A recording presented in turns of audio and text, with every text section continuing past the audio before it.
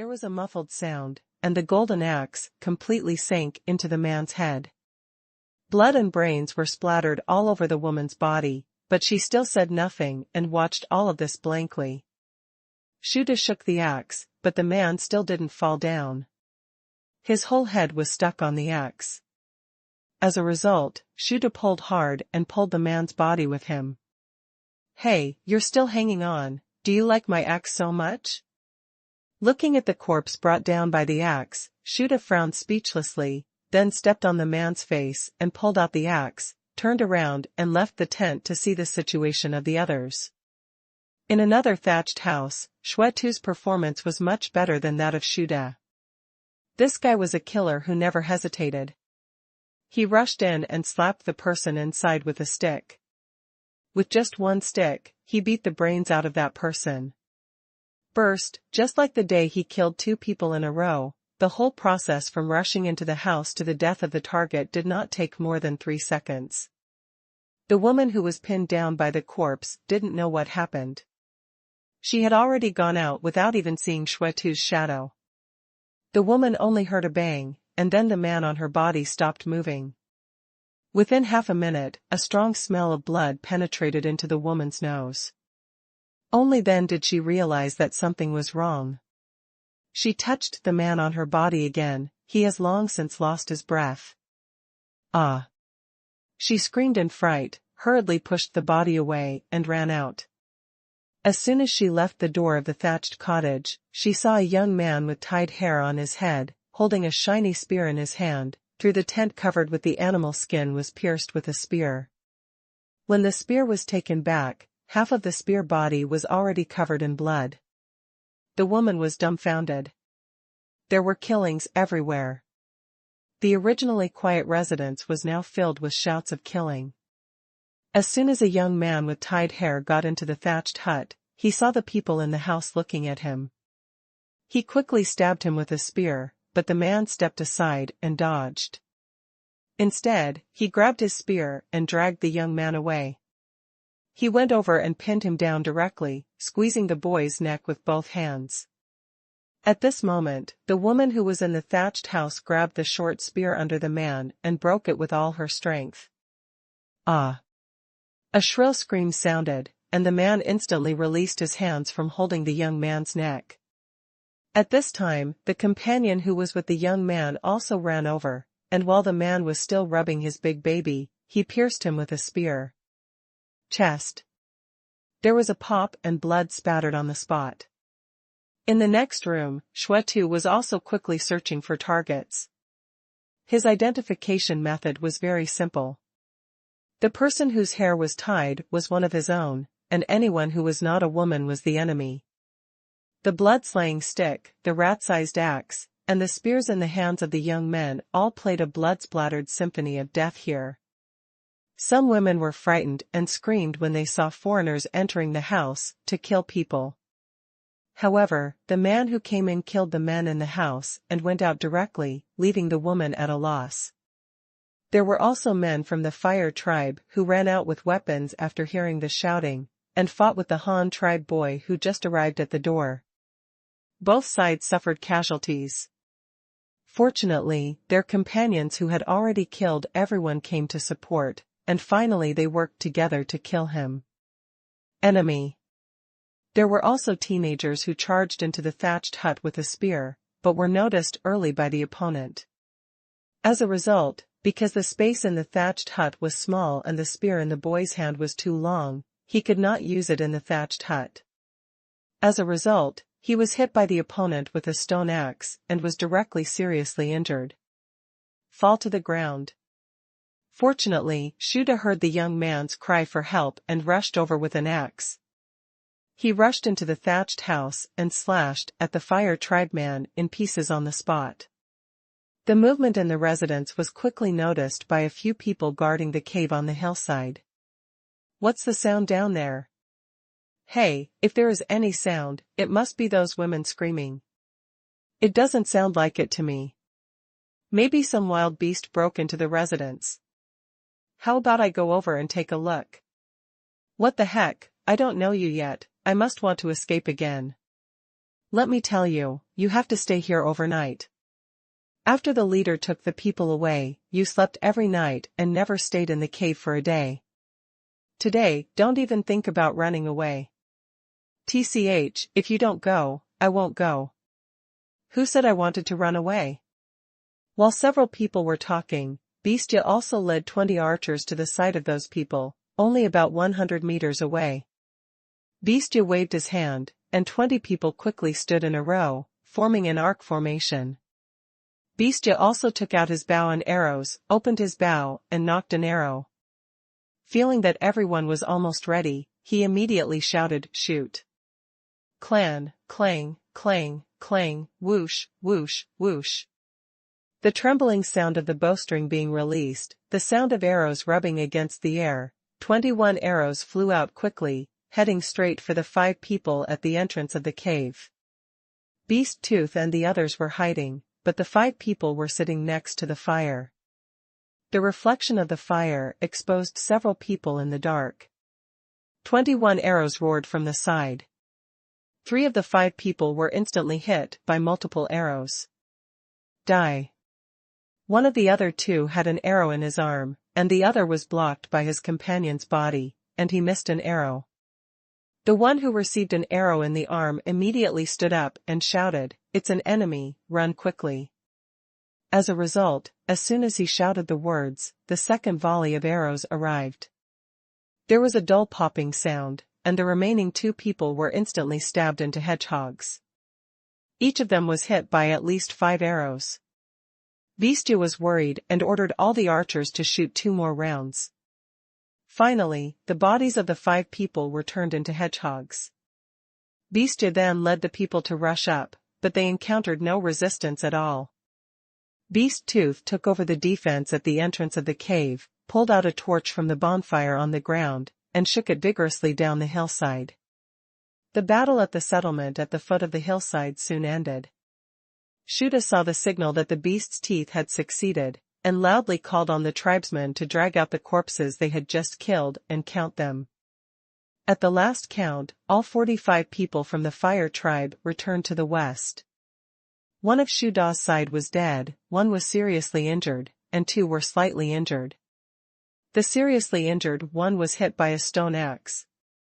He was hit on the collarbone from the front, and the entire collarbone was damaged by the axe. It was broken, and there was a big gaping hole in the skin and flesh. Such injuries would probably make it impossible for him to survive soon. Even if Luo Chong had his way, the young man wouldn't be able to walk back for a week. This seriously injured young man was one of the 30 captives from the fire tribe who came here anyway. Unfortunately, he still couldn't join the Han tribe. The other boy who died directly was a young man from the Hu clan, who was from the former Tiger tribe. The remaining 2 minor injuries are not serious and will heal after a period of training. In this battle, 2 people were lost, 50 enemies were killed, and thousands of women and children were gained, which is still acceptable. Just as Shuda and the others were counting the number of enemies killed and battle losses, the women in the room also came out and slowly gathered together, looking at the foreigners with their hair tied in front of them. Don't be afraid, everyone. I was also captured by the fire tribe. Now I'm bringing other tribes to save you. A fire tribe boy who originally cried to Luo Chong about his experience shouted to the group of women. Are you telling the truth? The dozens of women stood together supporting each other, looking at the foreigners with their hair tied in front of them, and heard someone saying that they were here to save them, so some sharp-eyed people recognized that the speaker was the person who had been robbed by the fire tribe before. The young man who came, and the bold woman immediately spoke up and asked. It's true. The fire chief led his people to attack the Han tribe, but was defeated by the Han tribe. The fire chief and their men have been killed. We came here specially to save you. Now the fire tribe has no more men, you can take your children to the Han tribe with us, the young man continued. But, our child is still in that cave. We can't leave the child behind. The women next to them said quickly when they heard that they could leave the fire tribe. We have knocked down the cave. Those men are dead. Our people are there now. You can all come out. You will not be locked up again when you come to the Han tribe. The young man pointed to the cave and explained. Road. When the women heard that they could let themselves and their children out, they hurriedly ran to the cave without asking any questions. The people from the Han tribe also hurriedly followed, with only the wounded man and Shuda staying behind. Seeing that everyone was almost gone, Shuda came to the wounded man. There was a companion accompanying him. He was a member of the same tribe before he was kidnapped by the Fire tribe. At this time, his companion was also helping him. He covered the wound, but he couldn't cover the blood pouring out.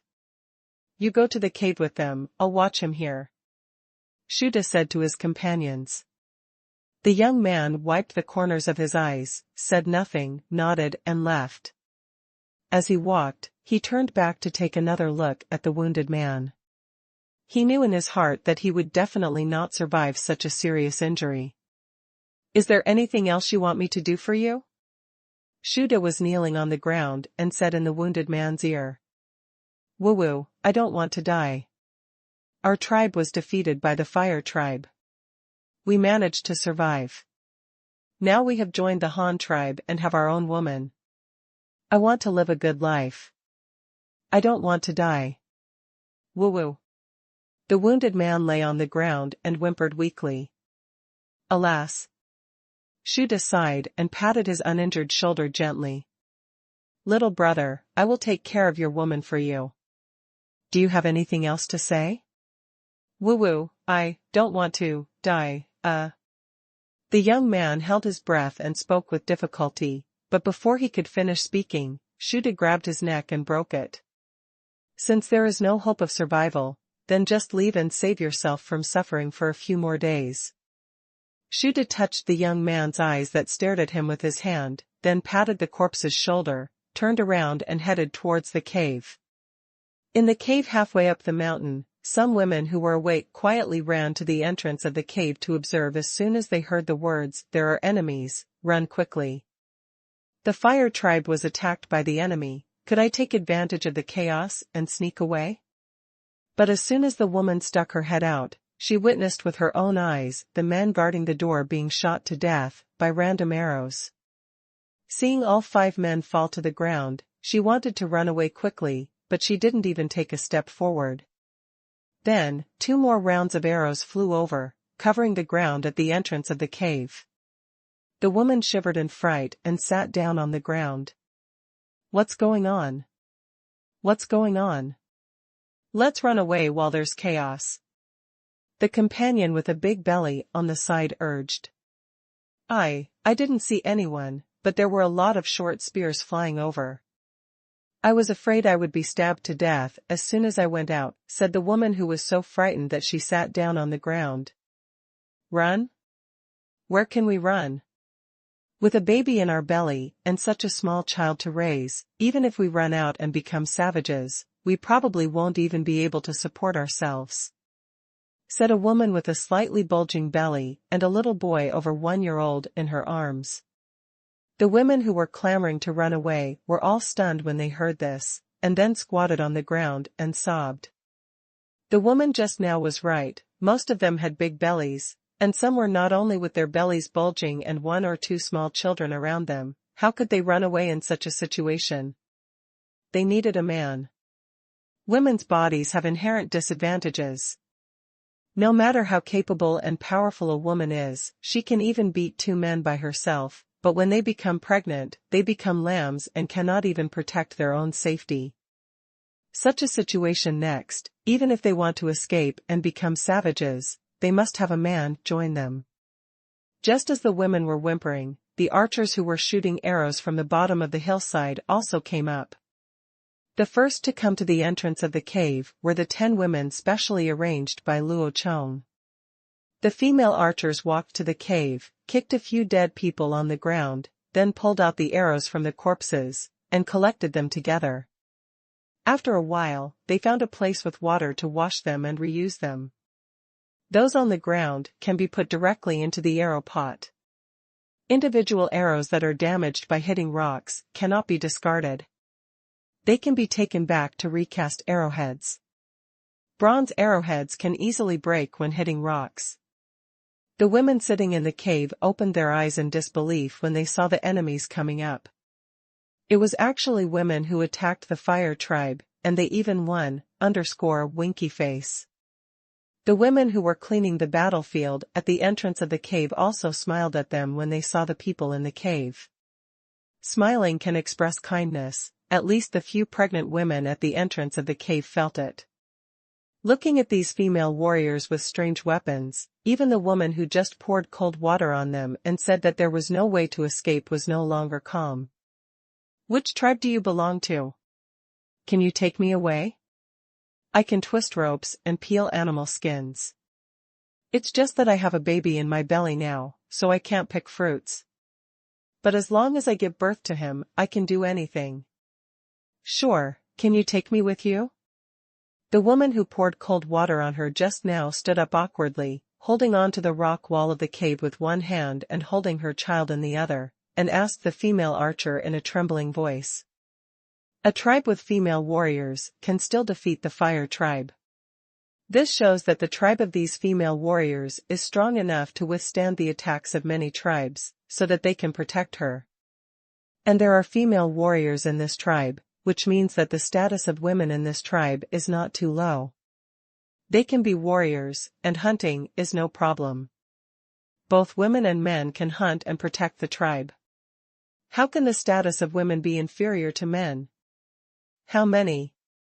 Such a powerful tribe that would not abuse them was exactly what she expected, so the woman immediately expressed her desire to join the other tribe without any hesitation. The woman who retrieved the arrow just smiled and didn't understand what the man holding the child was saying. She just stepped aside to make way for the hole so that they could come out. When the woman holding the child saw that the other party asked her to go out, she quickly said thanks and walked out clumsily holding her belly. Seeing this, other women quickly followed and walked out. The pregnant women holding their babies in the cave had just walked out of the cave. Dozens of women at the bottom of the mountain also ran up, followed by a group of Han tribe warriors. Sisters, we can leave. We can leave the fire tribe. The boys who were captured before brought other tribes to rescue us. A woman who just ran up said. Really? Those boys brought the people here? Which tribe did they call them from? What about that tribe? Will they treat us like the fire tribe? Asked the pregnant woman holding her child in the cave. They said that the leader of the fire took them to fight a tribe called Han a few days ago. The Han tribe defeated them. They also said that the leader of the fire had been killed by the Han tribe, and the dozens of men at the foot of the mountain had just been killed. We were killed by them.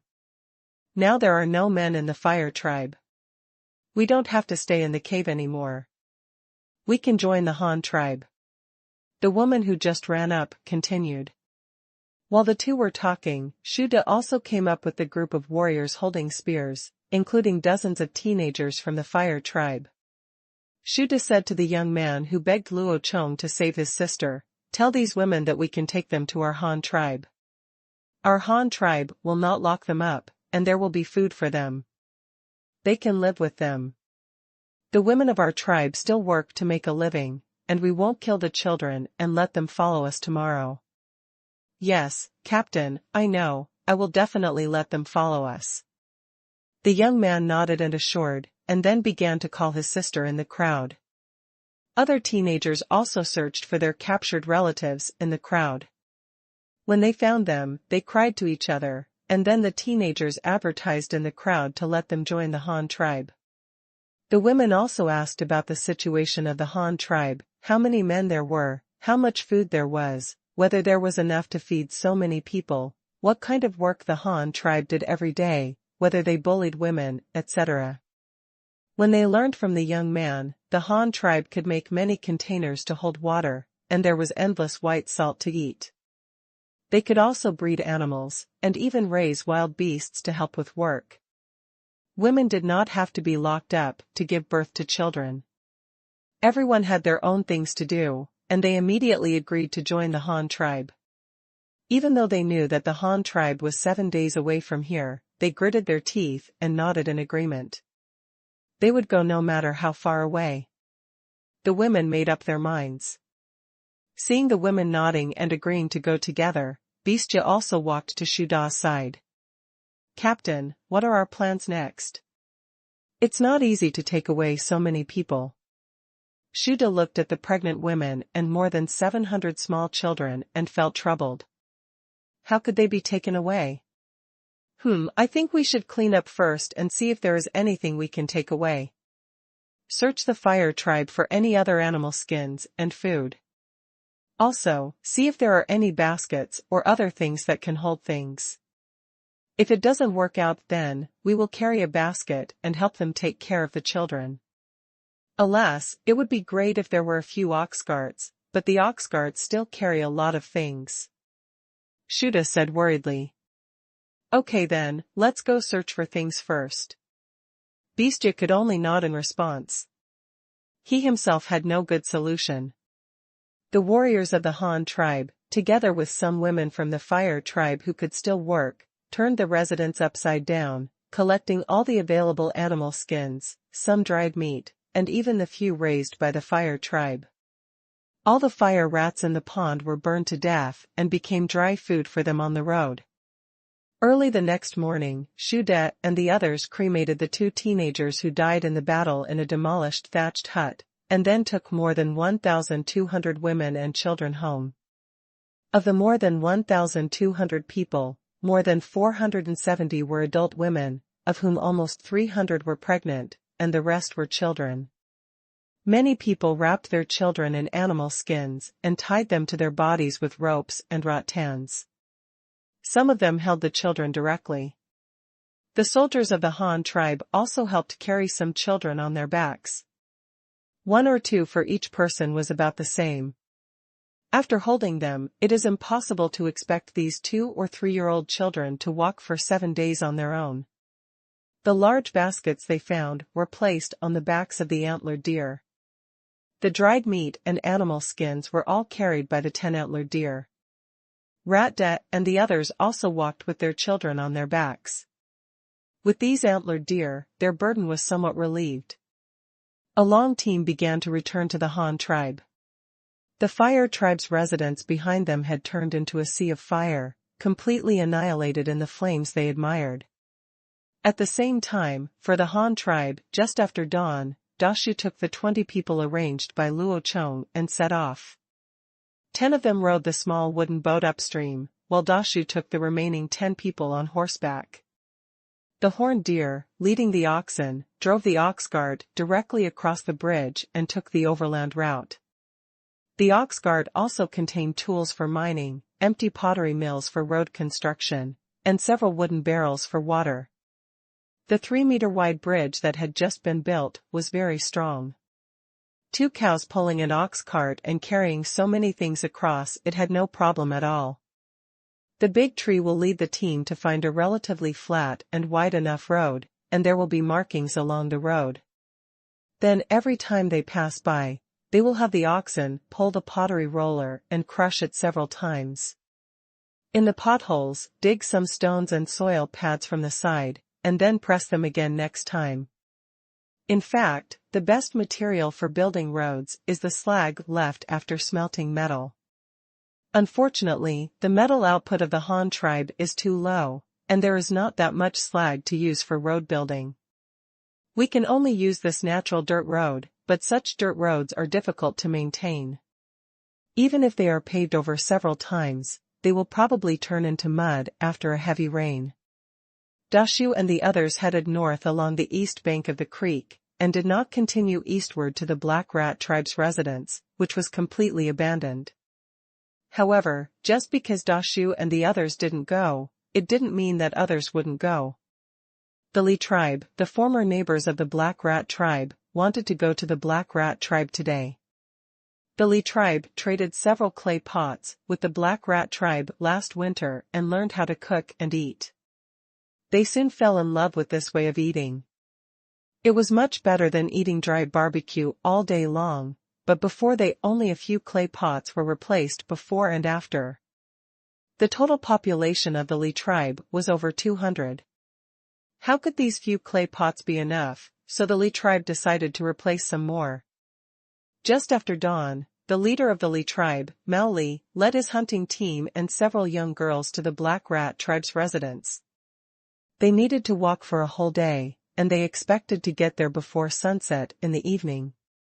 But when they finally arrived at the residence of the Black Rat tribe, they found that the place had long been transformed and was in a mess. It was inappropriate to say that people were leaving the house empty. The few tents formerly owned by the Black Rat tribe had long been dismantled and used as firewood to burn corpses. Only a piece of black char was left in the open space of the residence. There were also some burned, black human bones. Mao Li held a human bone and looked around blankly. This was burned a long time ago. So where did the Black Rat tribe go? Even if they were attacked by the enemy, they must not have died, otherwise no one would be able to help. They burned the corpses, so there was only one possibility. The Black Rat tribe was attacked by the enemy and then moved. Where did they go? It was already early spring when the Black Rat tribe moved. The traces of migration had long been covered by sprouting vegetation. It was impossible to find traces now, but there was one thing that pointed the direction for the Li tribe. A warrior from the Li tribe looked around the Black Rat tribe's residence. When he arrived at the hillside to the north of the Black Rat tribe, it was the same location where Luo Chong led his men to sneak attack on the cannibals. It was dusk at this time, and the sunset glowed the entire sky red. However, in the sky to the west of the Black Rat tribe's residence, three particularly unpleasant things appeared. They were the three brick kiln roofs built by the Han tribe by the river. The plume of smoke coming out. Smoke is a very conspicuous thing. People in ancient times were good at building beacon towers, lighting fires, and setting off smoke to convey emergency military information. Therefore, the soldier on the mountain could easily discover the location of the Han tribe through the smoke column, just like when Shuda discovered the Han tribe through the smoke column. Like tribes.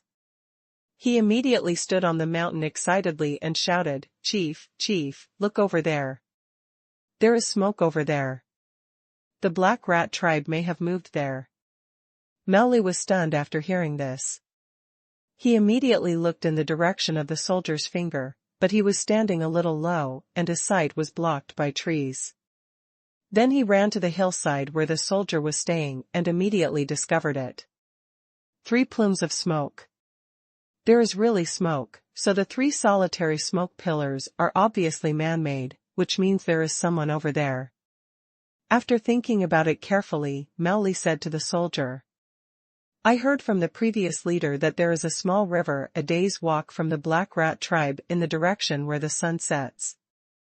The Black Rat tribe certainly wouldn't move too far, because they didn't know if there were other tribes far away, so the Black Rat tribe probably just moved to the river a day's journey away.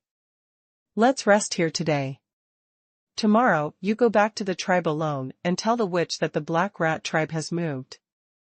I want to take people to find the Black Rat tribe. I will be back 2 days late." "Yes, Chief." In this way, the Li tribe discovered the existence of the Han tribe unintentionally, but it was not considered that leader Li had guessed wrong. After all, the Black Rat tribe had indeed moved to the west bank of the river, and they just joined the Han tribe. Early the next morning, Mao Li sent a soldier back to the tribe to report the news, and then he took the remaining soldiers and a few girls to the west to look for the Black Rat tribe. At the same time, Dashu had already led people into the dark forest, and the boat was hidden by the river. On the other side, Shuda, who was a few days away, also led a team of thousands of people and struggled towards the Han tribe. Direction forward. In the residence of the Han tribe, Luo Chong had already started building a house. After several days of hard work, Lizzie's kiln workers had burned the first batch of bricks for building houses, although there was not enough lime for it now. as cement, but the house-building project could not be postponed any longer. Luo Chong decided to use clay and mud directly as cement. Is it okay to build a wall with mud and bricks? In terms of structural strength, it is no problem to build a one-story house. Even in modern times, there are some people who are not very well off. In order to save money when building a house, they directly use mud to build the walls, but finally put a layer of cement joints between the bricks to make them waterproof. This kind of house can still last for many years. The Han tribe now does not have enough conditions to get so much lime for use, so they can only use this cutting corners method to catch up with the construction progress. There is no way, there is still not enough manpower. Building a wall requires tools. Luo Chong specially asked Dazue to cast 50 tile knives in bronze. They are actually knife-shaped copper plates. This thing is used to cut bricks. There is also a small triangular shovel, specially used for shoveling. For mud. The wall must first be laid out accurately, and not only horizontally, but also vertically, so that the wall remains vertical to the ground.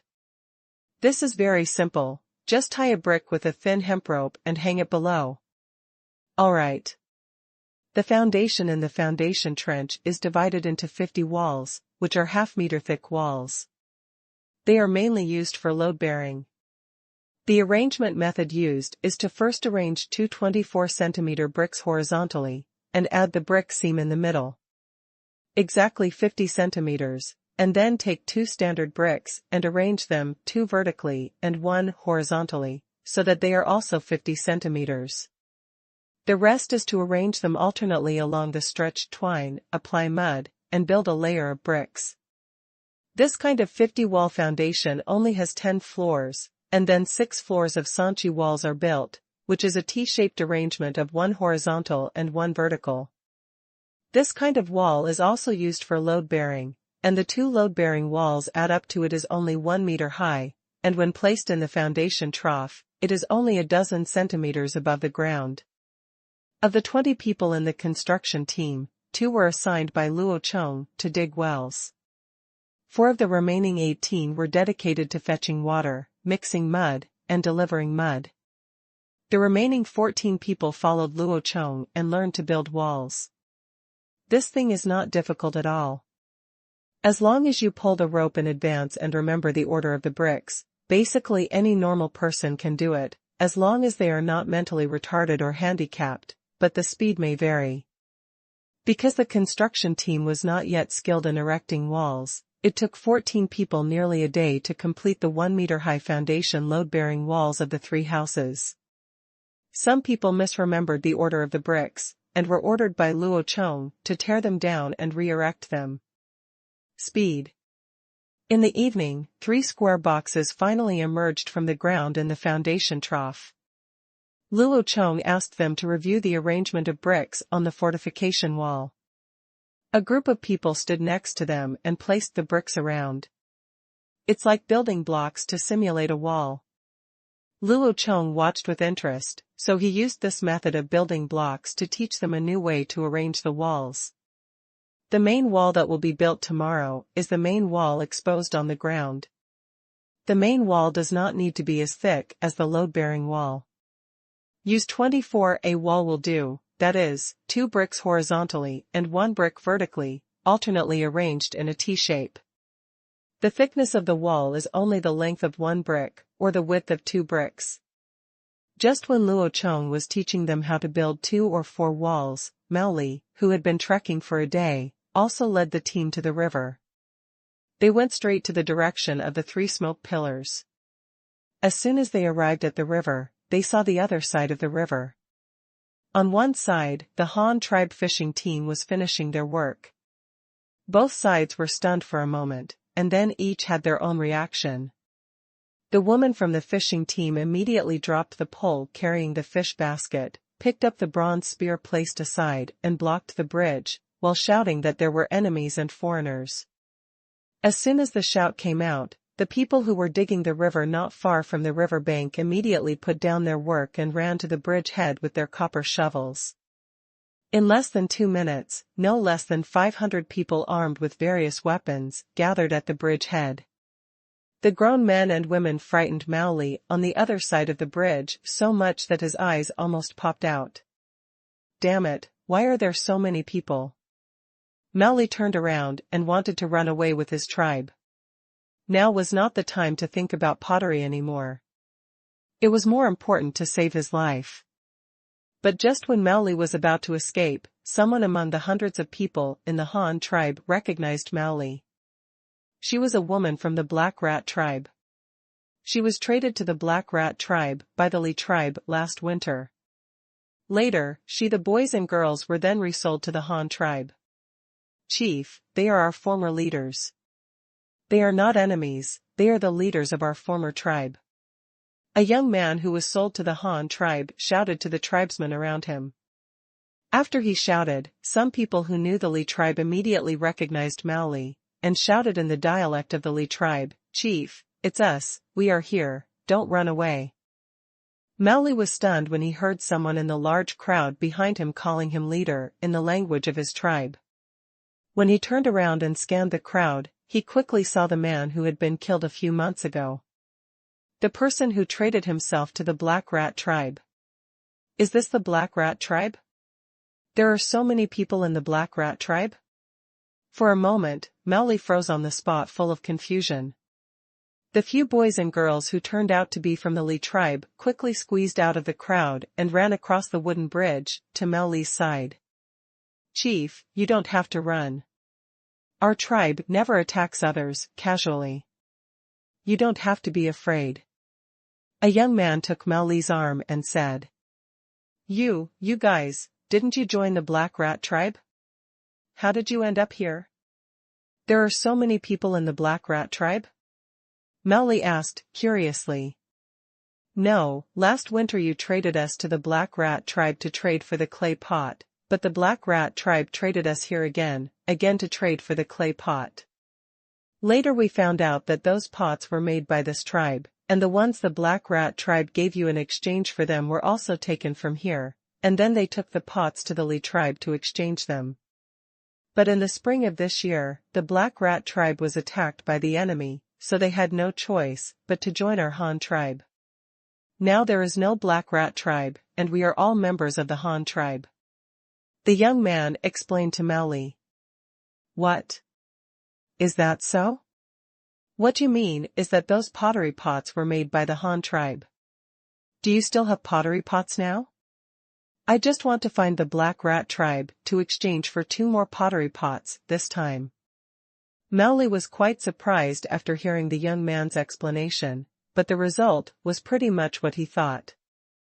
Anyway, he was here to change the pot, so who could he ask to change it? There are many, but I don't know if the leader will give it to you. I can't decide, but I can take you to see our leader. The young man spread his hands and said, Okay, then you take me to see him. Since he was able to exchange the pottery pot with the Black Rat tribe before, he must be able to exchange it with me. I will not give less people than the Black Rat tribe. Mowgli was not timid either. After all, it was a fair deal. Would the Han tribe not give it to him in exchange? The young man smacked his lips, hesitated, and said with a strange expression, Actually, last year, our Han tribe had less than 200 people. Later, the Black Rat tribe joined the Han tribe, and the number was less than 400. Now there are so many people, our Han leader paid for it with things, and I think he will definitely give it to you. You mean the magic horse? They all got it in exchange for things? What kind of pottery pots? How many pottery pots does your Han tribe have? When Mowgli heard that so many people in the Han tribe were exchanged for things, his jaw almost dropped. You are cheating. You wouldn't be so crazy when buying people. Well, it's not just pottery, there are many other things, buckets, white salt, and ox carts. Our Han tribe has a lot of good things. The young man spoke of our Han tribe, our Han leader, and his heart was full of admiration and awe for Luo Chong, and he was lucky that he could be sold to the Han tribe. Now he often thinks that he is a member of the Han tribe, and he feels he was so proud that when he mentioned the Han tribe, his back straightened up even more. Mao Li was deeply stimulated.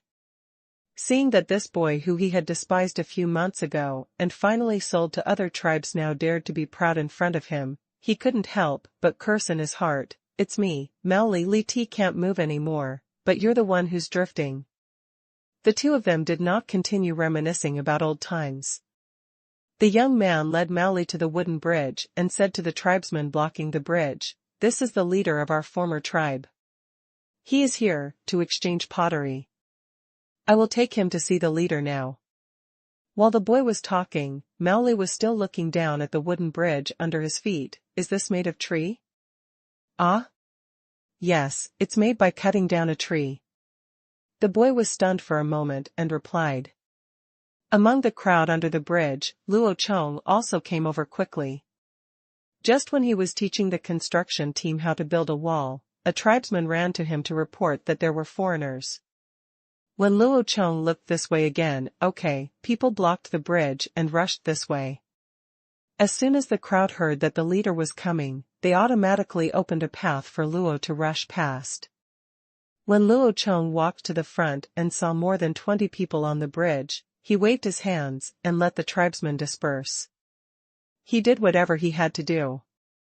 These few people still couldn't make waves in the Han tribe. When the young man saw Luo Chong coming, he immediately introduced, "Chief, this is the leader of my former tribe. He is here to exchange pottery with us. The one who comes to exchange things is the customer. What else can I say? I have already sharpened my knife, and I will definitely kill you." Luo Chong smiled inwardly, with a calm expression on his face. He hummed through his nose and said to the young man, "Since they are here to exchange things, let's bring them over." After speaking, he turned around and walked towards the wall. "Walk away." Mao Li and his party were following behind. There was also a fishing team, each carrying 2 baskets of fish. To the south, at the backwater river, there were a few cows pulling carts loaded with freshly fired green bricks. Delivered to the construction site in the city, the Li tribe and the others were amazed. When he arrived at the residence, consisting of thatched huts on the west side of the wall, Mao Li found some balance. After all, the Li tribe lived in semi-underground earth huts, which were much better than their thatched huts. But as soon as he turned around, he saw those huts surrounded by. When I saw the pots and pans, I immediately lost my composure. There were so many. At this time, the rat shaman who stayed in the residence also came over and saw the leader of the Li tribe. The two of them also chatted. They had known each other before. Luo Chong also took this time to ask the tribe to bring the most important leader of the Han tribe. 2 commodities were brought over: pottery and white salt. Several earthenware pots, large and small earthenware bowls, earthenware pots of different shapes, and a barrel of white salt were placed in front of Mao Li. "What do you want to trade with us?" Luo Chong said directly. Mao Li looked at the pottery on the ground around him. He had recovered from the initial shock, or in other words, he was numb. But when he saw the bucket of pure white salt, he was filled with curiosity. "What is this? Can this thing be replaced?" Mao Li asked, pointing to the bucket of white salt, and the former Li tribe boy next to him automatically translated for the two of them. "This is called white salt. It's something to eat. If you eat it, you can work more and you won't be so tired." Luo Chong pinched a little and placed it in Mao Li's palm. After hearing the translation, Mao Li was also full of curiosity about this kind of food that would not make him tired while working. The young man who saw the translation did not stop him and ate the white salt in his hand. In just a moment, Mao Li's brows twisted into twists, and then he carefully tasted the pure salty smell. It was so tantalizing. "Gulu." Mao Li swallowed it, relieved the salty taste in his mouth, and asked hurriedly, "This thing, white salt, how do I change it?" Mao Li's reaction was as expected by Luo Chong. This time Luo Chong didn't do any ink. He directly took a small pottery bowl and scooped up a bowl full of tips, so many, one boy. Smoothing the extra salt on top, so much, one girl. Luo Chong didn't play any bargaining tricks on him this time. Now it's a seller's market. It's you who comes to ask me to buy things. Moreover, this is the headquarters of the Han tribe, and its power is larger than that of the Li tribe. I'll give you the store is a big bully, whether you want to buy or not. I am too lazy to bargain with you and have no time to quarrel with you. Mao Li was stunned for a moment, and thought to himself, it was really dark. He knew where the Han tribe came from so many people. At this price, this bucket of salt must be worth at least hundreds of people. After tasting the white salt, Mao Li already had the idea that he must change to some white salt. He could even do without the pottery, and at most he would just drink 2 sips of soup. But white salt is a necessity for people, but Luo Chong's asking price is too high. It's high, he is a tribe of over 200 people, a little, can't afford it, MMP, why is it so dark? This is the most ruthless thing about Luo Chong. Pottery is not important to Luo Chong. You can use pottery to replace people, but this thing is not a consumable. If someone takes good care of it, it can be used as a family heirloom. Okay. But white salt is different. It is not only a consumable, but also a necessity. If you don't eat it at first, you may find ways to get impurity salt from other places, or eat salty things to maintain it. But after eating white salt, you will still, can you accept something else? This is how easy it is to go from simplicity to luxury, but how difficult it is to go from luxury to frugality. Luo Chong dug a big hole for all white salt buyers. Looking at the 8 girls following behind him, and then at the pottery and white salt in front of him, Mao Li found it very difficult to make a choice. He was a smart man. The pottery pot was indestructible, but white salt was needed. If you keep eating, even if you change it this time, you can't replace it with someone else next time. Then the entire Li tribe will be replaced before the day you die. Chief Han, I want your pottery, but I also want white salt, but I don't have enough people to give it to you. Mao Li shook his head and said. Oh? So you mean you want to steal? Luo Chong looked at him playfully. Pfft. Mao Li almost spat out a mouthful of old blood. Look at so many people around you. I really want to grab it, but the problem is that I can't. No, what I mean is, can you exchange it for something else? As long as I can get it, I can find a way. Mao Li quickly explained. He noticed that Luo Chong just said the word grab when I arrived. The eyes of the people around me were wrong, and maybe they wouldn't be able to go back. Well, it's not impossible, but if you have something that I need, I must be able to see it. Luo Chong thought for a moment. He didn't have to ask for people. Of course, he could exchange for other things. For example, the peanuts Shuda brought out were a good thing. Now if Mao Li can send him a crop, Luo Chong definitely give him a high price. Here, what do you want? Food, okay? We can exchange it with the prey we catch. Mao Li said tentatively.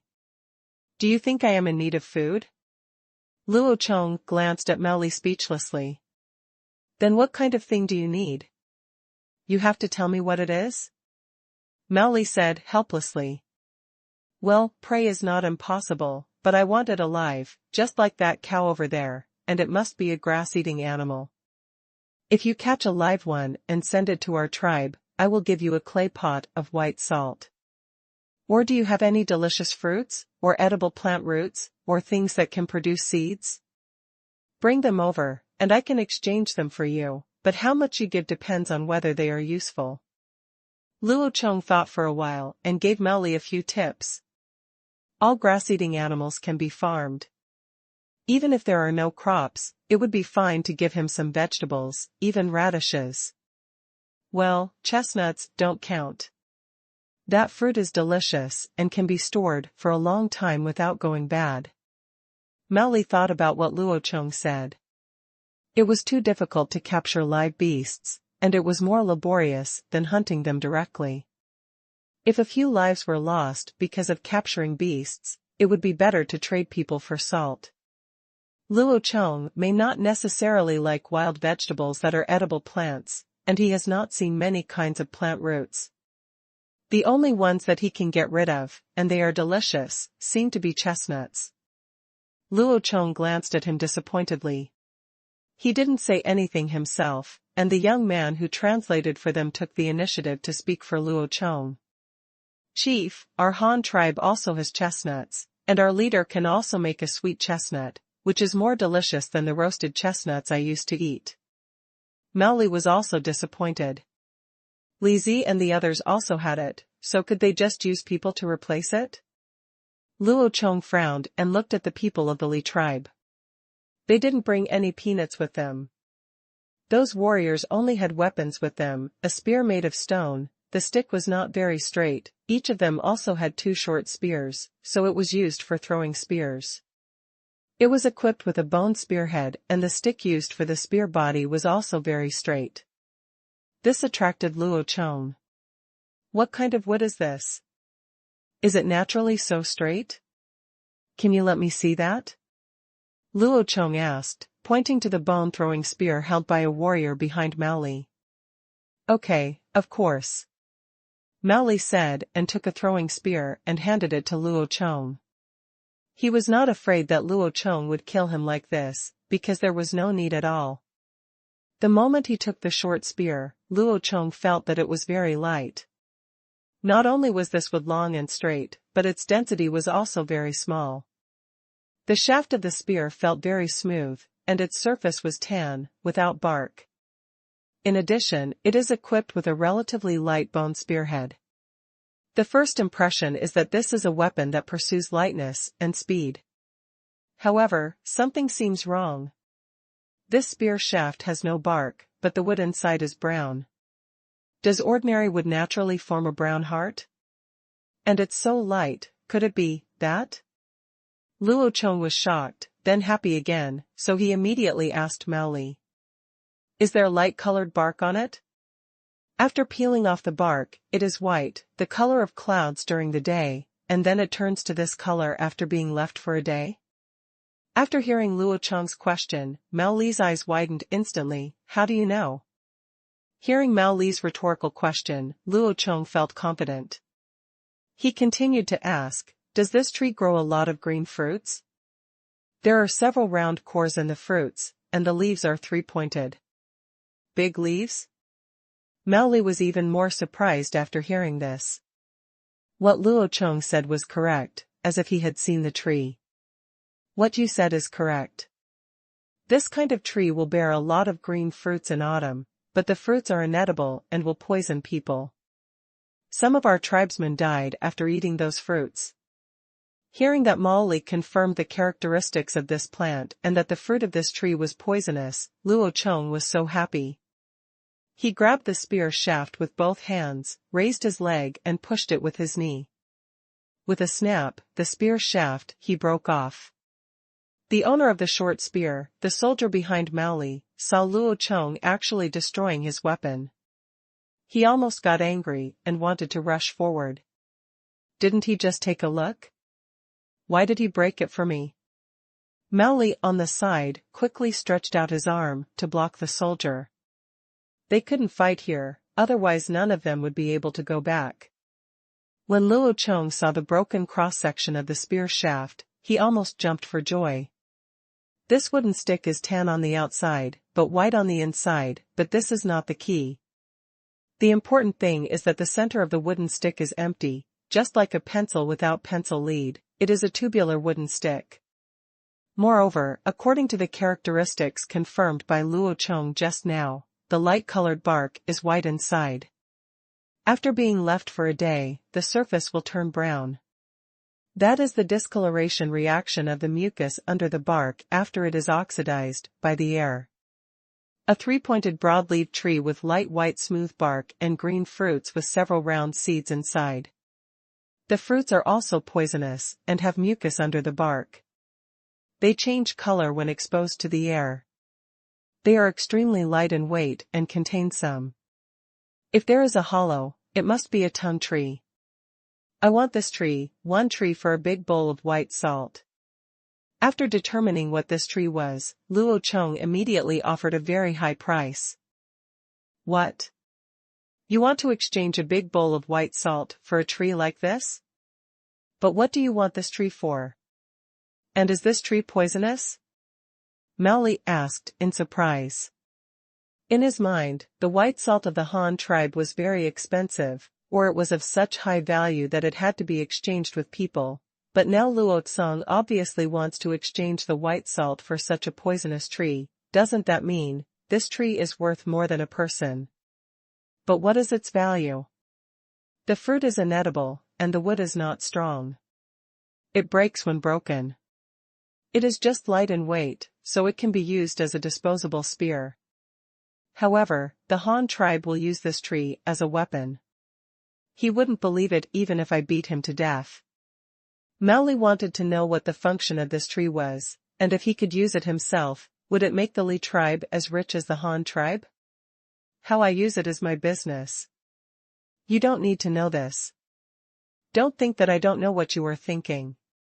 You want to control all these trees and then sell them to other tribes for people and goods. Let me tell you, this is impossible, because I am the only one in the world who knows how to use this tree. Even if you give it to others, they can only use it to make fire. Luo Chong looked at Mao Li's uncertain expression and had already seen through his inner thoughts. In order to prevent this guy from playing tricks, he simply exposed him directly. When Luo Chong exposed it to his face, Mao Li just smiled. Then how do we get it for you? Can we just cut it down? Also, how many of these trees do you need? No, I want as many living trees as there are. Luo Chong said immediately. What? A living tree? The tree grows on the ground. How do we get a living tree? If we cut it down, it will die? Mao Li asked in surprise. It's not about cutting it down, it's about digging it out, leaving some soil on the roots, and then wrapping the roots and soil with animal skins. Then bring it to me, and I'll exchange it for white salt. Also, I only want small trees as thick as an arm. You can't get them if they grow too big, so it's a waste. But for those big trees that have grown up, I want as many poisonous fruits as they can bear. As long as you can get it over, I can exchange it for you. Luo Chong said his request. What? You want those poisonous fruits? So you want the tree to get the poisonous fruits? Mao Li asked in surprise. He felt that Luo Chong exchanged precious white salt for a bunch of useless poisonous fruits. Either he was a prodigal and the rich didn't know how to spend it, or the poisonous fruits were more valuable than the white salt. What was they used for? Haha, you don't need to tempt me. What I want is the poisonous fruit on the tree, but it's not for eating. You can also choose not to bring it to me. In that case, I will lead people to destroy your tribe and then go there myself. Picking fruits, you have to think clearly whether you choose to go against my tribe or exchange the fruits I want for these good things with me. Luo Chong made his words clear and threatened him at the same time. Well, I can't buy it without anyone. I'm so happy that it's too late. Why didn't I bring it to you? Also, the fruit you want won't grow until autumn. Now you only have the ones that fell on the ground last year. Do you want those too? Mao Li didn't have the guts to go against Luo Chong now, not to mention that he still didn't know what the fruits of the tongue trees were used for, let alone fall out with Luo Chong. Yes, but I only want the seeds inside the fruit. There are about 3 or 5 round seeds in a fruit. What I want is that one. You can peel off the outer skin in your tribe in advance and only send the seeds over. It will save money. It's a waste of manpower. Fill this barrel with the seeds, and I'll give you a big bowl of white salt. Mao Li nodded and continued to ask, in this case, the fruit matter is no problem, but the tree you want is not easy to get. Also, I brought 8 women here this time, can you give me what to change? Well, what you're talking about is a problem. It's really hard for you to dig the tree, so don't ask for the clay pot this time. Come here, bring 2 long-handled copper axes and 2 copper shovels, and fill him with a bowl of white salt. Luo Chong thought for a moment and immediately made arrangements. Yes. Someone immediately went to prepare things. After waiting for a while, Maoli couldn't help frowning when he saw what he had brought, and said with a grimace, "Chief Han, what did you give me? Can't you give me more white salt or pottery?" Luo Chong took a copper shovel and punched it on the ground. He kicked it with his foot and the shovel was deeply inserted into the soil. Then he pressed the handle of the shovel with his hand and a large piece of soil was dug out. See, this is a tool for digging, a copper shovel unique to our tribe, and this copper axe, which is sharper than any stone axe. I will give you this one, to dig up trees. Use a copper shovel to dig the soil, use a copper axe to cut off the tree roots, and then wrap them in animal skins and bring them to me.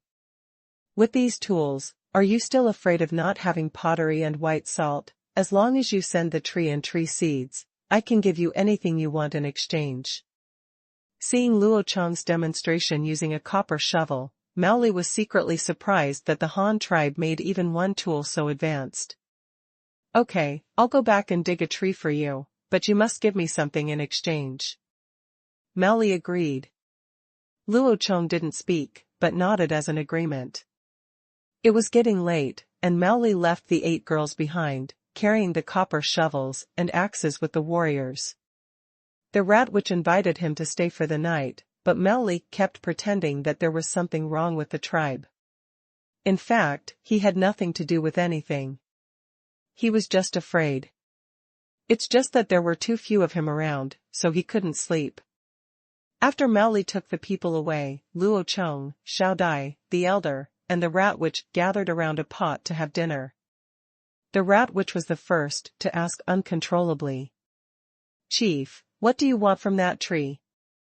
Is it important? And what's the use of that poisonous fruit?" Luo Chong smiled lightly and explained, "That tree is a tongue tree, also called tongue tree. Although its fruit is poisonous and cannot be eaten, it can be used to squeeze oil. Although tongue oil is poisonous, it is a very good thing. It can be used as paint to be applied on the surface of wood to make the wood more durable. For example, the bridge we built can be waterproofed, moisture-proof, and slow down the rate of decay by brushing tongue oil on it. If the current wooden bridge can be used for 5 years, then brushing it with tongue oil can last for at least 15 years. Also, the cars, houses, and tools we build are all painted with tongue oil so they can last longer.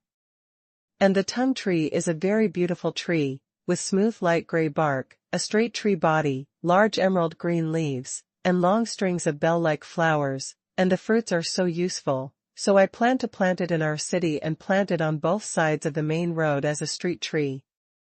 Luo Chong talked about a bunch of uses, and the elder and the rat wizard nodded frequently. In short, this is a tree that can be squeezed out of oil. This kind of tongue oil can make tools use for a longer time. Since it is so useful, the 2 old men also don't ask any more questions, just let the leader know it himself. In fact, what Luo Chong said is only part of the functions of tongue oil. He has not yet said more about its usage, and even if he does, others will not understand it. Tongue oil, a pure natural vegetable oil, dries quickly and can be used as varnish when brushed on wood. It will form a protective film on the surface of the wood, and it will also penetrate into the wood and protect the wood. Even if the surface of the wood is damaged, it will still last. Used for a long time. The Han tribe is building a house. Once the house is built, it must have furniture. Among other things, tables and stools should be made. Now is the time when natural paint like tongue oil is needed. Moreover, tongue oil is not only a paint, it is also waterproof. Brushing tongue oil on paper can be made into oil paper, which can be waterproof. Most of the ancient umbrellas were made of oil paper, especially in the rainy Jiangnan area, which is the most famous place for oil paper umbrellas. Brushing tung oil on fabric can also be used to make a waterproof tarpaulin, which can be used to cover things that are afraid of rain, or even made into a raincoat. Tung oil also has many medicinal values. It is mainly used for external application to treat skin diseases. It can also be used to induce vomiting in cases of food poisoning or excessive drinking. Huatua once used tung oil to lavage the stomach of patients with arsenic poisoning. It is recorded in medical books. For arsenic, pour 3 liters of tung oil. Moreover, tung oil is an oil. All oils have one thing in common, that is, they can be used to make soap and can be burned. Tung oil can be used to make oil lamps, and the flames will burn brighter. In the same way, tung oil can also be used in war, as a powerful fire oil for city attack and defense. During World War II, due to the lack of domestic materials and fuel shortage, the national government of Yuzhou even used tung oil to refine fuel for cars and airplanes. Therefore, it is not an exaggeration to call it a natural renewable vegetable oil. The tung oil, the importance is also evident from this. Moreover, in the early days of the anti-Japanese war, in order to apply for military assistance from the United States, the nationalist government even offered to sell 220,000 tons of tung oil to the United States within 5 years in exchange for a $25 million loan from the Export-Import Bank of China for military assistance. This is a historic event. The famous tung oil loan contract. At that time, our country was the world's largest producer and exporter of tung oil. The history of using natural paint can be traced back to the Stone Age, more than 7,000 years ago. The use and development of tung oil directly ran through the entire history of human civilization. Even now, tung oil is still the natural paint that is better than chemically blended varnish. Since Luo Chong knew about such an important strategic resource, how could he let it go? The setting sun has converged its last afterglow, and the 2 white and yellow moons gradually rise into the sky. Their trajectories are closer. In a few days, they will intersect and then overlap to form a circle. The second month of spring is almost at the end. Arrive. In a forest clearing on the east bank of the river, Mao Li and his party did not go back at night, but found a place to camp.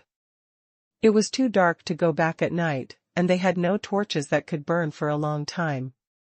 A group of people found some dead branches nearby to light a bonfire and roasted some dried meat they had brought. Mao Li couldn't put it down holding the golden long-handled axe.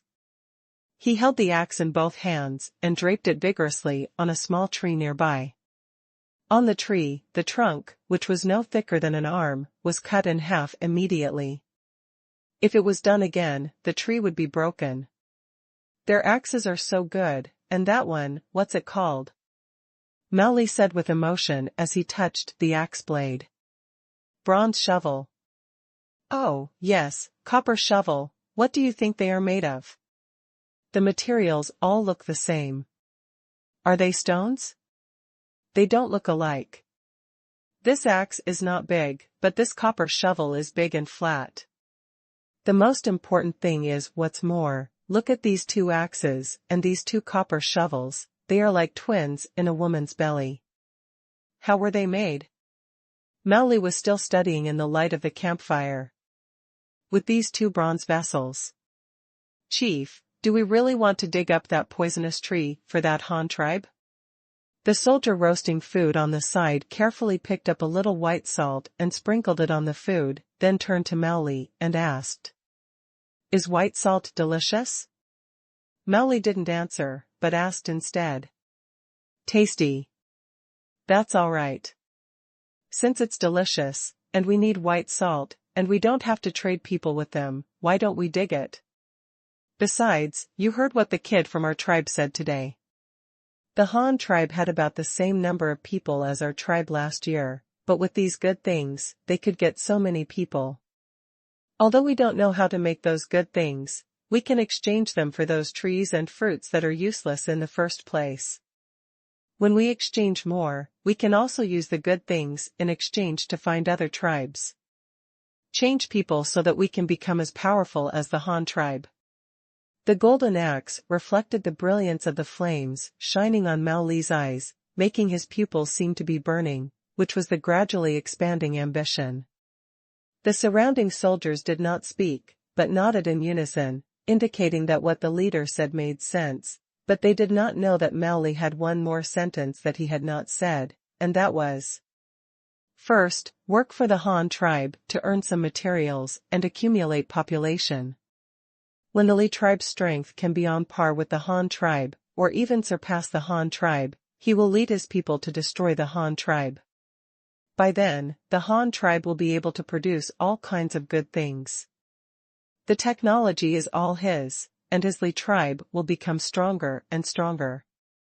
This is a very ambitious goal, but there is no hope of achieving it at all, because Luo Chong promised that they could not exchange people for things, and as long as there were enough of the poisonous fruit, Luo Chong could exchange them for various kinds of things. Nice one. In Mao Li's opinion, such conditions are simply a piece of fat that's put on his lips, and it's not free of charge.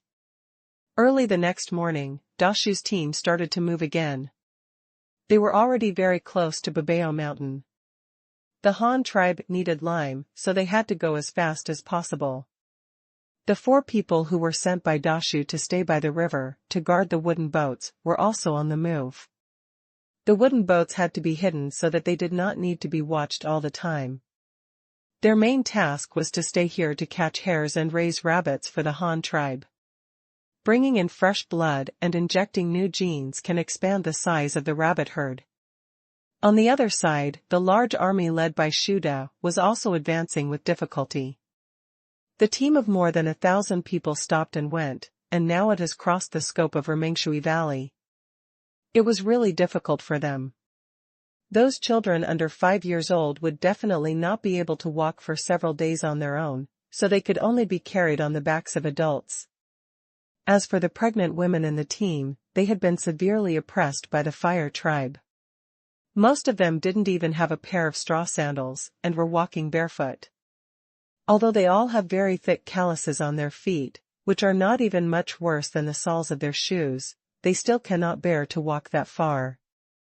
Even if they have titanium alloy calluses on their feet, they will wear out. Some people have even scratches on their feet. There were already bloodstains everywhere. Hundreds of pregnant women like this will travel long distances for several days. It is estimated that there will be non-combat attrition. Even if a few die, it is not surprising. Their health is not very good before they arrive, but everyone is still persisting. They want to have a home. A place that doesn't need to be big. When you feel tired, you can take a rest in peace of mind. In the Han tribe a few days away from them, Luo Chong was leading an engineering team to build a home for them. After a day of bricklaying practice, the 14 wall layers have become more proficient. Today, the 24th wall is much simpler than the 50th wall and the 37th wall. At least it uses much fewer bricks, which speeds up the construction process. It got up quickly. Among the 14 wall builders, Luo Chong selected 6 more skilled and talented people, and specially trained them to find right angles and verticals, and then let these 6 people be responsible for building the corners and the T-shape of the 2 walls. At the interface, other people with slightly less technical skills were all arranged in a straight line in the middle of the wall. Each person is responsible for a distance of 3 to 4 meters on a wall. The wall is built very quickly. From dawn to noon, in almost 6 hours, the walls of the entire 3 houses have risen to 1 meter high. At this time it cannot be continued. Dried, they needed scaffolding. The 3-bedroom apartment type designed by Luo Chong requires a 3-meter-high roof, not counting the roof. Taking advantage of the break at noon, Luo Chong looked for the scaffolding and bridge timber that the carpentry team had prepared in advance. Scaffolding is a kind of workbench that increases the height, and the bridge timber is placed on the windows and doors to provide support. Of wood. For example, if you have an interior wall in your house, you have to leave a doorway. Then you need to leave a piece of the wall as a doorway, but this doorway cannot be left directly on the roof, so you need a flat support frame at this time. On top of the door, continue to lay bricks up until you reach the roof. This is the so-called bridge wood. The same is true for the one on the window. Bridges are all made of oak. Apart from fir and pine trees, oak is the most abundant wood left on this mountain. Oak has a hard texture and is very suitable for building materials, ships and furniture. It is also relatively waterproof. After taking a short break at noon, Luo Chong asked people to move the scaffolding, and then continued to lead people to build the house. A wooden stick as thick as an arm is placed on the wall, that is half a person high. The suspended end is tied to it with a wooden stick of the same thickness as a post, and a wooden board is put on top for people to stand on. The scaffolding is ready. Next to each wall builder was a short basket for holding mud. It was woven with fine rattan by the women of the collection team. It was woven very densely with almost no gaps, just like Luo Chong had seen in his previous life. A dustpan to hold the steamed buns. The remaining 4 workers who were not good at erecting walls kept fetching water and mud, and then used small carts to deliver the wet mud to everyone's short basket, while others kept moving it for them. Holding the bricks, Luo Chong marked the width and height of the door and windows for them, and then found the 2 men who had been digging the well. Luo Chong named 2 young men of the Shui clan who were digging wells Shiwejing and Shiwezhao, respectively. Just like their names, they represented the work they were engaged in and were easy to remember. 14 people built the main body of the house, while Luo Chong led Shiwejing and Shiwezhao to build the indoor facilities, namely the stove and the fire pits for the 2 bedrooms. There are 3 main rooms, and in the middle is the kitchen and dining room. A stove needs to be built on the back wall, that is, on the north wall. The remaining free space is facing the entrance of the main house. A large rectangular dining table can be placed here. It should be able to sit down for 10 people to eat together, and you can also do some manual work on the table when you are not eating. The stove in the main house spans the entire 3-meter wide room, 75 centimeters wide from the north wall to the south, with 2 burners and 4 stove burners. Of the 4 stove holes, one with a diameter of 60 centimeters is reserved for placing a large pot. Next to it is a smaller hole, with a diameter of only 50 centimeters, for placing a smaller pot.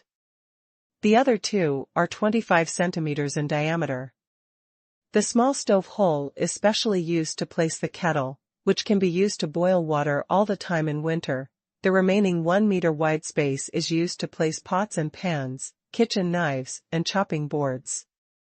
The pots on the stove are not finished yet. Luo Chong plans to cast a batch of large copper pots directly from bronze. There is no problem in casting cooking utensils with bronze. Humans have been using bronze to cast tripods since before the Shang and Zhou dynasties. What is a tripod? It was a pot with 3 legs, and some even had ears. The eating habits at that time mainly consisted of frying and boiling soup, all of which were cooked with cauldrons. The nobles used copper cauldrons, and the common people used earthen pots. The big cauldron was used for cooking, and the small cauldron was used as tableware. Although bronze is a heavy metal, it has been proven by history that it is no problem just for cooking. What's more, the Han tribes now use tin bronze, which does not contain lead. The stove in the main house is connected to the bedrooms on both sides. At the back wall of each bedroom, there will be a large con that is 2 meters wide and spans the entire length of the house. The inside of the Kong is a zigzag flue. There is a chimney behind the stove in the main house, but there is also a flue leading to the stove in the bedrooms on both sides. At the interface between the main house and the bedrooms, there is a standing floor tile as a movable insert to open and close the stove. To connect the table and the heated Kong, plug in the plug-in board when it's hot and cut off the heating in the bedroom. In winter, pull out the plug-in board and open the flues on both sides. The net width of a room, excluding the thickness of the walls, is 3 meters. Luo Chong divided a total of 5 layers of 60 centimeters wide flues. The ground was leveled and compacted first, and then a 12 centimeters line was built on both sides of the bedroom. The 3-meter wide house is divided into 5 equal parts by 4 low walls of the same size in the middle. Smoke outlets should be left on each low wall in turn. For example, where the first floor is connected to the stove, the smoke outlets should be left on the north side, so that the heat and smoke from the stove can enter the fire bed in the bedroom, and then on the second floor the smoke outlet of the stove is left on the south side, allowing the smoke and heat to flow to the next layer. The smoke outlet of the third layer is left on the north side to enter the next layer.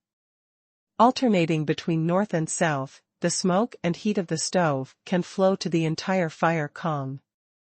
Then build a chimney at the outermost part of the bedroom, that is, the outermost part of the entire house, to serve as the final smoke outlet.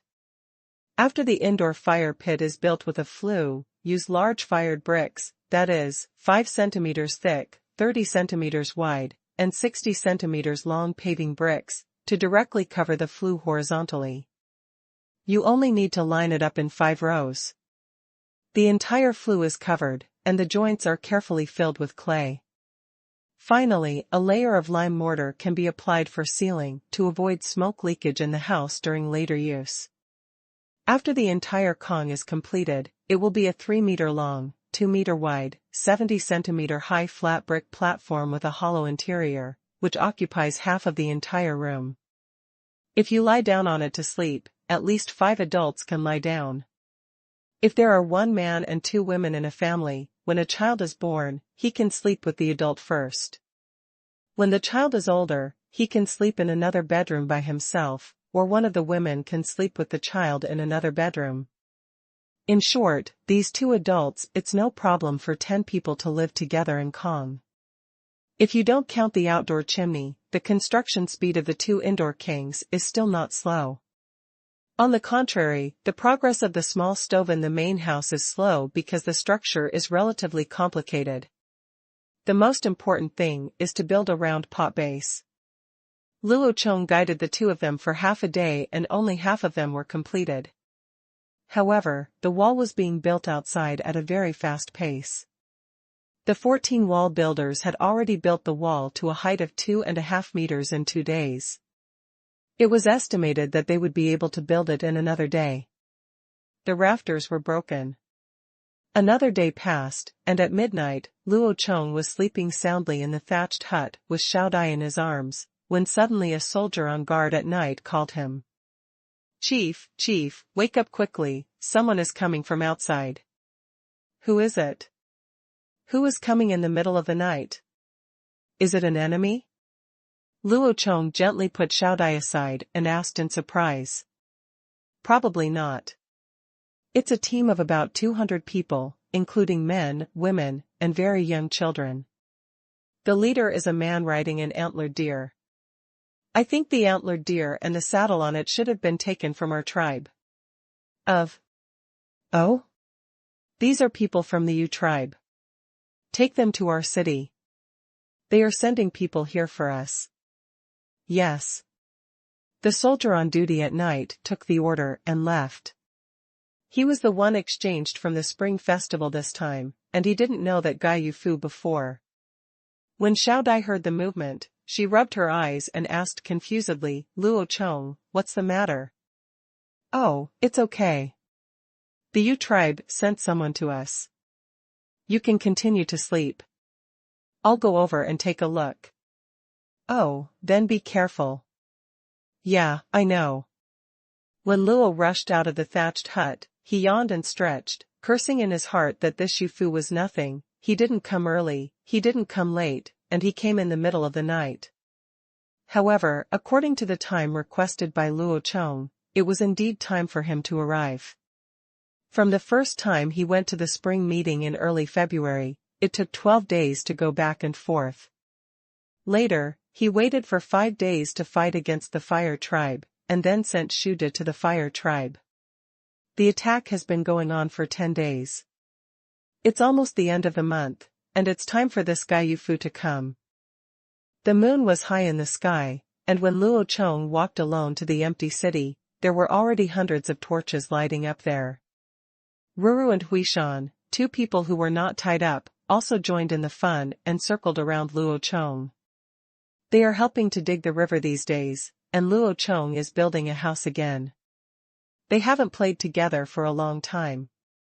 In the open space of the square in the city, Dashu and Yofu stood at the front. Next to him was his horned deer, and behind him were his 2 women holding their children.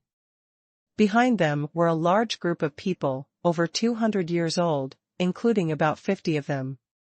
They were members of the Yu tribe, and the rest were what Yufu called savages. There were 50 or 60 Han tribe warriors, with torches around them, some of whom had just started shouting. Chief Han, I rushed to deliver the man to you before the moon circled. Yofu looked at Luo and rushed over. He bowed first and then pointed to the 2 moons that had not completely intersected in the sky with a smile. Well, you're very punctual, but you don't have to be in such a hurry. You even have women and children on your way late at night, and I think you have quite a few people with you. There must be more than 100 people. Luo Chong took a look at those people. It was too dark to see anything. They were a group of savages running a single gang. They didn't even have a tribe. They were as slovenly as they were. However, the number of people could still be seen. There were obviously dozens more people. Can you not see it? There are more. There are also some women and children among them. I also feel sorry for them. If I could support them, I wouldn't send them to you. You also know that our wandering tribe has no place to live. Wherever we go, there are where, but I think you can support them, so I sent them here. You won't want them, right? Yufu explained. Haha, come on, how could I push it out? Oh, by the way, why did you come here so late at night? Luo Chong accepted the extra people with a smile, which made Yufu relax. We were not far from here in the evening, so we simply walked for a while at night. When these savages heard that the wandering tribe was willing to ask for them, they all urged to come over and have a look. They didn't even eat the food for the night. I'm still hungry now, Yufu said with a smile. After hearing this, Luo Chong cursed secretly in his heart, sell the batch, you just want to save yourself a meal. Since you haven't eaten yet, don't stay here. Go to the cave. These people can be accommodated there now. Let's talk about anything tomorrow morning. Dashu, go ask someone to prepare some food for them. These will be our tribe from now on, so we should take care of them. Luo Chong smiled and led Yofu to the cave. When he turned around to arrange things for the big tree, he deliberately emphasized the word taking care of. Yes, leader, I understand. Dashu nodded, with a look on his face that he understood, and then led the group of people to the walled yard in front of the cave. The group of savages were also following behind, and there were soldiers holding torches around them for lighting. However, some of the torches could not illuminate the entire Han tribe. They could only vaguely see a large area of thatched huts on the west side of the wall, but there was no shore. After a group of people entered the wall, the soldiers brought some firewood and lit a dozen bonfires. Only then did the inside of the wall become brighter, and various items from the Han tribe also appeared in the sight of the savages. There were dozens of bison from the Han tribe, 2 elephants that had returned to the haystack to snore, and dozens of alpacas, including a few that had been shaved bald by Xiao Dai and were shivering. There is only 1 pair of scissors, and Xiao Dai doesn't know how to use it yet. She is gradually getting better at it these days, but she can't finish shearing an alpaca in 1 day. It's pure torture for these alpacas. The savages were whispering and discussing in low voices, but they were not too surprised, because Yufu had already told them about the conditions of the Han tribe when he first attracted people, and now they had only witnessed it with their own eyes. After the bonfires were lit, the soldiers brought some earthenware pots and bowls to each fire. Someone also carried 2 buckets and added water to each pot. The food was bacon saved in the winter, cut into small pieces. Make soup in chunks. Some people had stopped drinking water for a long time and even asked for water directly from pottery bowls. Grandma, I saw the leader brother. Their men all tied their hair on the top of their heads. The leader also had a shiny thing on his head. Moreover, there were many very big beasts in their tribe, but they were all tied up. He doesn't even run around on the ground. Also, they have many stone basins, both large and small. My sisters and I each have one. Their men even give us meat to eat, and they cook it just like us. If their leader is like this, he won't drive us away. Among the women who were brought here by Yufu near Yashan, the older girl said that her little sisters were still sleepy and stared blankly at first, but now they are not sleepy even after smelling the smell of cooking meat. Their tribe has so many good things, and they give us food, so they probably won't drive us away. We are now in a good tribe. Tell the sisters to be good and don't mess around and offend the leader. It's bad if you're not happy, the blind middle-aged woman warned. Well, the sisters are very good. They are waiting to eat meat. The little girl said, looking at the several sisters who were holding bowls and staring at the clay pots and drooling. That's good, that's good. On the other side, Luo Chong and Yufu were sitting by the fire, eating barbecued meat sprinkled with chili peppers to keep them company. While Yufu was grilling meat, he looked around blindly, as if looking for something. Chief Han, where's the ox cart? Why don't you see it here? Oh, ox cart, I sent it out to transport things. Our Han tribe now has an ox cart like that. If you don't come, I can't just leave it unused. Luo Chong said, sprinkling chili pepper on the barbecue. But the bullock cart you promised us. If you are in a hurry, the ox cart will be back in 3 or 4 days. If you are not in a hurry, I can ask the tribesmen to make a new one for you. But no matter which one you choose, I can get it before Huanyue. I'm not lying to you if I give you a bullock cart, Luo Chong interrupted Yufu. Well, I'm here early, but in that case, I want a new one, but it has to be the same as the previous one. That's no problem. I promised you the same thing back then. Naturally, I have to keep my word. So in the past few days, will you stay in our tribe, or will you go out for a walk and come back? Luo Chong nodded and agreed. It's better to stay with the Han tribe for now. Our people have been walking for a long time and need a few days to rest. However, we will prepare the food ourselves, and we can't eat you for a few days in vain. Well, in that case, you should have a good rest first, and I will let them build an ox cart for you tomorrow. There was no words for a night, and when the sun's rays shone on the earth again, a new day began. The diggers continued to dig the river. After the efforts of hundreds of people, dozens of cattle, and 2 elephants, the nearly 750-meter river channel was now almost 1 meter deep. The work of building a house continues. Compared with the speed of the past few days, today we should be able to reach the ridge of the roof.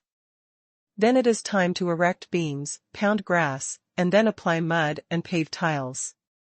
Wait until this batch of construction workers fully masters the entire house building process. At that time, the size of the construction team can be expanded. Yufu also came to Luo Chong early in the morning. Chief Han, while I'm here waiting for you to build the car for the past few days, I want to find some work. I hope you can exchange some of your pottery for us, and that white salt I had last night. Luo Chong was stunned for a moment after hearing what he said, then thought about it and said, okay, then just do what you have done before, plowing the land and growing hemp grass, no problem. That's okay, but I want to see if you can build a car. Yufu hesitated and said. Haha, you don't need to watch how to build a car. You won't be able to learn it after watching it. We don't have our tools. Also, I will change the white salt, the pottery, and the car. I won't change the weapons and tools. You don't have to think about it, it's useless to look at it. If you have nothing else to do, I will ask the clansmen to take you to farm the fields, and you will accompany me to see the savages sent last night. Luo Chong struck mercilessly. What is this? If it were placed in modern times, it would be called a technological blockade. It is okay to have finished products, but the technology is not good. This is the bottom line. Haha, how could it be? I just like those bullock carts and am more interested in it. I don't want to do it myself.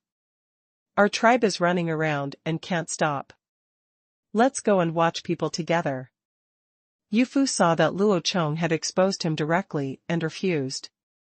He also knew that he was a little offended, so he quickly yelled, "This is a secret no matter which tribe it is placed in, and even what people eat on a daily basis. This thing goes where to collect and what hunting skills are. These are all secrets that are not passed down, not to mention the existence of such black technology as car building." Luo Chong glanced at him and did not answer. He turned around and told a tribesman to ask the elders to watch the Yu tribe reclaiming the hemp fields. Then he and Yu Fu went to see the group of crooked melons and cracked dates. It's not a disservice to them to say they are crooked and cracked. There are indeed not many good ones. They all stand unkempt and disheveled on the wall in front of the cave. They are even more miserable than if they were in a beggar's gang. Since returning from the spring festival, the Han tribe members have all moved into thatched huts. The cave that can only accommodate more than 200 people has been turned into a warehouse. Because it is big enough, rainproof, and does not have much light, the Han tribe now stores the cured meat and white salt are in the cave. Due to the urgency of the matter last night, Luo Chong had no choice but to move these savages in, and specifically asked Shirtu to watch over these savages. Now early in the morning, these savages came out to gather again. 153 people of all sizes, men, women, old and young, all naked, stood in a pile. However, they were still standing together in twos and threes. It seemed that they knew each other and were in a group. Luo Chong's sharp eyes scrutinized them. The moment they saw Luo Chong's eyes, they all stopped scorning the leader who looked extremely young. No one dared to look at him, and some children were even frightened and hid behind the adults. Later, Luo Chong walked slowly back and forth, observing these people to see how old, weak, and disabled they were. What happened to his arm? Luo Chong pointed at a man who was less than 20 years old. He was holding a wooden stick on the ground in his left hand. His right hand hung unnaturally by his side. His shoulders were a little purple, and his entire right arm was unnaturally swollen. It's so fast to catch up. Can such a person still live? Do you dare to bring this to me? Luo Chong cursed while asking Yu Fu beside him. Oh, his name is Yi. In the spring of this year, he wanted to challenge the leader of the tribe. The two of them fought once. During the fight, he suddenly complained that his arms hurt, and that was it. But the leader didn't take it seriously, and was kicked out because of his serious injury. I also met him on the road, and I know their tribe, and there are only a few dozen people there. Yu Fu pointed at the young man named Yi, and explained to Luo Chong. Except for his injured arm, Yi looks good in other places. His long hair hangs down on his cheeks, and an animal hide strap is tied around his forehead to keep his hair in place so that it doesn't block his eyes. His muscles are very strong, and he is about 175 centimeters tall. He's of medium height, I guess. At this time he was also looking at Luo Chong. He seemed to be very confused about why Luo Chong would be the leader of such a large tribe. If his arm had not been injured, he might have been planning to challenge Luo Chong again. Luo Chong walked over and squeezed his injured shoulder. He seemed to feel pain and took a step back to avoid Luo Chong's claws. Tell him not to move. I'll see if his arm can still be used. If you don't want to die, just stand still. Luo Chong glared at Yi with a bad tone, and Yu Fu on the side quickly translated, which shocked Yi. What's the matter? Could it be that this leader also knows the witchcraft of healing people? Does this mean that this leader did not rely on force to rise to power? He was speculating in his mind, but he really didn't dare to move. His arm was like this, and he was in despair. As long as there was still a chance to recover, he was willing to give it a try. Luo Chong held his wrist with his left hand, and pinched his right hand from the forearm to the shoulder. His hand was so strong that he wished he could dig his fingers in. He stared at Luo Chong with painful eyes, but he gritted his teeth. No pitfalls. Well, he is a man, and his bones are not broken, but it is remarkable that he has endured a dislocated shoulder for such a long time. This must have been when he was fighting with someone, and he got twisted somehow. It's a pity that they don't know how to set bones. That's all. My penis was standing up, but now it's all swollen. Luo Chong smiled at the corner of his mouth, and yanked his dislocated arm in response to Yi's glare. He grabbed his elbow with the other hand, and the hand pulling the arm suddenly pushed upward, and there was a snapping sound of bones being aligned. The operation shocked everyone around him. The man named Yi didn't even have time to cry out the pain, but he suddenly felt that the pain in his shoulder had eased a lot. The sudden relief was more refreshing than eating an iced watermelon on a dog day. Then he shook his right hand, bent his elbow, and shook his entire right arm. Although it was still very painful, the control of the arm that could not move before had been taken over again, which made him unhappy. He was speaking in dialect that Luo Chong could not understand. He put his right hand on his chest and bowed to Luo Chong in a very respectful manner. What did he say? Luo Chong asked, confused. Haha, he said that your witchcraft is very powerful. You don't look like a leader, but more like a witch. He also said that thank you for letting his arm recover. From now on, he will listen to you and do whatever he wants. Yufa haha, he translated with a smile. Oh, haha, I'm really not a witch, I'm just a leader. Tell him, since he listens to my words, don't move that arm yet. It's not done yet completely. He has delayed it for a little long. Now if I exert too much force, it might end up like before. As Luo Chong spoke, he found a short rope, tied it into a trap around Yi's neck, and then hung his right arm on it. Yufu also translated for Luo Chong. When he understood, he quickly nodded, and then he didn't dare to move his arm. Luo Chong's bone-setting skills were exposed, and the crowd really thought he knew some witchcraft. Seeing that such a serious injury was cured, some people who suffered from old diseases immediately became restless. Chief, look at my grandma's eyes, she can't see. When the so-called grandma heard the little girl's cry, she quickly grabbed the older girl and held her in her arms. She also covered the little girl's mouth and said something in her mouth to prevent her from yelling, so as not to offend the leader. Angry, when the time comes and she is driven away to live a hard life, the little girl will also wipe her tears pitifully. Luo Chong looked at this scene in surprise, turned to Yu Fu and asked, what did she say? The woman next to her can't see. The little girl wants you to help her see if she can recover, but the woman won't let you, saying she's afraid you'll drive them away, ha ha ha. Yu Fu said with a smile. After speaking, he glanced at Luo Chong, as if to see if Luo Chong would drive away people. This was a disguised way of provoking generals. Luo Chong glanced sideways at him and walked up to the woman. The woman still looked ahead with her wide eyes open. When Luo Chong walked to her, the woman also turned her head to look at Luo Chong. What does this mean? It means that this person is not blind. She still has some vision. At least she can still see a figure approaching her. Looking at the color of her eyes, she doesn't need to check. She has cataracts. There is no cure. Luo Chong still knows some common sense about cataracts. Whether it is congenital or acquired, there are only two treatment methods. Take medicine in the early stage and usually take vitamins. If there are no vitamins, eat more wild vegetables and animals. Visceral diet therapy is always possible. The key is that I don't know how many years I have been sick. In this case, surgery is the only option. Moreover, the surgery can only use modern instruments. Ultrasonic waves will shatter the crystal, emulsify it, and suck it out. Then, an artificial lens will be transplanted. In fact, it is similar to myopia recovery surgery, both of which involve cutting out the eyeballs. This is Luo Chong, who is the only one who has had myopia.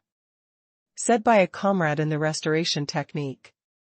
But for this surgery, even if you invited Hua Tua, he wouldn't be able to do it. He doesn't have high-tech medical equipment. It's even more impossible for Luo Chong. Can he see a doctor? Yes, but he can only see some simple diseases. Can he do surgery? Yes, but it's all knowledge of first aid on the battlefield. Being able to set bones is not for saving people, but for practicing the anti-joint technique of fighting. The purpose of learning it is to break bones. It is like breaking fingers, which is dirty, has high damage value, and is very effective. Tricks. Surgery is limited to trauma, including opening, suturing, removing a bullet, and even amputation of an arm or leg blown up by a bomb, but it can only be done from the joint. If you create a wound with a broken bone, then you can only do it. It was cut from the previous joint. Luo Chong only had so much ability. He really couldn't do anything about it. The little girl held in the woman's arms was still looking at Luo Chong with her big watery eyes. Her eyes were full of begging, but Luo Chong was powerless. He rubbed the little girl's head, turned to Youfu and said, "Tell her that it's been too long and it can't be cured, but I won't drive him away." Youfu was also surprised. He didn't expect Luo Chong to answer like this. Could it have been cured earlier? That's amazing. How come this Han leader knows everything? After being stunned for a moment, Youfu translated Luo Chong's words. After hearing this, the woman kept saying thanks, and the little girl couldn't stop crying. Luo Chong looked at this scene with a slightly uncomfortable feeling, as if he was a doctor, but he could only tell the patient's family that your family member has a terminal illness, and I am unable to cure him. It was a feeling of guilt. He resisted not looking at the large and small women, and slowly observed the other savages. Just as Luo Chong predicted at the beginning, most of them had old injuries and disabilities, but few of them could be treated. Individual. For example, my arm was broken in the past, and there was no open wound. Later, it slowly healed on its own, but the broken bone did not grow straight. If I wanted to cure it, I could only break the arm again and then reattach it. The problem is that this is not enough. Can they hold on? How can they expect Luo Chongbai to support them, not to mention how painful it would be to break his arm again? I checked them one by one and found that there are actually many good people. The better the people are, the younger they are. Most of them are children who gave up when the tribe was too small and encountered a food crisis. However, there are still some people who are tenacious and alive.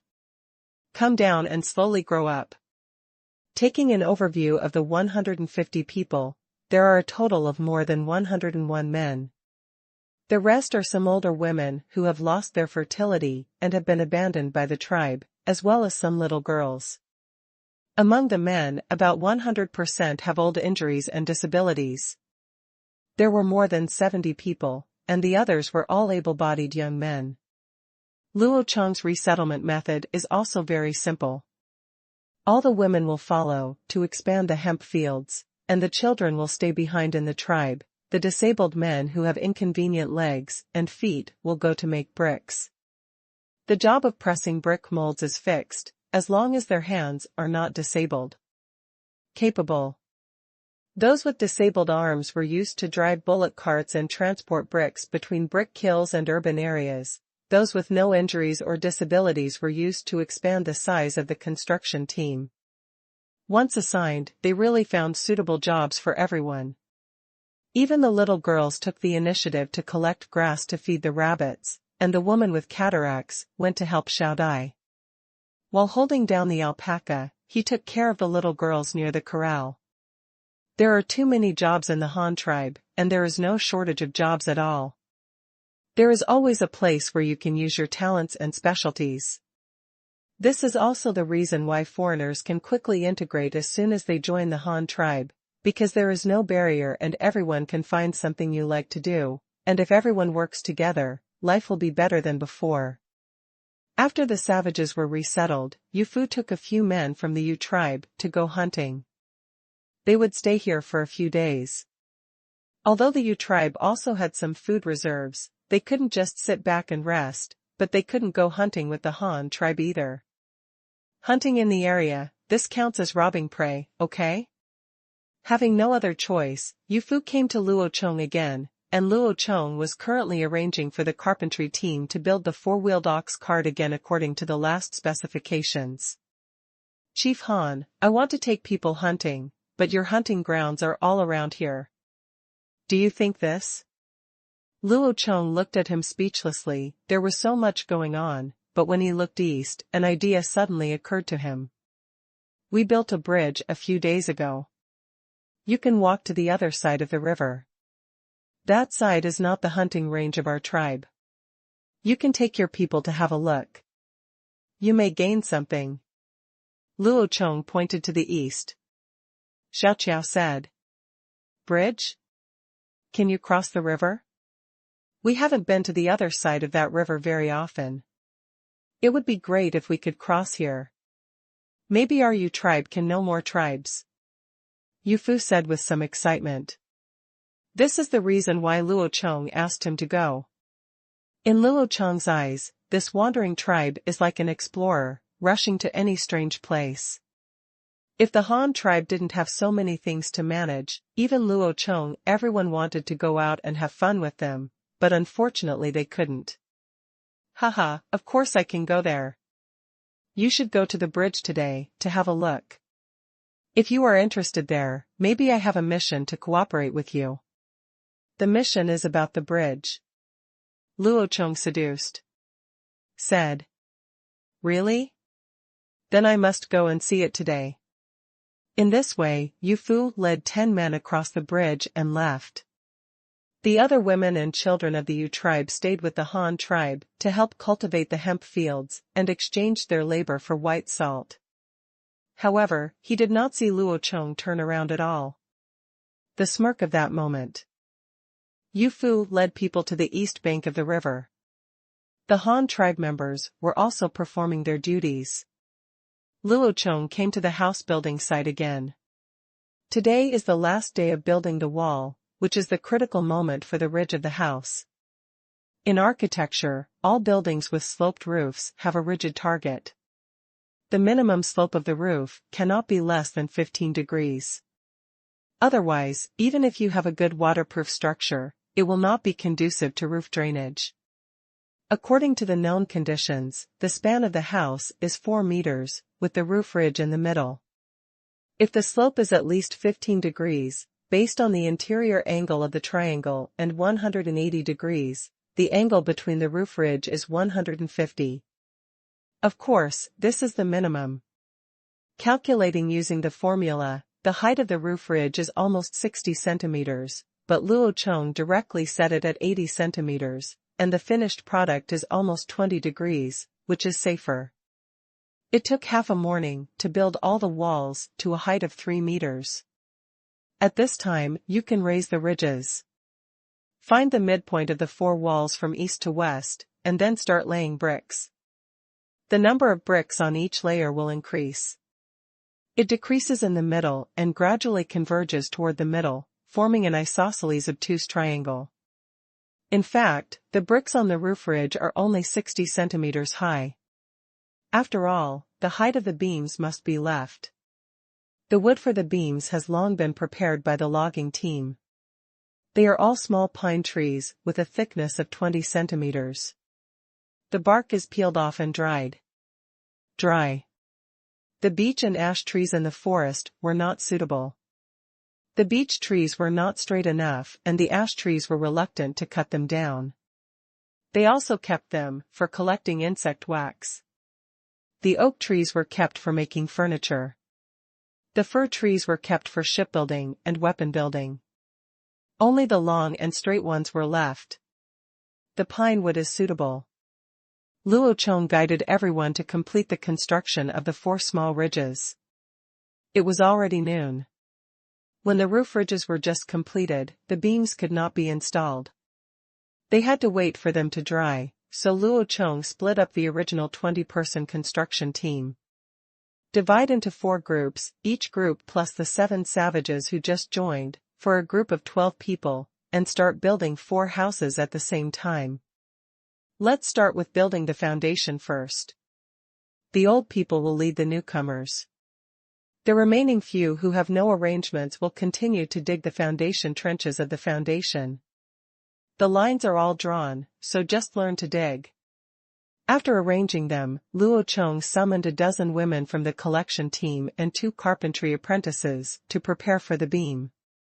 Ladders are needed to climb beams. In the past, the Han tribe did not have tasks that required climbing up and down, and Luo Chong did not take out the magical thing called ladders. Now is the time. Looking at the 2 young men from the Jing clan in front of him who had been working as carpenters for half a month, Luo Chong asked, "You have been here for so long, do you know how to saw wood?" "Chief, it's okay." "Do you know how to dig and dig?" The 2 of them looked at each other and said, "If you know a little bit, you can do the big ones, but if you can't do the small ones, we don't know how to read a ruler. The size can only be drawn by Master Lin Mug before we can do it." "Well, it's almost done, just you 2. The thing I want to make is a ladder, 2 long wooden sticks, and a row of short wooden sticks in the middle. Just drill holes and insert them directly. It's very simple," Luo Chong said, holding a pile of man-eating tree spikes left over from making arrows to show them, and then gave them the data. The base was wide and the top was narrow. The length of each stick and how far it was from one stick were fixed. It's worth it, it's impossible for them to do it on their own. The materials for the ladder are made from leftover materials. The sawed flat wood and short wooden sticks are very suitable. The total quantity has been set at 10 for the time being. If there is not enough, we will place additional orders. After arranging the work of building a ladder, we also asked the women from the collection team to tie straw handles. This thing is laid on the beams. Just use hay and straw ropes as materials. The hay is tied into straws with a diameter of 10 centimeters. To make a pillar, tie it up with a straw rope or directly use a piece of thatch, tie it firmly, and then stuff the end of the rope into the straw pillar. If it is not long enough, take a handful of grass and add it until it is almost 4 or 5 meters long. Rooted. In order for them to work more conveniently, Luo Chong took a shovel and dug 2 lines on the ground for them. The distance in the middle was 5 meters. It was a line from one end to the other. The requirements were that it should be even in thickness and fast, but the other requirements were nothing. Luo Chong showed them the specific steps, then asked 10 people to tie straw handles, and then asked dozens of women from the collection team to collect hay. It didn't matter if it was fresh, let it dry first. After finishing all this work, it was already afternoon. Luo Chong, who had nothing to do, ran to the rice field again and took a look. It had been almost 50 days since sowing. The seedlings that were still languid when they were transplanted had safely passed through the greening period. Stood upright again. The tillering stage is the process of differentiating multiple auxiliary stems from one main stem. These differentiated stems will grow into one ear of rice. That is, there are as many ears of rice as there are rhizomes and stalks. This is a process directly related to yield. But Luo Chong has no experience. He can only keep enough water in the rice fields and weed regularly. He doesn't know anything else. After the tillering stage is the jointing and heading stage. At that stage, the seedlings will grow taller quickly, and a rice ear will emerge from each straw. The next step is the flowering period. The grown ears of rice will bloom for about a week, and then comes the grain filling and fruiting period after the flowers fall. After the rice flowers wither, the rice ears will quickly absorb nutrients and water and become enlarged. During this period, that is to say, when the rice grains are formed, a large amount of water is needed. To grow 1 kilogram of rice, almost 500 kilograms of water are needed, so water is indispensable, otherwise the rice will dry up. The gentle sunshine of spring shines on the earth, and a breeze blows by, setting off layers of waves in the knee-high rice fields. A young man with a golden crown on his head walks beside the ditch in the field. The fresh earthy smell seems to be able to cleanse people's soul. It makes people relaxed and happy. If others say that Luo Chong thinks so because he is full, they can only blame them because they have never seen the grey jungle of reinforced concrete and the noise caused by black exhaust smoke. This is not a state of mind that primitive people can understand. They have lived in this environment since childhood. No one on the land covered with vegetation would understand Luo Chong's thoughts. Luo Chong. Just as Luo Chong was walking along the canal, a call came from the direction of the residence. It was Shadia's cry. She was the only one in the entire tribe who dared to call Luo Chong by his first name. "I'm here, wait for me, I'll be here soon." "Xiaodai, what's wrong?" When Luo rushed back to the wall, he was immediately pulled by Xiaodai. "I have sheared 5 alpacas in the past few days. I don't want to shear them anymore. You can let others do it. They always spit at me. Now I want to weave cloth. Didn't you say that the alpaca hair needs to be washed? Please tell me how to wash it. I think the hair is enough to weave a piece of cloth. Please teach me." Xiaodai asked, shaking Luo Chong's arm. You won't tie their mouths first, idiot, okay.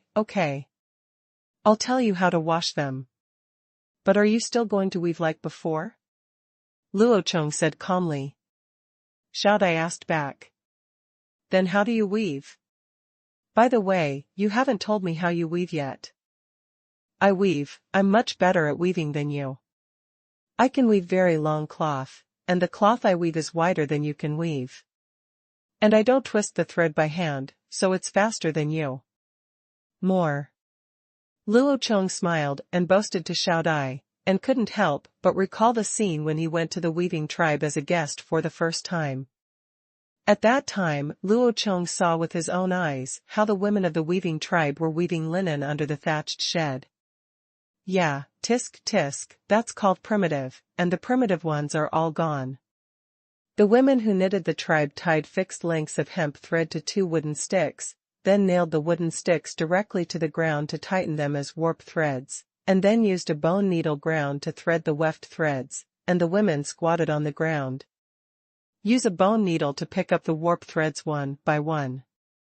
After threading one weft thread, insert your fingers into the warp thread to tighten the weft thread, and then start to pick out the next weft thread. OMG, it's so primitive and unnecessary. It takes half a month to weave such a piece of linen with leaky holes. It can be exhausting to death, and the quality is also poor, with many shortcomings. The most obvious points are, first, the width of the linen is very narrow, because if it is too wide, the workload will be too much. After all, they are still picking the warp threads one by one, and the distance between one person's hands is limited. You can imagine how wide she can weave. Furthermore, the length of the cloth is fixed. Their warp threads are fixed in length. Unlike scroll looms, where you can weave as long as you want and then roll it up to continue weaving, their warp threads are only that long. The third is to use your fingers to comb the weft tightly. Those are fingers. Think about how tight you can comb it.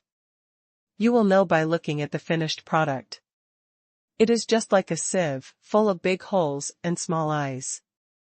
It doesn't look like a piece of cloth. Haha, but it's okay. We cannot discriminate against others.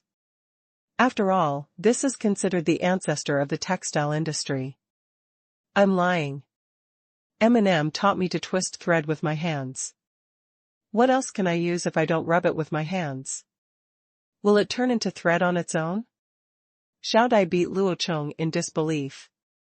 Of course it won't turn into thread by itself, but you really don't need to use your hands to rub it. It's much faster than rubbing it with your hands anyway. Really, but you need to use a thread twisting tool. I will make it for you when you come back. You will know. I'll take you to wash the alpaca wool first. Xiaodai still didn't believe that you could twist the thread without using your hands, but he already knew that Luo Chong was good at making tools, so he half believed it. He originally wanted to ask a few more questions, but Luo Chong took him away to wash alpaca hair. Several large baskets of dark brown alpaca hair were placed in the cave and were moved out by Luo Chong. Washing the wool is mainly to remove dust on the wool, such as grass seeds and gravel. This is because the alpacas of the Han tribe are raised in clean livestock pens, and they do not have the opportunity to forage and eat everywhere. Everything is fed with hay. Since this is easy to handle, just wash it. We brought a few large wooden buckets, loaded them with the soap produced when making glycerin before, and loaded them on a flatbed truck pulled by oxen. We chose the site for washing alpaca wool next to a well in the city, and poured the wastewater directly into it. It will slowly penetrate into the main roads in the city. Anyway, nothing will be planted here and it will not pollute the environment. Put the sheared alpaca hair into a large wooden barrel, add water, then dig a piece of soap into it, and pound it back and forth with a wooden stick. What is this? Why are there bubbles? Xiaodai held a wooden stick and pounded the alpaca hair, watching Luo Chong dig out a piece of soap from the water tank and put it in. After a while, a lot of soap floated in the water. Bubbles, so he asked in confusion. This thing is called soap. It can not only wash away the dust in the wool, but also dissolve the grease on it into the water. After washing, wash it with clean water several times, and it will be clean. Luo Chong helped pound the alpaca. Mao, while explaining. There were several large wooden barrels in a row. Xiaodai was stirring them with a wooden stick, and Luo Chong used the wooden barrels to help fetch water from the well. The young couple was very busy. Take the alpaca wool out of the soapy water and wring it out, then put it into the next large wooden bucket and continue stirring it.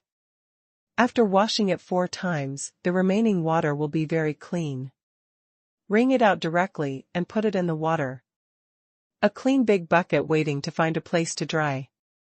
The washed alpaca wool has turned into a brown color, which is lighter than the previous tan, but it saves dyeing. If you want to dye this brown color into red, blue, or green, there is no way. Unless paint is used, of course, in this case, it can still be dyed black. Anyway, colors lighter than the original color cannot be dyed at all, unless the original color is white. Unfortunately, the dozens of alpacas in the Han tribe are all dark brown. After finishing washing several large baskets of alpaca wool, it was already evening. While there was still light, Luo Chong and Xiaodai stuck wooden sticks on the ground and tied several clotheslines to dry them. The camel hair was hung up, and then roughly wrapped around a few times with a thin rope to prevent it from being blown to the ground by the wind. The 2 tired people sat on the grass to rest together, looking at the clothesline swaying in the wind, and the brown alpaca hair was still tangled with each other. Luo Chong, is there really a tool for twisting thread without using hands? What does it look like? I haven't seen it in our tribe. Don't the women in our tribe also use their hands to twist thread? Xiaodai said lazily. He put his head on Luo Chong's shoulder and asked. Of course there is, but I haven't made it yet. It's still in my head now. That kind of tool is called a spinning machine. Well, it uses a big wheel with a small wheel. You step on it with your foot. The big wheel will spin in a circle, and then the small wheel will spin faster. You then put the wool strips on the small wheel, and the small wheel will twist the top strips into threads by itself, and then roll them together to become a large spool. In this way, you can twist out a very long thread, no matter how long you want to knit it. Cloth is fine, Luo Chong said while making gestures. Really? Then hurry up and make that, the spinning machine. I want to see it. By the way, do you also need tools to weave cloth?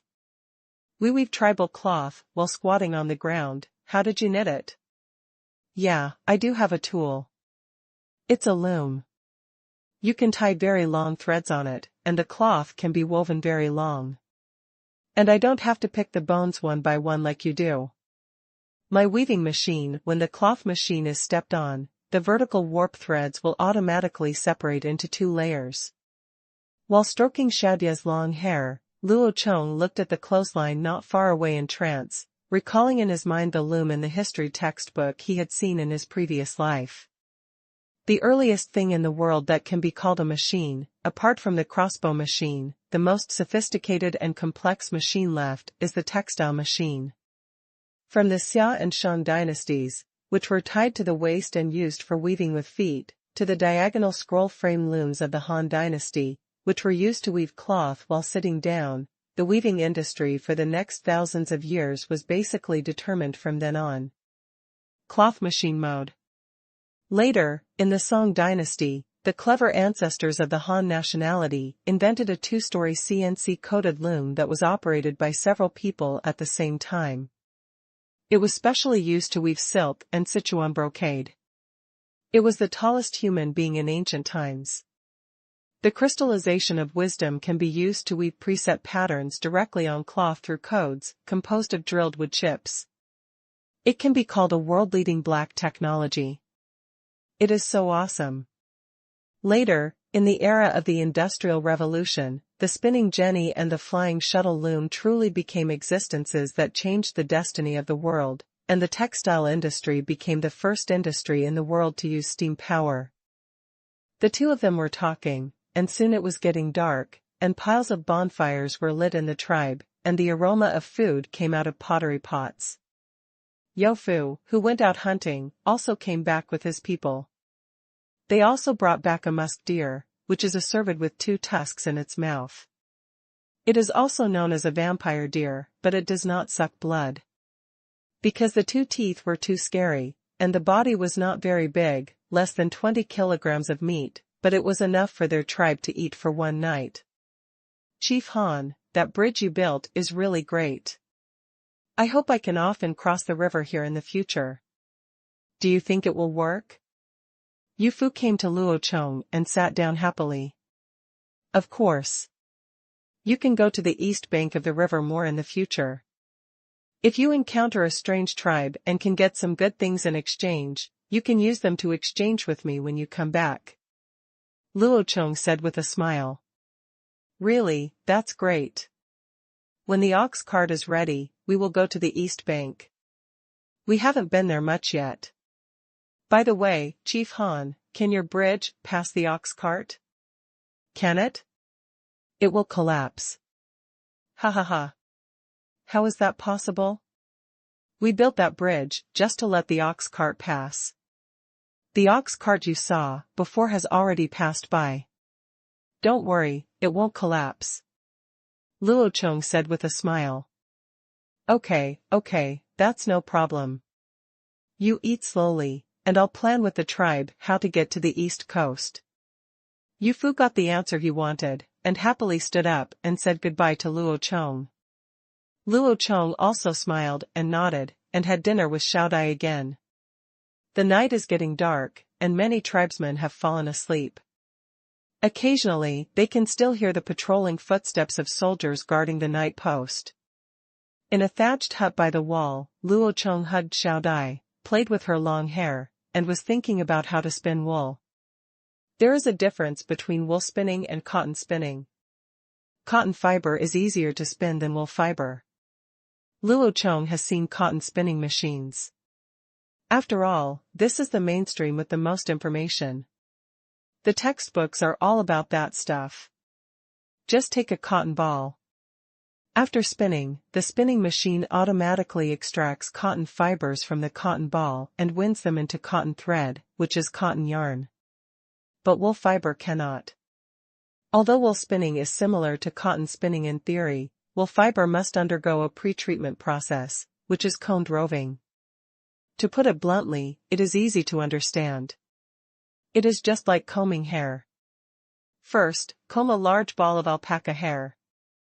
Just go smoothly. When alpaca hair is first cut, it is in the form of sheets stuck together, and then after being washed and dried, it becomes a messy mass. The order of the fibers is very messy, horizontal, vertical, diagonal, circular, and messy. A ball, so such wool fibers, cannot be directly used for spinning. They must be combed before they can be used for spinning.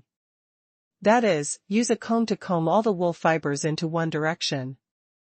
With the process of spinning wool clear in his mind, Luo Chong fell into a deep sleep while conceiving the structure of the combing machine. Early the next morning, before the alpaca hair was dry, Luo Chong coaxed Xiaodai to shear the alpaca hair again. He wanted to build the machine he wanted first. The first thing to consider when building a machine is the purpose of the job, which is to smooth out the fibers more often. To sum up, this machine must be able to comb wool fibers multiple times. So what Luo Chong conceived was a 6-axis drum-type combed roving all-in-one machine, with a main support bracket with a triangular structure, and a wooden drum with a diameter of 50 centimeters mounted on it. Centimeter roller, and there are 3 small rollers with a diameter of 15 centimeters on top of the main roller. The surface of the roller is glued with the needle skin of a kind of thorn bark, which is a kind of thorn bark obtained from the thorn tribe during the spring festival. The surface of the thorn bark is densely covered with short and slender spikes, only about 3 millimeters long, just like the thorns on the surface of cockleburs. The short thorns can easily catch the hair and have the same effect as an abrasive belt. Glue the 6 rollers to the needle skin, and then install the wooden gear and pedal transmission mechanism. The 2 sets of pedal transmission rods on the left and right drive the largest main roller to rotate counterclockwise. The main roller drives the other 5 small rollers through the gears. Turn clockwise. In this way, the worker who operates the machine only needs to sit in front of the machine, step on the pedals with both feet to drive the machine to rotate, and then manually place the washed wool fibers evenly on the feeding plate. The needles on the surface of the main drum, the leather, can stick the wool fiber upward, and then when the hung wool fiber passes through the junction with the small roller, the main and auxiliary rollers move in the opposite direction, and the needle skin on the surface of the 2 rollers will continuously pull the wool fiber upward. Tear apart, straighten. In this way, after the 2 rollers tear in opposite directions for a week, the wool fibers that have been smoothed once continue to be sent forward. After passing the junction of the next main and auxiliary rollers, they continue to tear, stretch, and smooth, and continuously tear and smooth 5 times. The smooth wool fibers are brought all the way to the junction of the final main roller and the yarn outlet board. The inner end of the yarn outlet board should be ground into a comb shape, and then the wool fibers brought from the main roller are scraped off and aggregated into a fiber strip as thick as a finger. This wool fiber strip is soft, smooth, and has the same fiber direction. Then the wool fiber strips, also known as rovings, are connected together to form a very long yarn strip, which can be spun into wool on a spinning machine. The entire combing and roving machine is made of hard oak, with a drum width of 65 centimeters. It is composed of a main drum and 5 auxiliary drums. A pedal transmission rod is used to power the main drum. The gear set controls the reaction of the 5 auxiliary drums. The direction of rotation is 1 feed plate and 1 yarn outlet plate at the front and rear. Workers only need to step on the foot pedal and put the washed alpaca wool on the feeding board, and the final yarn output board will continuously sprout 65 centimeters long and finger-thick wool fiber strips. The efficiency is very fast, and the work is easy, all done while sitting down. This machine seems complicated, but it is actually very simple. To make the roller, You only need to make 2 round wooden boards with the same diameter, then drill holes in the middle and thread them on a shaft, and then glue a layer of thin wooden strips along the 2 round wooden boards. Make the surface of the roller and stick a layer of needle skin on the outside. The most important part is the gear. The gear is directly sawn from a round wooden board. It is not troublesome to make, but it is troublesome to calculate. Luo Chong also considered using hemp rope as a belt at first, or directly using leather straps as a transmission mechanism, but later he simulated it in his mind and still couldn't do it. The principle of this machine is to use the opposite force of the main and auxiliary rollers to tear wool fibers. However, the toughness of wool fibers is very strong. If the transmission device uses a belt or hemp rope, the torque of the machine will definitely not be large enough to tear. Tangled hairballs will catch the machine and prevent it from running, so it is better to use gears directly. After hastily drawing a structural diagram, Luo Chong went to the carpentry team and called on the taciturn Mudu and an apprentice worker. The 3 of them started working. The materials used were ready-made wooden boards and leftover scraps from car building. There are a lot of large and small wooden cubes, so pick up the ones you can use and add them together. Using a ruler and a sharpened branch burned black as charcoal, draw the shape of 6 gears on a flat oak board, and then slowly cut them off with a small handsaw. The same goes for the 12 pairs of round wooden boards at both ends of the 6 rollers.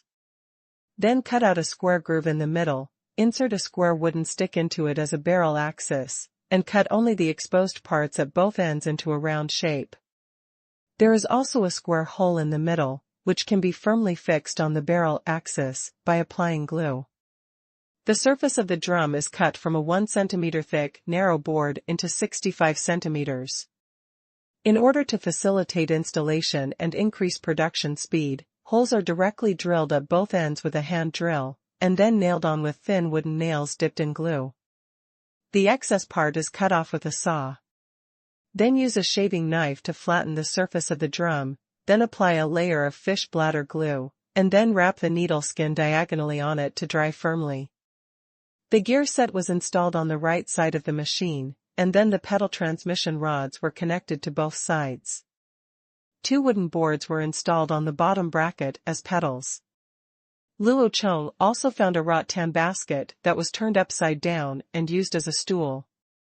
Step on the pedal and try it.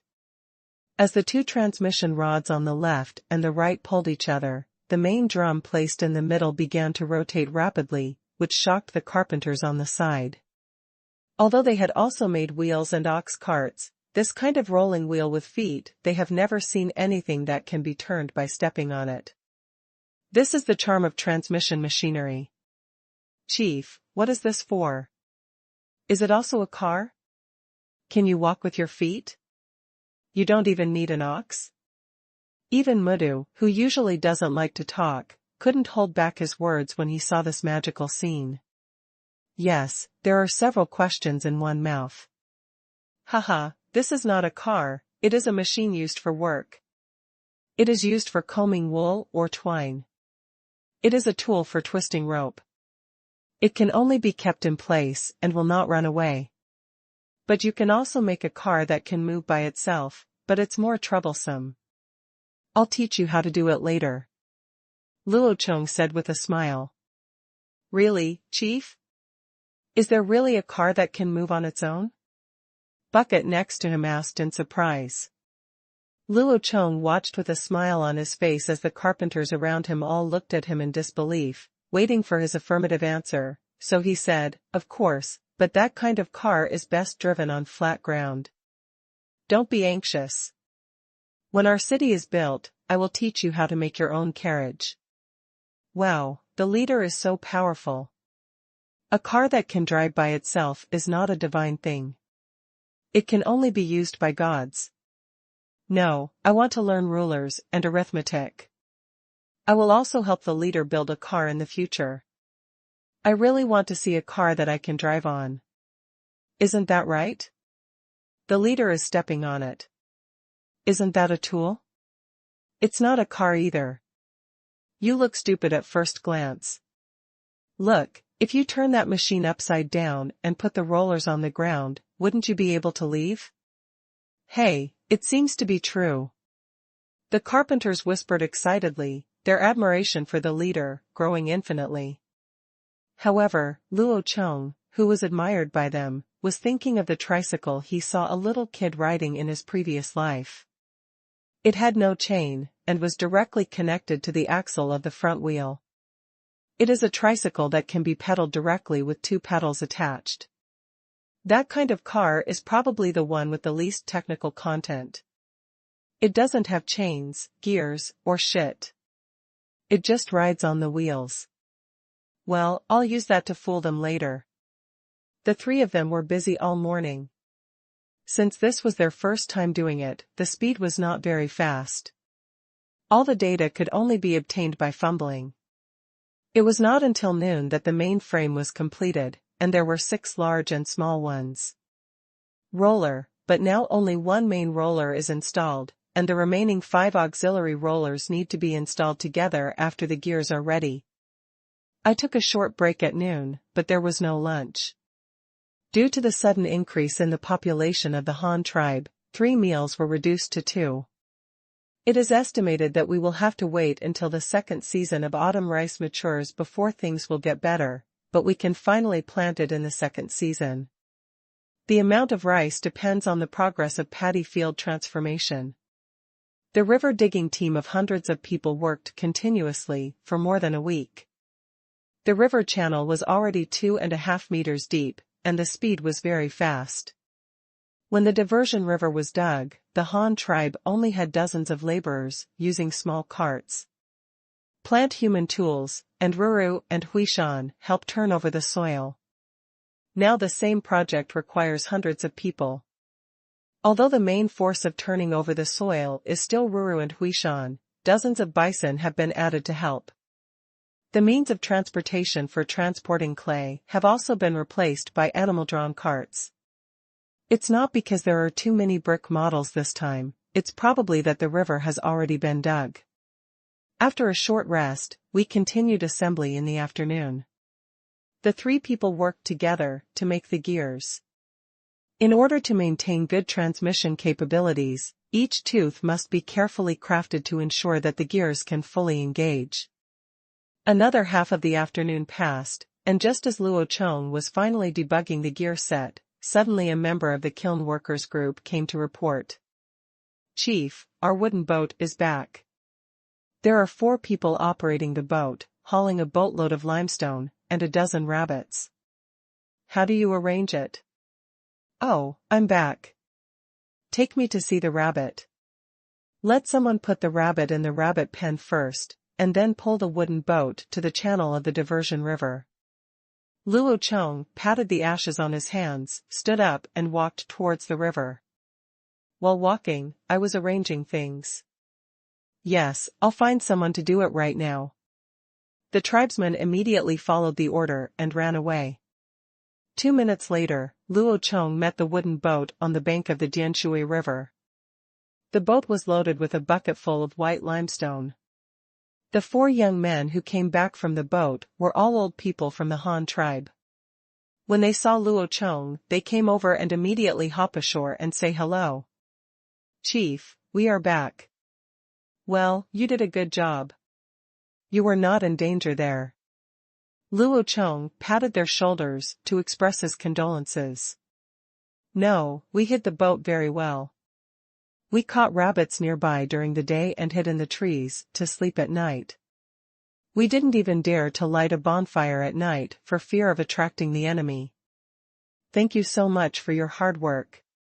You have to go back after unloading the ship.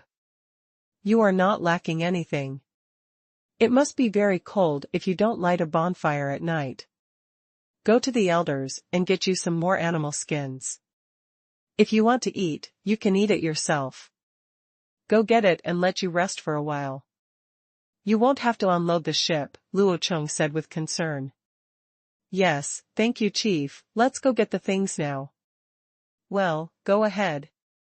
Luo Chong nodded, and then ordered a tribesman to call the lame man, and take a few more people to unload the ship. Chief, where can I unload this lime? What is this used for? The lame man ran over and asked. This is for building a house. You need 2 pallets and a small cart to transport the limestone to the side of the mountain wall. This thing cannot be too close to the farmland, as it will burn the soil. After unloading, I'll teach you how to build a new kiln. New kiln? What is it used for? The cripple asked confusedly. Burn lime, what else can you burn? Luo Chong pointed to the lime on the boat and said lightly. Burning lime? Can lime still burn something? The cripple asked in surprise. No, but you can burn limestone into lime powder, and then use the lime powder and mud to build a house. It will be stronger and waterproof than building with clay. It will get dark in the middle of the afternoon. You'd better unload the ship first.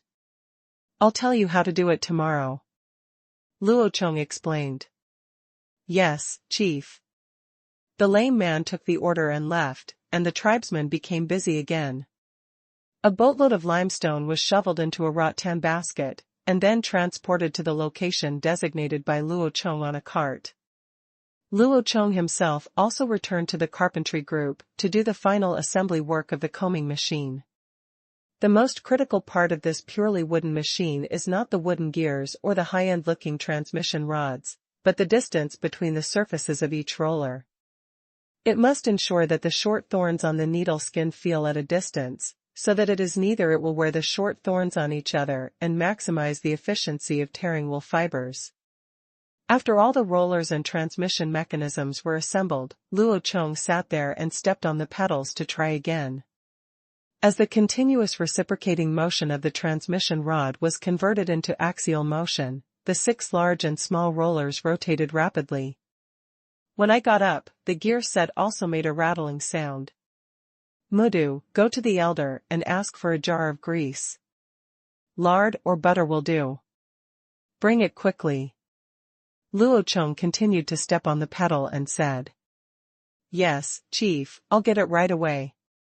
After a while, when the wooden pig brought the butter, Luo Chong stopped, picked up a small piece of wood on the ground, picked out the butter and applied it to all moving parts, such as rollers, gears, and transmission rods. In short, everything that moves. After applying the butter, Luo Chong pedaled again. The grease quickly lubricated every moving part.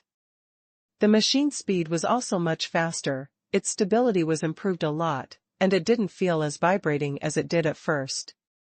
You don't need to use so much force when you first start it. Chief, is this considered good? Mudu asked, looking at the whirring combing machine. Well, no problem. Install the in-feed and out-feed plates before dark. They can be used tomorrow. Luo Chong said after testing the machine for a while. Okay, let's install it now. That thing is simple, just insert it on it with mortise and tenon joints. Mudu and the apprentice immediately started to work. 2 rectangular wooden boards were inserted into the machine one after another, and then fixed with wooden pegs. The final work was completed in a few minutes. The combing machine was completely completed, and the time came to around 5 o'clock in the afternoon without knowing it. It would get dark in less than 2 hours. Luo Chong took advantage of this time to immediately release a new message to the 2 of them. Task. While it's still dark, let's make another stool. Stool? Mudu and his apprentice asked simultaneously. Yes, it's just for people to sit on. It's a simple thing. It's just a piece of wood with 4 legs on it. You can use the scraps to put it together. Come on, you 2 go find 4 short wooden squares. Each as long as the root is more than 40 centimeters long, just find a useless wooden board that is 3 centimeters thick. Luo Chong explained while giving orders to the 2 of them. The 3 of them immediately found materials and tools. Luo Chong directed them and started working again. 4 short wooden sticks of 4 centimeters square were uniformly sawed into 45 centimeters long. The wooden board the apprentice found was a leftover board from making a carbang. It was 3 centimeters thick, 30 centimeters wide, and half a meter long. It was just the right size. The board is flattened with a plane, and 4 rectangular holes are drilled from the bottom with a chisel. The 4 stool legs are also connected in groups of 2 with short wooden sticks. Finally, the heads of the 4 legs are sawed into sockets, and the holes are punched. The wooden boards were plugged together, and all the joints were dipped in fish bladder glue. It took 3 people half an hour to complete the work. Do you see, this is a stool, a flat surface with 4 legs. If the surface is bigger and the legs are higher, it will be a table. I will show you how to make it in the future. In the future, we will all sit on the stool and lie down on the table to eat. We can also lie down, write Chinese characters on the table, and when the house is built in the future, every household will have it, Luo Chong said while sitting on the stool and stepping on the combing machine. Do we need to build so many? Mudu said in surprise. Yes, everyone in the Han tribe must have at least 1 stool, and each family must have at least 1 dining table and 2 shorter Kong tables. When it is cold in winter, you can sit directly on the fire Kong to eat or write on it. It can also make people more comfortable. Women sew clothes on the Kong, which has many uses. Once the city is built, you can just do it slowly. Chief, does everyone have to learn to write Chinese characters? I think it's so difficult to write Chinese characters. Can we working people stop learning? Mudu said, scratching his head in embarrassment. You don't have to learn it, but you must know the characters I write. Also, it doesn't matter if you don't learn Chinese characters, but you must learn arithmetic. Otherwise, how will I let you make things by yourself in the future? Do you still need me to teach you step by step? Forget it, let's wait until the city is built. No matter what you do in the future, the children of our tribe must learn it. Luo Chong said very speechlessly. He did not expect that Mudu would raise the issue of not wanting to study. However, Luo Chong could not give in on education. In the future, all children in the Han tribe must be forced to enter school, and girls must also go to school. The Han tribe must compulsory education. This is the way to reserve talents. Otherwise, when Luo Chong dies of old age, it will be the beginning of the decline of the Han tribe, and Luo Chong will never let the foundation he has built so hard go back. Han civilization needs to be passed down through words. Then, let's wait until the city is built before learning. Mudu scratched his head in embarrassment. Oh. Okay, let's do this for today, you all go and have a rest. Luo Chong sighed and said, human life is limited, he has to find ways to leave more knowledge, knowledge is endless wealth. Luo Chong took the stool and asked 2 tribesmen to follow him with the machine.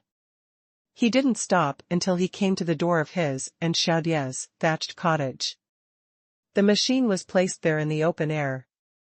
He would wait until a shed was built tomorrow to find a place to place it. Xiaodai, who had been shearing alpacas all day, saw Luo Chong coming back with something strange, and immediately ran over to watch out of curiosity. Luo Chong, this is the knitting machine you made. How is it used? Luo Chong placed a stool in front of the machine, pulled Xiaodai and pushed her onto the stool to sit down. Yes, this is a machine for knitting yarn, but what comes out is roving strips, and the roving strips need to be twisted into thin threads. Come on, put your 2 feet on these 2 paddles, step them down back and forth, right, go faster, that's it. Wow, why is this thing spinning? It's spinning so fast. Xiaodai kicked her feet faster, and the 6 rollers on the machine were also spinning rapidly. Sit still and don't move. I'm going to get the alpaca wool for you. Don't touch those rotating rollers with your hands, or the skin will peel off. Luo Chong shouted as he ran towards the clothesline where the alpaca hair was hung. Luo Chong quickly ran to the clothesline, picked up a large bucket from the side that was used to wash alpaca wool yesterday, filled the bucket with wool fibers that had been dried for a day and a night, and quickly held the bucket in his arms. Xiao Dai sent it. Luo Chong was very excited. This was his first physical test. If it succeeded, he would be able to wear underwear in a short time. Ahem, of course it can't be woolen underwear, otherwise it will definitely kill the little brother. The combing roving machine designed by Luo Chong is universal for wool, linen, and cotton.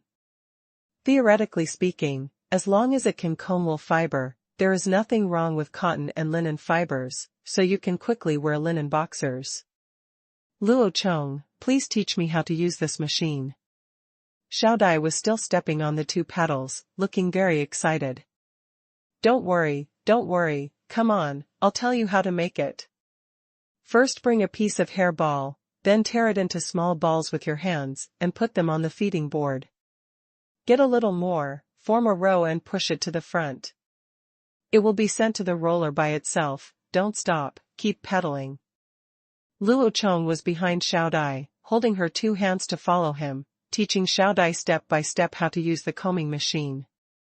A row of fluffy hair balls were pushed to the front along the feed plate, and were instantly swallowed up by the rollers.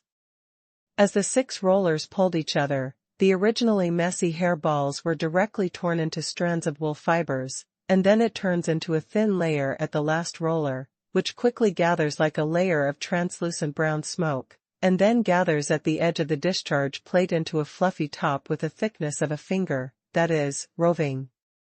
Xiao Dai kept stepping on the pedal, the drum rotated rapidly, and yarn strips from the discharge plate kept coming out, 1, 2, 3. A row of wool balls is stuffed in, and 26 wool strips emerge from the back of the machine. Each wool strip is 65 centimeters long and 1 finger thick. They are then stretched and extended by the spinning machine and twisted into thin threads. Such a yarn you can spin fine wool at least 2 to 3 meters long with just one sliver. An adult alpaca can produce about 5 kilograms of wool each time it is sheared. After processing, these wool fibers are enough to weave a long piece of cloth. After all the stuffed wool balls were processed, Xiao Dai couldn't wait to come to the other side of the machine to see what kind of wool came out. Wow, there are so many woolen strips, but they are not just wool. They have to be rubbed by hand. Xiao Dai picked up a fluffy yarn strip, tugged it in her hand, then twisted it into a thin thread with both hands, and showed it to Luo Chong. Yes, although it is not wool yet, it has been made into yarn strips. Think about it, if you were to rub it directly with your hands, would you still have to pull out the yarn bit by bit from the pile of wool balls, and then you can rub it, and the thread you rub out with your hands must be different in thickness, some places are thick, and some places will break when you pull it, Luo Chong said while helping Xiao Dai pull the thread. Well, yes, what should I do? Do I have to rub it with my hands? Come on, put these away. Let's go eat first. I'll make you a spinning machine for rolling threads tomorrow. The sunset gradually sank into the other side of the mountain. Luo Chong snatched the wool from Xiao Dai's hand and threw it back into the bucket, then took her to have a bowl of rice. There was no words all night. Early the next morning, at dawn, Xiao Dai got up from Luo Chong's arms and got ready to work. Ever since she experimented with the combing machine for the first time last night, she couldn't wait to look forward to the next day. Dawn. By the time Luo Chong got up, Xiao Dai had already cranked the combing machine. There was a rattan basket made of fine rattan placed under the yarn outlet board, and half of the basket of woolen yarn strips was already piled inside. Seeing Xiao Dai's interest in weaving, Luo Chong shook his head, turned around and went to the carpentry group. Today is another day of carpentry. No, there is still a loom that I haven't finished yet, it will take a few more days. Well. In these miserable days, work hard for your underwear. Hand spinning machine, that thing is not difficult. Many old people in the countryside can make it in the past. They can just take an old bicycle rim and modify it. Luo Chong has also seen the evolution of spinning machine in history books, especially the spinning jenny that sparked the Industrial Revolution. Its principle is very simple. To put it bluntly, it uses a larger wheel to drive a spool to rotate, twist the fiber strips into a line through rotation, and then wind it on the horizontal spool. The only difference of the Jenny machine is that it has a large wheel driving 8 spools, and the spools of the Jenny machine, that is, the spindles, are placed vertically, so the work efficiency of the Jenny machine is doubled, developed until later, and people even developed a 5.0 upgraded version of the Jenny machine. One wheel drives 80 spindles, which is simply crazy. But Luo Chong was not prepared to make a Jenny machine directly. The first reason was that he had never built a spinning machine before and had only theoretical knowledge and no practical experience. The second reason was that the Han tribe simply did not need so many spinning machines now. Spinning machine, it's not right to say this, because the output of alpaca wool is limited, but when spinning twine in the future, you will need to use a multi-shaft spinning machine. Now let's understand the one-shaft spinning machine first. Based on yesterday's experience in making a combing machine, the single-shaft spinning machine designed by Luo Chong this time also has a foot-operated transmission rod. Since he works while sitting on a stool, the bottom bracket of the spinning machine is relatively high, which can also be used for installation. Leave space for the transmission rod. The four-legged bracket is like a stool, but this stool has no stool surface. There is only a square frame on it to place the wheels. The wheel needs to be remade, but it is very simple. It is just a transmission wheel and is not used to bear weight on the ground, so it does not need to be very strong. The large wheel is 60 centimeters in diameter and is directly supported by 12 arrow shafts. The width of the wheel is only 3 centimeters. The rim is made of 4 pieces of roasted and bent oak. There is also a line less than 1 centimeter wide on the outer surface of the rim. The slot is reserved for the transmission belt. The thickness of the small flywheel is 2 centimeters and the diameter is only 8 centimeters. If the belt groove engraved on it is subtracted, the diameter may be smaller. In this way, the big wheel and the small wheel are set together. When the big wheel rotates once, the small wheel will rotate once. The flywheel could literally spin around, very fast. The transmission belt is made of cowhide. First, use scissors to cut a 1 centimeter wide leather strip along the outer edge of the cowhide. Then wrap the leather strip around a fixed wooden stick and pull it back and forth to lengthen the leather strip. Narrow it, straighten it, and finally cut it off according to the actual required length, and then use glue to bond the joints together. Moreover, the front and back sides of the cowhide are smooth and rough.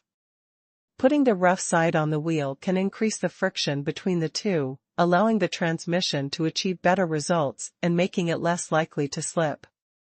While Luo Chong was working hard to pimp, another woman fishing by the river came to report the news.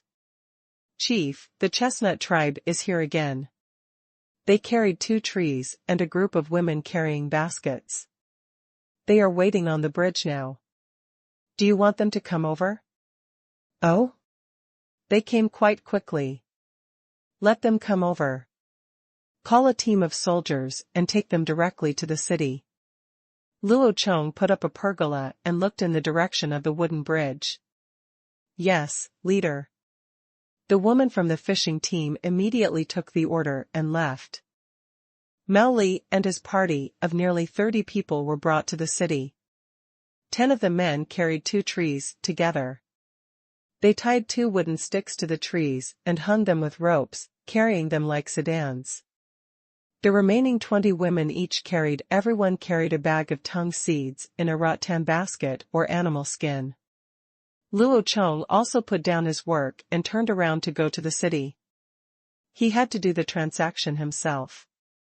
While walking on the road, Luo Chong asked the tribesmen around him to bring a few large wooden barrels, which were used to contain tung seeds.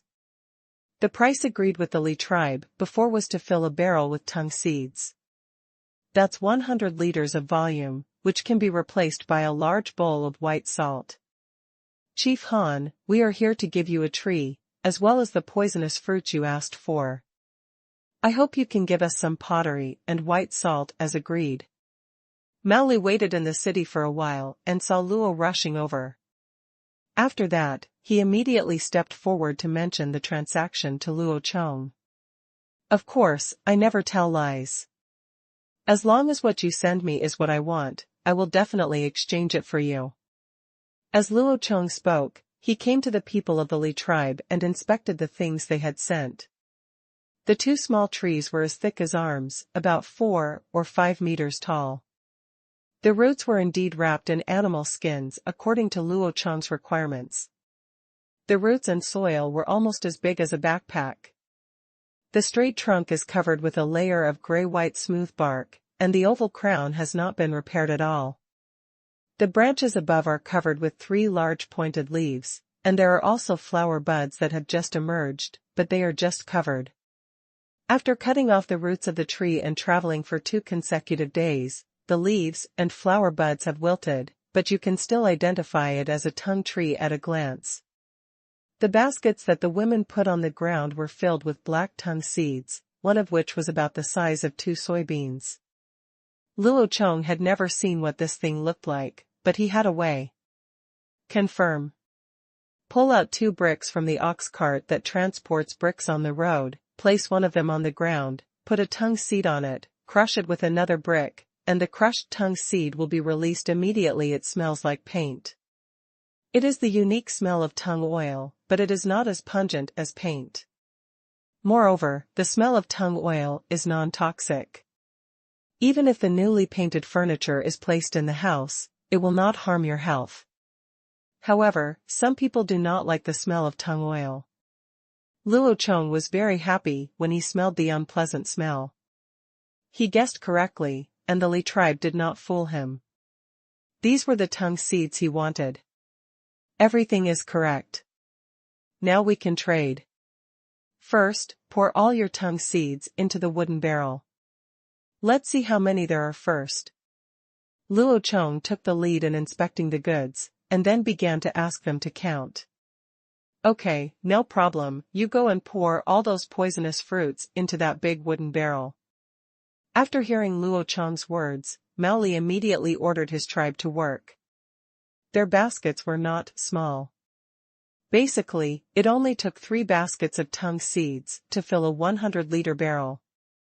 After they emptied all the tung seeds, the 20 people were only carrying 100 liters of tung seeds. 7.5 barrels were filled, and the 8th barrel was only half full and not full. Luo Chong glanced at it and already had an idea in his mind, so he said to Mao Li, "A bucket of tree seeds, a big bowl of white salt, and a tree is also a big bowl of white salt.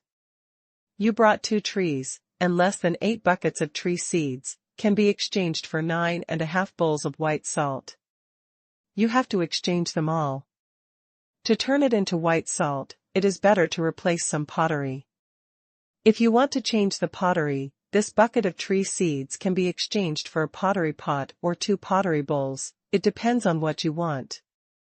This.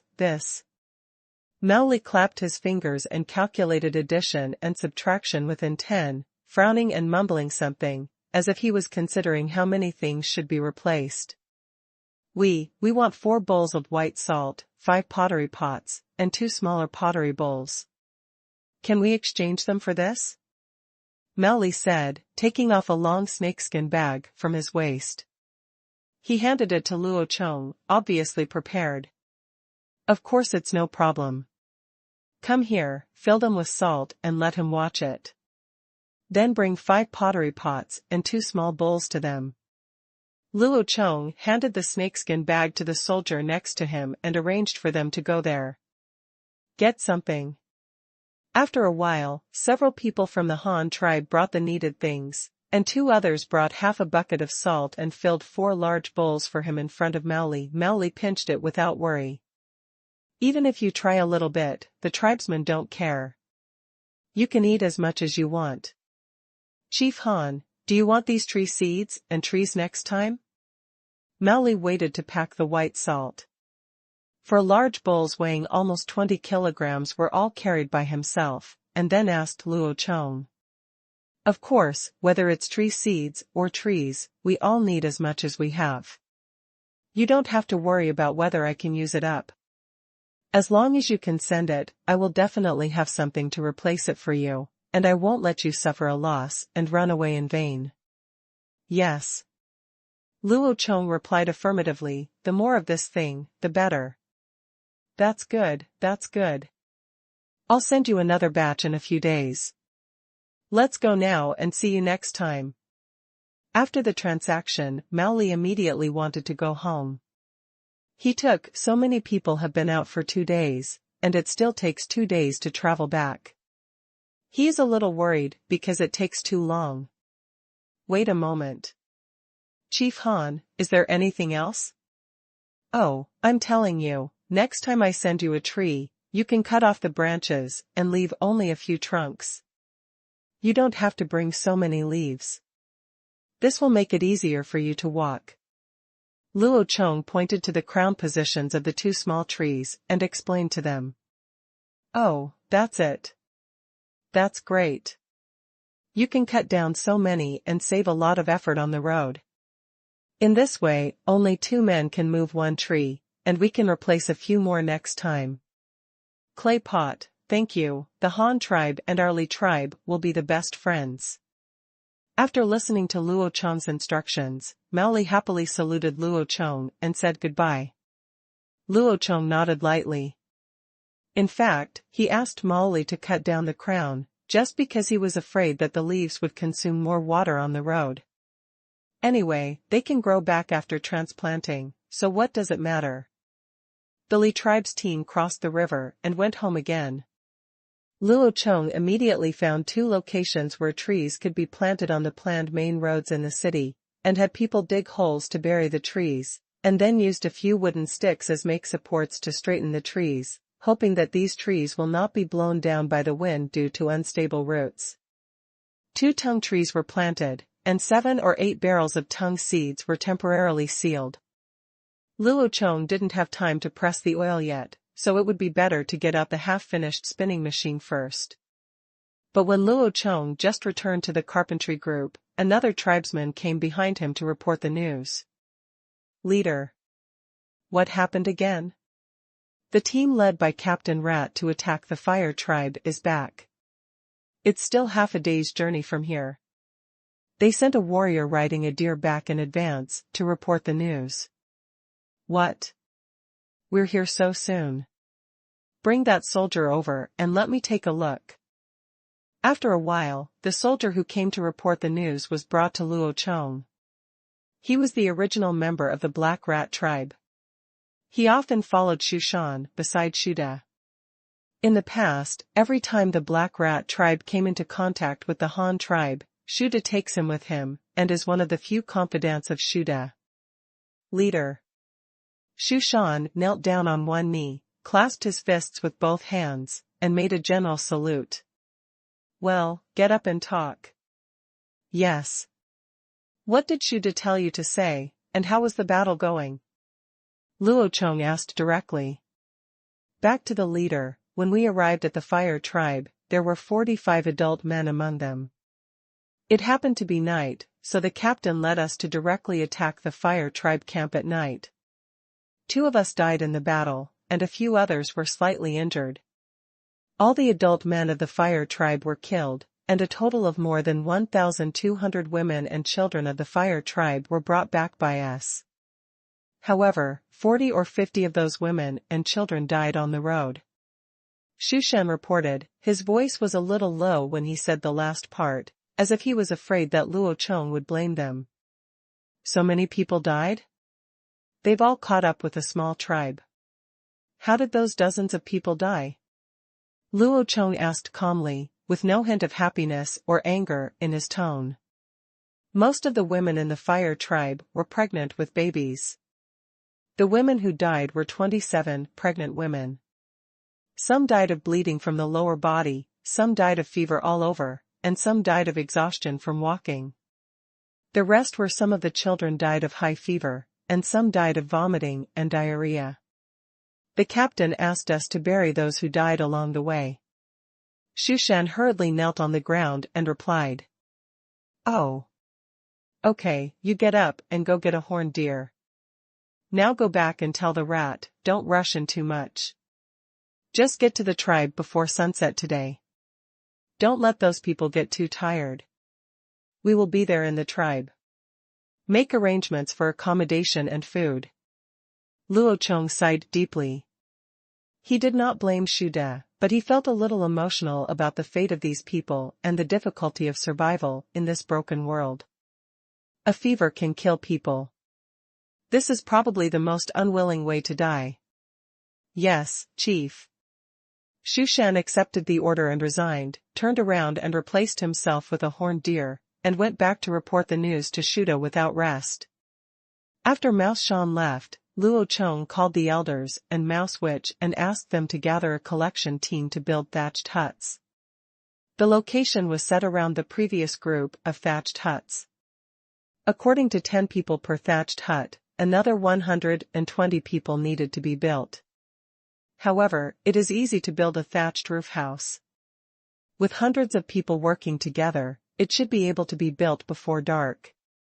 The women of the collection team picked out some long branches as thick as an arm from the pile of firewood brought back by the logging team to build the frame of the thatched house, and put some thatch, branches, and leaves on top, and some directly covered it with a layer of bark. There are all kinds of designs, and they give full play to their creativity. After making arrangements to welcome the new tribesmen, Luo Chong returned to the carpentry group again. There was still half a day before dark, and he must make the spinning machine today. The 3 people have a clear division of labor. The apprentice makes the bracket, and Mudu plays with the 2 wheels. Luo Chong is responsible for the transmission device and the spool. The cowhide transmission belt on the wheel is already ready, and there is nothing wrong with the transmission rod, which is just a few wooden strips. The core technology is the crankshaft and spindle, that is, the spool. The spool must be movable, because the spool needs to be replaced frequently and the quantity required is large, so the simpler the spool is made, the better. The material chosen is the branches of the tung tree, which were sawn from the 2 new trees that arrived today. As for why the branches of the tung tree are used, it can only be explained by coincidence. The first point is because the wood of the tung tree is relatively straight and very light. The second point, and the most important point, is that the center of the tung tree branches is hollow. This is simply a natural material for making spools, and it comes with drill holes. Just ask whether you are convinced of the effect. However, the hole is not very big. The diameter of the hollow inside is about the same as a pencil lead. It needs to be enlarged with a hand drill, but this is already rare. After all, the wood of the tung tree is not strong, so it is easy to drill, and the inside the built-in hollow can also keep the direction when drilling, making it less likely to drill crookedly. Furthermore, tung trees grow quickly and can be supplied in large quantities. There is no need to worry about running out of materials. The 2 crowns sawed off this time alone have enough material to be directly processed into spools to make hundreds of spools. After all, the spools it only requires a small piece of wood pipe. Of course, it would be better if there was a universal material like bamboo, but unfortunately there is not. Insert round thin baffles at both ends of the drilled Polonia tube, and then glue it firmly with fish bladder glue, and a simple spool is completed. When this spinning machine is working, the bobbin is fixed, and what is used to wind the bobbin is a U-shaped winder fixed on the side of the small flywheel. When the small flywheel rotates, the bobbin will wind the wool fibers. It is quickly rotated into a thin thread and wound on the bobbin. The entire small flywheel, winder, and spindle are arranged longitudinally and threaded together on a hollow shaft. The spindle and shaft do not move, and they all rely on the small flywheel and winder to work. The winder is sawn from an oak board, and there are a row of wire grooves cut out on the 2 winding arms, which are then polished smooth for hanging wires on them. 3 more hours later, the transmission wheel has been installed on the bracket. A crankshaft made of oak is passed through the transmission wheel, just like the crankshaft of a hand-cranked engine. The end of the crankshaft is connected to the pedal transmission rod. Together, but this spinning machine only has one pedal, and you can keep it working with one foot. The small flywheel and bobbin winder have also been installed. The spindle is movable and can be plugged in when used. Luo Chong stepped on the pedal and tried it. The transmission wheel rotated smoothly and there was no problem. Now he just needs to cover the transmission belt. Just 2 wheels, one big and one small. Okay, I will do the rest of this spinning machine myself. You two will make a few stools as you did yesterday, and then make more spools according to the method I just made. Don't worry about the rest for now. Luo Chong, looking at the basically completed spinning machine, he said to the two of them. Chief, how many more stools do you need to make? Make as many as you can. They don't all need to be the same size. Just pick some scraps and use them. One of you will make a stool and the other a spool. The spools will be made in one size. They must be the same. I will leave one for you. As a sample, we can do as much as we can before dark. Luo Chong thought for a moment and put down another spool for them. Yes, leader. The two of them responded in unison. Luo Chong waved his hand and carried the newly completed spinning machine to Xiao Dai.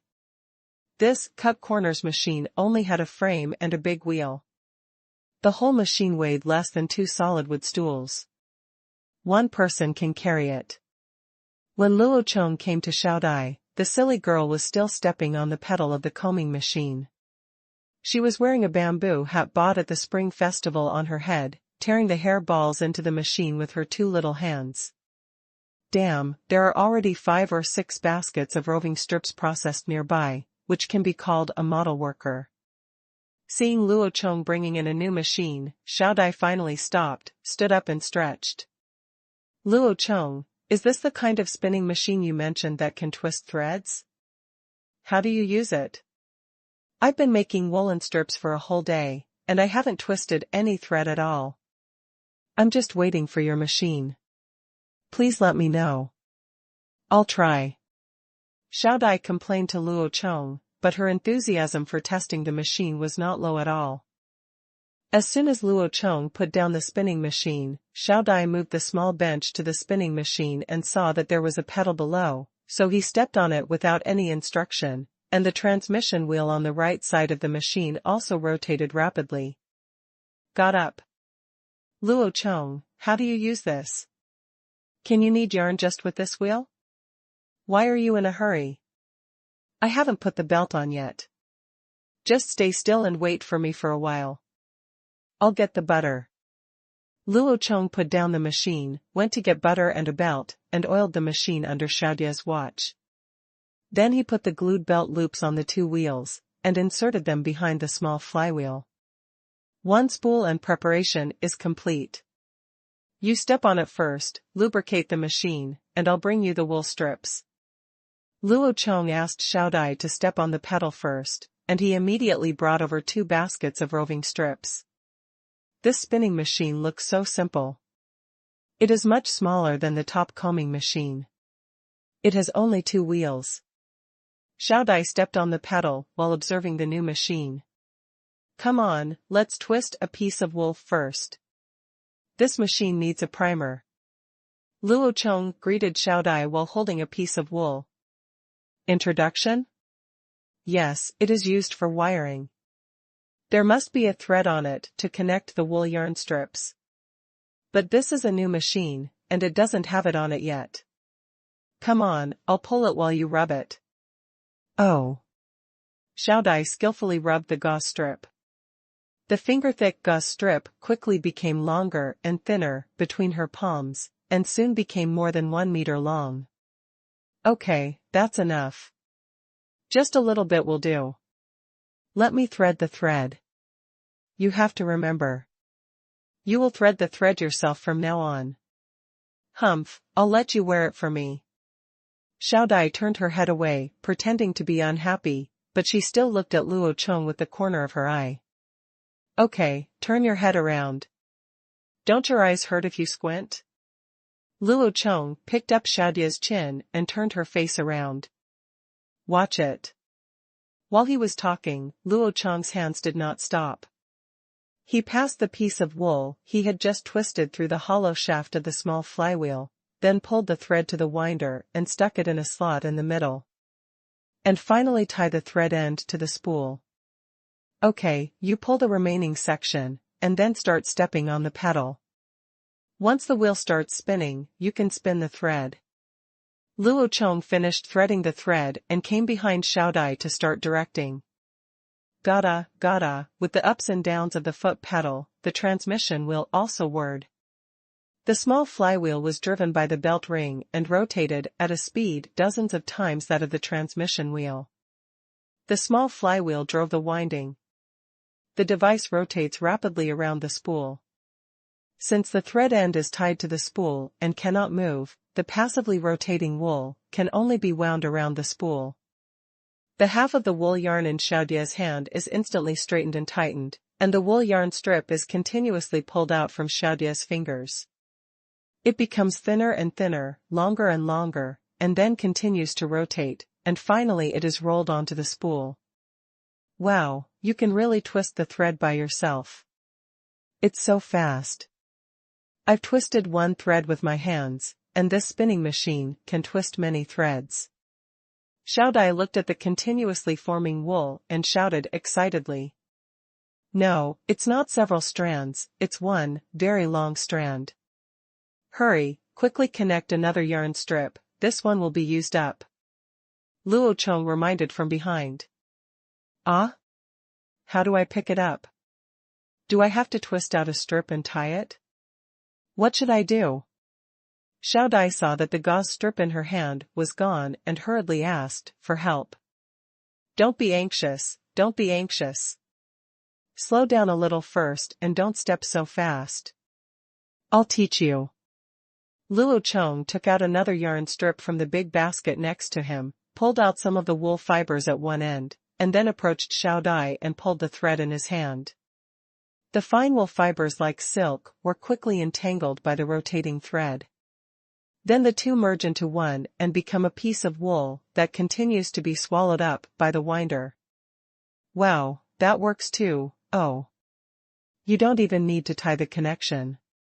It becomes one by itself. How did you connect it?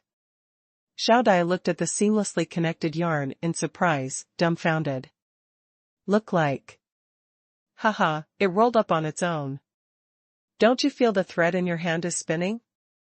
Luo Chong said, holding Xiaodia's waist from behind. Hey, if you keep going up like this, it will never break. Well, that's the theory, but when the twisted thread can't fit in the back, you have to change the spool. Then you have to cut the thread. Do you see the spool at the back? Is the thread on it getting more and more tangled? If there is more, the twisted thread is there.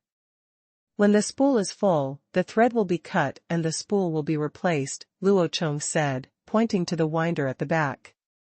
With a smile on her face, Xiaodai picked up a piece of yarn from the side and connected it, as if she had got some fun toy, and she kept laughing like a silver bell.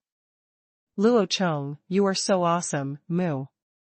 Xiaodai had just connected the fourth piece of gauze, turned her head and gave Luo Chong a smack in the face. Humph, I have something even more powerful. When I finish the loom, you will know what it means to be powerful. This spinning machine is too simple.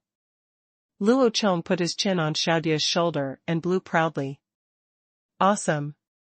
Then when will you make the loom? The machine you made is so easy to use. I can't wait to weave woolen cloth. When I show the weaved woolen cloth to M&M, she will definitely not be able to imagine how it is done. It's made. Xiaodai was spinning the wool while looking forward to showing off the wool in front of M&M in the future. Well, it may take a few days. The loom is not a small thing. It is much larger than these two machines. It cannot be done in a day or two. You can spin the wool first. The yarn is gone. Just keep shearing the alpacas. If you don't want to, I will send someone to do it for you. You can just sit here and spin the thread every day. I promise that I will give you the weaving cloth, before you cut the more than 30 alpacas bald. Let's make it by machine. Well, then hurry up and make it. This spinning machine twists the thread very quickly. If I finish spinning all the threads and you haven't made it yet, I won't let you hold it when you sleep at night. Xiaodai warned. Oh, who crawled into my arms at night and refused to let me hold her? Luo Chong picked up Xiaodai's chin and looked at him. Huh, don't say that. I'll ignore you. Xiaodai turned away with a blushing face and broke away from Luo Chong's fingers. Luo Chong also let go of Xiaodai and sat on the grass aside to watch her spinning, handing her slivers of yarn from time to time. The evening spring breeze blew gently through the rice fields, bringing with it a moist earthy smell. Ancient giant geese that were larger than red-crowned cranes lined up and flew across the sky, making a high-pitched call. Phi pan asterisk. Just as Luo Chong was enjoying the quiet life of men farming and women weaving, the geese in the sky suddenly screamed several times, and then several giant geese fell down. Who shot the arrow? Chief, it's Shuda who's back. Damn it, do you want to rebel or something? You dare to shoot arrows in your residence. Luo Chong cursed in his heart, but still sat there without moving. They are back, why don't you go and take a look? Xiaodai asked Luo Chong while spinning. No, I am the leader. He should come to see me by himself, not me to see him. Luo Chong said calmly, facing the rice field, with no sign of happiness or anger on his face. He knew very well that guy Shuda would not rebel, not because he had no courage, but because he had no ability. If he could do half as well as Luo Chong, maybe he would not be forced to join the Han tribe in the first place, and now if he were to go out and set up his own business, he would definitely not be able to reach the current level of the Han tribe. Unless he can take away half of all the technical personnel of the Han tribe, but this is simply impossible. The status of those team leaders is not lower than his, who will listen to him, and those technical talents can be said to be Luo Chong's apprentices. The techniques they mastered were all taught by Luo Chong, so Luo Chong's prestige in the hearts of the tribesmen was something that no one could shake. Of course, there is another simple way, that is to kill Luo Chong and replace him, but after seeing Luo Chong's ability to open up mountains and open up new territories, Shuda has already regarded Luo Chong as a godlike existence. Humans are destined to be. There is no way to compete with God. Even if Shuda really had the idea of rebellion, he would only end in failure. The beast Fang Luo Chong arranged beside him was not for nothing. Just as Luo Chong thought, Shuda had no thoughts of rebellion. They had shot a lot of birds and animals on the road these days to supplement their food. This time they happened to see so many giant geese, and they couldn't bear to waste the opportunity. You just want to show your ability in front of Luo Chong, hoping to get the approval of the leader Luo Chong. Shuda has always felt that Luo Chong trusts Dashu more. He knows that this is because he came later, so he has always been there. Work hard to perform. After waiting for a while, the rat leader had already led a large force to the residence. The rat wizard and the elders had already made preparations for the reception. The women of the collection team, who had spent most of the day building thatched huts, dispersed to lead the new arrivals. Women and children are allocated thatched huts, as well as some daily necessities, such as pots and bowls. Rat-da, Beast Tooth, and Shui-Tu also brought their warriors to Luo Chong and resumed their lives. Chief, we are back. Shuda knelt on one knee in front of Luo Chong, clasping his fists with both hands, and took the lead in saluting. Beast Tooth and Shui-Tu followed closely behind him. The remaining warriors did not move. The weapons they held were too long and inconvenient. Luo Chong stood up and patted his butt, took 2 steps forward and supported Shuda's fisted arm, and pulled him up. I saw all those people. You completed your mission very well. You walked such a long way to bring them back, and you even picked up 2 of our tribesmen. Thank you for your hard work. It's not hard work.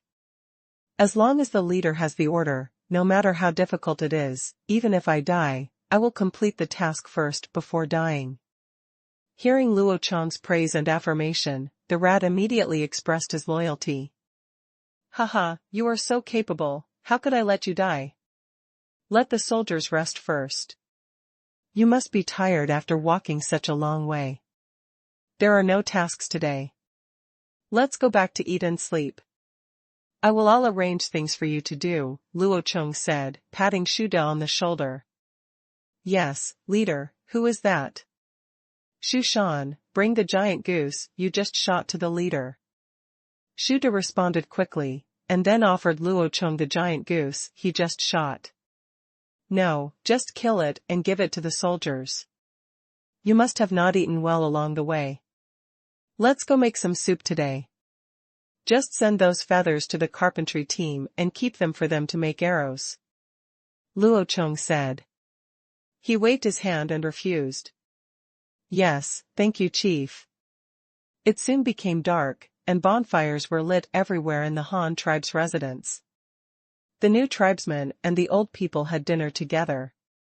The dinner was very sumptuous, and the women of the fire tribe had the salty broth for the first time. This has never happened before, whether in the fire tribe or their previous tribe. Today's main dish is fish. It is the uneaten fish caught by the fishing team these days. It has been stored in the small fishing pond dug by Luo Chongrang. Now when the population of the tribe increases sharply, these stored food finally used it. At dinner, Yu Fu, who had gone out to hunt for a day, also noticed something strange about the Han tribe. It seemed that there were too many people eating today. As a result, after talking to those tribesmen who stayed in the Han tribe to help farm the fields, they learned that the Han tribe had nearly doubled its population. This news shocked Yu Fu.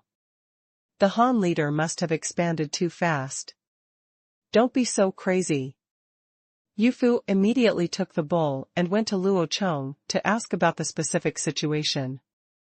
As a result, when Yu Fu came to Luo Chong, before he could speak, a man next to Luo Chong caught his attention.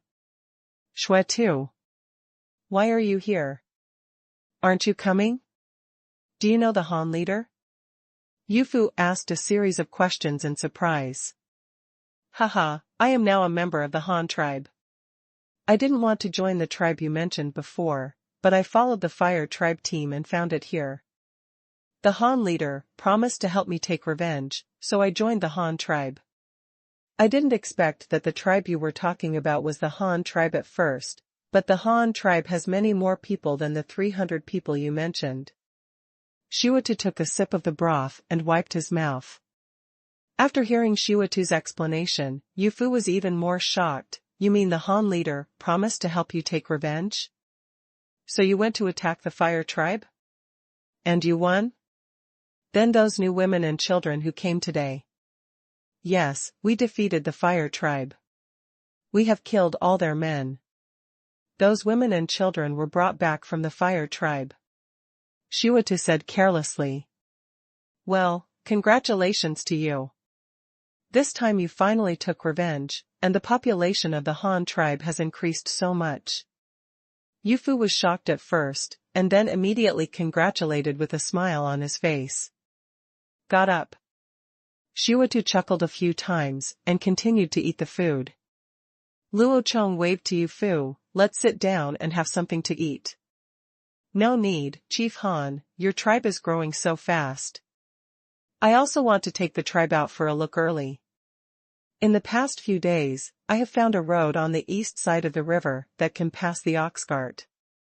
I will wait for you. The bullock cart is finished. I wonder how long it will take to complete it. Yu Fu waved his hand and asked what he was most concerned about. It will be completed soon. There are dozens of people working on making that bullock cart for you every day. The frame and wheels are ready, but I may not be able to give you the same shed above. Our previous car used an animal skin shed, but I don't have that many unused animal skins now. I will ask the craftsman to take out the brackets for you. If you have extra animal skins, you can also cover it yourself, or you can build a straw shed. You think it's okay? Luo Chong responded. No problem, no problem. We can figure out how to deal with the hides ourselves. Leader Han doesn't need to worry about this. As long as the ox cart is the same as before, it doesn't matter if there is a shed or not. Yu Fu waved his hands quickly and said he didn't dare to do it now. Playing a big role in front of Luo Chong, the number of people he brought to the Han tribe was simply incomparable to the number Luo Chong absorbed. Well, that's good, but since you are going to the east bank of the river, I also have a new task to trade with you. The location of the task is in the east of the river. I wonder if you are interested? Luo Chong continued. Oh? What mission? Help me find something. I know there are many horned beasts that eat grass in the east of the river. If you can find the location of these horned beasts, you can come back and tell me. Also, if you can get it, I want some horns, tendons, and leather. You can also get it here. Another thing is to find some edible plants, the kind of round fruits that grow on vines, or plants with large leaves that grow on the ground. If these are not available, edible plant roots in the soil will also work. Bring these things over to me. It is best if you can get them alive, dig them out directly from the soil, and then put the plants and soil directly into the pottery. It would be better if you can get the seeds on them, but the plant seeds usually don't set until autumn, but they may not set now. Luo Chong told Yu Fu what he wanted. Well, those plants are easy to deal with, but even if I find those horned beasts, I can't bring them back. It's even more difficult to get their horns and tendons. It seems that I can only look for them. I'll tell you the location later, Yu Fu said awkwardly. No, that's not necessarily true. We are not the only tribe that raises wild beasts. If you encounter a tribe that raises wild beasts, you can find a way to trade with them. Isn't this what your traveling tribe is good at? Luo Chong reminded. Well, that's right, but even if it does exist, what should we exchange for it? We're afraid that others will look down on our things. Yu Fu continued to ask the question. You don't have to worry about this. When you leave, I will give you a bucket of white salt. Part of it is the reward for helping me cultivate the land in the past few days. I will give you the rest to use with other tribes. For trading. You can take this white salt and never come back, but you will never exchange it for anything in the Han tribe in the future. If I find out where you are, I will let our soldiers destroy your tribe. You know how simple that is. Luo Chong first promised to give Yu Fu some benefits, and then before he could be happy, he immediately poured a basin of ice water on him. His stern warnings and threats froze the smile on Yu Fu's face. Haha, how could that happen? Our Yu tribe and the Han tribe are eternal friends. Leader Han, please rest assured.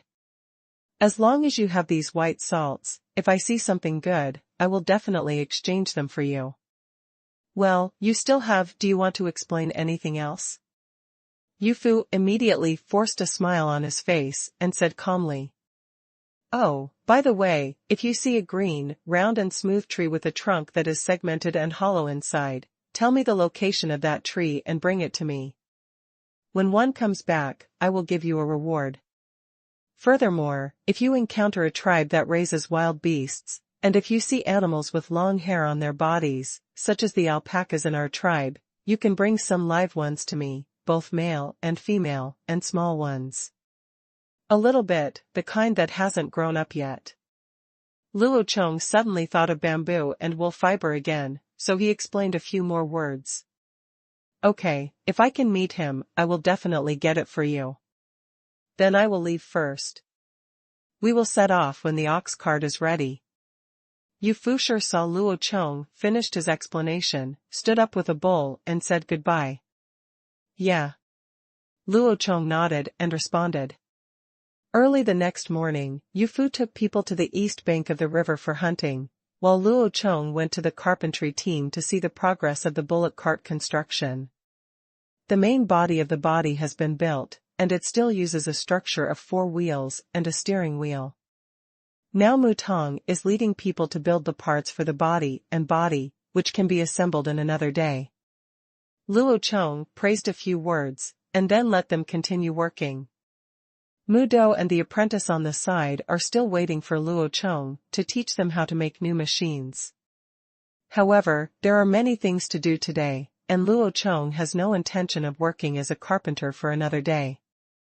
We won't make a new machine today. You two will make an identical spinning machine according to yesterday's process. If you don't run out of time, make more spools. Don't worry about having too much of that thing. Just make it with as much material as you have. Just as much as you need, and you can also make more stools, Luo Chong arranged for the two of them. Yes, Chief. After making these arrangements, Luo Chong went to see the two apprentices who made ladders. The 10 ladders Luo Chong asked them to make a few days ago had been completed, and the two began to make new ladders. Luo Chong pulled it up and took a look. Although the ladder was made of scraps, it was made of solid wood. The riveted socket was also well made. After all, it was the simplest direct socket. The bottom width of the ladder is 70 centimeters, the top width is 50 centimeters, and the height is 7 meters. There are horizontal bars every 30 centimeters. All joints are reinforced with fish bladder glue, and the quality is very excellent. Luo Chong asked several tribesmen to move these ladders to the construction site, preparing to use them when building beams and roofs on the house today.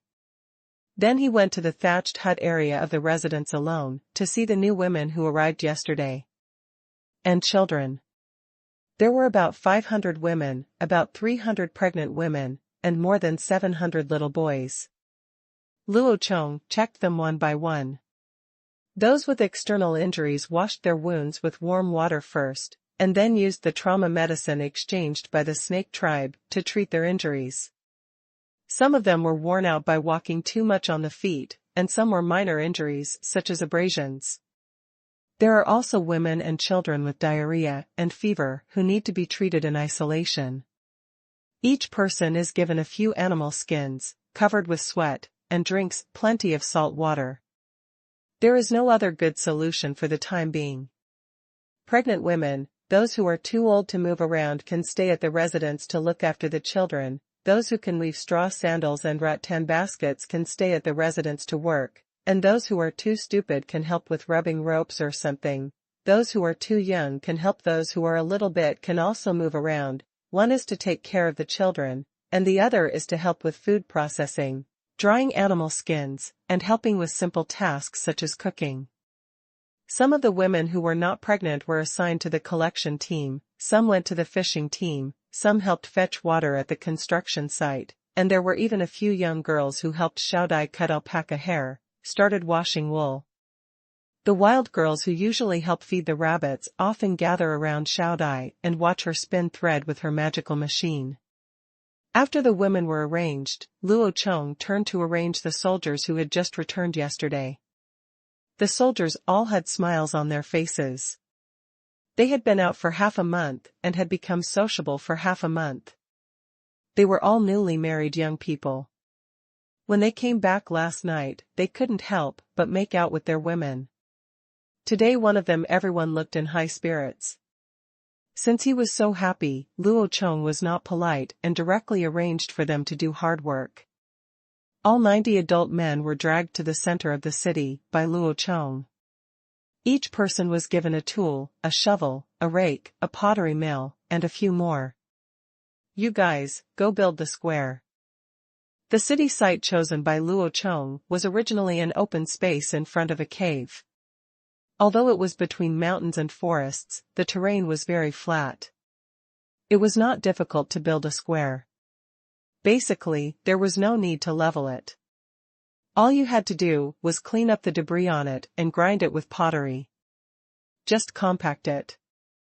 Dozens of people worked together in division of labor, some digging plant roots, others cleaning weeds, and others holding rakes to level the ground behind them. The last one took the ox and rolled it over with pottery. If there were any uneven spots, others would follow. 2 people fill in the soil at any time. This time it was just the first step, and it would have to be done again, carefully, when the bricks were laid. There was no need to be so meticulous now. Luo Chong gave instructions there for a while and then ignored it. He turned around and went directly to the building site. Someone has just sent the ladder to the construction site, and the materials for the roof have been fully prepared after a few days. It is time to add a roof to the house. Chief. Several members of the Shui clan's construction team came to Luo Chong. Well, everything is ready. Now put the ladder on the wall. One person will go up on each mountain. They must ride on the wall and be careful of falling. Luo Chong directed this kind of people. Yes. With a response, the tribesmen set up long ladders on the wall and climbed up one after another. Although it was their first time to use a tool like a ladder, there was no hint of inexperience in their skills. Ladders are much easier to climb than trees, and it is really rare for these primitive people not to be able to climb trees. You know, when hunting in the jungle, if you encounter a very ferocious beast, climbing a tree is the fastest way to save your life. There are really few adult men who can't climb trees. After pulling it up, place it in the designated position set aside in advance, then loosen the rope, pull out the short axe inserted behind the waist, and cut the place in contact with the bricks flat to prevent the log from rolling and moving towards the bottom of the slope. Put broken bricks on one side to prevent the log from rolling downward, and finally paste the joints with mud. In this way, the tribesmen shouted 1, 2, 3, work harder and put logs on the 4 walls. There were a lot of logs, one at a distance of half a meter, plus round logs. The diameter of the wood is originally 20 centimeters, and the distance between the 2 logs is only about 30 centimeters. This density is very high, and the roof is definitely strong enough. Although it is a bit wasteful, the Han tribe is surrounded by mountains and forests, and everything is lacking, except for trees. It just requires a little manpower, and it does not cost money. It is not used in vain. After all the logs were fixed, the work below was not so tiring. The straws sent from the collection team were thrown onto the roof one by one, and then spread across the logs, making it airtight. Without any gaps. The length of the grass handle is a little more than 4 meters, and it is placed in the middle of the roof. Both sides slope downward evenly, forming a sloping grass roof, which directly blocks the indoor sunlight. This thick thatch layer mainly it is used for heat preservation, sun protection in summer, and keeping indoor temperature from spreading outside in winter. After laying the straw, the savages on the ground and in the mud were already ready. More people climbed up the ladders to the roof, and Luo Chong also climbed up. At this time, the people standing under the roof put the mixed mud in the hanging basket, and then threw the rope to the roof. The people above pulled it up and poured it on the straw handle, and then smoothed it with a copper shovel. Others use hanging baskets to transport tiles above. After a while, seeing that everyone had almost prepared the materials, Luo Chong clapped his hands to attract everyone's attention. Okay, let's do these first. Next, I'll tell you how to lay the tiles. Watch them carefully. Well, one of you can bring me a tile knife. Luo Chong said to the people on the roof. Chief, use mine. A tribesman hurriedly handed over his tool. Well, watch carefully. The tiles must be laid from the bottom up. Remember this, and then when laying the second row, it must be pressed against the lower row of tiles, so that the rainwater can be laid layer by layer. If it flows down, it won't enter the house, so let's start from the bottom row. Luo Chong said in his mouth, and used a tile knife to smooth the mud on the grass handle with one hand, and then laid the first tile, followed by the second horizontal tile, a flat S-shaped wavy tile. The pieces are laid out sideways one by one. After the tiles are laid, from the outside, only half of the tiles are raised, and the other half is covered underneath. One advantage of this kind of tile is that it is not as troublesome as glazed tiles. It can be divided into several styles, such as those for the eaves, those for the bottom, and those for the cover and seams. One tile can be finished in many styles. The shape designed by Luo Chong is very simple and crude. It is horizontal or vertical, with bottom and cover seams. It is just this kind of universal tile. It is very simple to work with. Luo Chong only laid 3 layers, and several the craftsmen will learn it after watching it for a while. What they are best at is imitating. After returning the tile knife to the tribesmen, Luo Chong stopped doing it and watched them actually operate it for a while, pointing out the areas that needed attention from time to time, as well as the techniques for laying tiles. 5 or 6 people were lined up in a row, evenly distributed on the 10-meter-long roof. Each person was responsible for a working width of less than 2 meters. There were people behind who specially delivered mud and tiles. It only took more than one person to lay such a roof. Hours of time. Then the workers delivering the tiles on the roof began to change, and everyone moved to the other side of the roof, following the same order of operations again. By mid-afternoon, the 2 slopes of the roof were finally in the middle. Converged. Okay, this kind of tiles is enough.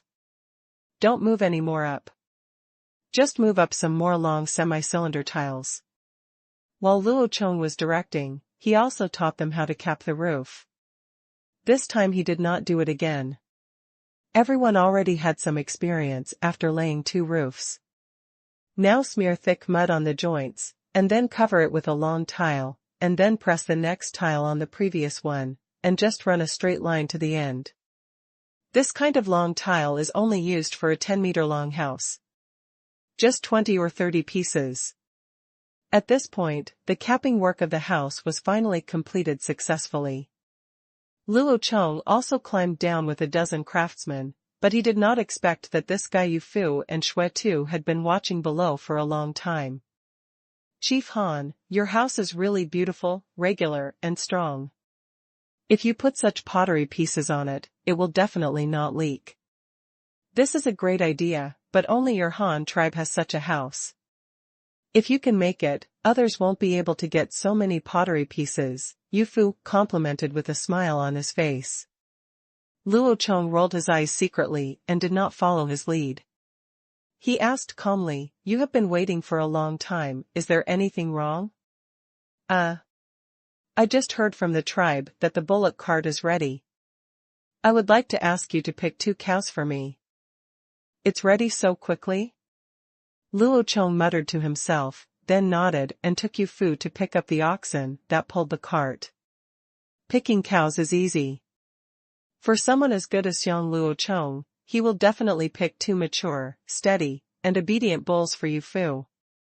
Well, yes, the older you are, the more stable you are, cough cough. As for why they are bulls, it's even simpler. Bulls can't milk first, and they often fight during their second estrus. Luo Chong was eager to eliminate the 2 old bulls and send them away, otherwise they would become black sheep and affect the Han tribe cattle. The overall quality of the group.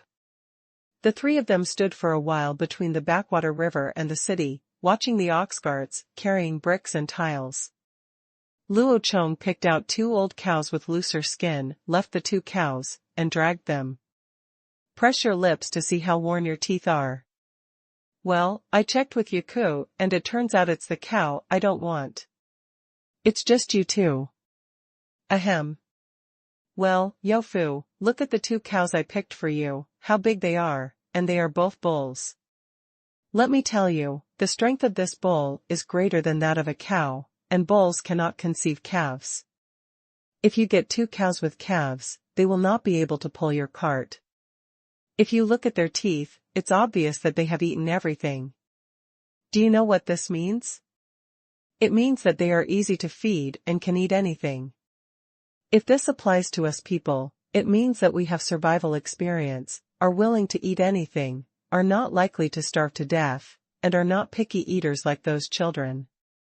If there is meat, we will not eat bird eggs, and if there are bird eggs, we will never eat fruit. You have to walk a long way this time, and you don't know what you can feed them along the way, but these two bulls will definitely save you a lot of worry, and they will take care of themselves. Luo Chong introduced these two steady bulls to Yu Fu with a sincere face, with the 4 characters "I am doing this for your own good" written all over his face, which moved Yu Fu so much. "Chief Han, you are so kind to our Yu tribe. You actually thought of so many things for me. I have never thought of this myself. I really don't know how to repay you." Yu Fu's eyes were red and he held his hands. Luo Chong said emotionally with one hand. Luo Chong withdrew his hand in embarrassment, smiled on his face, patted Yu Fu on the shoulder, and reminded him. "Ahem, you don't have to be so excited. Our 2 tribes are friends. I should help you. You don't have to repay me in any way.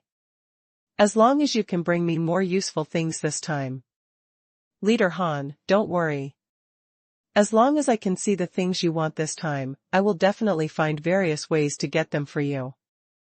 If the white salt you give is not enough, then I will give it to you even if I grab it." "Grab it?" Yu Fu promised firmly. His big rough hands slapped his chest muscles so hard that Shui too felt pain for him and grinned secretly. Luo Chong felt Yu Fu's sincerity, and said to him with a face filled with relief. "Don't worry, I told you I would give you a bucket of white salt, so I definitely wouldn't lie to you. And when you exchange things, don't take out all the white salt at once, in case others see you have so many good things. It would be bad if someone robbed you.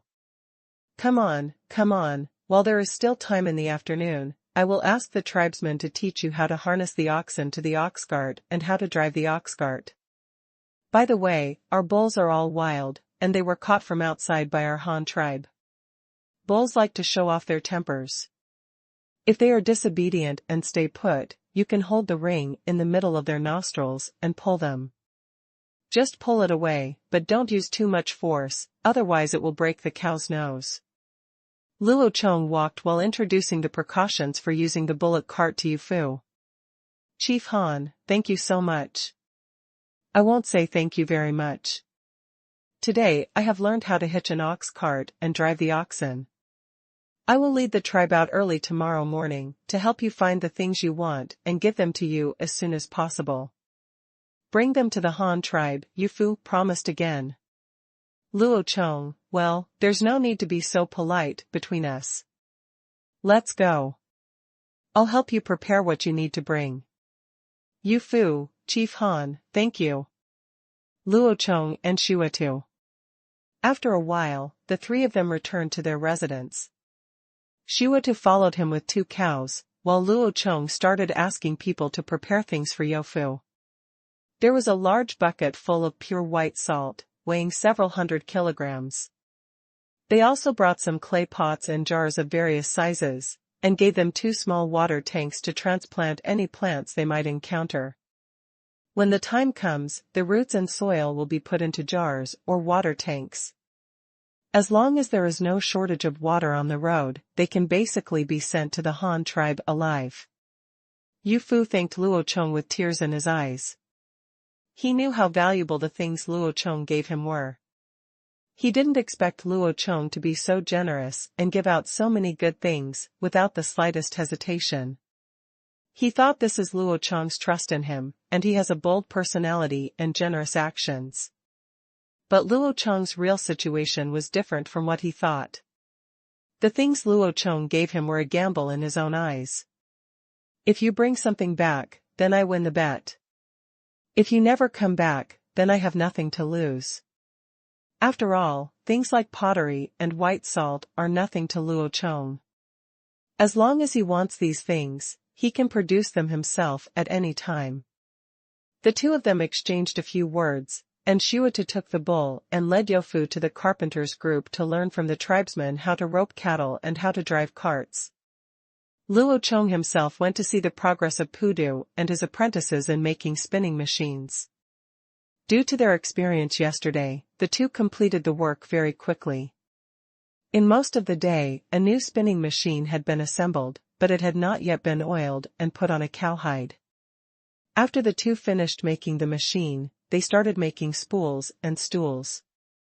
But the new stool that Muda seemed to be making was a bit too big. What kind of legs are you making? It's not a stool, is it? Why is it so thick and long? Luo Chong looked at the piece of wood with a mortise and tenon joint that the wooden pig was using a plane to plan. They look like stool legs. Hey, I heard about the table that the leader talked about the day before yesterday. If I have time today, I just want to try it myself and see if I can make it.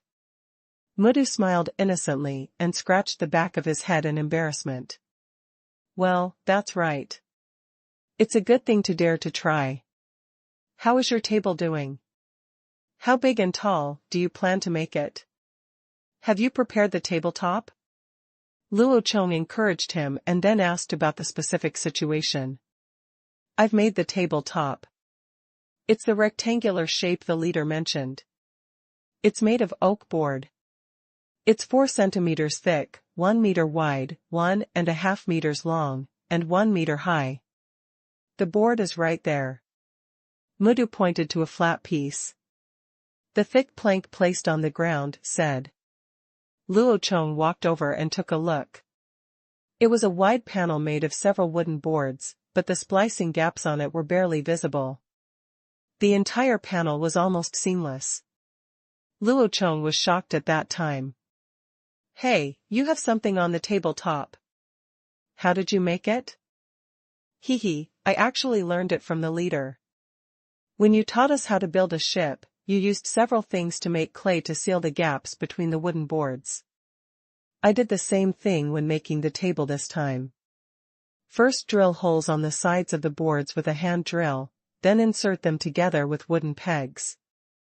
Apply a layer of glue made of fish, ma, and sawdust in the middle. Then use a wooden hammer to nail the boards tightly. After the glue dries, use a planer to the seams are smoothed, and that's it. Mudo smiled naively and scratched his hair, telling Luo Chong how to make it. Well, the idea is good and worthy of praise, and the things made are also very good. In the future, we must do it like this. Dare to try and innovate. Use your brain more when making things. Don't be afraid of making mistakes. I am afraid that you will only learn by doing. They have learned things before and cannot learn to think for themselves. Let's do this. When I reward you with a copper button tomorrow, it will be used as a reward for making something new this time. Whoever creates something new by themselves in the future will be rewarded by me. Luo Chong was very happy when he saw this table. This was the result of the tribesman's own thinking. Although some of it was probably taught by Luo Chong, being able to learn and apply the techniques he taught to develop new things would be a great success. It's progress, which shows that they really used their brains. This situation needs to be encouraged. It can greatly stimulate the tribesmen to think independently. What does human progress rely on? It relies on thinking and unbridled imagination. There used to be people who imagined that they could fly in the sky like a bird. By flying high, they could avoid the beasts on the ground, and by flying high they could see where the most food was. Some people would say that this was fanciful and that this person had forgotten to take his medicine. A snake essence disease. But without this kind of bold imagination, would there still be planes in the sky? Would there be submarines in the water? Could you imagine helicopters? Darwin could do it. He was a lunatic, and his mind was full of strange things, but that's it. Only with this kind of whimsical neurosis can mankind progress. That's why Luo Chong would not hesitate to reward a meritorious service just because of a table. This kind of behavior is like buying horse bones with a lot of money. What he wants is not the pile of horse bones, but to get more horses that can cover 1,000 miles and appear in the tribe. More talented people who can think. Ah? Does this count as credit? I haven't done anything big for the tribe. Mudu said, somewhat flattered. No, it was you who made the table so that our Han tribe can use it. This must be your credit. When everyone in our Han tribe uses the table in the future, they will remember that you made the table. Luo Chong waved his hand and forcibly gave Wooden Dolphin a reward. He must use Wooden Dolphin to set an example, just like Lei Feng back then. Even if this person is fictitious, it doesn't matter, he is just a role model. But, the idea of making a table was proposed by the leader. It was not my own idea. Mudu was still explaining the facts to Luo Chong. He was really honest. He was so frank. Luo Chong was so angry that he wanted to beat him. How could this person be so stubborn? Are all honest people like this? It's true what I said, but I just thought about it. But you made the things yourself, and you did them very well, so the credit still belongs to you. Luo Chong continued to shirk the credit. But no need to say thank you. Now that I've finished talking about your achievements, let's talk about what you did wrong. Luo Chong interrupted impatiently. Mudu was immediately confused when he heard Luo Chong said that he had made a mistake. Didn't he just say that he had merit? Why is he so fat? Come on, sit on this stool, hold your table legs, and stand up. What did you find? Don't you think this table is a bit too high? Just saw the legs of the table a little shorter. Add the legs to the table top, and the net height will be 75 centimeters. Why are you making it so high? This is not a bar. Luo Chong directly changed the subject and talked about the table legs, which indeed diverted Mudo's attention. Oh, then, can't the table be that high? Mudu asked puzzledly. Of course not, the table can be any high, but you have to look at its purpose. If it is a workbench for standing and working, it can be a little higher, or you can sit on a high stool. The table can also be a little higher, but the dining table for eating and the desk for writing don't need to be that high, just about 75 centimeters high, Luo Chong explained to Mudu. Oh, I understand. Next time I make a table, I will try it myself before setting the height. Mudu immediately reacted. Well, it's good if you understand. If you don't understand, just try it more. Just try what you say. Okay, you can continue to do it. I'm leaving. Luo Chong explained again and shouldered the responsibility. The newly made spinning machine will be returned to the thatched cottage residence today. Outside the thatched cottage where Luo Chong lived, the tribesmen had built a shed to place the combing machine and spinning machine. Xiao Dai was still sitting there spinning today, surrounded by a large group of little girls, all interested, and they were very interested in spinning and weaving, and they all asked Xiao Dai for advice. The linen suit that Xiao Dai is wearing seems to have become a new fashion among the Han tribe. Some women have also begun to imitate Xiao Dai's short skirts with belly bands, but they use a variety of materials, including straw, animal skins, and leaves. And fine linen rope, all kinds of things. Luo Chong carefully observed the leaf suits worn by those people. A string of leaves was tied with a thin hemp rope, and then connected layer by layer. It became the most original camouflage fabric, and it was also discolored. It had just been made. It's good that it's green, but it turns yellow in less than 2 days. If you had to say what clothes with this kind of structure looked like, Luo Chong would definitely think of armor first, because armor is made of pieces like this, strung together layer by layer to make clothes. Seeing the leader coming, the little girls around them automatically moved aside. When Luo Chong put down the new spinning machine, many children wanted to try stepping on it, but they were all stopped by the adults watching over the children. Moreover, this new machine does not yet have a transmission belt installed, so it will not work even if it is stepped on. It was sunset and sunrise again, and the day passed quickly, and time passed quietly. Before we knew it, it was the 3rd month of spring, and the temperature was getting higher and higher. Early the next morning, when it was just dawn and the weather was cool in the morning, Yu Fu had already gathered his people and was preparing to head to the east bank of the river. Chief Han, I will leave with my clan members soon. Thank you for your hospitality these days. I don't know how long it will take to go out this time, and I don't know if I can come back alive. If I die, I will let you. My people will bring back what you want. Don't worry, Yu Fu said with a serious face. No, you will definitely come back alive. Although the future of this journey is uncertain, I believe in the abilities of your Yu tribe. Please take care of yourself on the way. Luo Chong patted Yu Fu on the shoulder. Huh? Take care? Well, it's just to maintain your body weight and don't lose weight due to hunger, that's all. Farewell to Luo Chong. Yu Fu rode an antlered deer, followed by the ox cart.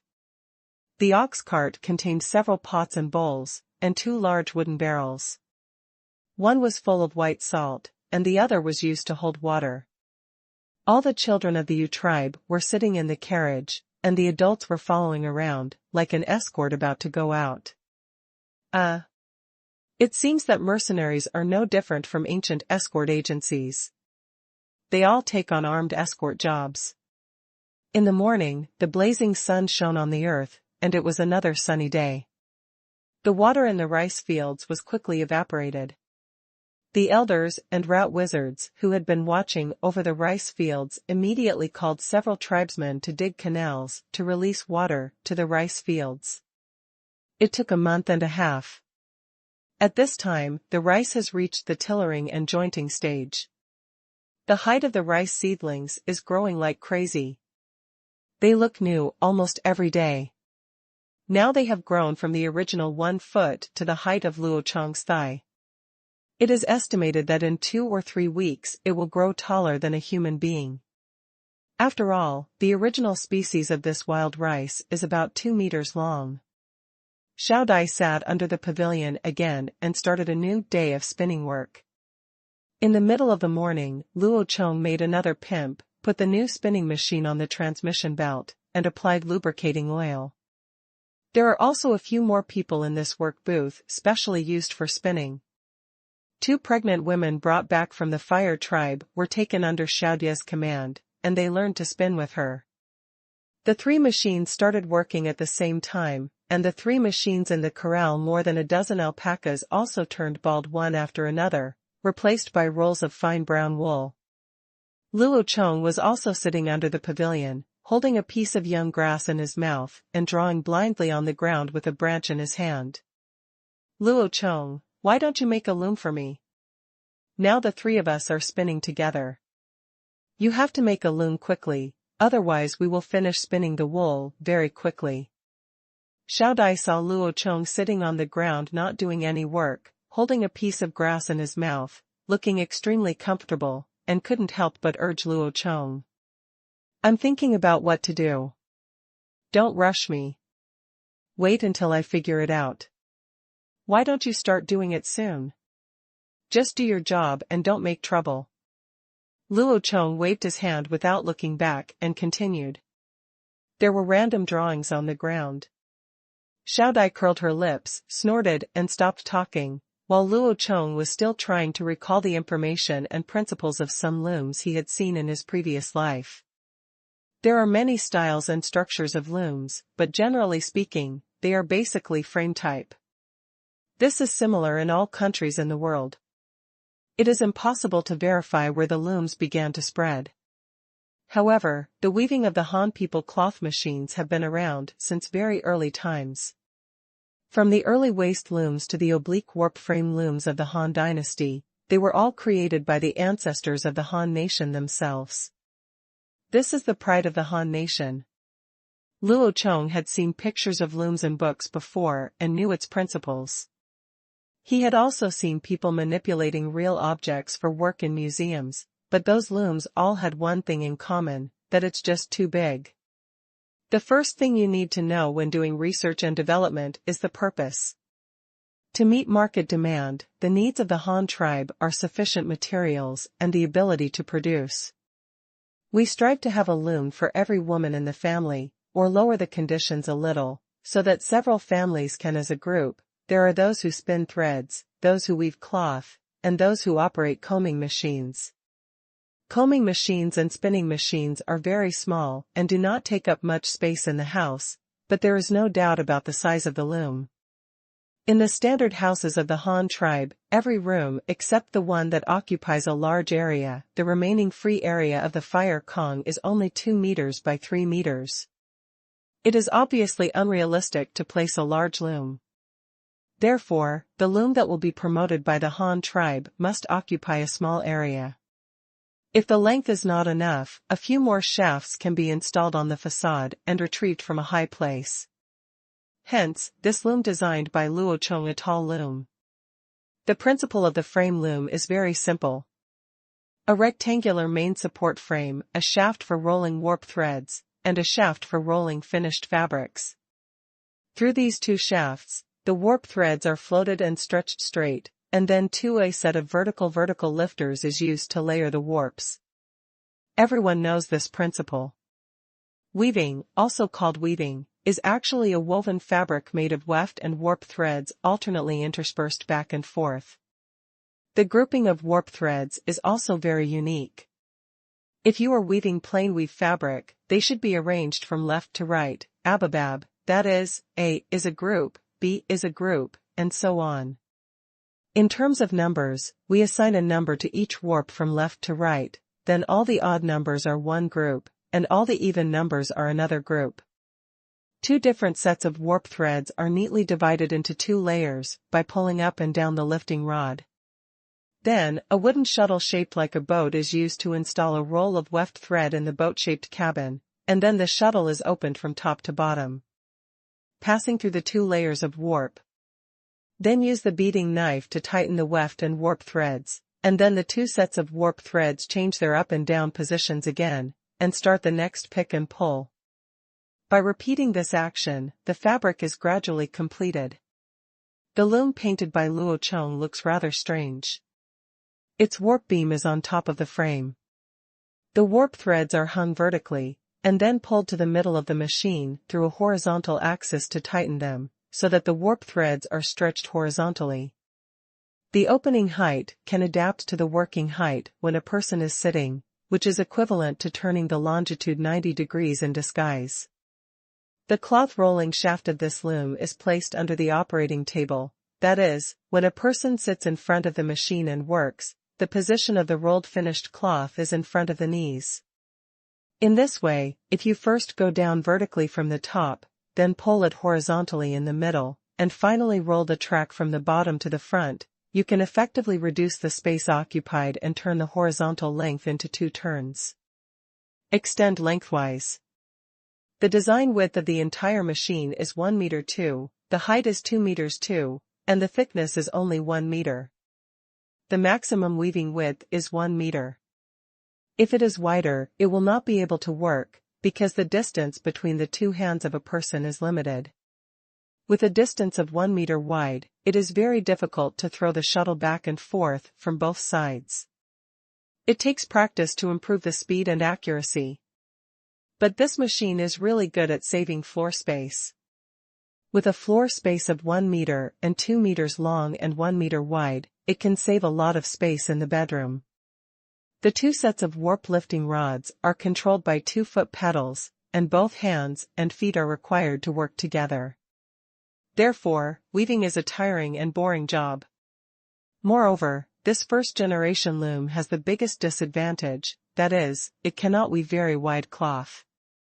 Generally, it is only 1 meter wide at most. If you want to weave more than 1 meter, you cannot use manual shuttle.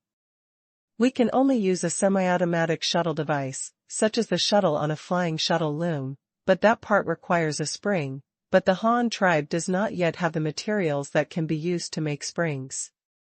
After designing the detailed structure of the first-generation loom and the dimensions of each part, Luo Chong wrote these data on a wooden board with charcoal and gave it to Mudu to make the parts first, mainly the frame and several large and small ones. When they are almost ready, Luo Chong will assemble the scroll himself. After arranging these things, Luo Chong went to the small river alone, where many people were already waiting for him. There was a big event today. After the unremitting efforts of hundreds of people, the Huishui River was about to be completed. Today was the last time to open it. Barrier to divert water from the backwater river. This time, the backwater river connection ceremony was not as difficult as the last one. Last time in early spring, the river was still frozen, and the available labor force of the Han tribe at that time was only a few dozen people. Now everything is different. The new Han tribe, among the clan members who joined, there were already several who were good at swimming. The most important thing is that summer will be here in a month, and the weather in late spring is already showing signs of hotness. People who can swim are eager to jump into the river and take a good soak. It is no longer necessary to go ashore to warm up by the fire a few months ago. This time Luo Chong did not take action, and the rest of the work of digging the backwater river was completed by the young men of the Ao and Chai clans, while others helped transport the soil on the bank. The progress of the excavation was very fast. Dozens of people worked in turns. The barriers of the backwater river and the creek were cut away layer by layer. When only 40 centimeters were left, the final barrier was quickly removed. A large hole was dug, and the top 1 meter of loose soil was the first to be unable to withstand the impact of the river water, and it collapsed, along with the 3-meter-deep clay layer below. Although the bottom of the river has not been completely washed away, and there are still some stubborn earth walls left, it does not matter. When the entire water circulation system is dug, those stubborn elements will be washed away sooner or later. There is water in the backwater river. Luo Chong's first order is that from now on, bathing and washing should be done in the backwater river. The diversion river in the north can only be used to supply daily drinking water. Anyone who violates the order will be deducted a day. Food. The tribesmen were puzzled by this, and Luo Chong didn't give them any serious explanations. He just said a simple sentence, "This will make it less likely to get sick." When they heard the word sick, the tribesmen shrank silently, and no one raised any questions. The backwater river is completed, but the brick-burning work is not over yet. The excavated clay has been made into bricks and tiles, which are neatly stacked under the thatched shed and are waiting to be fired in the kiln, but the kiln does not use that much manpower. The hundreds of people who had dug the river before were all free at this time, and they were waiting for Luo Chong to arrange new work. What to do? Luo Chong thought for a moment. The most urgent task at the moment was to build houses. At least 3 urban areas, that is, nearly 300 houses, must be built first to meet the living needs of the Han tribe's current population of more than 2,000 people. Although nearly half of the more than 2,000 tribesmen have children, children cannot sleep in the wild, not to mention that Luo Chong plans to ask them to study. After all, they are the motherland. Ahem, tribal people flowers. Thinking of this, a preliminary plan appeared in Luo Chong's head, regarding the construction of the central city. Luo Chong had always wanted to turn the central city into a square. Of course, that has not changed now, but it would be a bit wasteful to pave it all into a square. An urban area with a length of 110 meters and a width of 110 meters is almost as big as 2 football fields, which is completely acceptable. A small half of the area is reserved for building public facilities, such as a school and Luo Chong's home. Yes, Luo Chong plans to live in the school. Well, you can't say that. He wants to put his own yard in the school. After all, the space is limited and he needs to save a little. When it comes to saving space, you can actually see it in modern times. Look at the modern houses, the buildings, one is higher than the other. It is obvious that only 2 families can live in a piece of land, but they can actually give you dozens of houses. You are so heartbroken, is there any? Luo Chong is also planning to go crazy, and he is the leader. Of course, the leader's residence must be high-end, grand, and upscale. Not to mention the entire palace. At least it cannot be a small 1-story bungalow. It must have 2 floors no matter what. At least 3 layers. The simple plan is as follows. A square urban area with a side length of 110 meters is divided according to the north-south direction. The school is on the north and the square is on the south. The intersection in the middle is the flag stand. It is now called the ethnic flag and will become the national flag in the future. The southern half of the square covers an area of 70 meters wide and 110 meters long from east to west. The northern half is 40 meters wide from north to south and 110 meters long from east to west. Needless to say, the square is very flat. Let me just talk about the layout of the school. The school does not have walls. Yes, it is to save space. Besides, it is already within a circle of city walls. It would be too much to build a wall. This is not a capital that occupies a city. At the northernmost end of the entire central city, right in the middle, is Luo Chong's house. It is 16 meters wide from north to south and 26 meters long from east to west. It is expected to be more than 3 stories high and at least no shorter than a teaching building. With Luo Chong's house as the center, there are teaching buildings on both sides, 2 on the east and west sides.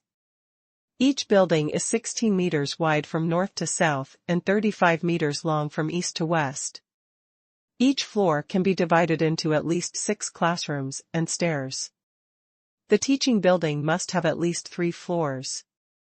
If one classroom can accommodate 50 students, then 6 classrooms on the first floor can accommodate 300 students, and the third floor can accommodate 900 students. For such teaching buildings can accommodate 3,600 students.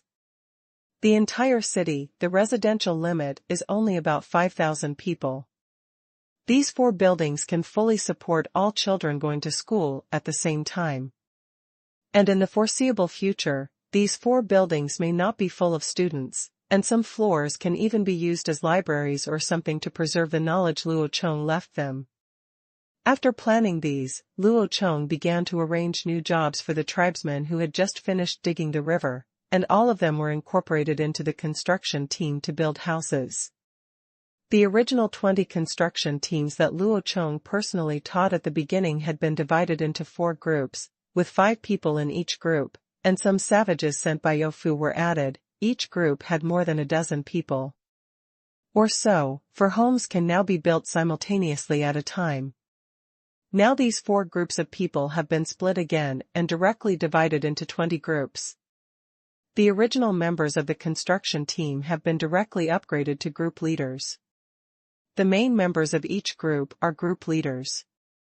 There are also savages who have already followed to participate in the construction of a house and have just dug a river. The tribesmen who came back were assigned to each group as supplementary personnel. After all, they had no experience in building houses, and they had to start with the simplest construction of foundations and walls. The reassigned construction teams have reached 20 groups, with no less than 20 people in each group. From masons, to small workers who mix mud and move bricks, and masters who lay bricks in corners, there is no shortage of everything, although there are still some people. They are not skilled, but they learn quickly. After all, only through practice can they gain experience. The Han tribe also entered the stage of large-scale construction from this day, and residential areas were quickly built at a rate of 20 households at a time. Life goes on like this day after day, ordinary, but fulfilling. The Han tribe is like a machine that has begun to take shape, running in an orderly and efficient manner. All tribesmen are performing their duties and working hard for this new life. Home makes a contribution. Another week has passed, and the rice in the rice field has grown to the height of Luo Chong's chest. From a distance, it looks like a large green field. Looking at it makes people feel full of joy, because it is hope.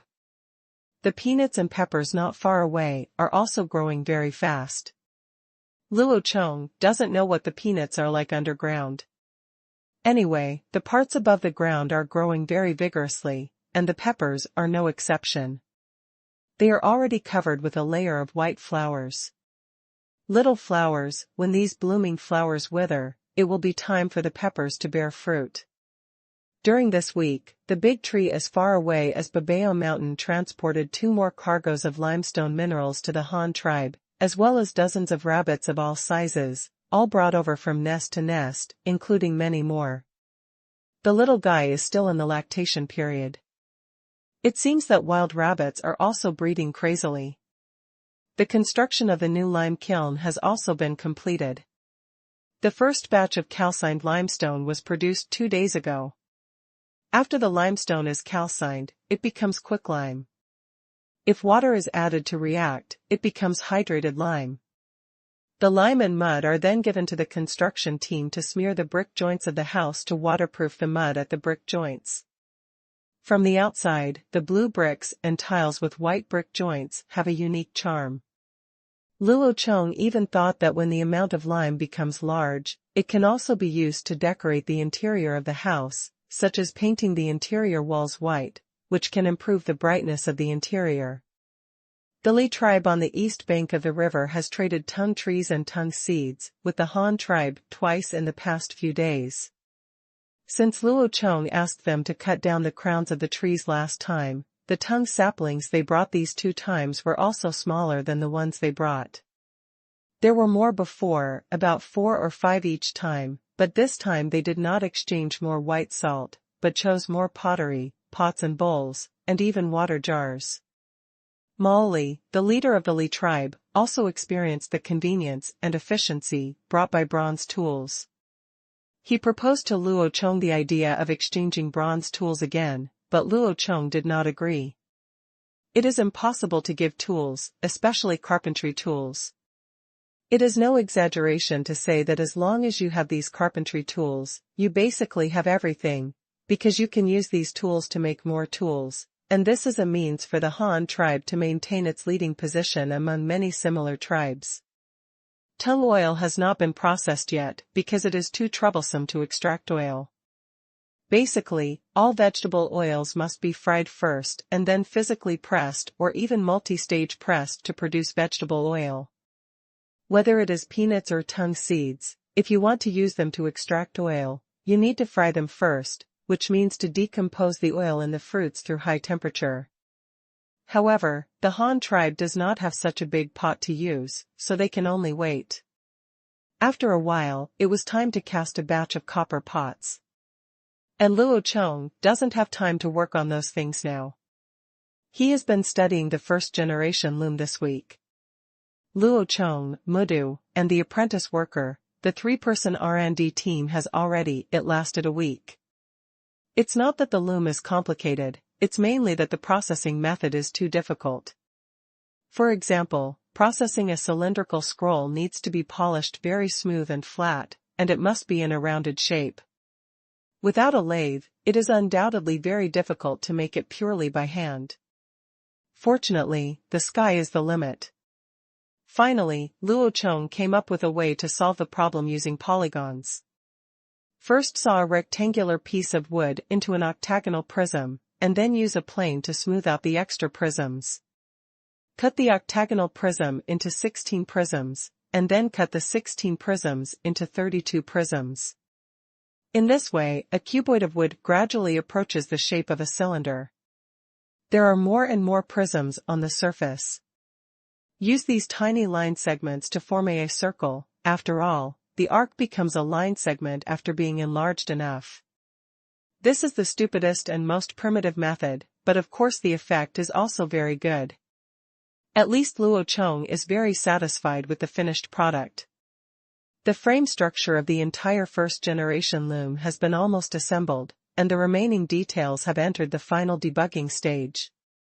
The top warp beam is not a solid cylinder, but a hollow drum similar to the drum of a combing machine. The surface of the drum is composed of strips of wooden squares, with gaps between each thin wooden square, which is used to double tie the warp threads above. 2 sets of lifting rods are used to divide the warp.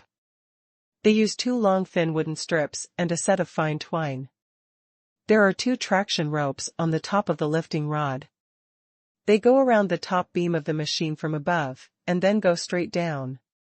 Connected to the 2 bottom pedals, by stepping on the 2 pedals, the lifting and lowering of the lifting rod is controlled, thereby controlling the up and down exchange and layering of the 2 sets of warp threads. The wooden shuttle used to place the weft threads is made of pine wood. The wooden shuttle is about a foot long, a little over 33 centimeters. The two pointed ends are slightly upturned, but they are not very pointed and look relatively rounded. There is a deep groove carved out in the middle, like the cabin of a boat, which is specially used to place weft threads. The bottom surface of the wooden shuttle is polished very smooth. Luo Chong even waxed the wooden shuttle, specially. This will be his future, my wife needs it. On the right side of the reel used to roll the finished fabric, there is a wheel like a steering wheel on a ship, which can be used to manually roll up the finished fabric. The beating knife is hung on two long wooden poles and hung above the machine. It can swing back and forth like a pendulum. In actual work, it swings back and forth to separate the warp threads woven together. The weft threads are tightened to make the fabric smoother and denser. It took 3 people a week to make the entire first-generation loom. Except for not brushing it with tung oil, it was basically completed. Luo Chong asked a few people to carry the new machine and move it to the pavilion where Xiaodai worked, which attracted the surrounding children and women working to watch curiously. Even Xiaodai did not sit still and waited for 7 days. Have you finally made a machine for weaving? Luo Chong, this is the loom you are talking about. It looks really big. It is much taller than me. Please teach me how to use it. You have always said that this machine can weave better cloth than me. I want to see if you lied to me, Xiaodai hummed proudly. When did I lie to you? I said that a spinning machine can twist threads without using hands. Is that true? Luo Chong retorted. It seems like, okay, that's it. Then teach me how to use this. Okay, I'll teach you how to use it, but you have to help me. It's too hard for one person to do this job. Luo Chong nodded and said. Okay, how can I help? Xiaodai said eagerly. Well, you first need to find someone to wrap the thread around this small stick. This will be used as a weft thread later. It doesn't need to be wrapped too thickly. It must be able to fit into the shuttle. Luo Chong said, twisting a few. The bobbin shaft was handed to Xiaodai. Oh, what about me? What do I do? Xiaodai took the small sticks and handed them to the other 2 pregnant women spinning, and then continued to ask. What do you mean, don't you want to weave? Bring the wool. Luo Chong rolled his eyes speechlessly. Oh, hey. Xiaodai stuck out her tongue in embarrassment and hurriedly called a few half-year-old little girls to bring over a basket of spun yarn. Luo Chong looked at it and another word popped out of his mouth, not enough. Ah? There are so many of them. My mother-in-law taught me how to weave and didn't even use so much. Isn't it too wasteful? Xiaodai looked at the wool that she had finally made out, feeling a little reluctant to part with it. Luo Chong raised his eyebrows unconsciously. What do you know? Just take it if I ask you to. I told you that my weaving methods are different from yours. Yes, be good, go get it quickly, and bring in all the threads you have spun these days. Xiaodai pursed her lips and said nothing. She glanced at Luo Chong aggrievedly, then turned around and took the children to move the line again. After a while, 5 or 6 baskets of spools full of wool appeared in front of Luo Chong. Luo Chong looked at it and began to gather the women around to remove the stitches. Everyone spread their hands and used their hands as the axis to pull the spools out. The threads above are wrapped around the hand and turned into a bundle, ready for laying the warp. Luo Chong gave them a demonstration and then ignored it. This was a delicate job that could not be completed in a short time. It was more troublesome than spinning. The wool spun on a spinning machine is thicker than the linen on Xiaodai's body. Sometimes you have to admit that things made by hand are indeed finer than those made by machines. How big is the difference between the two? Bar. The diameter of alpaca wool yarn spun on a spinning machine is about 0.5 millimeters. If the warp threads are arranged, there will be 20 warp threads per centimeter. The twine produced by the weaving tribe can arrange about 30 warp threads per centimeter, but their arrangement cannot be so dense. That's all, but the thickness of the single thread is obviously higher than Luo Chong's wool. After waiting for about 2 hours, with the efforts of dozens of women, half of the large baskets of wool were dismantled, and then Luo Chong shouted to stop. After all, there were still some left to use as weft threads, with the same area. In cloth, weft threads sometimes cost more than warp threads. Keep a distance of 40 centimeters between the two hands and wind the yarn. Add the width of the two palms. The yarn will be about 1 meter when wrapped around it, and a little more. If you wind it 50 times in this way, it will basically be about 53 meters. Add the machine in terms of loss, almost 50 meters of clean cloth can be left, so a 50-meter-long wire harness has a total of 2,000 strands. What is the concept of 2,000 strands of thread? There are 20 strands per centimeter. When all are woven together, they are only 1 meter wide. With this width, it is difficult to make a quilt top sheet. You can only use 2 pieces of cloth to stitch them vertically. If you want to make one, bigger flags are not enough. Arranging the wires one by one was too troublesome, so Luo Chong asked Xiao Dai to divide each 10 strands of wire into a group and hand it to him. Then he took out 10 thread ends and twisted them into one bundle and tied them to the wooden strips of the beam, in order from left to right. Put aside, the step of tying the warp threads alone took nearly half an hour. Oh my God, this is 200 strands. After all the warp threads are tied, then shake the warp reel to wind all the threads on it. The 2,000 wool threads will go down vertically and then be pulled through the horizontal bar in the middle of the machine. Then precise thread separation will begin, dividing the threads into 2 groups of odd numbers, and even numbers are worn on 2 sets of lifting poles, respectively. Fortunately, Xiao Dai knew how to weave, and she understood as soon as Luo Chong told her, so the two of them completed this step together. I know how to do this. To weave cloth, you need to use bone needles to pick up and down the threads and layer them. The women in our weaving tribe know this. Xiao Dai said proudly. But you were picking back and forth, which was a waste of time. But my loom only needs to be picked once, and it can be automatically layered in the future. It is much simpler than your tribal weaving method. Luo Chonghao hit him mercilessly. TCH, I haven't tried it yet. I'll see what you do when we can't separate each other. Xiao Dai also bickered with Luo Chong. The two of them were threading the thread quickly while talking, but Xiao Dai was faster than Luo Chong. It could be seen that they had worked hard to pick up the thread for a long time, and they had indeed developed good skills that were fast and accurate. 2 people work in groups, accurately pass the 2 sets of warp threads through the lifting rod, and then arrange the threads through the beating knives in sequence. Finally, they are divided into 200 strands of thread and tied to the cloth rolling shaft, and then turn the steering wheel on the right side of the machine to turn all the threads. The warp threads are tightened, and the work of arranging the threads is completed. Not counting the time it took to remove the bobbin at the beginning, it took 2 people more than 2 hours to arrange the wire. Luo Chong swore that when changing wires on this machine in the future, he would directly connect the wire at the end of the warp beam and then pull it directly. Come here, even if you waste 2 or 3 meters, it doesn't matter. If you beat him to death, he won't thread the thread like this again. Dozens of the bobbin shafts that were prepared at the beginning have been wrapped and placed in a dustpan made of fine rattan for later use. After everything was prepared, Luo Chong moved Xiaodia's stool and sat down in front of the machine, ready to test it out himself. Get up, aren't you going to teach me how to weave? How can I weave while you sit there? Xiao Dai said, pulling Luo Chong's arm.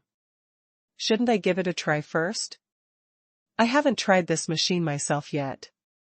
How can I teach you if I don't figure it out myself first? Don't pull it, don't pull it. You just watch from the side. Luo Chong broke free from Xiaodia's pull, then put his feet on the pedal below and stepped on it. The hemp rope pulled the lifting rod, causing the odd and even groups of warp threads to open instantly. This sudden change really caught Xiaodia's attention. The force attracted it. Wow, that's awesome. This way you don't have to pick up the thread with your hands. Xiaodai exclaimed in surprise. Luo Chong didn't speak. He continued to debug. He stepped on the two pedals back and forth. The lifting rod brought the two sets of warp threads up and down, quickly opening, closing, and opening again. Push and pull the beading knife back and forth, no problem, it is smooth, and you can start. He took the 1-foot-long and 2-finger-wide wooden shuttle from the side, with pointed boat-shaped ends at both ends, and the top looked shiny because it had been coated with insect wax. Go to the dustpan aside and take out a bobbin, clamp the two ends of the bobbin shaft in the cabin of the wooden shuttle, then pull out the thread from the small hole on the side of the shuttle, and tie the thread to the frame column on the right side. Han the tribe's first mechanical weaving began. Press the foot pedal with your left foot, and the warp threads will open up and down instantly. With your right hand, insert the wooden shuttle into the gap between the two layers of warp threads and throw it to the left. The waxed bottom surface of the wooden shuttle quickly slides through the middle of the warp threads. The left hand catches the wooden shuttle. Pull it to the left and pull the beading knife back with your right hand. The weft thread will be instantly tightened and straightened. Lift the left foot, step on the right foot, and the warp will change into different layers. Then throw the wooden shuttle to the right with the left hand, catch the shuttle with the right hand, and pull the beading knife with the left hand. One round is completed. The women around just looked at this machine and thought it was magical, but that was all. However, Xiaodai, who had knitted linen by herself, opened her mouth in surprise and forgot to speak for a while watching Luo Chong's operation. She knew how weaving cloth was done in the past. For example, these two steps completed by Luo Chong, it took hundreds of breaths just to pick up and down the warp threads, which is equivalent to several minutes, and Luo Chong was the most it took 5 seconds, which could not exceed 3 breaths. And this is not the most important thing. Just like Luo Chong said, he can weave wider cloth, very long cloth. Xiaodai took a look at the machine that was more than 1 meter wide, and then looked at the one above. The reel with tens of meters of thread rolled on it stood there in a daze, with only Luo Chong's continuous movements of stepping on the pedal, throwing the shuttle, and pulling the beading knife in his eyes. I don't know how long it took, maybe a few minutes, or maybe 10 minutes. Near Luo Chong's body, the warp there was no longer transparent, and had turned into a dense cloth 3 centimeters wide. Xiaodai couldn't stay still any longer. Suddenly shouted "Ah!", hugged Luo Chong from behind, and kissed him on the mouth the moment he turned his head back. Luo Chong. Xiaodai. Both of them were stunned at the same time. Xiaodai wanted to kiss Luo Chong on the cheek, but she didn't expect that Luo Chong suddenly turned around, and then Luo Chong also froze there. He was playing with the loom. Just when he was playing a little bit, he heard Xiaodai yelling. He thought something was wrong, but when he looked back, he was forcefully kissed. This feeling, it's so exciting, why don't you try it again? Just as Luo Chong was thinking about exploring further, Xiaodai let go of the hand holding Luo Chong with a flushed face, coughed in a low voice to hide her embarrassment, and then used her eyes to remind Luo Chong to look around. When Luo Chong turned around, he saw that the pregnant women and little girls around him were all smiling crazily and looking at the two of them without hesitation. Luo Chong also blushed. Hey, let's try again at night to avoid being caught. These people saw it. It doesn't seem right. Didn't we agree to wait another 2 years? If I try to make out with the little girl again at night, I'll get a reaction from myself, but I can only endure it and can't eat it. This is such a painful thing, MMP. Well, Luo Chong, I want to try it too. You can teach me how to use the machine. Xiaodai changed the topic, trying to resolve the embarrassment just now. Oh, then sit here and I'll tell you how to use it. Luo Chong also hurriedly stood up with his waist bent, looking like a prawn. Xiao Dai looked at Luo Chong's weird movements, and then glanced at Luo Chong's animal skin skirt. A tent had been raised there. She couldn't help but blushed and laughed secretly. Then she turned around and sat on the stool that Luo Chong had just given up. Superior. Ma Dans. I really have nowhere to vent my energy. I can't even think about it. Sure enough, YY is also effective.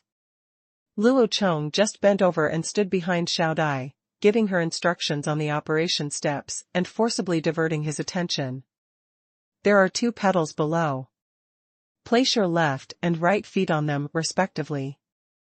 As soon as you step on the pedals, the vertical lines on the top, that is, the warp threads, will open into 2 layers, just like the bone needles used by your weaving tribe to pick up threads. The steps are the same. Luo Chong pointed at each part and explained the operation method and working principle to Xiao Dai. But Xiao Dai felt embarrassed when she heard Luo Chong talking about how they used bone needles to pick threads for tribal weaving.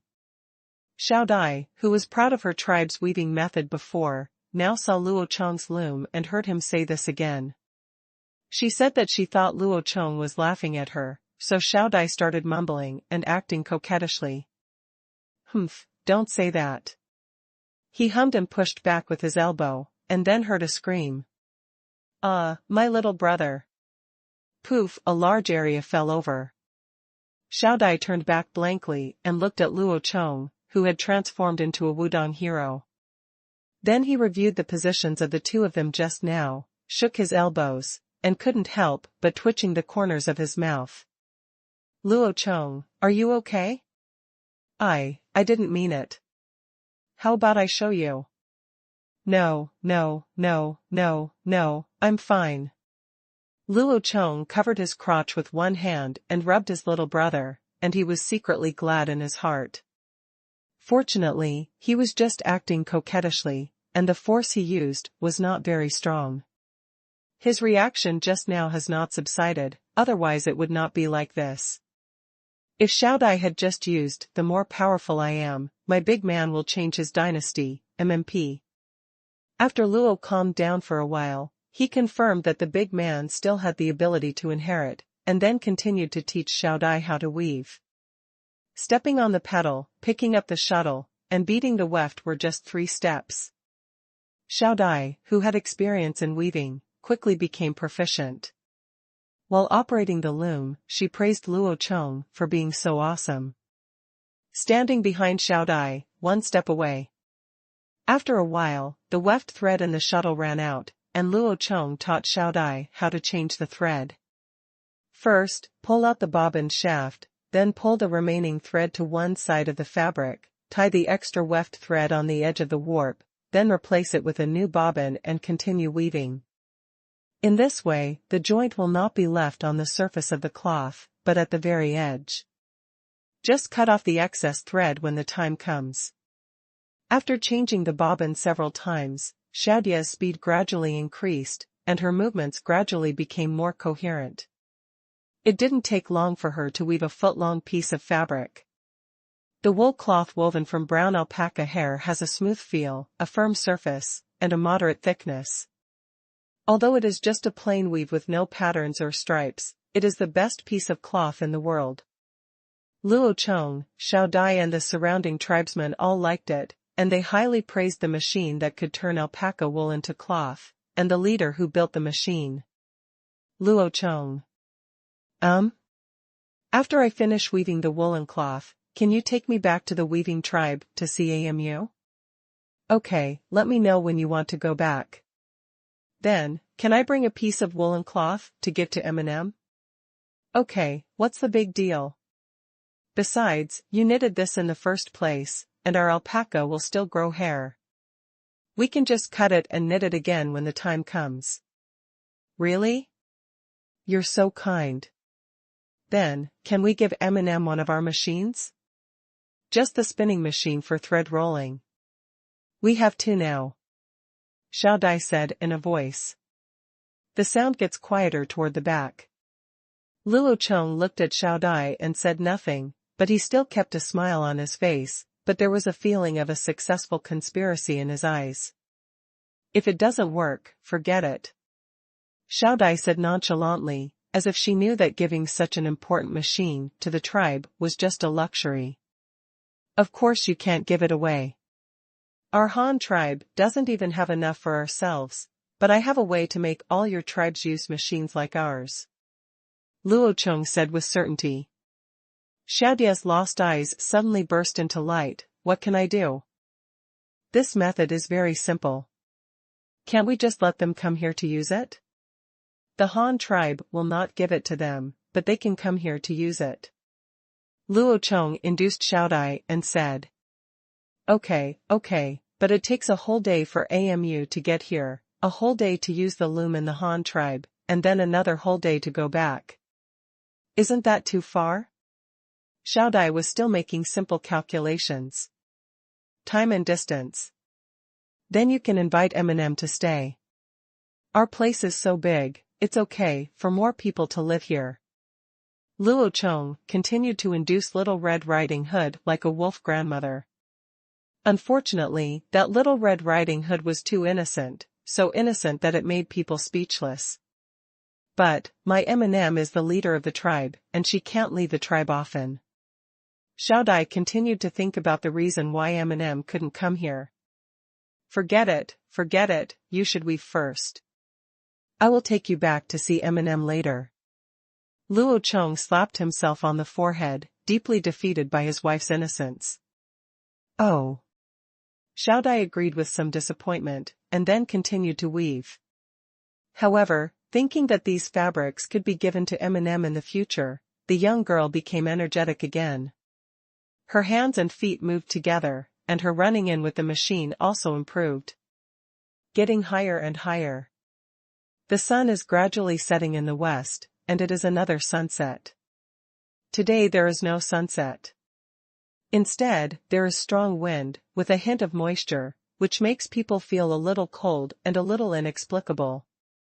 The elder and the rat shaman, two old men with a rock-solid job, found Luo Chong almost at the same time. Leader. Huh? What's wrong? Luo Chong knew who it was just by hearing the voice. He did not look back, but looked up at the gloomy sky. It's very windy this evening, and there's no moon coming out in the east, so it might rain at night, the elder reminded. There is also the sky fire. The moon is frightened by the sky fire, so it doesn't dare to come out. The sky fire is not afraid of rain and can light up the entire sky. The sound of the sky fire is very loud and can scare birds and animals. Just like the leader, the sound of the mountain opening was just as loud. The rat witch added, and at the end of the sentence he secretly glanced at Luo Chong, as if he was remembering the question of how Luo Chong opened the mountain. The godlike man in front of him could control the sky fire, right? It should be. Pregnant women and nursing children live in caves today, and others live in thatched huts. The animal skins that can be used by the tribe are distributed, first to children and women. The chicken coop, rabbit pen, cow shed, and the deer and alpacas are all tightly closed and tied up so as not to scare them away. All metal tools should be gathered together. There should be no wood or firewood around, and people should stay away. Those coppers will attract thunder. Thunder? What is thunder? Luo Chong was arranging things to pay attention to tonight, but was suddenly interrupted by the rat witch. That's right, the sky fire you are talking about is not called sky fire. In Chinese, it is called thunder, and the thunder in the sky. Oh, by the way, don't interrupt, I haven't finished speaking yet. Don't cook outside tonight. The wind is too strong and the fire will be easily blown away by the wind. If the thatched cottage is burned down, it will be over. Take it to the cave to do it, leave a few people to cook, and then distribute it to each clan member. Don't fire outside tonight, and do it right away. Luo Chong first explained Tianhua, and then immediately said an order. Yes, it was an order. Yes, let's go right away. The two old men agreed quickly, and then walked away swinging their old arms and legs. Xiao Dai on the side heard Luo Chong saying that copper would attract thunder, and without saying anything, she took off the copper hairpin and crown from Luo Chong's head. Luo Chong was stunned for a moment, and then when he saw the thing in Xiao Dai's hand, he immediately said, "Hold the grass," in his heart. "Mada, you are so careless. I have completely forgotten about it. I am used to wearing this thing every day. Plus I can't see it.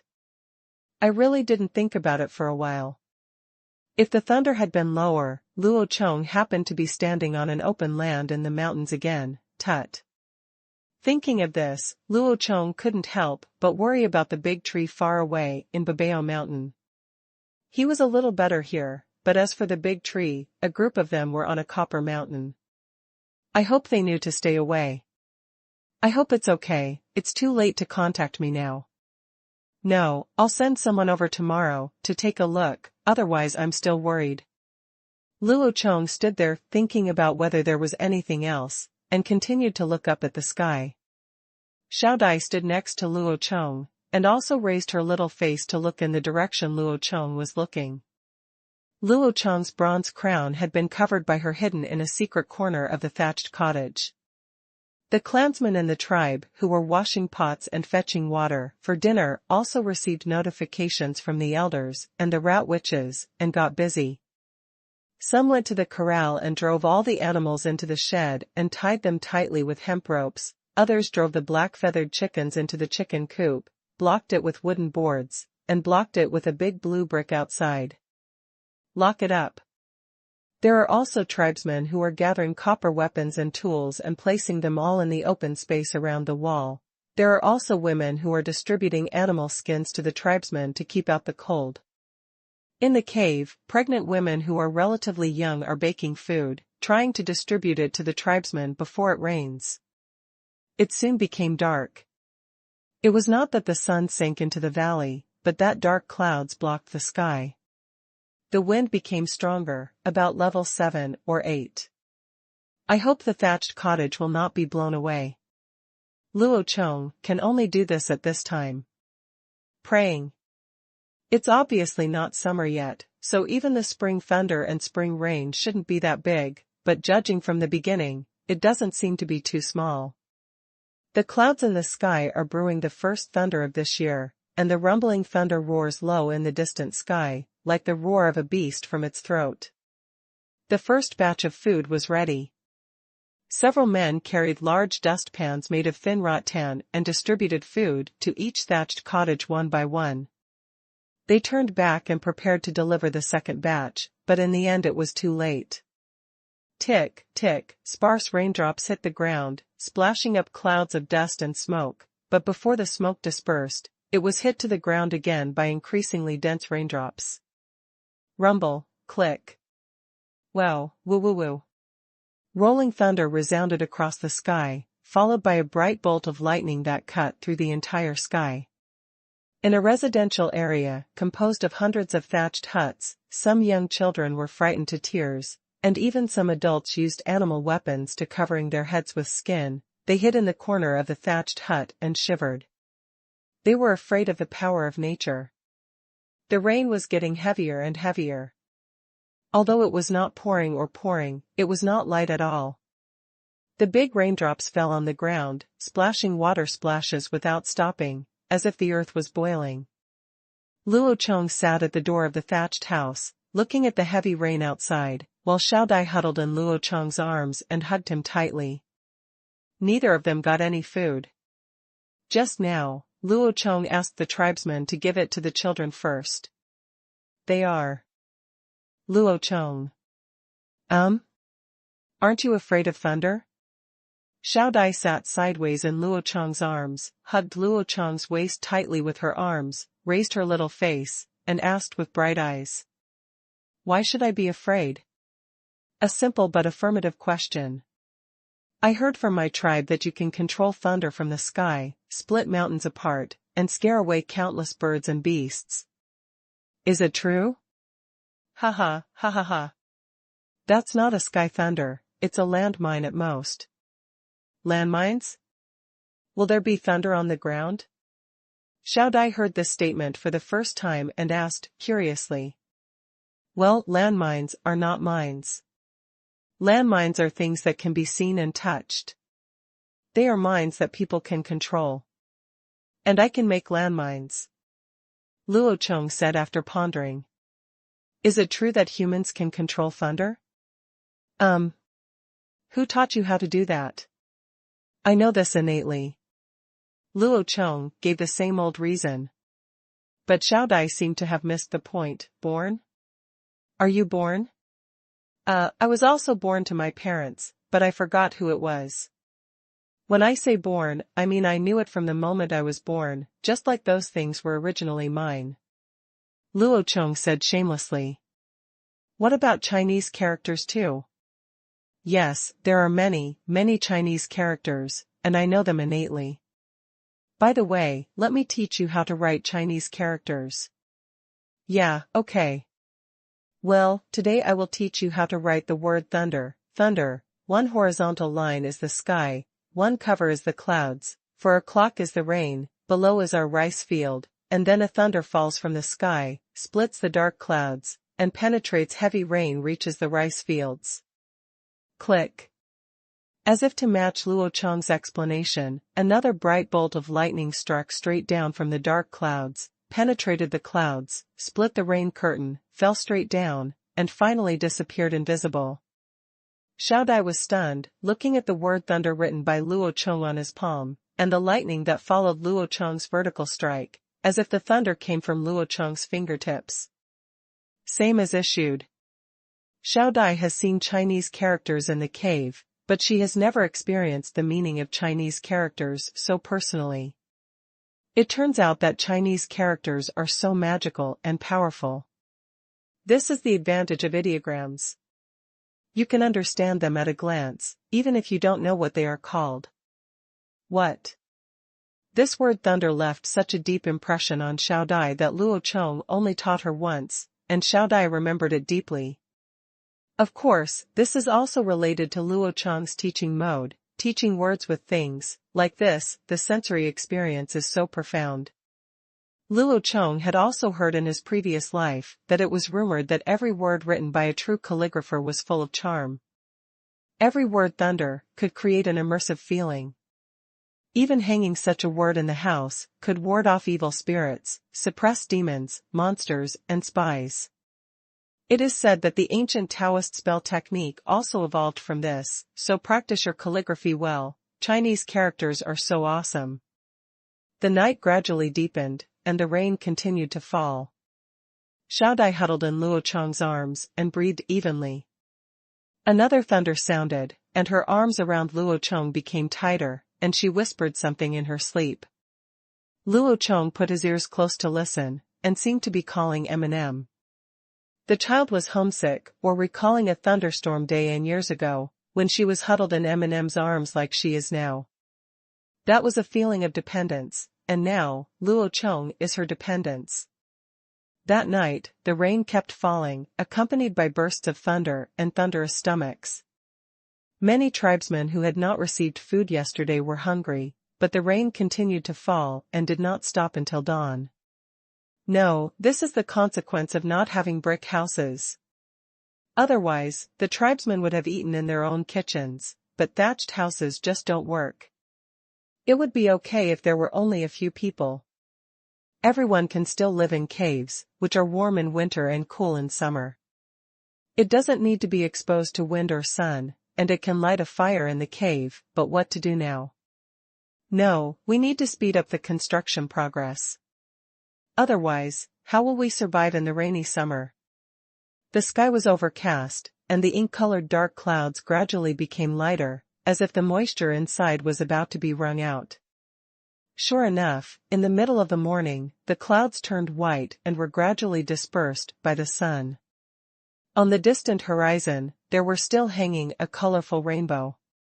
The tribesmen also walked out of the thatched huts and began to prepare food to fill their empty stomachs first. Xiao Dai also went to cook for Luo Chong, while Luo Chong himself ran to the rice fields first. Fortunately, the rice plants are still standing strong, and they have not fallen down in large areas as Luo Chong feared.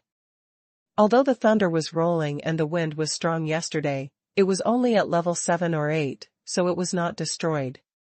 Farmland. A spring rain seems to be of no use, because the Han tribes already have water canals, but those places without water canals have undoubtedly been thoroughly nourished by this larger spring rain, such as the pastures to the west of the city and the Wen tribes of Asada. The tung trees beside the main roads in the city were not blown down by the wind. Although their roots were still unstable, they were still stable without the wind-catching crowns and with several thick-armed wooden sticks on the trunks used as supports. Stand firmly on the ground.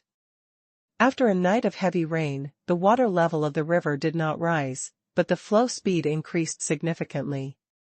After everyone had breakfast, Luo Chong asked someone to call Bestia, preparing to find something for him to do. "Chief, you called me?" Bestia came to report. "Well, you find someone else, bring weapons and food, go to the corral to get 2 horned deer, and then go to Babao Mountain to see Dashu and the others. It's raining a lot. Don't let anything happen. Go and have a look. Take a look and come back and tell me, otherwise I won't be worried," Luo Chong said, patting him on the shoulder. "Yes, Chief, I'm going then?" "Well, go early and come back early. Be careful on the road. It just rained. There is mud everywhere and the ground is slippery. Don't ride so fast." "Yes, thank you, Chief." Bestia took the order and went away, calling a young man who had fought against the fire tribe together. The two of them rode deer across the small bridge, turned and headed north. But just in the opposite direction to them, to the south on the east bank of the river, the Yu tribe who had just ran out of the rain shelter suddenly encountered the second tribe they encountered on their trip to the east bank, a tribe that used bows and arrows. The bird tribe, and was surrounded by the opponent as soon as they encountered it.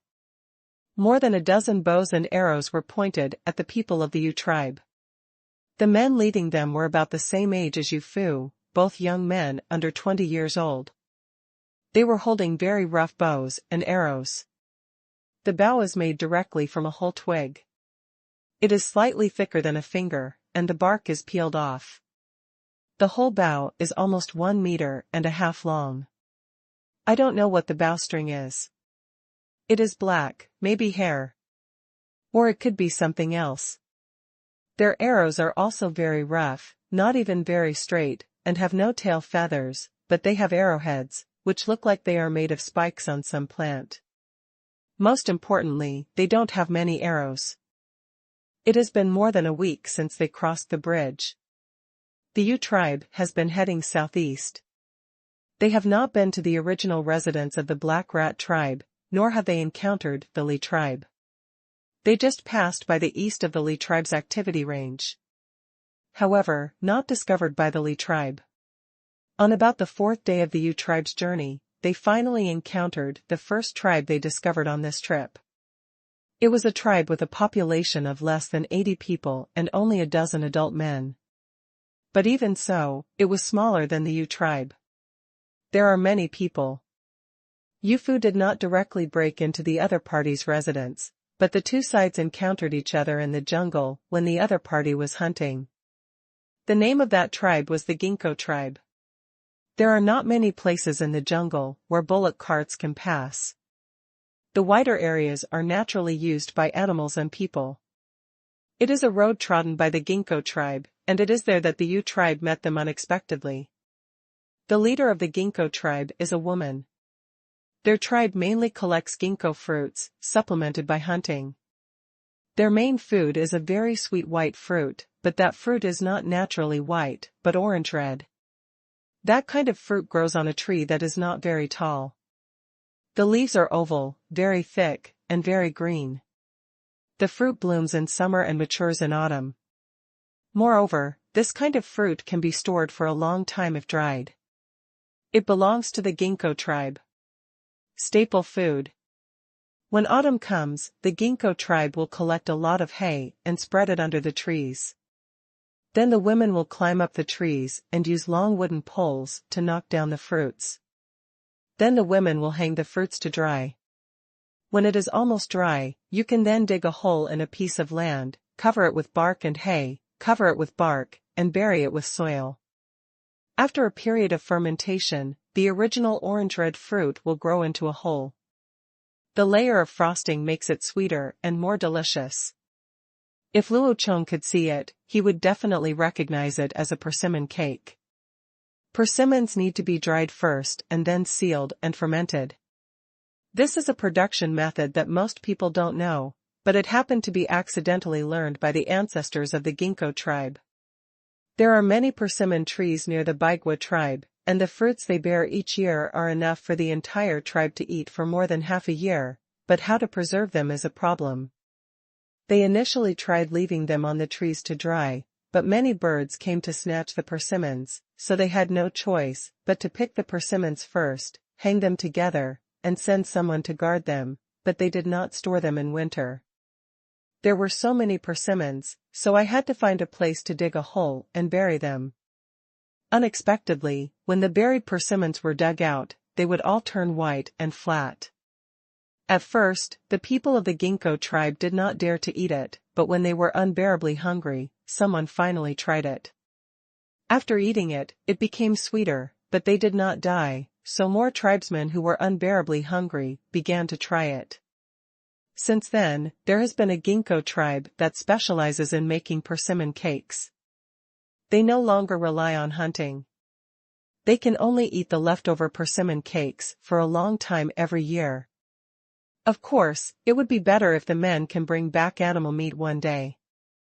And they will not only eat persimmons, but also other fruits and wild vegetables. On the day when the two sides met, Bai Ji, the female leader of the ginkgo tribe, was leading her tribe to collect food, while the men of the tribe were wandering around the periphery of the gathering team. Their main task was to give the women realm and hunt by the way, but they were not able to hunt.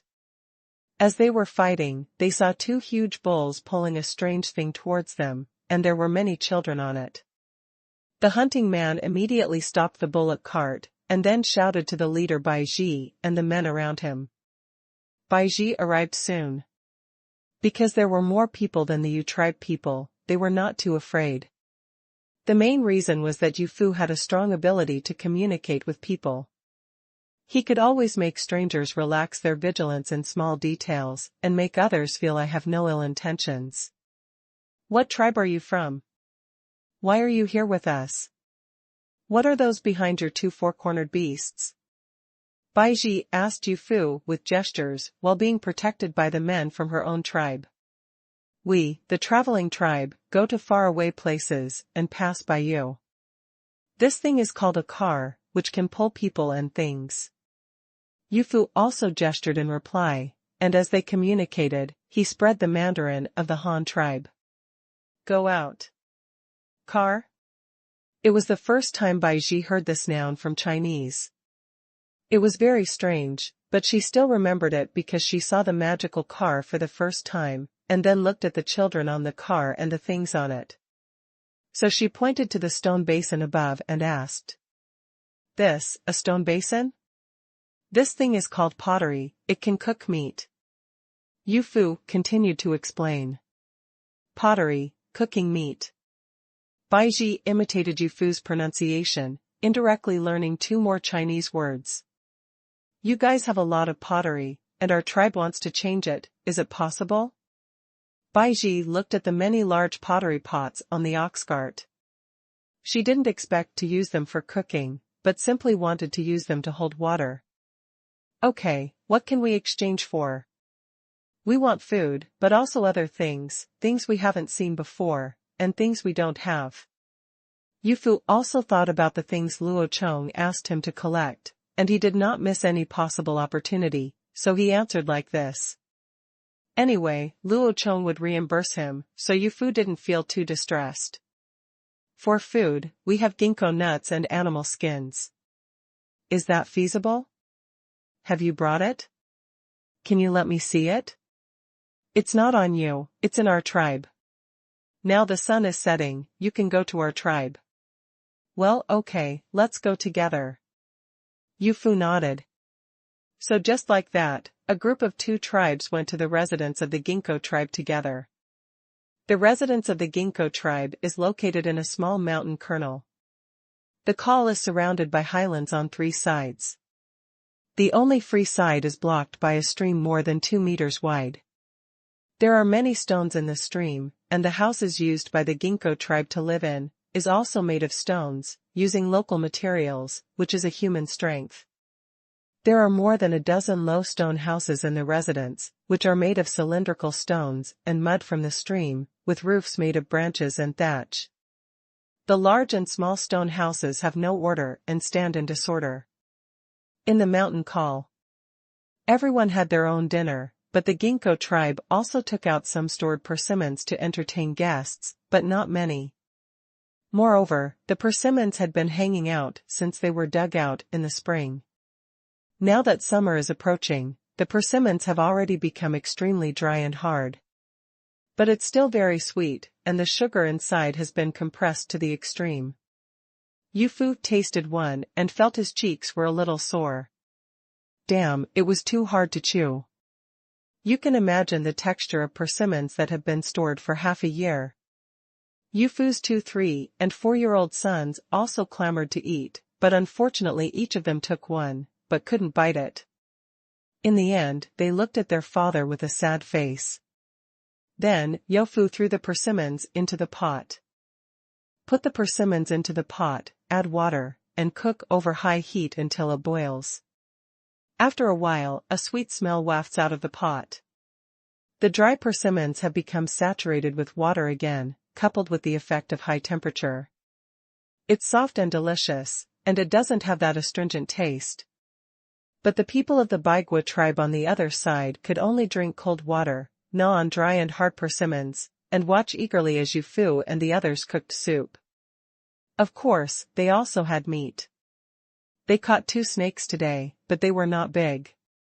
Only the leader and a few important members can enjoy it. The 2 sides were not far apart, and Yu Fu's pot of persimmons was right next to Bai Ji's. He watched them cook the persimmons, and then the 2 women and Yu Fu took the persimmons into pottery bowls and gave them to the 2 children to eat. It was their tribe's own persimmon cake, so why was she the one who was greedy for it now? Bai Ji was depressed. Yu Fu also picked up a bowl of persimmon cakes, and brought a bowl of fruit and soup to Bai Ji. Eat, clay pot, make soup. Bai Ji nodded, imitating the way of the wandering tribe, and found a thin branch to eat. It was very hot, soft, sweet, and chewy. It tasted like meat. Bai Ji ate one with a satisfied smile on her face. How do I change the pottery? Bai Ji asked the original question again. Yu Fu glanced around the place of residence and felt that there was nothing worth exchanging.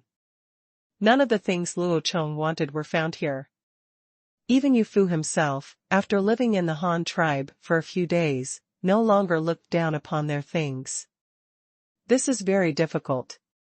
However, for primitive people, food, animal skins, containers, and population are always hard currencies. Your ginkgo, animal skin, whatever. Yu Fu thought about it carefully, and finally did not choose to ask for people. His own tribe did not need so many people. They needed to travel. If there were too many people and insufficient supplies, it would become a burden. If they want someone to send someone to the Han tribe, it is obviously impossible. He has only been out for a few days, and it is impossible to turn back immediately. It is even more nonsense to ask them to go to the Han tribe to deliver him. It is better to change some real things and keep them around. If there is a substitution, we will wait until we come back. Okay, how many? Bai Ji asked the tribesman to bring over a bunch of dried persimmons. The bunch was tied with a string. There were about 20 of them. Save some, one person can eat 2 meals. We each have 5 skewers, regardless of size. The furry animal skin must be able to cover one person, and we will be given a clay pot in exchange for it. Yufu opened his mouth directly, but he still felt a little bit at a loss. The price was much cheaper than what Luo Chong paid, but the Ginkgo tribe in front of him looked very poor, and he was speechless. But at this price, Baiji, I still think it's expensive. In the end, the two parties bargained for a long time, and Yufu added 2 more pottery bowls and gave some gifts, including a small bag of white salt packed in snake skin, which was about the size of a fist. Baiji was also very happy after tasting the white salt. With a wave of her hand, she got 2 animal skins and 8 bunches of persimmons for each person. Both parties are quite satisfied, but Yufu is at a loss. Fortunately, the loss is not his own, but the support given by Luo Chong. A small bag of white salt, in exchange for the friendship of a tribe, is still cost-effective, so that there is the possibility of long-term cooperation. No. Moreover, it is indeed an awkward time for you to travel. The 3rd month of spring is the time when the harvest is slow. The fruits and vegetables that Luo Chong wanted have not yet grown. There are also some grass and leafy wild vegetables in this season. It's edible, but fruits and melons won't be available until halfway through summer at the earliest. In this way, the first transaction ended, and the tribe continued their journey early the next morning. After walking for a few days, they arrived at the territory of the K tribe. It was a sparse forest and large shrubs.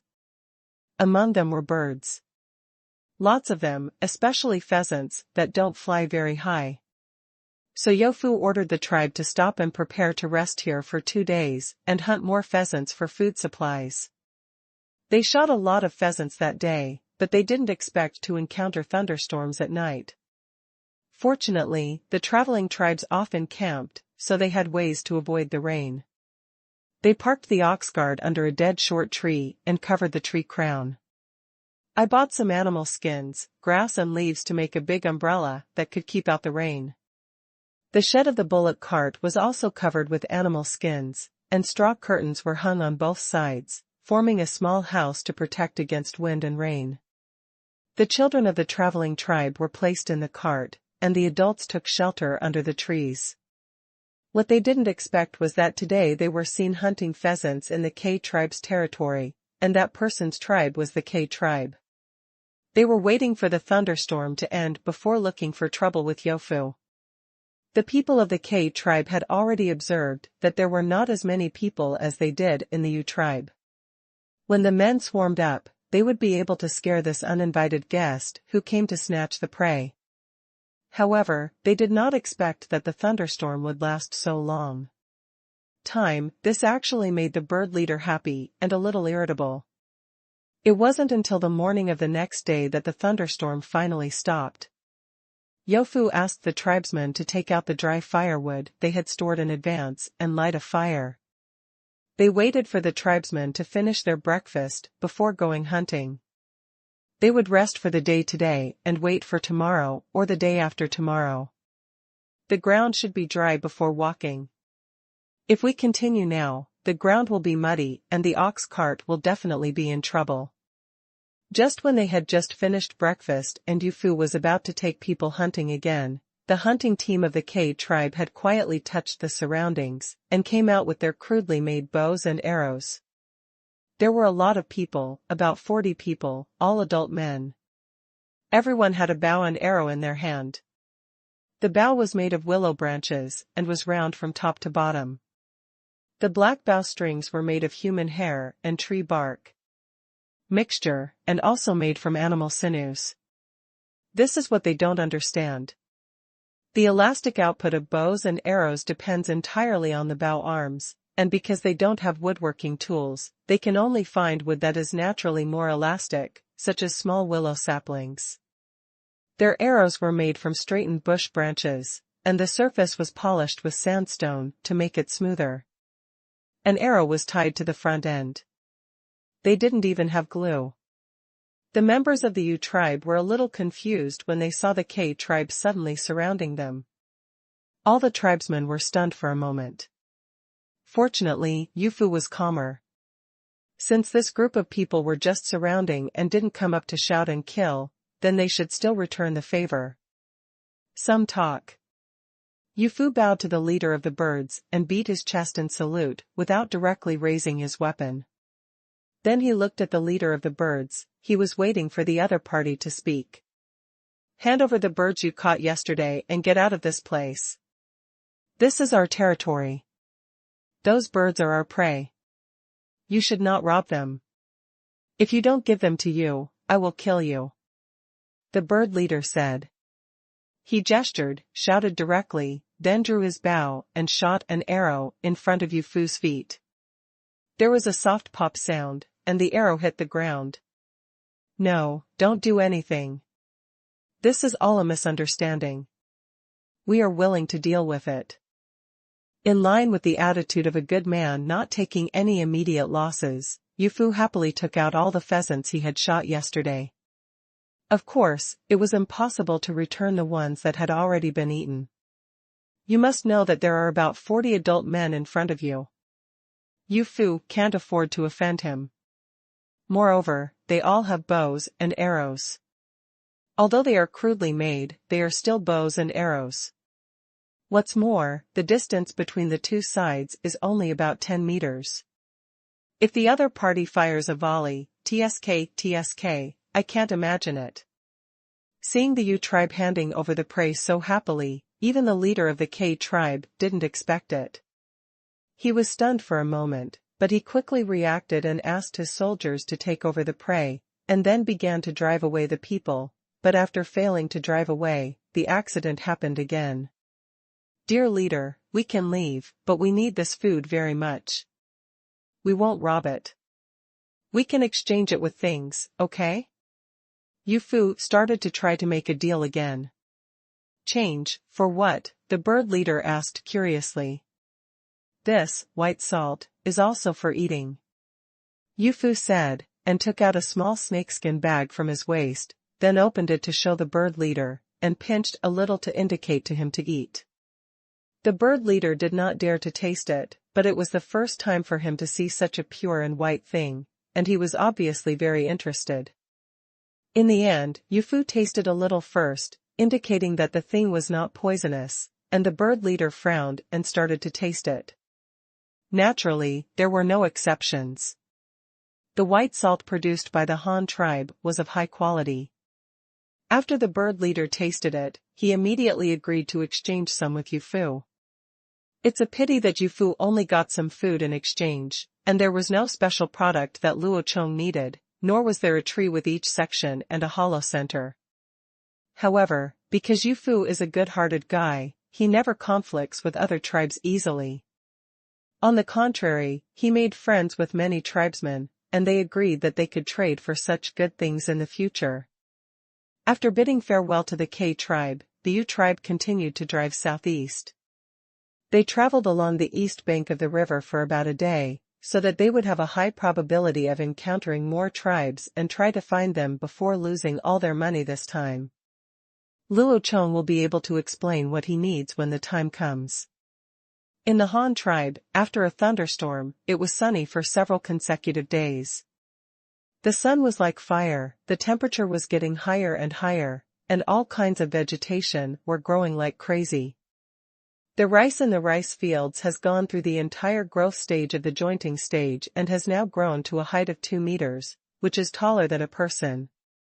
From a distance, it looks like a sorghum field. Luo Chong observed carefully in the rice fields these days and found that the rice was growing very poorly. It could even be said to be degraded. In terms of yield, it was worse than the wild ones. The specific degradation was caused by the tillering stage. Less straw, you need to know that one more stalk can grow one more ear of rice, but in today's rice fields, there are generally about 15 to 20 stalks, which is one less than the wild rice that Luo Chong saw growing the most. More than twice, this is a very serious problem. After several days of observation, Luo Chong came to the conclusion that the reason for the decrease in tillers may be caused by too dense planting. The specific manifestation is that in the outermost circle of rice fields, a single rice plant has an average size of 3. There are more than 10 straws, which means nothing, because the outermost circle has more growing space. Therefore, the rice planting density for the next season needs to be adjusted, and the minimum row spacing must be more than half a meter, or even 60 centimeters, and additional fertilizer will be added starting from the next season.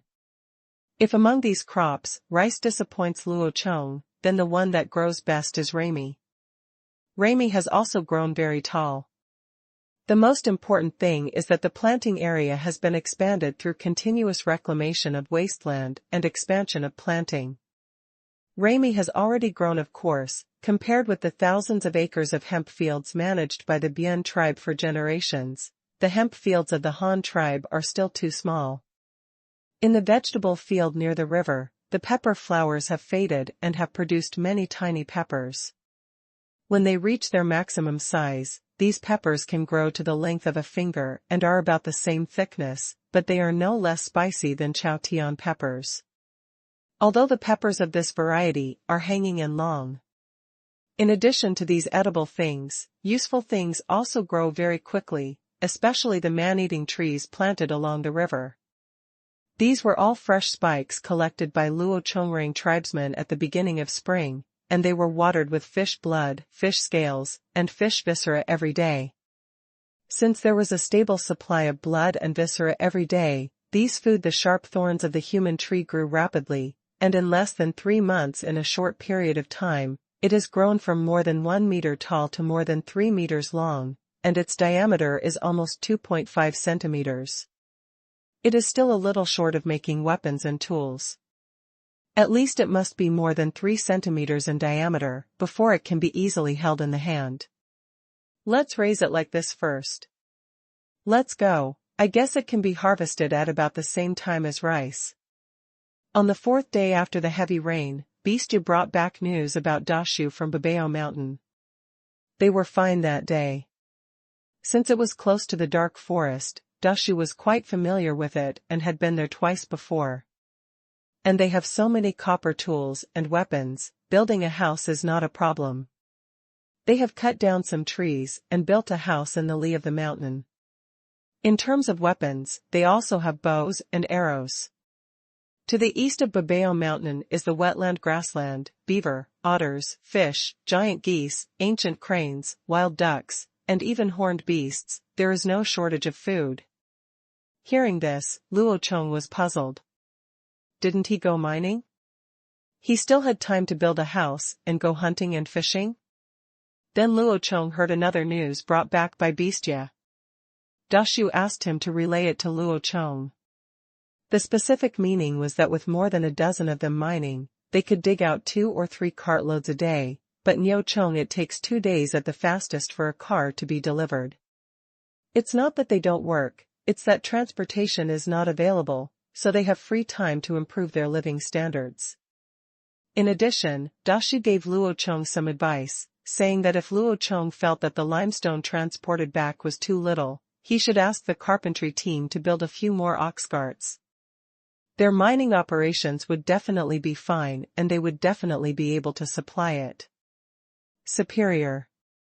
As a result, Luo Chong had arranged for the entire carpentry team to switch to manufacturing textile machinery. They started making ox carts and 4-wheeled trucks again. They just wanted to load more and save labor. The wheels were widened and the rams were raised. A deep truck. But in these few sunny days, the results of the carpentry team are also gratifying. More than 20 people are all working on the machines, and there are also mature wooden dolphins to guide the construction. The construction speed is still very fast. In only 6 days, the carpentry team completed the work. We built 12 spinning machines for thread rolling, which one was the simplest. Only 2 combing roving machines were built, and there were also some completed parts, such as rollers. 1.5 of the first-generation vertical looms designed by Luo Chong were built, one was fully installed and debugged, and another was just finished. Created a framework. Xiao Dai was very happy to see more and more textile machines, because she became more and more proficient in using the loom, from 1 meter of cloth on the first day, to 1.5 meters, 2 meters, and 3 meters later. 1 foot, and there is even a possibility of improvement. Xiao Dai was very excited. She knitted more than 3 meters in one day, and it was so wide. In the previous knitting tribe, if she wanted to weave the current amount in one day, it would take about 2 or 3 months of time, and the quality is simply incomparable. But Luo Chong didn't pay much attention to it. He just had a very dull attitude, happy but not excited, because he still had the shuttle loom in his mind. The shuttle loom could at least do the same manual work now.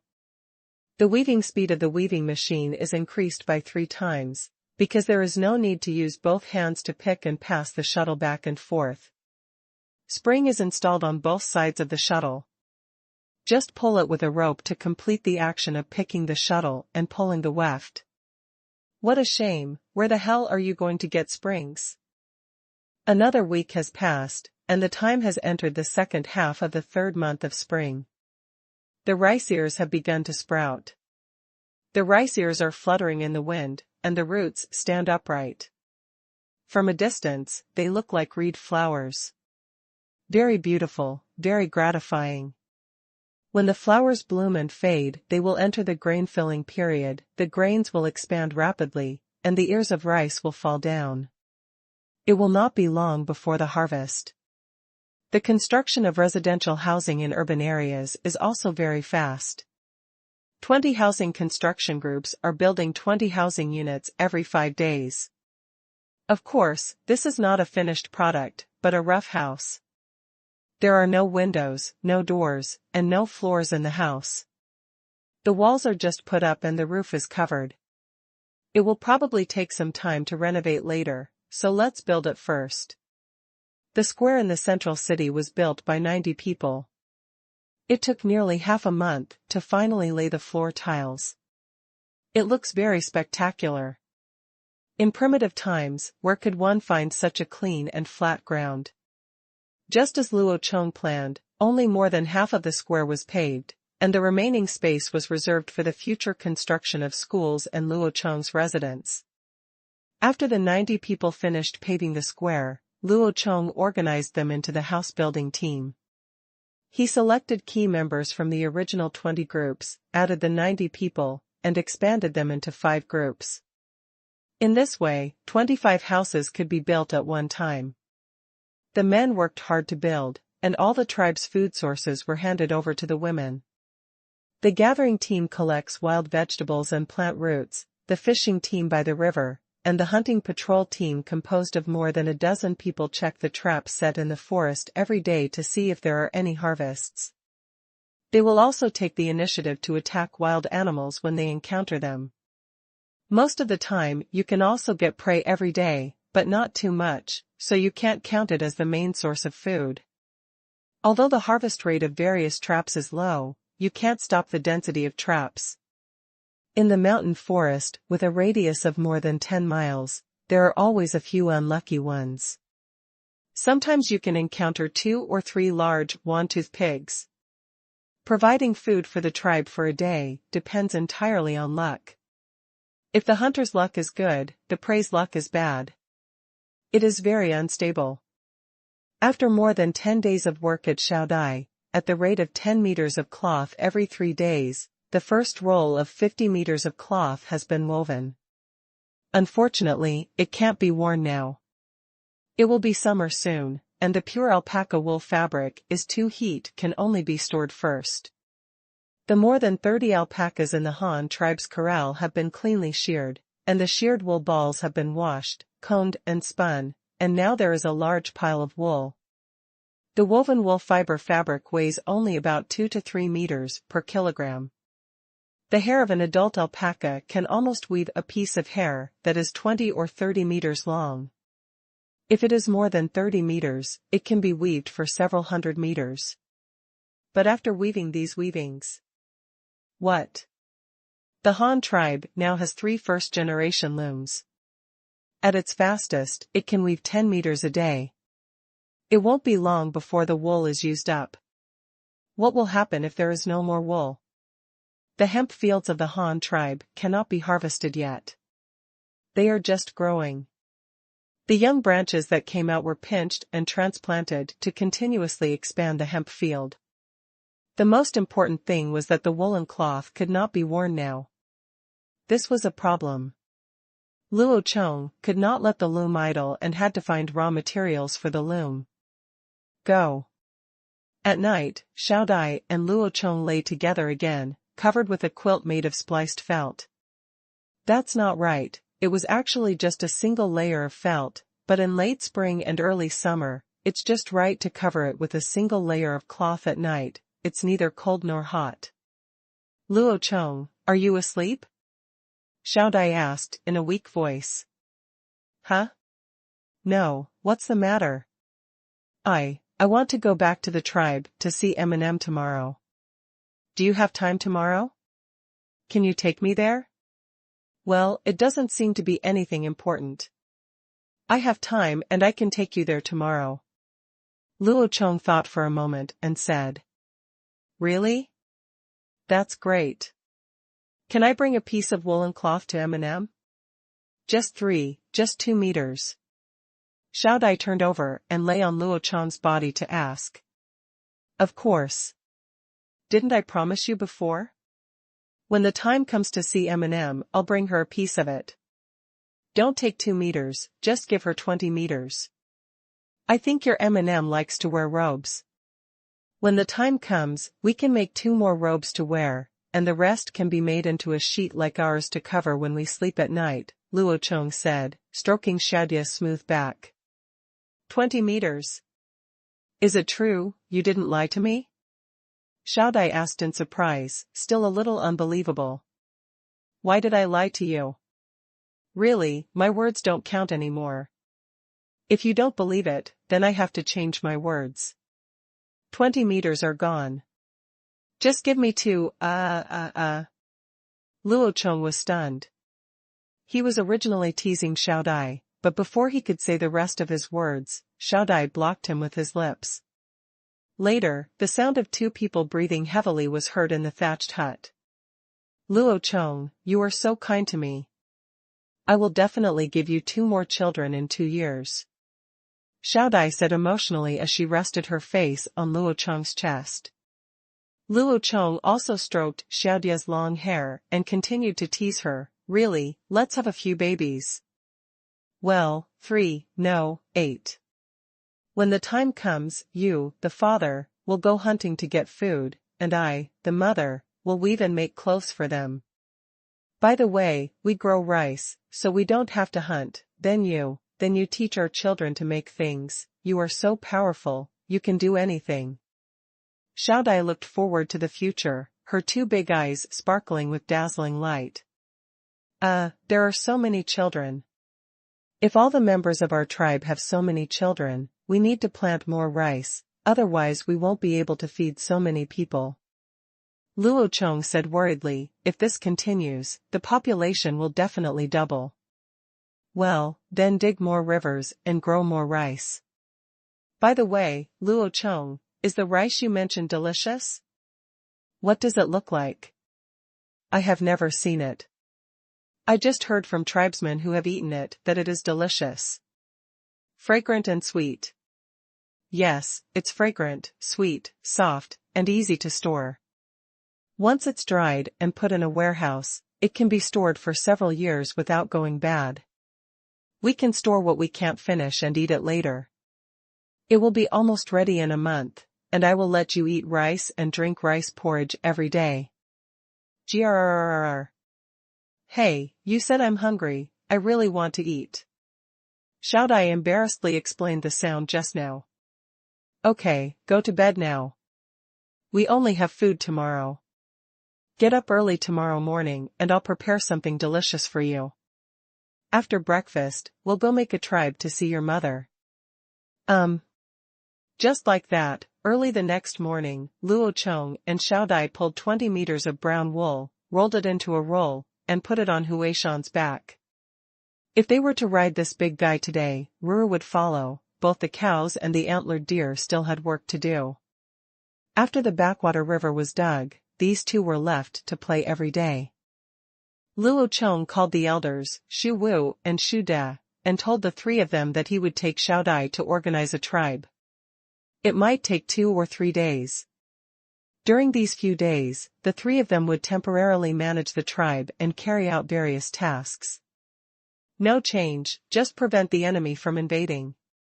The three of them nodded in agreement, and then Luo Chong took Xiao Dai on the journey back to his parents' home. After breakfast in the morning, we set off.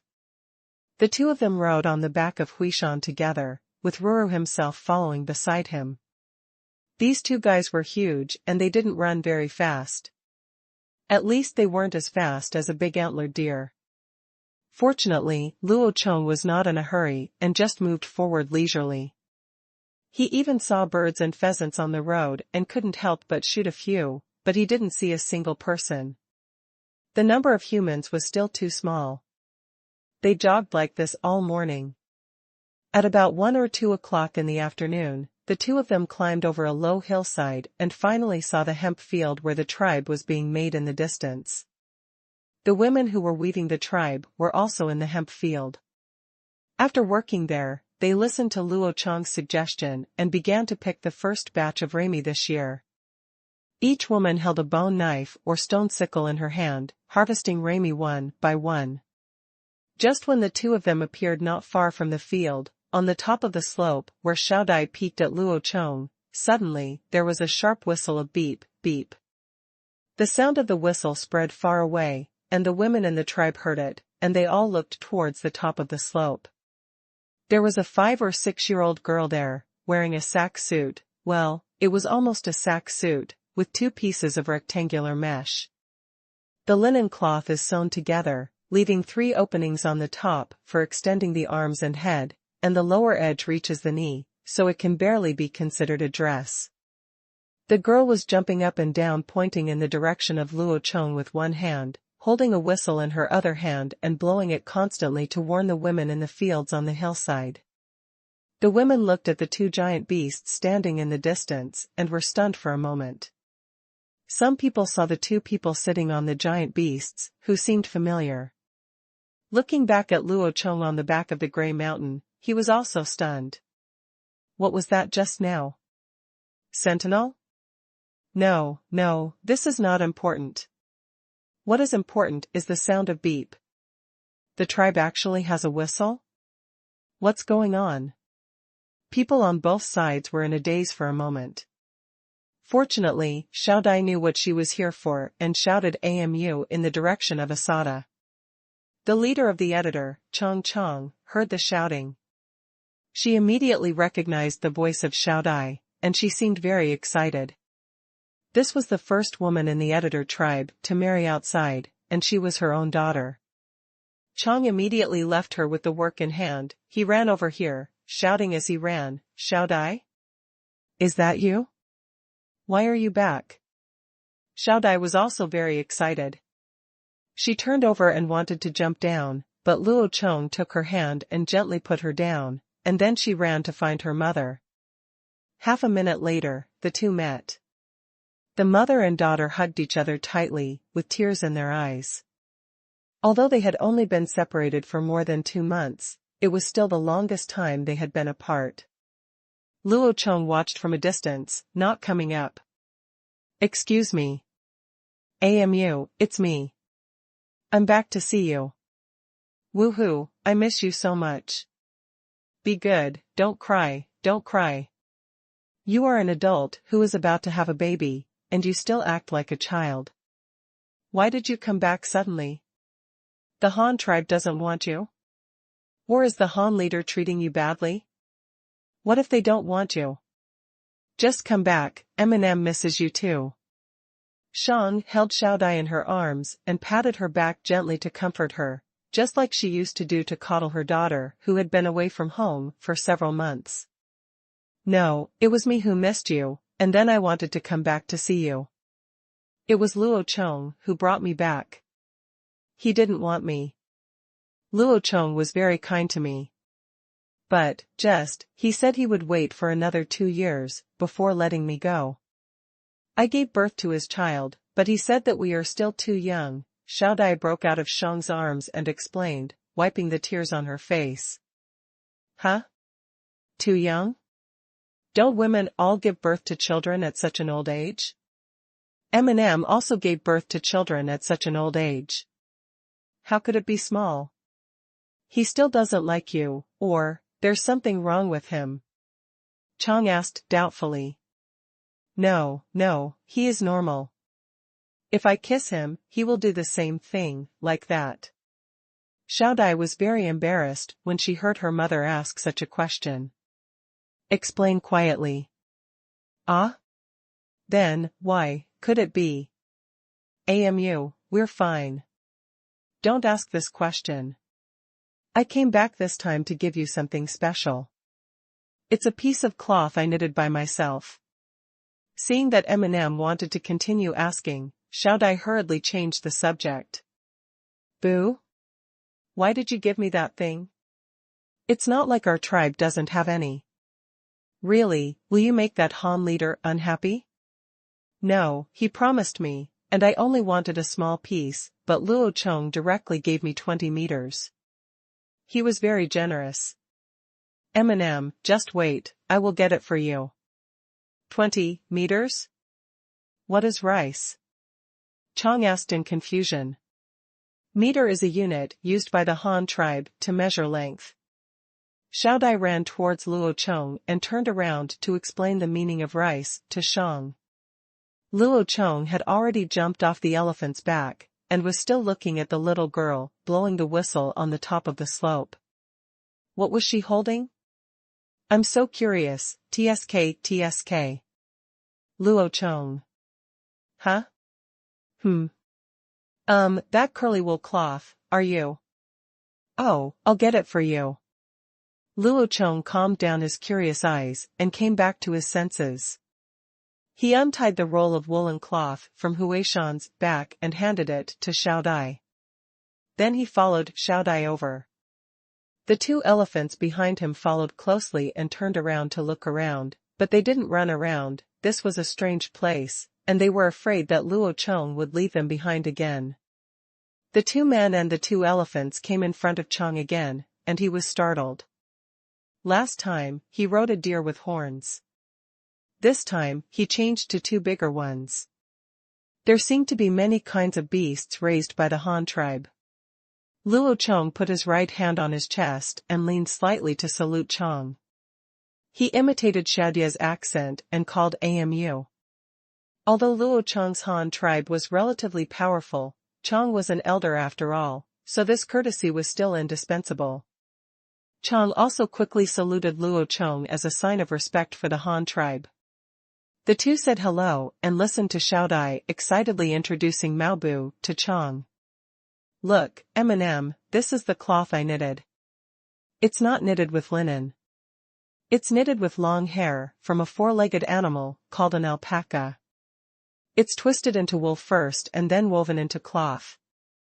Look, this piece of cloth is very long. Xiao Dai held the cloth roll in her arms and pulled out a piece to show to Shang. Seeing that Xiao Dai was back, the women in the field also came to join in the fun. Wow, this is cloth too. It's so densely woven that you can't even see the eyes. It must have blocked the wind. It's so wide and so big that even our tribe can't weave it.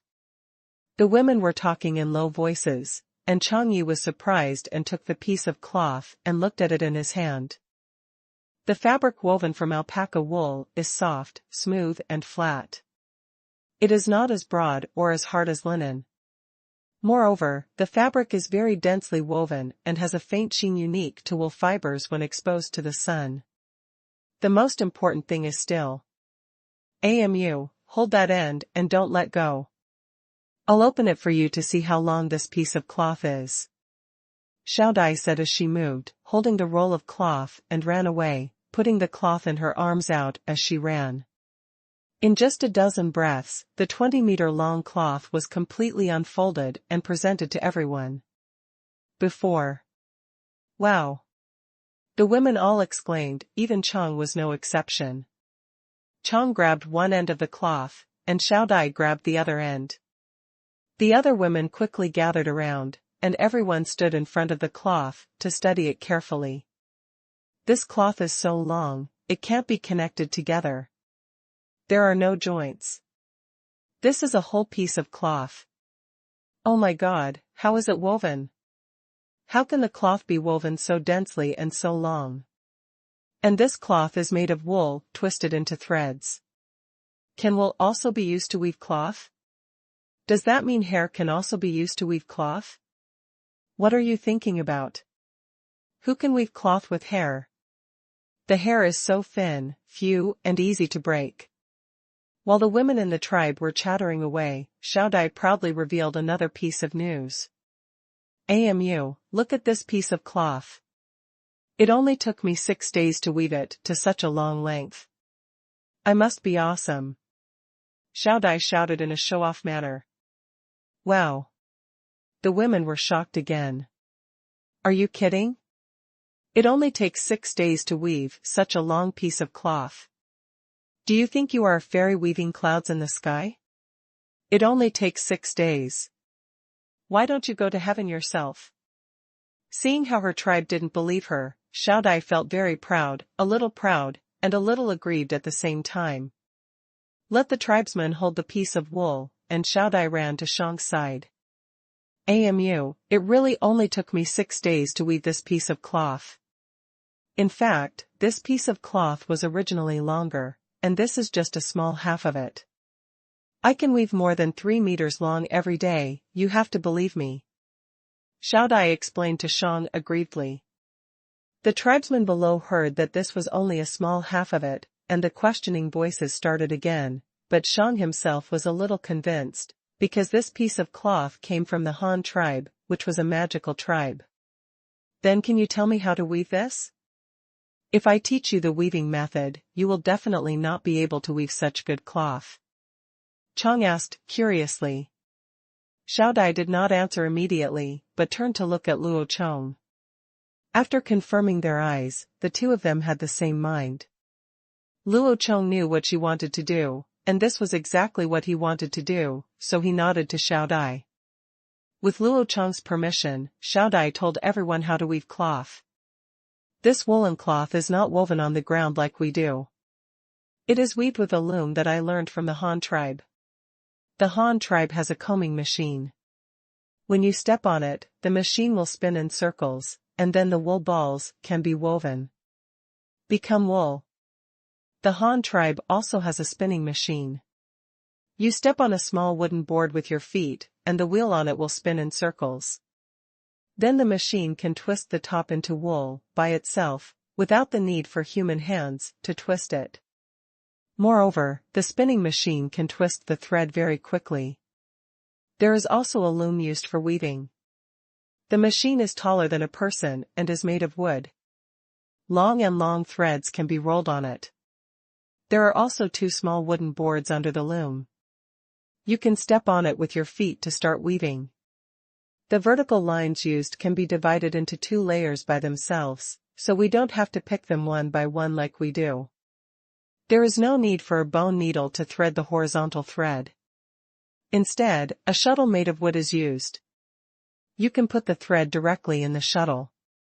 To pull the horizontal thread, you only need to throw the shuttle back and forth. There is also a beading up made of wood hanging on it. The knife can tighten the woven cloth, so it will be so dense.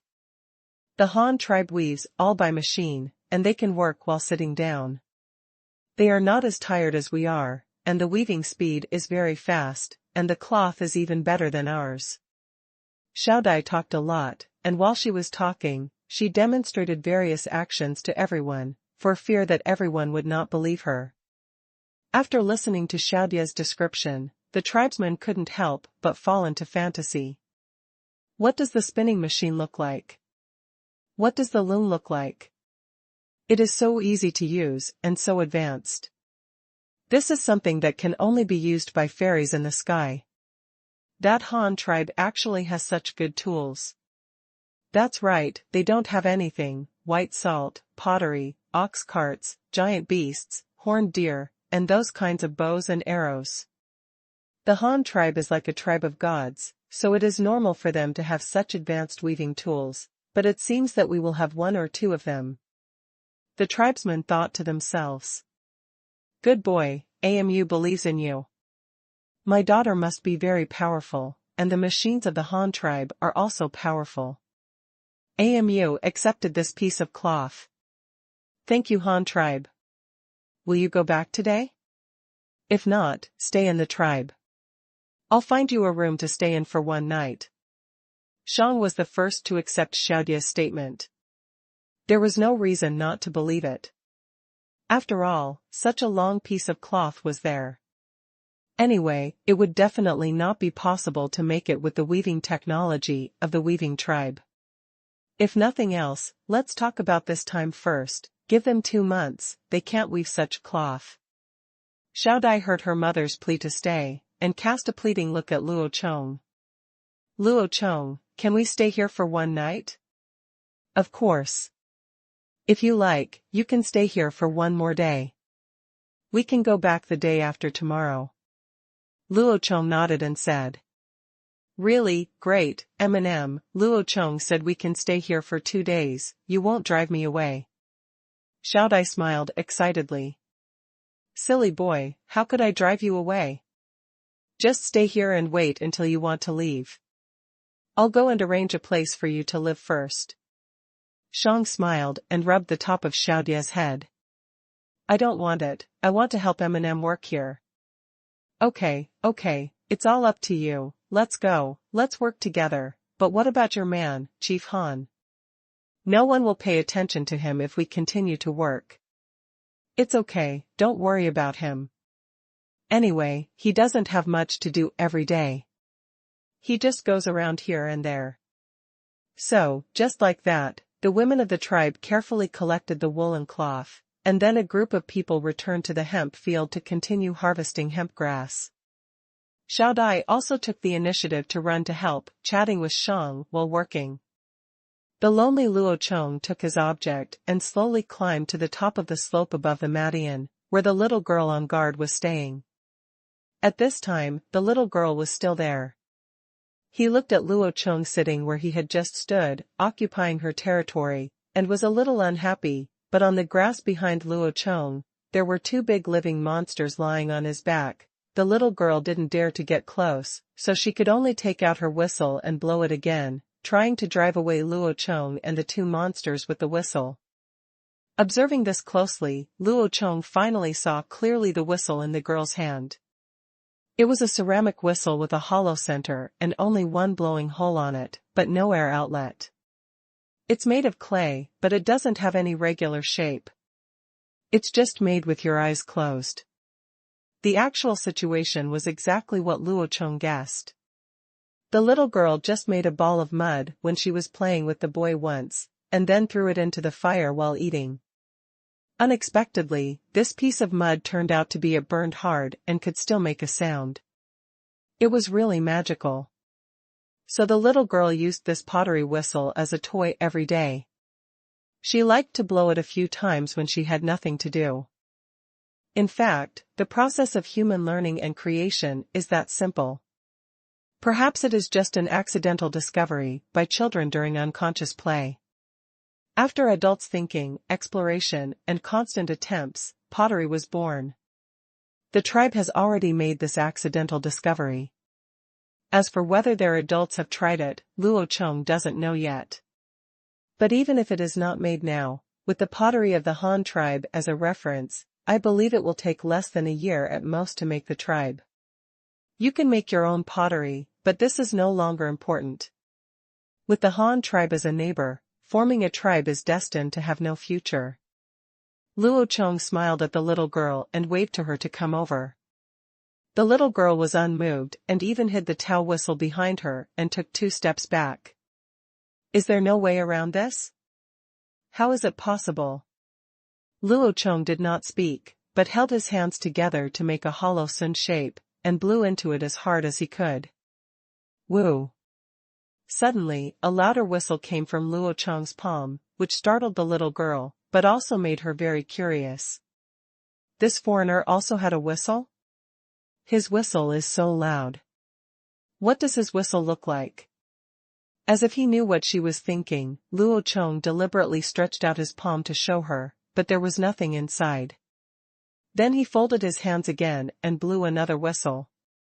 The little girl was stunned. There was nothing in her hands. Could it be that his whistle was in her mouth? Luo Chong waved to the little girl again, and the girl walked over involuntarily. Do you want to learn to whistle? Show me your whistle, and I'll show you mine. Luo Chong gestured a few times and pointed to the little girl's back. The girl nodded and took out her little hand behind her back. What she held in her palm was the pottery whistle. I don't know what kind of clay it was made of. The surface was a little black and rough, but it is indeed hard enough to make elementary pottery possible. The whistle is a tube shape with only one hole in it. It is like taking a piece of mud and wrapping it on the finger, and then pulling out the finger, so it becomes a mud pipe. Luo Chong tried blowing it a few times, but it was not very good. It's easy to make a sound, but you need to find a good angle. The little girl watched eagerly as Luo Chong played with her toys, expecting Luo Chong to share his whistle, but he didn't. He returned the little girl's pottery whistle, and as agreed, Luo Chong taught her to whistle with a handmade sun. He demonstrated several times, and the little girl watched and learned seriously. This method is not difficult. Hold both hands empty to make a hollow shape. Leave a thin slit between the two thumbs that are close together. Seal all other parts, and then sew flatly from the fish muscles of both hands. By blowing air into it, you can blow a very loud whistle. This kind of whistle is much louder than blowing directly with your mouth, and it is easy to learn. The little girl tried it several times and quickly mastered the angle and technique of blowing. She kept blowing the whistle with a smile on her face. She was very happy. Then she turned around and went to show off to her friends in the home. Luo Chong also got up and followed him. Most of the people in the tribe had seen Luo Chong and knew that he came with Xiaodai today, so they didn't stop him. Ruru and Huishan also got up and followed Luo Chong. Later, a group of children from the tribe were watching from a few meters away. Some brave children even ran over and touched the elephant's legs. When they saw the elephant turning to look at them, it then ran away in fear. The other children burst out laughing. Watching. There are also many grass sheds in the residence. On the ground covered by the grass sheds, there are sheets of linen cloth that have not yet been woven. The 20 meters of woolen cloth sent by Luo Chong is hung on the pole where they dry the cloth. Several of them are elderly. The women were discussing something in front of the piece of woolen cloth, but judging from their expressions, it was clear that they were constantly admiring. To the east of the residence, a wisp of green smoke curled up. It was only mid-afternoon and it was not meal time, so what were they burning? The result was soon revealed. Luo Chong walked a few steps over, and soon a field of black pottery appeared in his sight, but most of it was defective, unfired, cracked, and still intact and usable. There are very few, but it doesn't matter, they are still trying. There is no pottery kiln. The tribe's method of firing pottery is to pile it up in the open air. A large pile of firewood is placed at the bottom, and a few clay embryos are placed on top. Then a layer of firewood is covered on top. The fire burns blazingly. A lot was wasted, but it was difficult to burn a few finished products. This kind of firing time is too short, and the temperature of open-air firing is too low, and the yield of finished products is also very low. Even if there are a few shaped ones, the color is very ugly, most of them are black, and the red pottery of the Han tribe totally different. Luo Chong couldn't help but shook his head, but he had to admire them. He himself had a messy life. He already knew how to make pottery in his previous life. Making tribes was an invention, and it was completely different in nature. He just watched others making pottery without moving. It was half an afternoon. The women who harvested rami in the hemp fields on the hillside also came back from work. The hunting team of the tribe also came back. They shot some non-flying animals. Birds, prairie dogs, and a very large emu. This thing is a close relative of the moa. It looks more like an ostrich and is very tall, but it does not have the head and mouth as big as the moa. Moreover, this thing is vegetarian and was caught by men using ropes and large nets. It seems that dinner is ready for everyone. Chong and Xiaodai also came back carrying 2 bundles of rami with sticks. When they saw Luo Chong standing there watching others lighting the fire, Chong's smiling face suddenly turned white. It's over. We were discovered. The Han leader found out that we were making pottery. What should we do? What should we do? Will he come and beat us? However, this should not be considered stealing. After all, we have never seen how the Han tribe did it. It's burned, what should I do? Amu, what's wrong with you? You look so ugly. Are you tired or uncomfortable? Let me help you choose. Xiaodai looked at Chong's suddenly pale face and asked, with great concern. Huh? No, it's okay. Well, Xiaodai, if Eminem also knows how pottery is made, and also lets the tribe make it, will your man be unhappy if he finds out? Will someone come and beat us? Chong hesitated for a moment and asked tentatively. Ah? Amu, do you know how to make pottery? This time it was Xiaodia's turn to be surprised. Just a few days ago, I discovered it when a child in the tribe was burning clay. I asked the tribesmen to try it, and they actually made a few, but not many.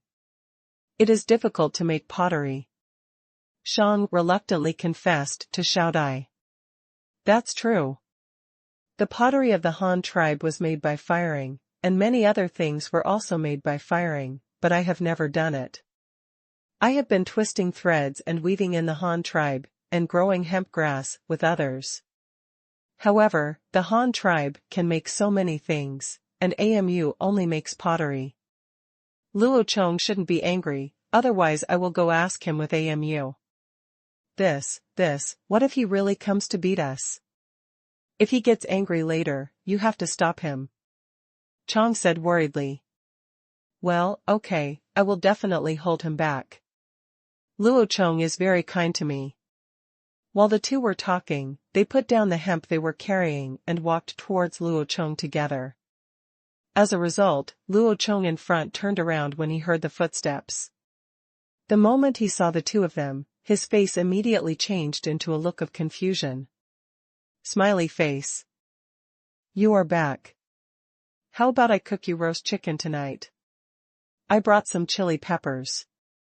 Luo Chong said to Xiaodai with a smile, without mentioning the tribe's pottery making at all. Luo Chong, do you know? Xiaodai walked up to Luo Chong, took Luo Chong's hand and asked. No? What do you know? It's just the matter of Eminem asking people to make pottery. You won't be angry, right? Oh, what's there to be angry about? Mud is everywhere, so just burn it if you want. Besides, since they came up with it themselves, I won't stop them. I saw their method of making pottery, and the result was very bad. I originally wanted to teach you our method of making pottery during dinner. Luo Chong said, pretending to be generous. Really? You're not angry at all? Xiaodai said suspiciously. Really, why should I be angry? It's just a pottery, what's the matter? Then can you tell me how to make the loom? Xiaodai asked tentatively. Didn't you say it yourself? The problem is that even if your mother knows what a loom is, they can't make it? Luo Chong spread his hands indifferently. Why? The weaving tribe has no tools. Even if we put a loom here for them to look at, what would they use to make it? That thing is too complicated. Luo Chong explained. Oh, forget it. Xiao Dai pouted unhappily. Actually, it's not impossible. I can promise to organize those machines into tribes. Luo Chong paused and said slowly. What can I do? Xiao Dai's eyes lit up when she heard this.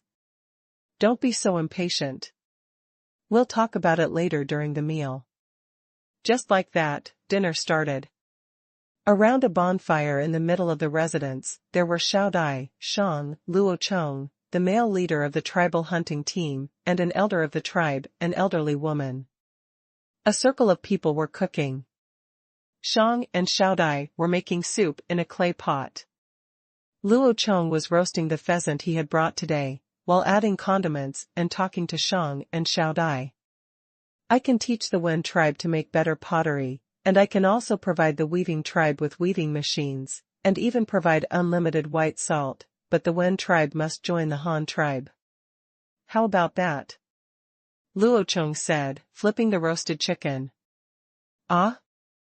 Is this the way you said? Xiao Dai looked at Luo Chong with her mouth wide open in surprise. Yes, isn't that good?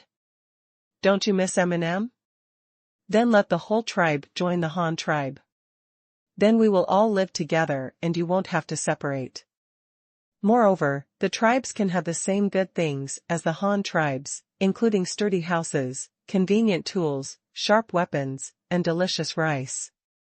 In the future, we will all be able to wear clothes made of linen and woolen cloth. You yourself know how fast our looms can weave cloth, but now our hemp fields are relatively small, and we don't have that much material to weave cloth for the time being. Luo Chong said, tempting him with all kinds of benefits. Xiao Dai was moved by what Luo Chong said. She really wanted to live with M&M all the time. The method Luo Chong said was to her liking. At that moment, Xiao Dai immediately translated Luo Chong's words to several high-level editors nearby. The middle-aged Shang, the elderly elder, and the young hunting captain all had different expressions after listening to Xiao Dai's story. They were surprised, worried, and even secretly happy.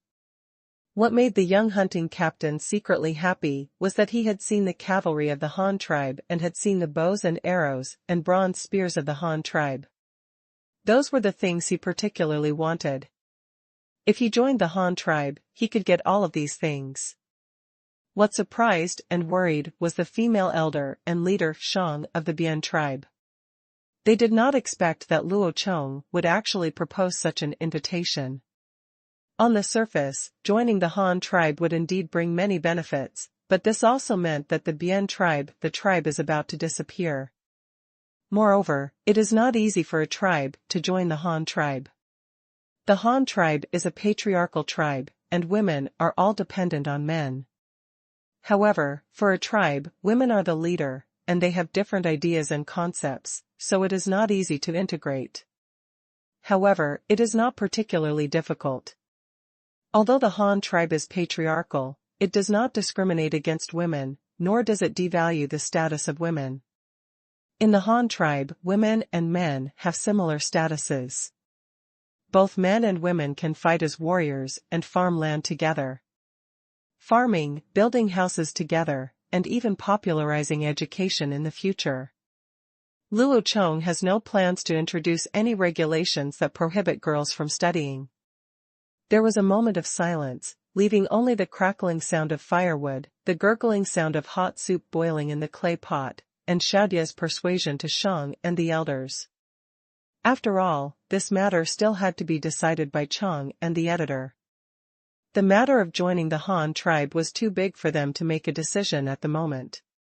Shang opened his mouth and said with some embarrassment, "Chief Han, this matter is too big and sudden. Can we give you an answer tomorrow?" "Of course. I'm not in a hurry, and you don't have to rush to reply. You can think about it carefully first. Even if you agree to join the Han tribe immediately, I won't be able to take you all over in a short period of time, at least not before winter," Luo Chong said with a shrug. Xiao Dai was stunned after hearing this, then opened her mouth and said, "Why?" Can't you move there immediately if you join the Han tribe? Yes, it won't work in a short time.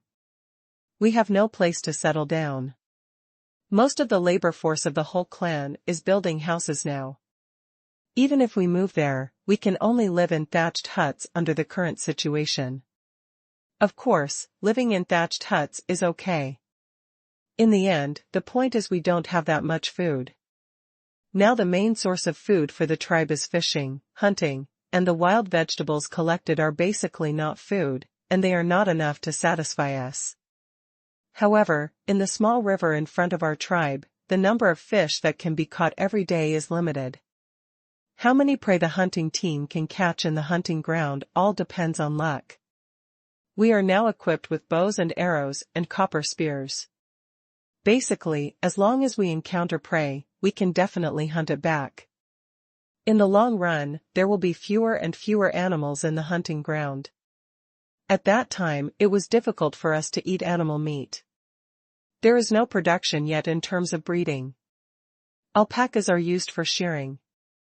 It is not economical to kill them for meat. Alpacas give birth too slowly. They only give birth once a year and only one child is born. Cows and horned deer cannot be eaten. They are used to help with work.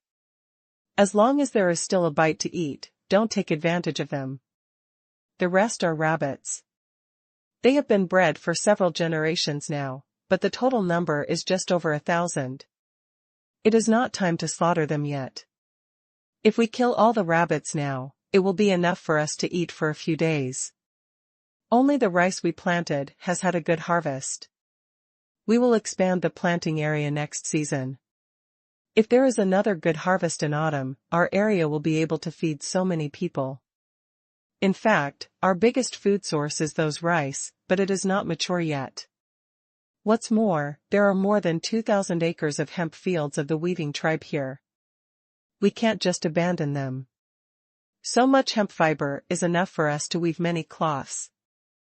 Luo Chong explained in detail the current predicament of the Han tribe. The Han tribe has temporarily lost the ability to continue to expand. The main reason is the source of food. These things have never been mentioned to Xiao Dai. Xiao Dai also knew for the first time how much responsibility Luo Chong, the leader, had to bear every day. This was a matter of survival for more than 2,000 people, and it was not that simple. Xiao Dai pouted a little disappointedly.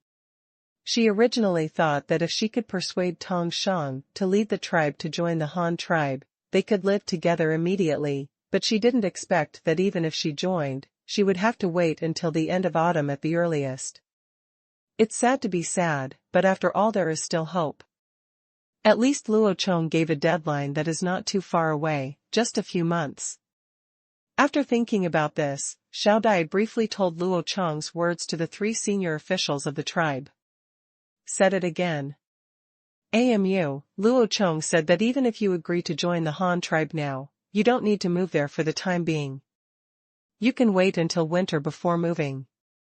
Moreover, if you join the Han tribe in the future, the hemp fields here will not be given up. We can still come here to collect hemp grass in the future, just agree first. After listening to Shadia's story, the 3 senior executives were obviously relieved, especially the fact that they could come back in the future, which completely opened their psychological defense lines. To be honest, it is impossible to verify how long the tribe has thrived here. Maybe for hundreds of years, they have had feelings for this place. The production capacity of primitive tribes is low. It may take several generations of time and effort to build a good settlement. Generally, unless they encounter powerful enemies or insufficient food supply, as long as they can survive, they will not easy to move.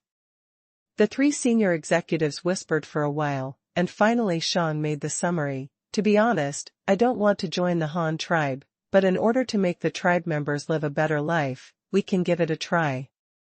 I, the editor-in-chief, wants to go to the Han tribe with you tomorrow and then make a decision. Do you think this is okay? Of course, this is just a nice thing to say. There is another sentence that Chong didn't dare to say. The tribe has no way to resist this matter. Even if she refuses directly, who can guarantee that the Han tribe will not fight directly? Do they want the tribe to give up here? Did Asada escape?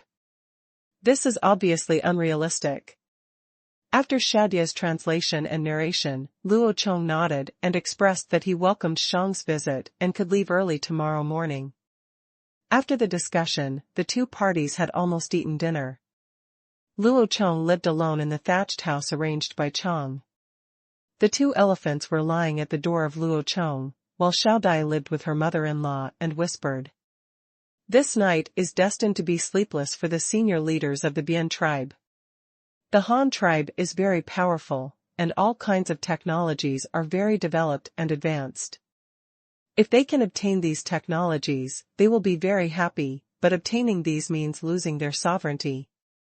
It is a paradoxical state of mind that the tribe will disappear forever. The whole night was spent in Chang's anxiety and contradictions. When the sun rose, the whole tribe began to prepare a sumptuous breakfast to reserve energy for the new day's work. Chong and the elder didn't eat. They briefly explained the tribe's arrangements for the past few days. They took some barbecue cooked last night and set off with Luo Chong. They had to rush for time, so the two senior leaders went out together. The situation is always worrying. On the way back, Luo Chong led the female elders of the tribe to ride on Huishan, while Shang and Xiaodai rode on Ruru. The four of them and the two elephants moved forward quickly. Halfway through the trip, they unexpectedly encountered a 12-man hunting patrol from the Han tribe. The patrol was equipped with 6 antlered deer, which facilitated quick maneuvers or used to carry prey. The hunting team had good luck today. Last night, a group of wild boars fell into a trap. 3 of the wild boars were caught in the rope trap. Now they have all been killed. The meat was cut up directly on the spot. The team sent a rider back to call for support. There were so many they couldn't take the meat with them. After hurriedly saying hello, Luo Chong did not stop and continued to lead the people on their way. He could not help carry the bloody meat back. He was followed by 3 non-combatants. If there was danger on the road, Luo Chong would not be able to protect them. The journey was uneventful, and they left relatively early this time. It was just noon, and the 4 of them had already arrived at the small square of the Han tribe. This was the first time for Elder Shang and Editor to come to the Han tribe, and everything they saw in front of them was novel. Underfoot is a tiled floor larger than a football field.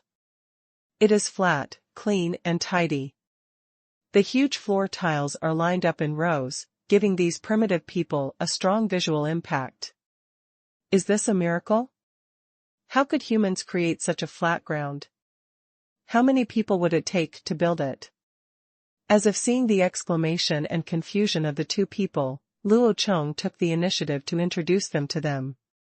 This square took more than 100 adult men from trimming the ground to laying all the floor tiles. It took half a month to complete.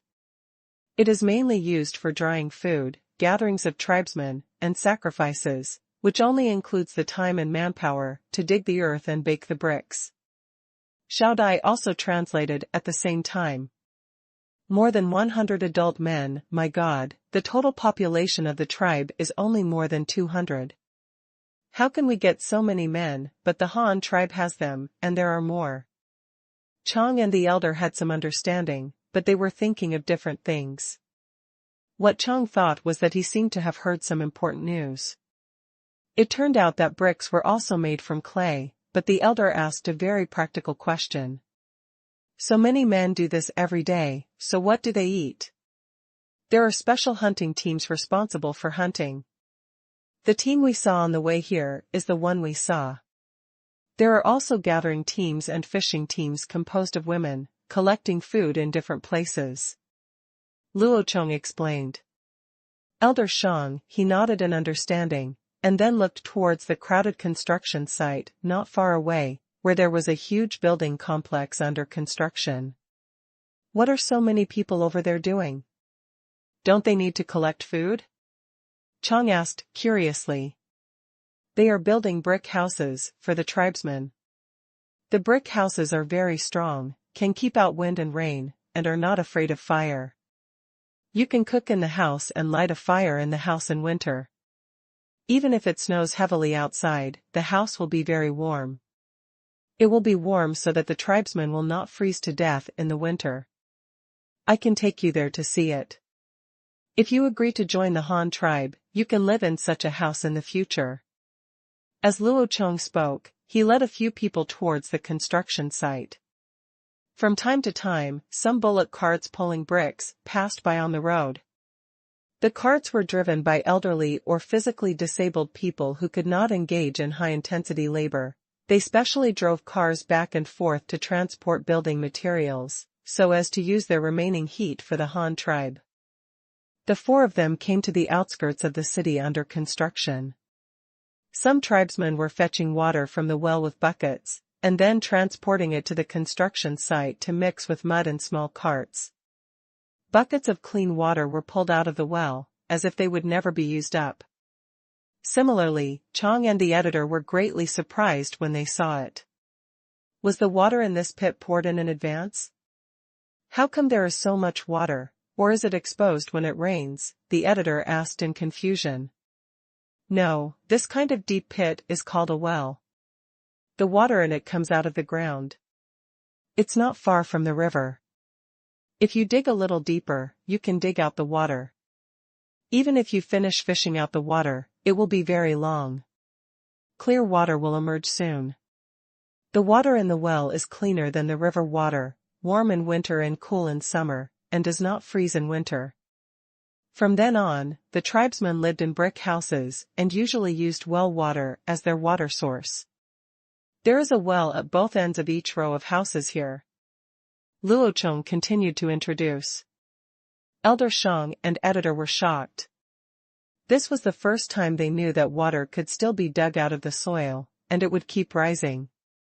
Doesn't this mean that the Han tribe could solve the water problem wherever they went? After looking at the well, the four of them went to look at the rough house that had been built. There were no wooden doors and windows installed yet. There was only an empty shell of the house, but all the necessary facilities were already there. More than 60 households have built such rough houses, which is the result of the long work of more than 500 people. Luo Chong took them to the first model house built, with 3 rooms, kitchen, 2 bedrooms, stove, and fire pit. Everything was available, and Luo Chong personally pointed to various places and introduced them to them. This one in the middle is the kitchen, and the one against the wall is the stove. The round hole on the top is used to put the pot, and the hole below is used to put the firewood. When the fire is lit, you can cook soup and rice. The smoke will come directly from the chimney. When you go out, you can also pass the smoke under the fire pits in the houses on both sides in winter. As Luo Chong spoke, he took them to the bedroom on the side and pointed to the big bed and introduced, "This is a sleeping place. It can sleep several people.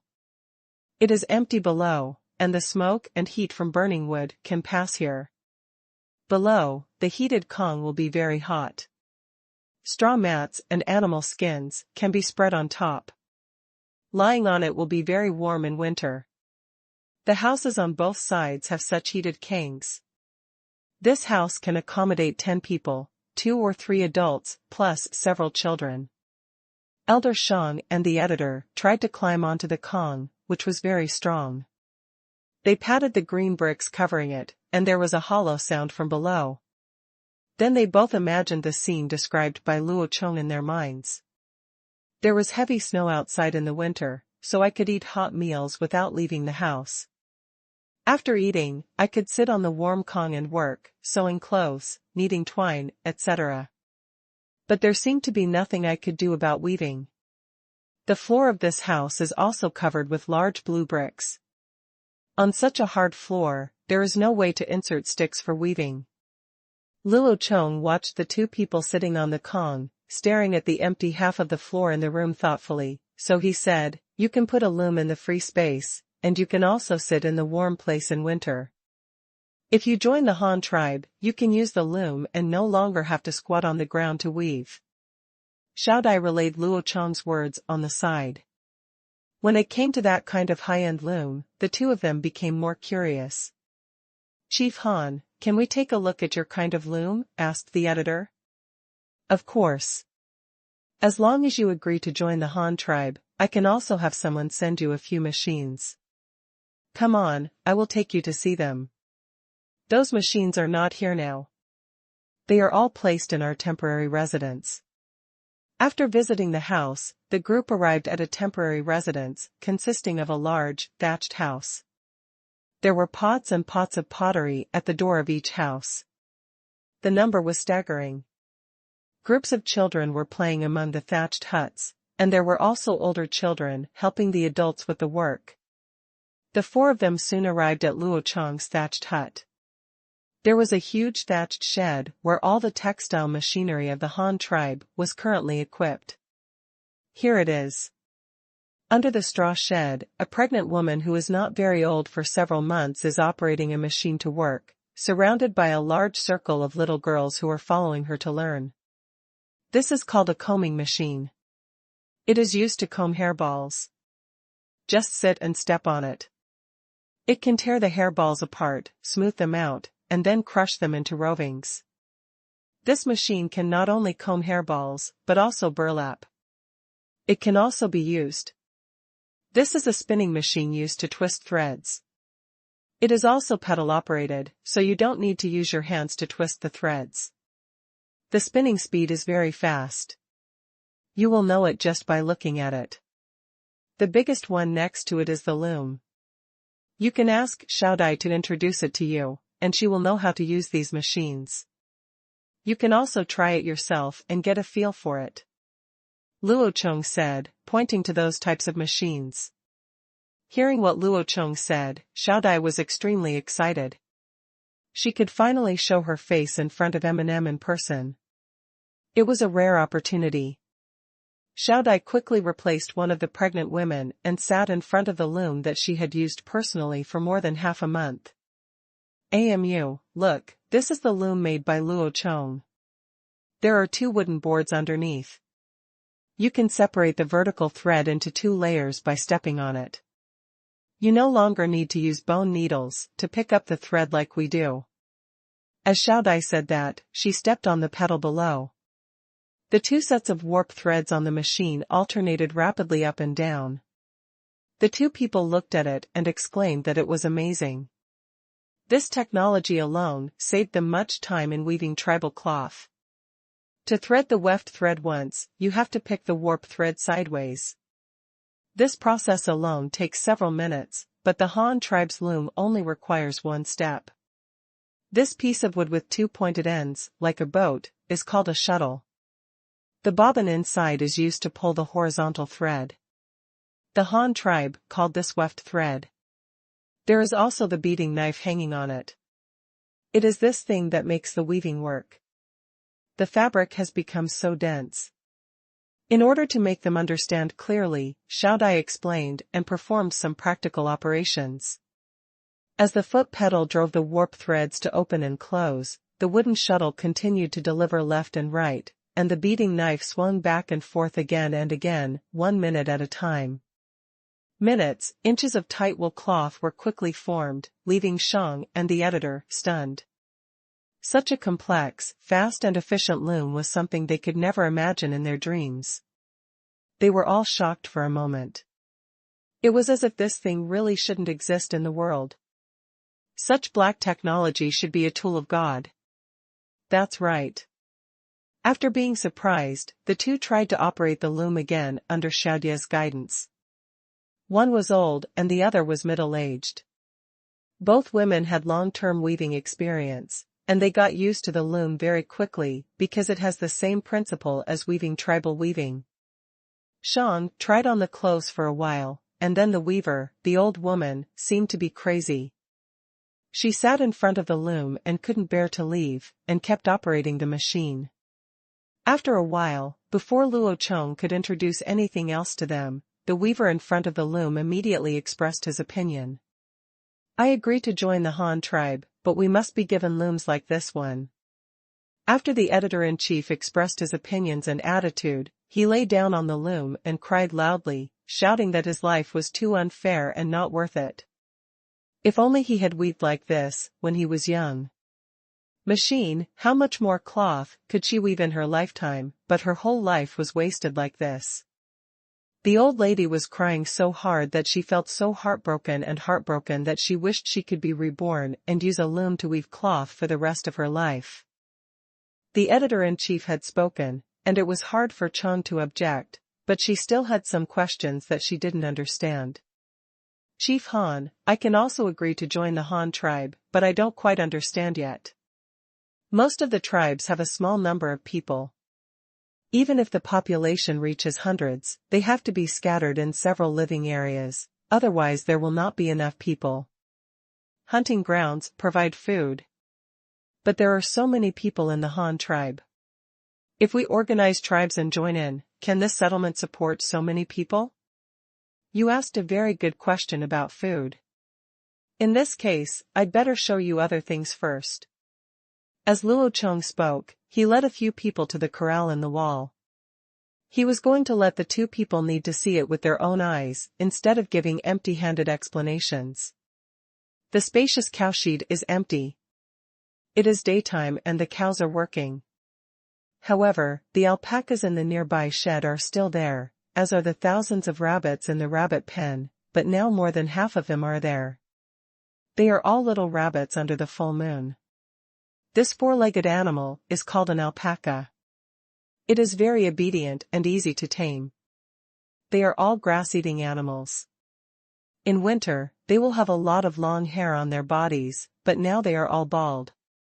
The wool we weave now is made of hair on their bodies. When we raise these alpacas, firstly, we don't have to compete with people for food. Secondly, they can continue to produce wool.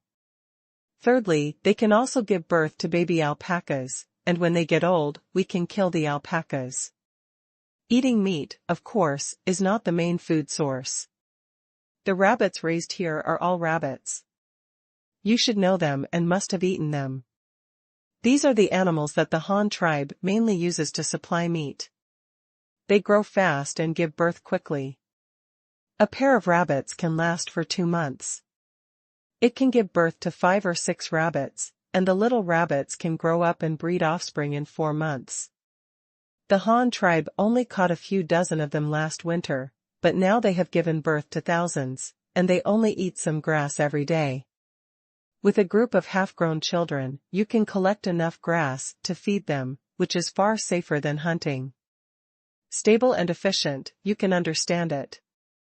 Luo Chong introduced them to the farming situation of the Han tribe, so that they could have an idea. Chong and the editor were both shocked. They had seen horned deer and bison bred by the Han tribe before, but they always thought they were domesticated by the Han tribe and used for work. However, they did not expect that the Han tribe bred many varieties.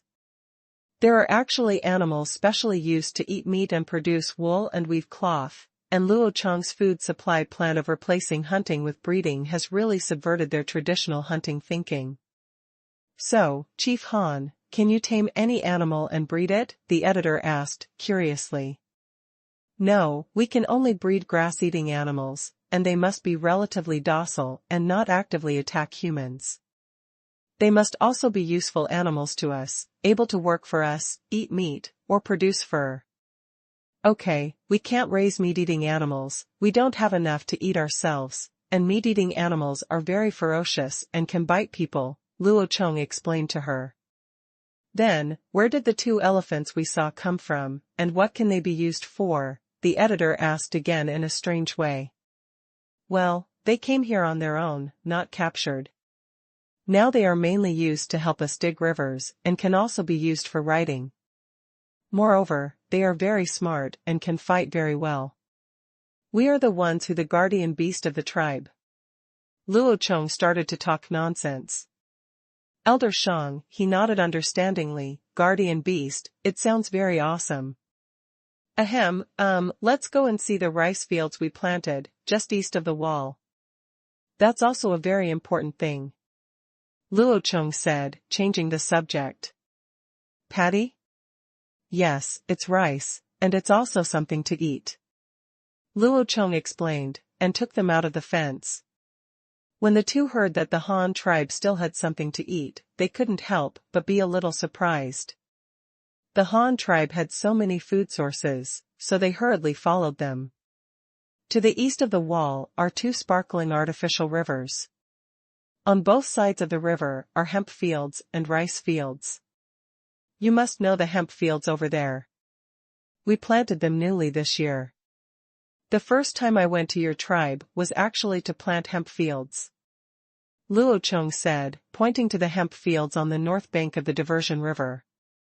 Shang and Xiaodai, who were following, were a little embarrassed when they heard this. They immediately remembered the first time they met Luo Chong and ended up capturing him alive. On the other side is the rice we grow, which is edible. Luo Chong led them to the rice field and pointed to a rice plant to introduce it. The ears of rice growing here are where they bloom and produce seeds. When the rice matures, we collect the seeds. That thing is for us to eat. The seeds produced by this rice plant can be enough for one of us to eat. A full meal. Its seeds are called rice. They can be stored for several years if dried.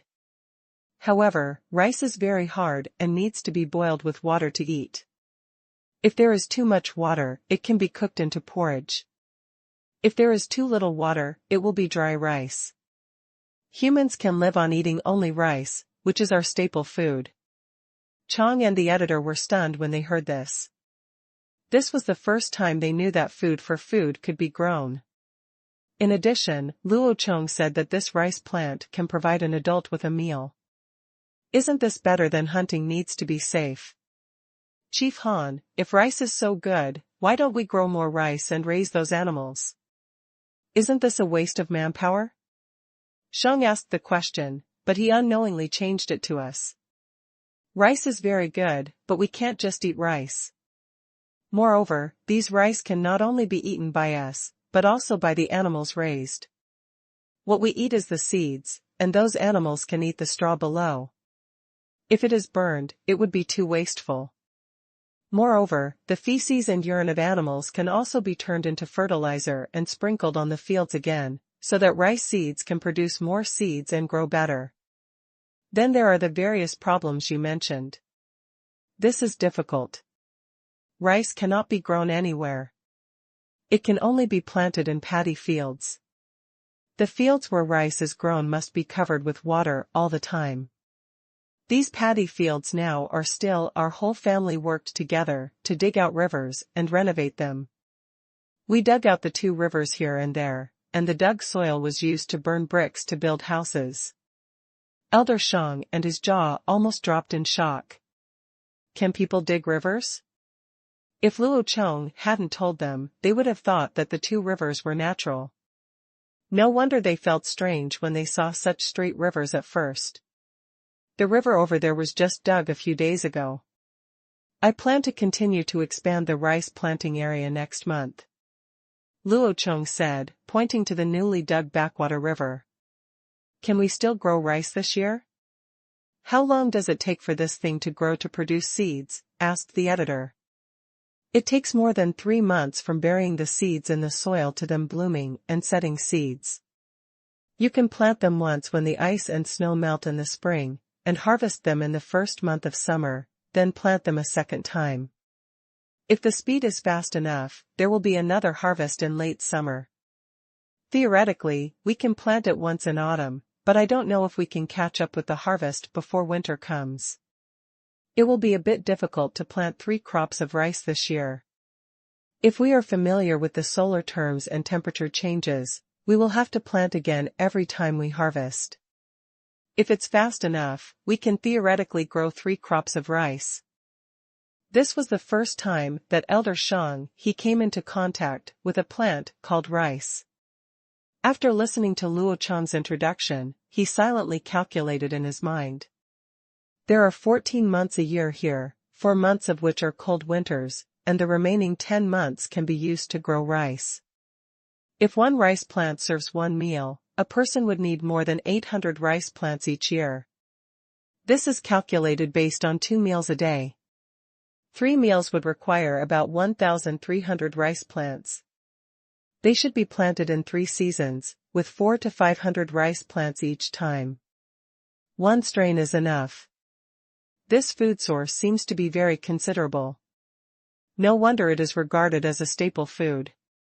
But in fact, only Luo Chong himself knows that it is very difficult to grow 3 crops of rice. Although 10 months seems to be enough, in practice it is almost impossible. Unless you bury the seeds in the back as soon as the front is harvested every time the season changes, this would be very difficult.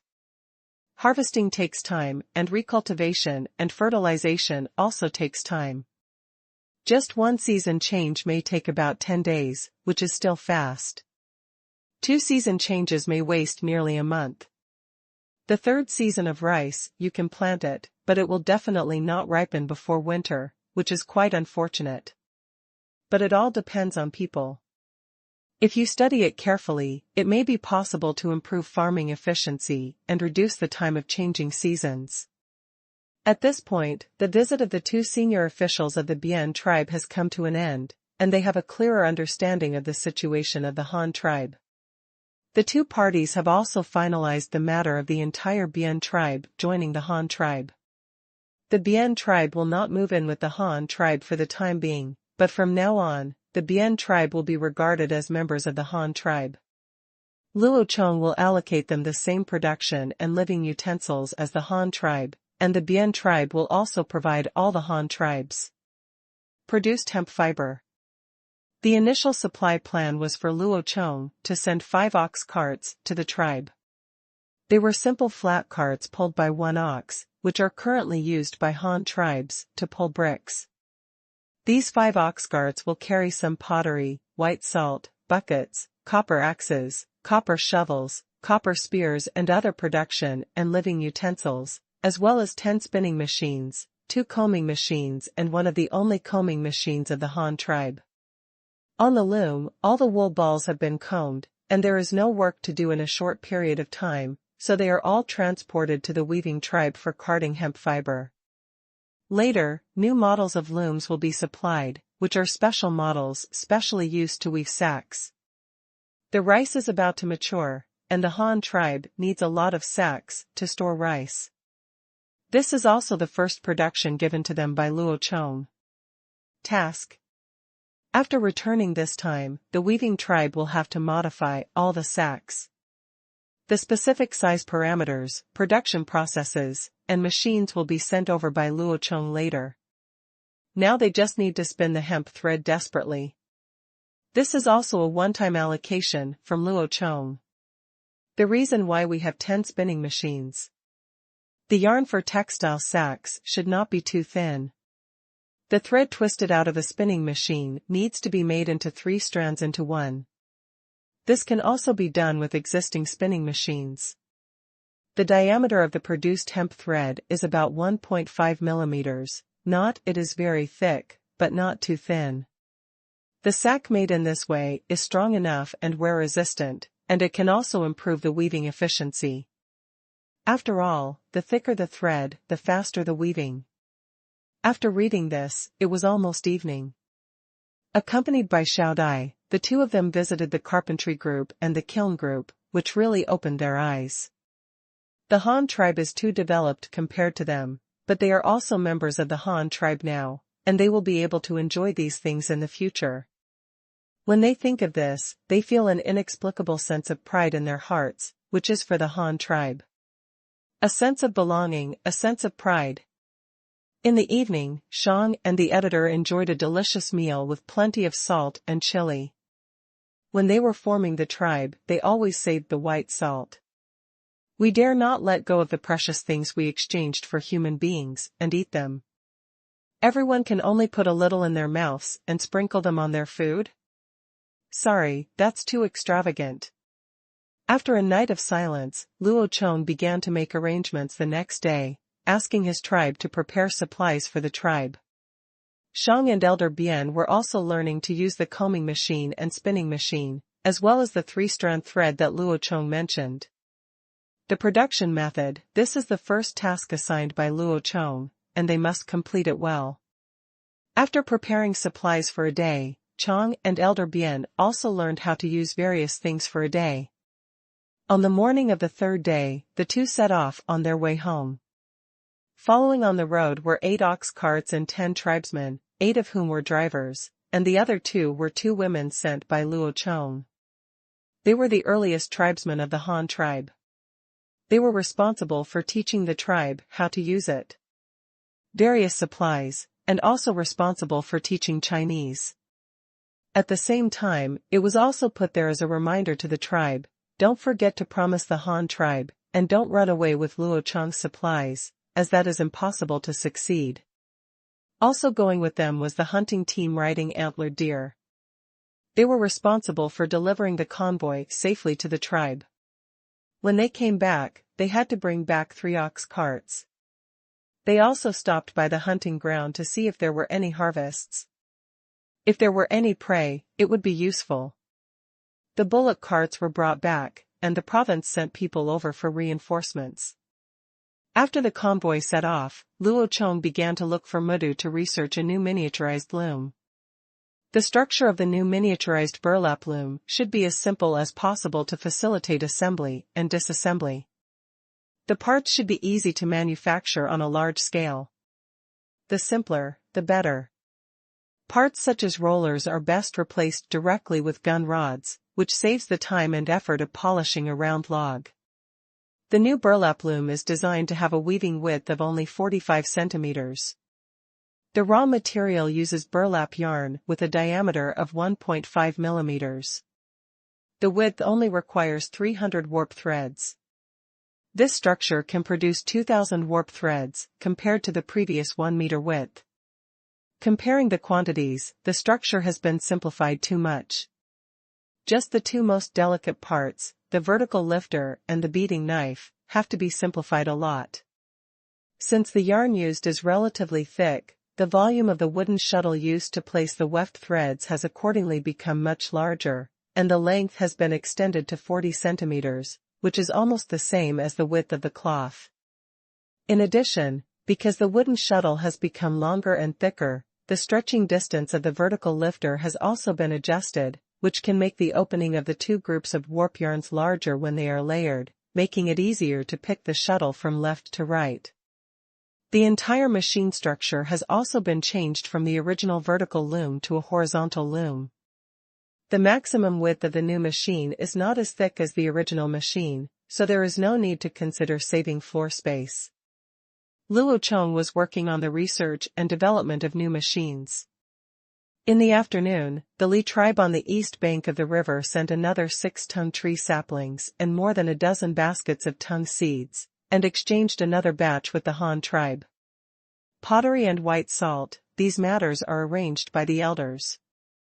Unless they propose a new deal and the elders cannot make the decision, they will ask Luo Chong to intervene. The Li tribe on the east bank of the river was very busy, but the Yu tribe on the east bank was not idle either. After nearly a month of travel, Yufu finally encountered the first tribe on the east bank that breeds animals, the Lu tribe. Lura lura lu. Hum, hum hum hum. Lura lura lu. As the sun gradually sets, the women of the Lu tribe are driving back groups of piglets. Yes, they have to go out to herd pigs every day. Because they don't know what to feed the pigs, they can only let them out. Gathering your own food is like herding sheep. Fortunately, the floret pigs know what they eat. Although they are free-range, they are not hungry.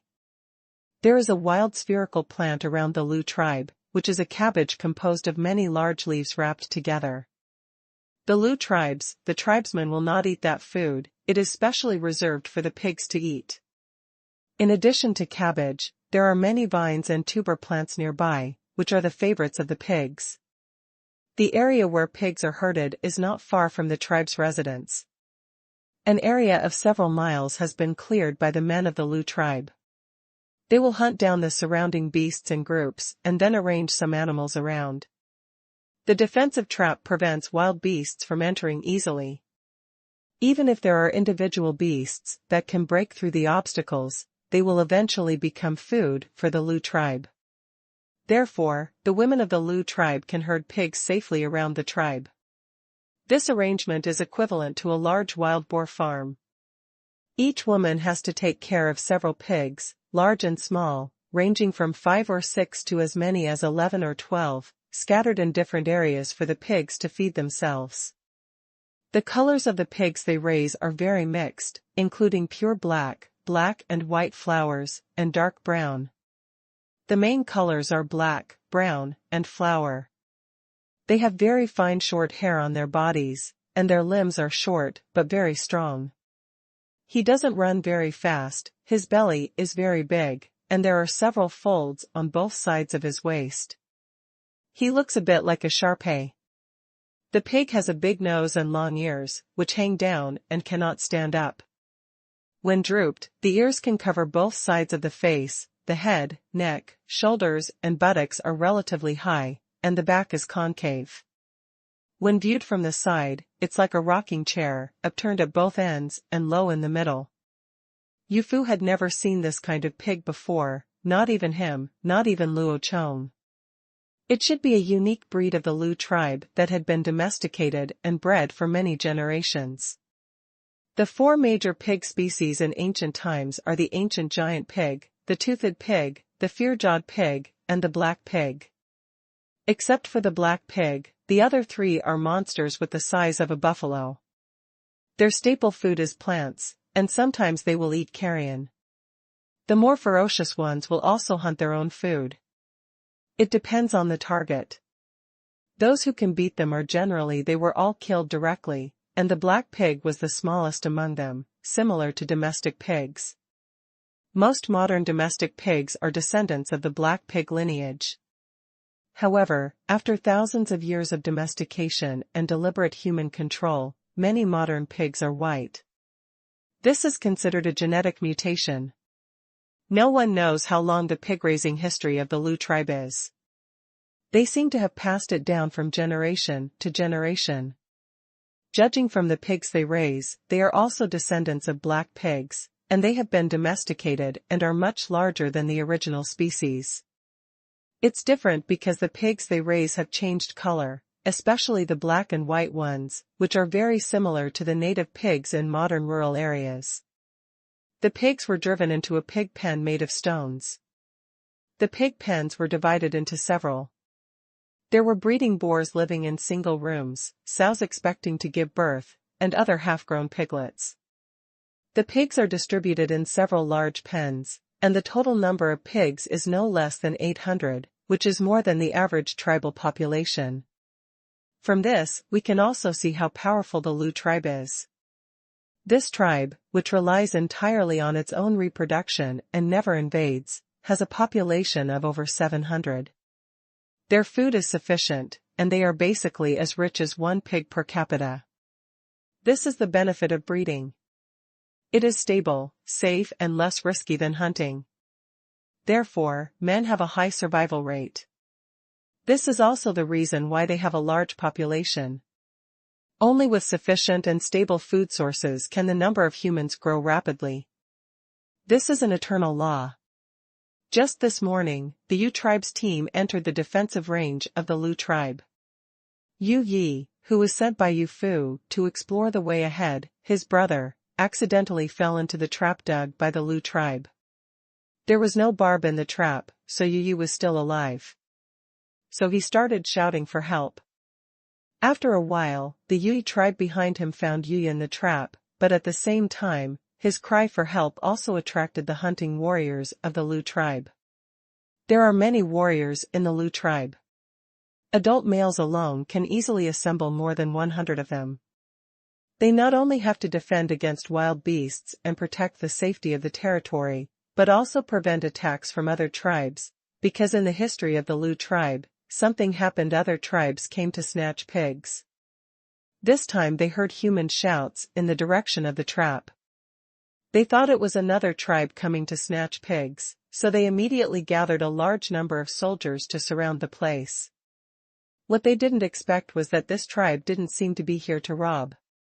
Who had ever seen a family, even a 2- or 3-year-old child, brought to rob? That was not robbing, that was giving away people's heads. What surprised them even more was that this tribe actually tamed wild beasts and used the wild beasts to help pull a movable house. There were many things and children in the house. This situation was quite special. Ju, the leader of the Luo tribe, was a little hesitant and did not react for a while, but Yufu had experienced such scenes many times, so he immediately stepped forward to communicate. "Hello, respected leader, my tribe is just passing by here and has no ill intentions. I hope you can let our people go and we can leave right away." Yufu gestured to communicate with leader Luo. Seeing the situation at the scene, Ju has already seen that this is not an enemy, and the other tribe also breeds wild beasts and allows the wild beasts to help people do work. Such tribes are usually very powerful, just like their Luo tribe. Tribes that know how to breed will not lack food, and their strength is definitely not weak. Ju does not intend to conflict with the tribe in front of him. He even thinks that the other tribe is the same kind as himself. They are both tribes that breed wild beasts. Maybe they can communicate with each other. Experience. Ju waved his hand and asked the warrior behind him to pull Yi up with a rope, return it to Yufu, and then asked Yufu. "You also raise animals, which tribe are you from? Why did you come here? What's the name of the animal you raise? Is the house behind it?" Ju Lian said and made gestures, and it took him a long time to let Yufu understand his problem. "We are a traveling tribe. This one is called a cow, this one is a deer, and the cart behind us is a cart. We go around and do business with other tribes. Transaction, is to exchange my things for your things." "I understand, what do you want to change?" Ju nodded understandingly and continued to ask. "We have pottery and white salt, Yi, go and get some for them and let them see." Yufu replied while asking his brother, who had just returned, to bring some samples. After a while, Yi turned around and took out a clay pot from the bullock cart. There were 3 clay bowls in the pot, as well as a small bag of salt in a snakeskin bag. "This is a stone basin?" Ju looked at the Yu tribe's goods in surprise. Stone basins are rare. There are not many of them in the Luo tribe, but they have wooden barrels made from wooden stakes. There is no shortage of water containers, but this stone basin is in short supply. The stone basin can be placed on the fire. Burning can cook meat, which cannot be done with wooden barrels. The Luo tribe has learned to use stone basins to cook broth, but they have few stone basins, not enough for the whole tribe. This is a pottery pot and a small pottery bowl. They are all pottery. They can be used to cook broth or hold water. There is also this one. This is called white salt. It is something to eat. Eating it can make you stronger and work better. I won't be tired. Yufu introduced the names of several things in Mandarin Chinese, and finally opened the small snakeskin bag, pinched some white salt and handed it to Ju. "White salt, something to eat. Yes, you can try it. Don't eat too much at one time. A little bit is enough." Yufu said, but he was afraid that Ju wouldn't believe it, so he pinched a little and put it in his mouth to demonstrate. Ju wasn't afraid at all, he just felt that Yufu was a bit stingy. Since it was food, he only gave him a small amount to taste. As a result, when he put the pinch of salt into his mouth, he was immediately speechless. When he came, his brows were knitted together. After a long while, Ju took out a water bag made of pigskin from the back of his waist and drank several large mouthfuls of water before he gradually recovered. "Here, pottery, white salt, as much as you have, we all want it, and give it to you in exchange for anything." Ju quickly gestured, these things are necessities of life, and basically no tribe would refuse them.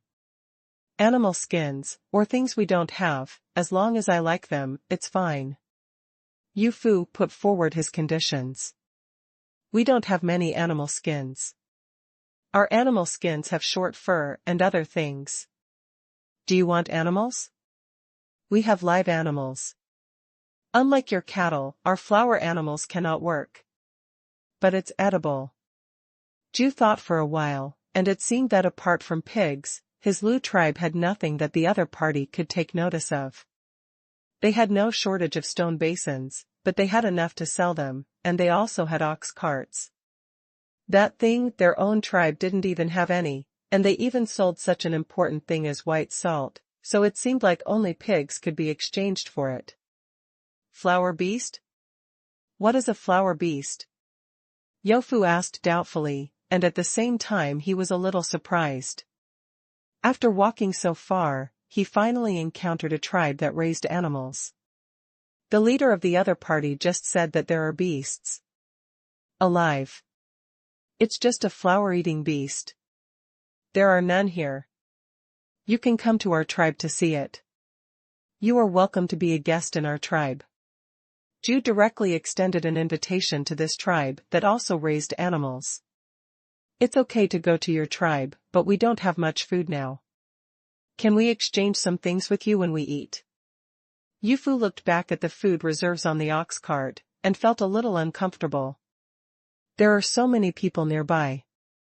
There were no wild beasts around, so they hadn't caught any prey in the past 2 days, and had been living on the food they had stored. Of course, my friends, we will prepare the most delicious flower beast meat for you. Ju Dolly punched Yufu in the chest. In this way, the Yu tribe became the guests of the Luo tribe.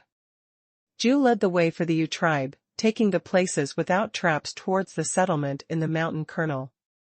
On the way, they also encountered several groups of spotted pigs that were feeding outside. This is our flower beast. The fur of the flower beast is as beautiful as flowers. It comes in 3 colors, and they especially love to eat flowers. You see, these blue, purple, and yellow ones are hat flowers, which grow on vines. Flower beasts like to eat the vines and flowers of hat flowers. When passing a herd of pigs on the road, Torch stopped to introduce it to Yufu, and the hat flower he was talking about was a plant in the morning glory family, also called morning glory. The flowers of this kind of morning glory are very huge, nearly 20 centimeters long when in full bloom, and the flower mouth is as big as the mouth of a bowl. When picked off, it really looks like a hat when placed on the head. This kind of giant morning glory grows on long vines, which are as thick as a small finger. However, its vines are very weak, have little fiber, and break when pulled. Therefore, apart from being used to feed pigs, they have no other uses. Anyway, it cannot be made into a rope, and it grows extremely vigorously. It usually lies on the ground. As long as there are shrubs or stones around, the morning glory vines will climb up the rock. Can this flower man be eaten? Yufu asked. It's edible and a little sweet, but the color is very strong. After eating it, your teeth and tongue will turn into the color of flowers. Ju picked off a large blue morning glory, crushed it in his hand, and then spread it on the back of his hand. The back of his hand was immediately dyed blue. Then he stuffed the bald morning glory into his mouth and ate it. After eating, he showed his blue teeth to Yufu, and then smiled and asked Yufu to try it too. Yufu declined politely. He didn't want to stain his teeth blue. There is also this kind of green round flower that flower beasts like to eat. You see, it is very round now, like the sun in the sky, but when it is ripe, it will bloom.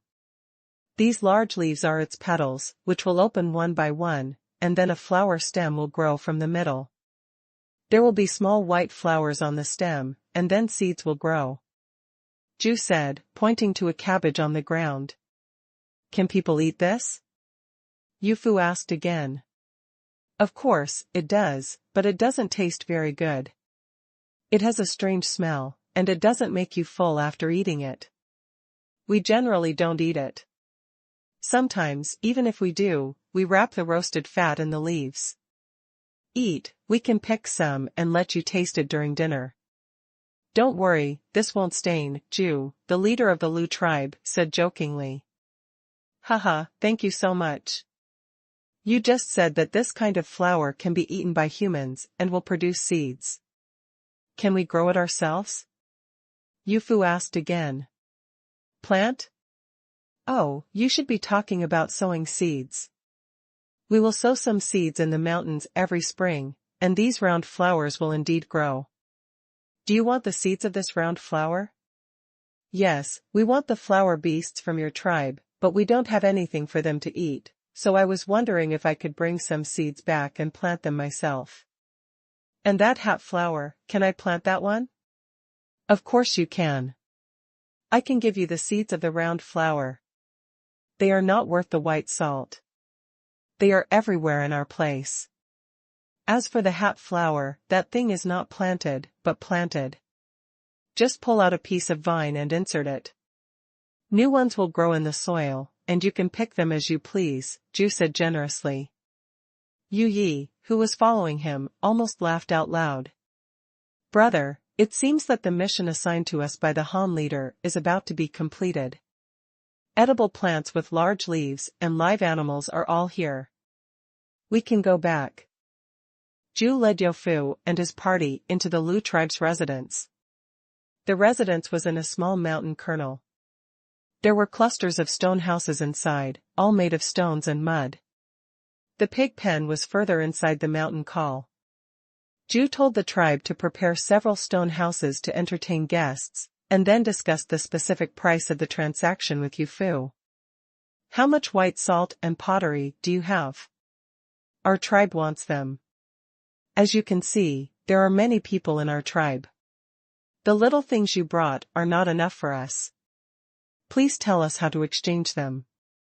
We have never exchanged beasts before, but we have exchanged white salt for human population. I don't know how to exchange your flower beast. We used to exchange such a big bowl of white salt for an adult. Yu Fu said as he took out a small pottery bowl. Ju looked at the pottery bowl and was stunned. He remembered that the small bag of white salt that Yu Fu took out before seemed not enough to fill the bowl. You brought a lot of white salt? Ju asked instead of directly telling the price. It's indeed quite a lot, but not much. If you want to replace them all, I guess you will need dozens of flower beasts. Yu Fu made an estimate and said. So much.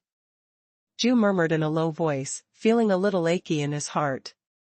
It wasn't that he really didn't think there was too much white salt, but that the price was too expensive. In his heart, the flower beasts of his tribe were very precious. Can you show me how much white salt you have first? This, you can take a look at it first, and I'll have someone get it for you. Yu Fu thought about it for a moment, and realized that his tribe had already invaded someone else's nest. Even if the Lu tribe tried to rob it, he had no choice but to be more generous. Anyway, he still had a trump card, so he would be able to leave alive. Several members of the Yu tribe moved a large wooden barrel from the ox cart, which was the white salt given to them by Luo Chong. They met more than a dozen tribes of various sizes along the way, and Yu Fu only gave a little to each tribe. Otherwise, I just exchanged some animal skins and food, basically not much consumption, and the bucket of white salt is still quite full. The exquisite wooden barrel was placed in front of Ju, which surprised him. Then he watched Yu Fu knock off the wooden peg with a small hammer, opened the lid of the barrel, and a large barrel full of snowflake salt appeared in front of him, which made Ju it's a bit dazzling to see. These and this are all white salt? Ju asked stutteringly. Yes, they are all. Have you finished all you want? This white salt is not cheap. Such a big bucket, if put in a bowl, would probably cost hundreds of bowls, and a bowl of white salt is exchanged for one person. Can the pigs of their tribe be worth anything? Even if the price is the same, the Nulu tribe will pay for it at one time. 100 pigs were also bleeding profusely. Ju was a little reluctant to let go, but he was even more reluctant to watch a large bucket of white salt slip away from his eyes. Thinking of this, Ju's eyes gradually became fierce. His eyes were wandering, and he glanced at the adults of the Yu tribe. There were only 20 or 30 of them. As long as he gave an order, they could stay forever, as well as the ox, cart, and the pottery on it. It seems that he sensed Zhu's murderous intent, or maybe Yu Fu was prepared. Seeing that Zhu seemed to be thinking about something, Yu Fu spoke directly. Lu tribe leader, you can forcibly detain us, or you can kill us all. The white salt here is enough for all the members of your tribe to eat for a year, but if you do that, you will have no white salt in the future. Have eaten. This kind of white salt is not made by our tribe ourselves. We are also entrusted by other tribes to help them exchange white salt for some things. Even if you torture us, we will not make white salt. Or you can force us to lead you, find the tribe that can make salt, and then eliminate them and steal the method of making salt. We can cooperate with this, but you will definitely not be able to win. There are many people in the tribe that can make salt. The entire population of your tribe, including your flower beasts, is at most only half of their population. At the beginning of spring this year, a large tribe with a population of more than 2,000 attacked them.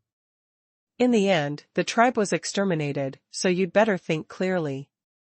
I'm not afraid to tell you that it takes a month to get from your place to that salt-making tribe if you walk quickly. Why don't we come here every year to give you some good deals? Don't you think so? Yu Fu gave a warning with a gun and a stick, and directly brought out the Han tribe to scare them, showing off the appearance of a dead pig that was not afraid of boiling water. We only have a small number of people in total.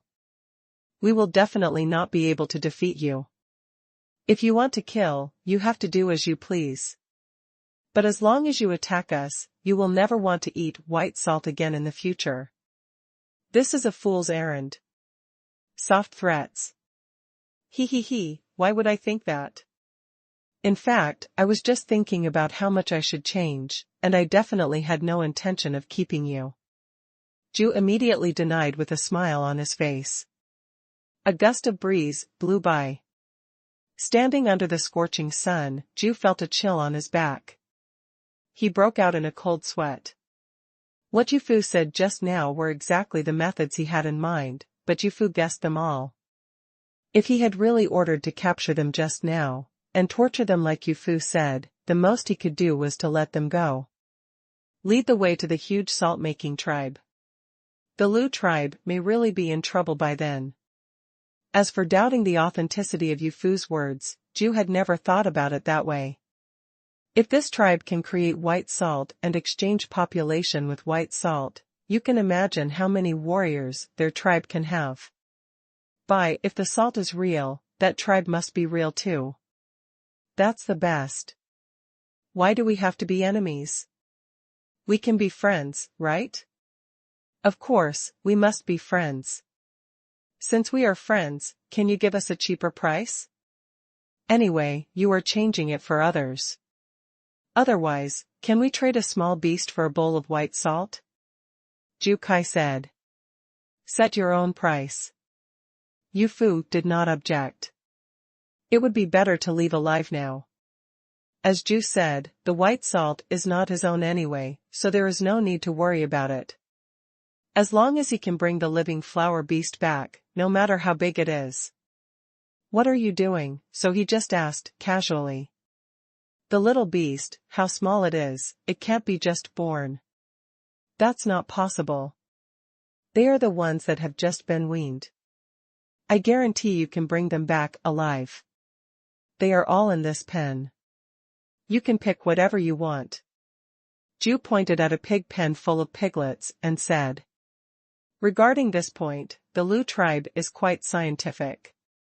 Pigs of various sizes are graded and placed in different pens.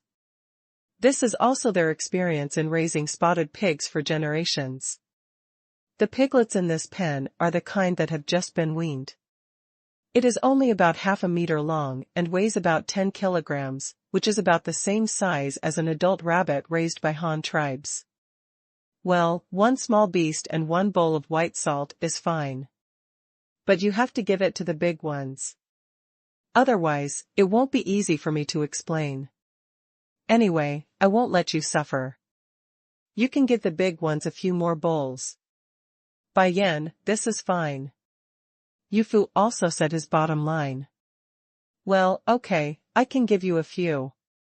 After all, we are friends.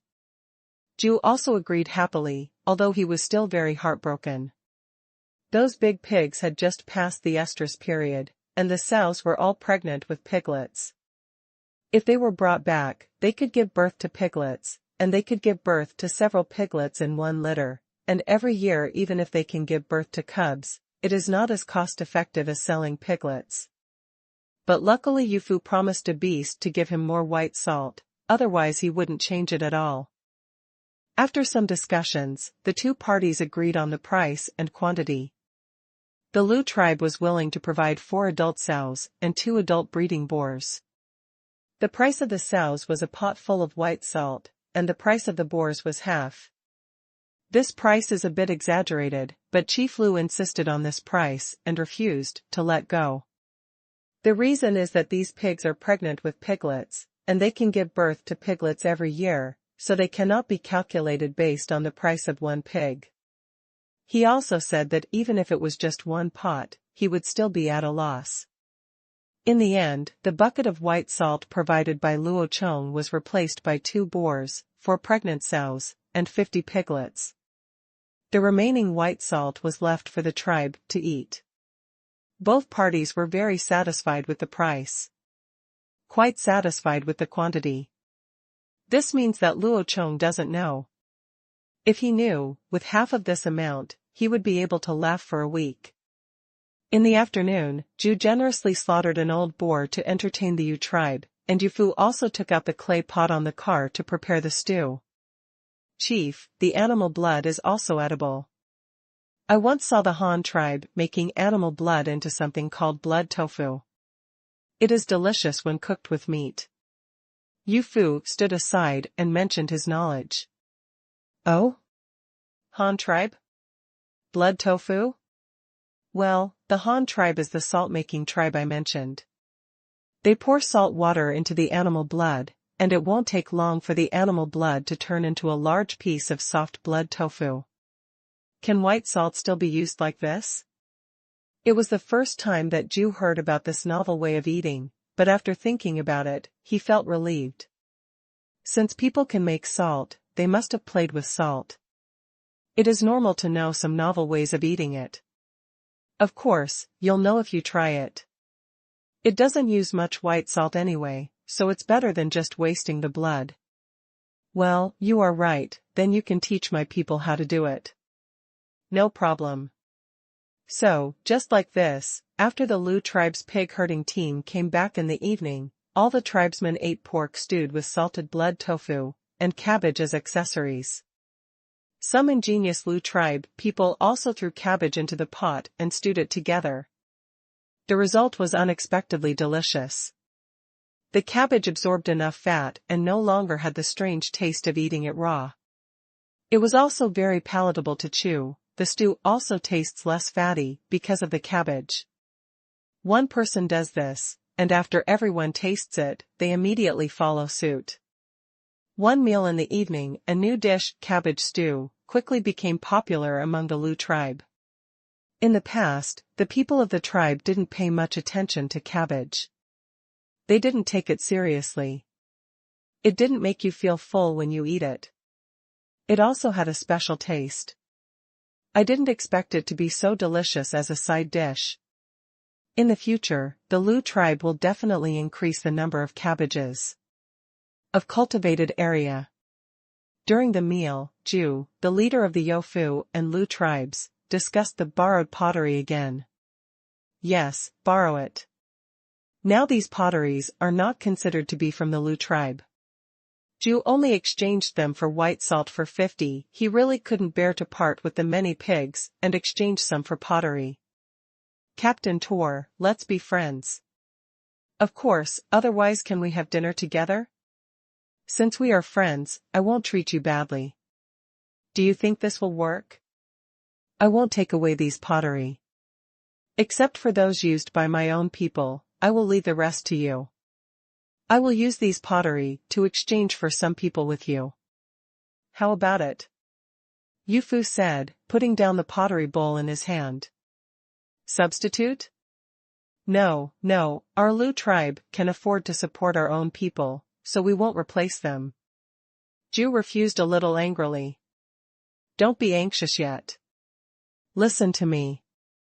These pottery are useful. Do you really need them? Well, you can't change anyone, I won't agree. Don't refuse so simply. Let's put it this way. It's not easy for me to get these flower beasts back now. It takes me a month to walk all the way. But none of my tribe has ever raised such flower beasts, and they don't know how to drive them. You must give me a few people to help me drive away these flower beasts. It doesn't take much, you can give it as you see, as long as you can take care of these flower beasts on the road and drive them back, and I didn't say that I must have your warriors, there are always girls who have just grown up. You have to get married anyway, your own tribe cannot stay and have babies, so just treat them as if you married them off. You give me 10 or 8 girls like this, and also give me some seeds of round flowers and flower vines of hat flowers, and then ask your tribe to help me collect a load of round flowers, and keep them for the little beasts on the road. It would be best if you could give me some more animal skins from flower beasts. The pottery here will all be yours. Do you think that's okay? Yu Fu's statement made the leader, Ju's eyes light up. As long as there are 10 or 8 young girls, instead of exchanging one clay pot for another, he actually takes advantage. At first, he thought Yu Fu was talking about exchanging one pottery bowl for another, so he immediately rejected it. Now it seems that it is not a loss. And their request is reasonable and well-founded. The Yu tribe really needs a few people who can drive pigs, and they only want young girls. Just like Yu Fu said, they have to be married anyway. Whoever you marry is not a marriage, just treat it as a marriage. If you give it to the Han tribe, you can also exchange it for a lot of pottery, so why not do it? As for the other conditions Yu Fu mentioned, the cabbage seeds and the hat flower vine were promised in advance for free. Now that they can be exchanged for pottery, they are not free. Then there is preparing a cart of cabbage. This is not a problem at all. There are mountains and plains around the Luo tribe. How long does it take to fill a cart? The other thing is the hides of the flower beasts. The Luo tribe has been raising pigs here for generations. There are quite a lot of animal skins, so it's no problem to take some out. Okay, since you said so, then I agree. Tomorrow, I will ask the tribesmen to collect these things for you. I will give you 10 girls who can herd pigs. Just make up the whole number and treat it as marrying that man. Tribal. As for animal skins, I can give you 30 pieces. Do you think that's okay? Ju nodded in agreement. Okay, any amount is fine, I've said it, you can do whatever you want, as long as you can let me do the work and transport all these flower beasts back, I'll have no problem. Okay, then I will ask the tribe to prepare it for you tomorrow. In this way, the Yu tribe stayed in the Luo tribe for another day, leaving one day for the Luo tribe to collect goods. There was no white salt, no pottery, and the large space left on the ox cart was filled with cabbage, a bag of cabbage seeds, and a handful of morning glory vines in clay pots. The goods were gone, and the traveling tribe could no longer move forward, so they began to return. Carrying a cart full of cabbage, 56 large and small spotted pigs, and 10 young girls who had just grown up, the large group marched north all the way. The mark left behind is on the way home. The sound of lolololololu while driving the pigs and the humming of the piglets echoed on the way back. It was not lonely along the way. The clouds are rolling, the sun is rising and setting, time passes day by day, and in a blink of an eye it is late spring and early summer. The Han tribe has successively made 16 small looms for weaving sacks. They have already sent them to the weaving tribe, and burlap has been produced. Every time a roll is woven, shang will be given to the men of the hunting team. The hunting patrols of the Han tribe were brought back to the Han tribe. The two sides have always communicated in this way. If the Han tribe lacks something, the Han tribe will receive the woven linen, which is transmitted by the hunting teams on both sides. Cut a 45 cm wide burlap roll into 1.4 meter sections, fold it in half, and sew both sides with burlap thread to create a burlap bag. After the sacks were processed one by one, the construction team consisting of hundreds of people also stopped working, leaving only 100 people to do the later decoration work. The Han tribe has now built a residential area, located in the northwest corner of Jugong City. There are a total of 99 houses, but they are just rough housings with no doors or windows, no indoor floors, and no exterior wall waterproofing. Luo Chong divided the original 25 building teams into 5 teams for decoration. The decoration included laying indoor floor tiles and applying gypsum joints to the brick joints on the exterior walls to prevent rainwater from eroding the mud inside. The doors and windows are very simple. The windows are made of bars made of twigs and rattan, and then a layer of thatch is tied on top for waterproofing. On sunny days, the windows can be taken down directly for ventilation. Well, in fact, it is a temporary cover that can block the window and save rainwater from entering. The serious doors and windows must be made of a grid shape made of spliced wooden strips. Luo Chong's initial plan was to wait for animal skins to become rich, and then paste animal skins on the doors and windows first, and then replace them with window paper when paper becomes available. By then, he would have enough materials to make glass, and then replace it with glass, but the basic framework is Chinese wooden frame. However, there are only a limited number of carpenters in the Han tribe, and they are currently working hard to make ox carts for hauling ore, so the windows and other things can only be left to the ingenious women to find a way to make do with them. As for the warehouses used to store grains, there are none. The Han tribe just started planting rice this year.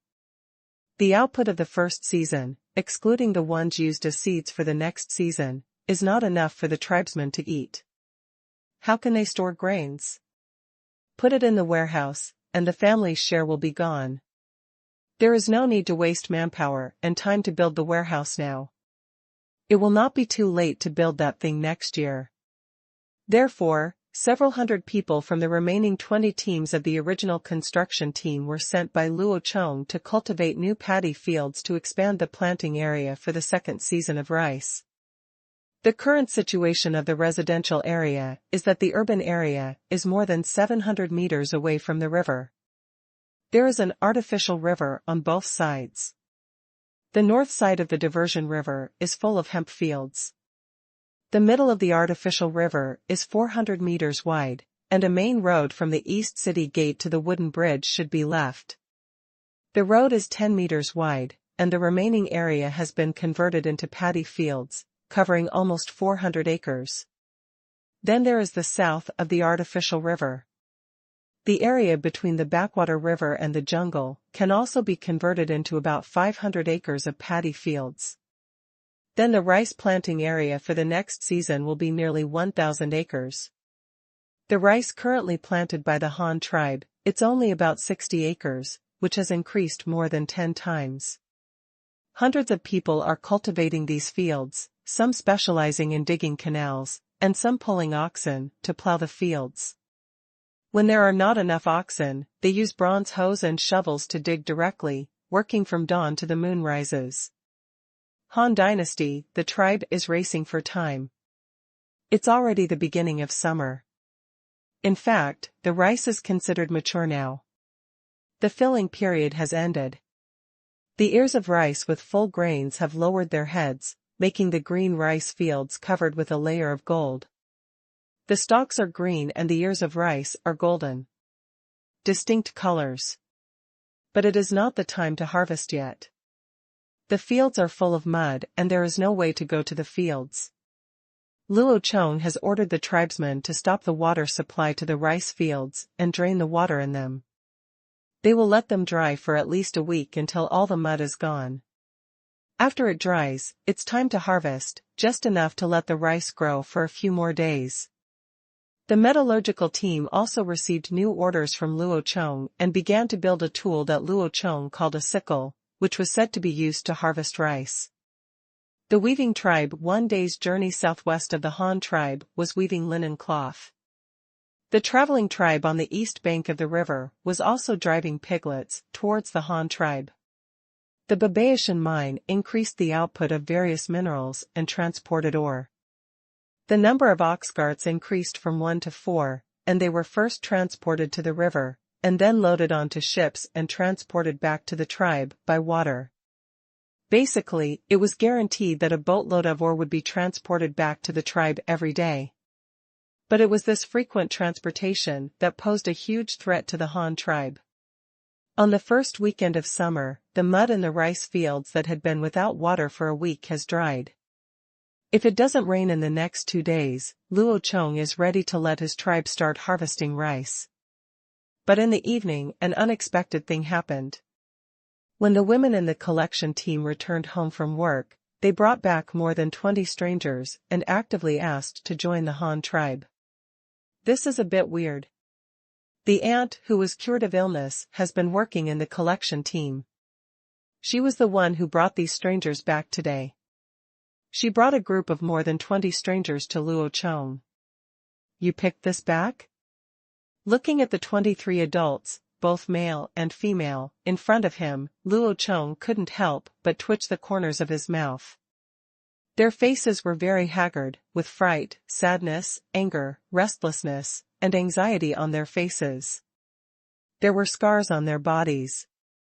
His spirits were very low, and his face couldn't hide the tiredness at all. He must have been fleeing. They didn't pick it up, they encountered it. They said that their tribe was attacked by the enemy, and they were the only ones who escaped. They have been fleeing for many days. When I met them today, they told us to run away as well. Then I said that our tribe has many people and we are not afraid of enemies, so they said they would join our tribe, and I brought them back. The cured aunt replied. After running away for several days, I am still on the run. No matter what kind of enemy I have to kill them all, this is too persistent. Your tribe was attacked by enemies? What enemies? Are there many enemies? How many people are there in your tribe? How many people were beaten so badly? Luo Chong asked them with gestures. No, that's not the enemy, no, that enemy is not a human, but a beast. A woman who looked like she had just grown up was gesturing to Luo Chong incoherently, her eyes full of fear, as if she was recalling something terrible. Matter. The enemy attacking your tribe is a wild beast? Luo Chong asked somewhat differently. No, they are humans. There are also some beasts that look like humans. They have long hair on their bodies. They can stand up and run like humans. They are as tall as 2 people. They are very strong and can knock humans away with a slap, can tear a living person in half. Another man who looked quite calm gave Luo Chong a detailed answer, but his trembling legs still betrayed him. He was trying to keep calm. Just hearing this man's description of the enemy, coupled with the physical features of his gestures, made Luo Chong's heart tremble, and his pupils shrank suddenly. Luo Chong turned to look at Huishan, who was playing not far away and the only ivory left on its chin. He turned back and asked in a serious tone, "How many of the monsters you mentioned are there?" "Many, a dozen of them. A dozen red-haired man-eating giant apes. This is a very scary concept.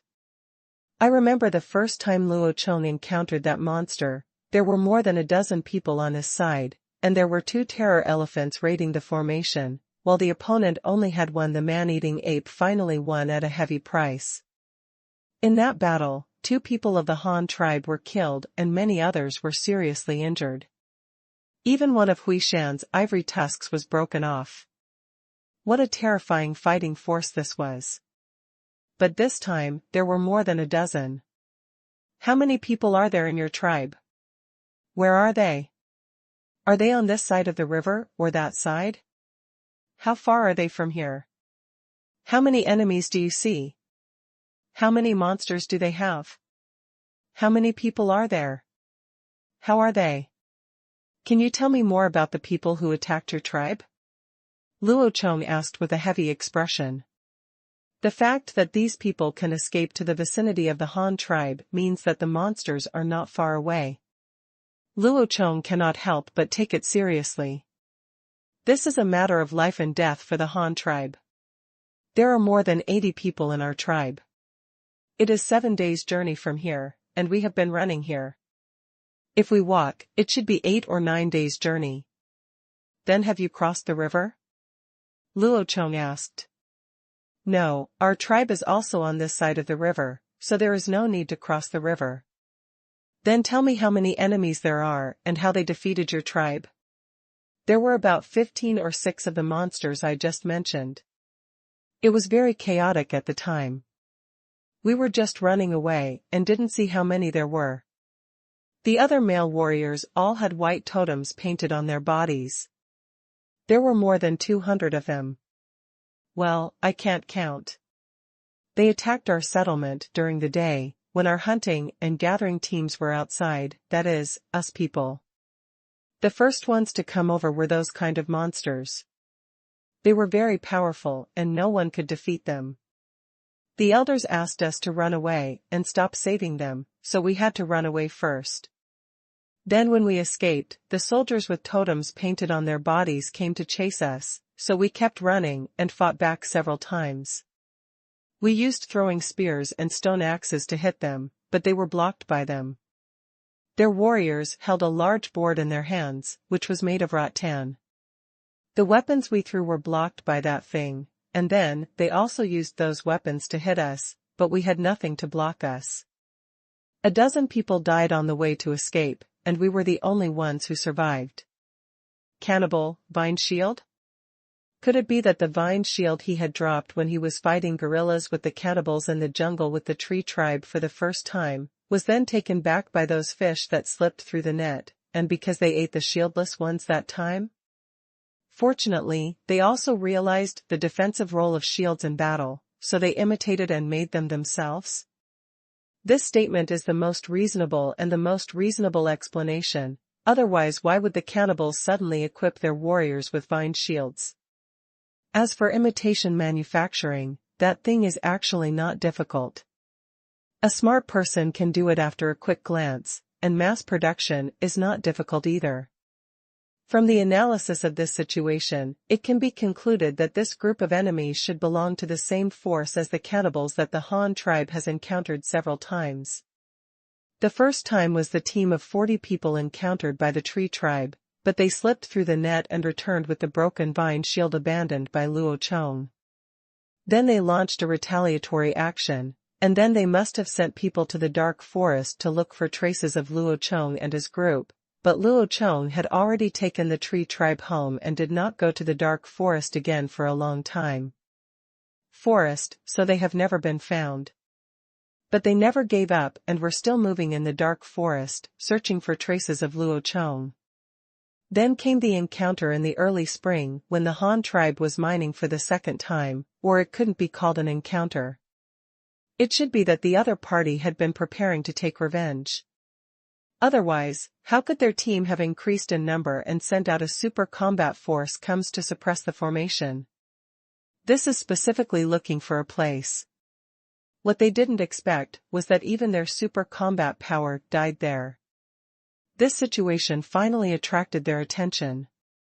Electronics were very troublesome, so they rescued more combat power and took the initiative to look for this and them everywhere. A tribe with deep hatred. This time it was even more exaggerated. More than 200 warriors were sent, and they were also equipped with rattan shields learned from Luo Chong. The number of giant cannibals increased to more than a dozen, and their target was also very clear, which was the Han tribe. TSK, this is very troublesome. Calculating the time, since these people can escape to the Han tribe, the cannibal army must not be far away. The Han tribe must make preparations in advance. After thinking for a while, Luo Chong called the senior leaders of the tribe and began to give them scheduled tasks. Beast Tooth, starting from tomorrow, the hunting patrol team should not go out hunting again. You allocate the few horned deer riders and send one to the tribe to tell them that enemies will attack our tribe in the near future. We will stop the supply of supplies for these days. In addition, send another person to Babao Mountain to inform Dashu that they are back and that the mine will temporarily stop mining. The mountain can't escape there anyway. All the bullock carts hauling ore in the east of Hedong stopped transporting. After meeting Dashu and the others, they made a big circle back to prevent being tracked by the enemy, and be careful not to leave any tail behind. In addition, send another person to inform the few people stationed at the forest edge guarding the boat and ask them to come back by boat immediately. They cannot stay in that place. It is very dangerous. The enemy may find them first. Yes, leader. Bestia said with clasped fists. Remember to be quick. As soon as it gets bright tomorrow and you can see the road clearly, we will set off immediately. Go back as soon as possible. Make arrangements now. Luo Chong said seriously. Yes, I understand, let's make arrangements now. Well, the logging team members should not go up the mountain tomorrow and stay in the tribe. The gathering team members will also stay. The fishing team members will continue to work as usual. However, people must be sent to monitor the surrounding area of 2 miles.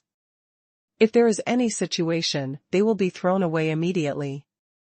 Return the things. Luo Chong arranged again.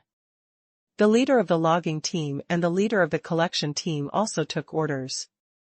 Chief, what do we eat these days? If the enemy never comes, we can't go out to work all the time. Just eating fish may not be enough. The elder said worriedly. Organize the clan members, and after dinner, we will rush to harvest rice all night long. We will harvest the rice first. We cannot wait for the enemy to come and destroy it. During this time, we will eat the rice first. If it is not enough, kill rabbits, alpacas, or cows if that doesn't work.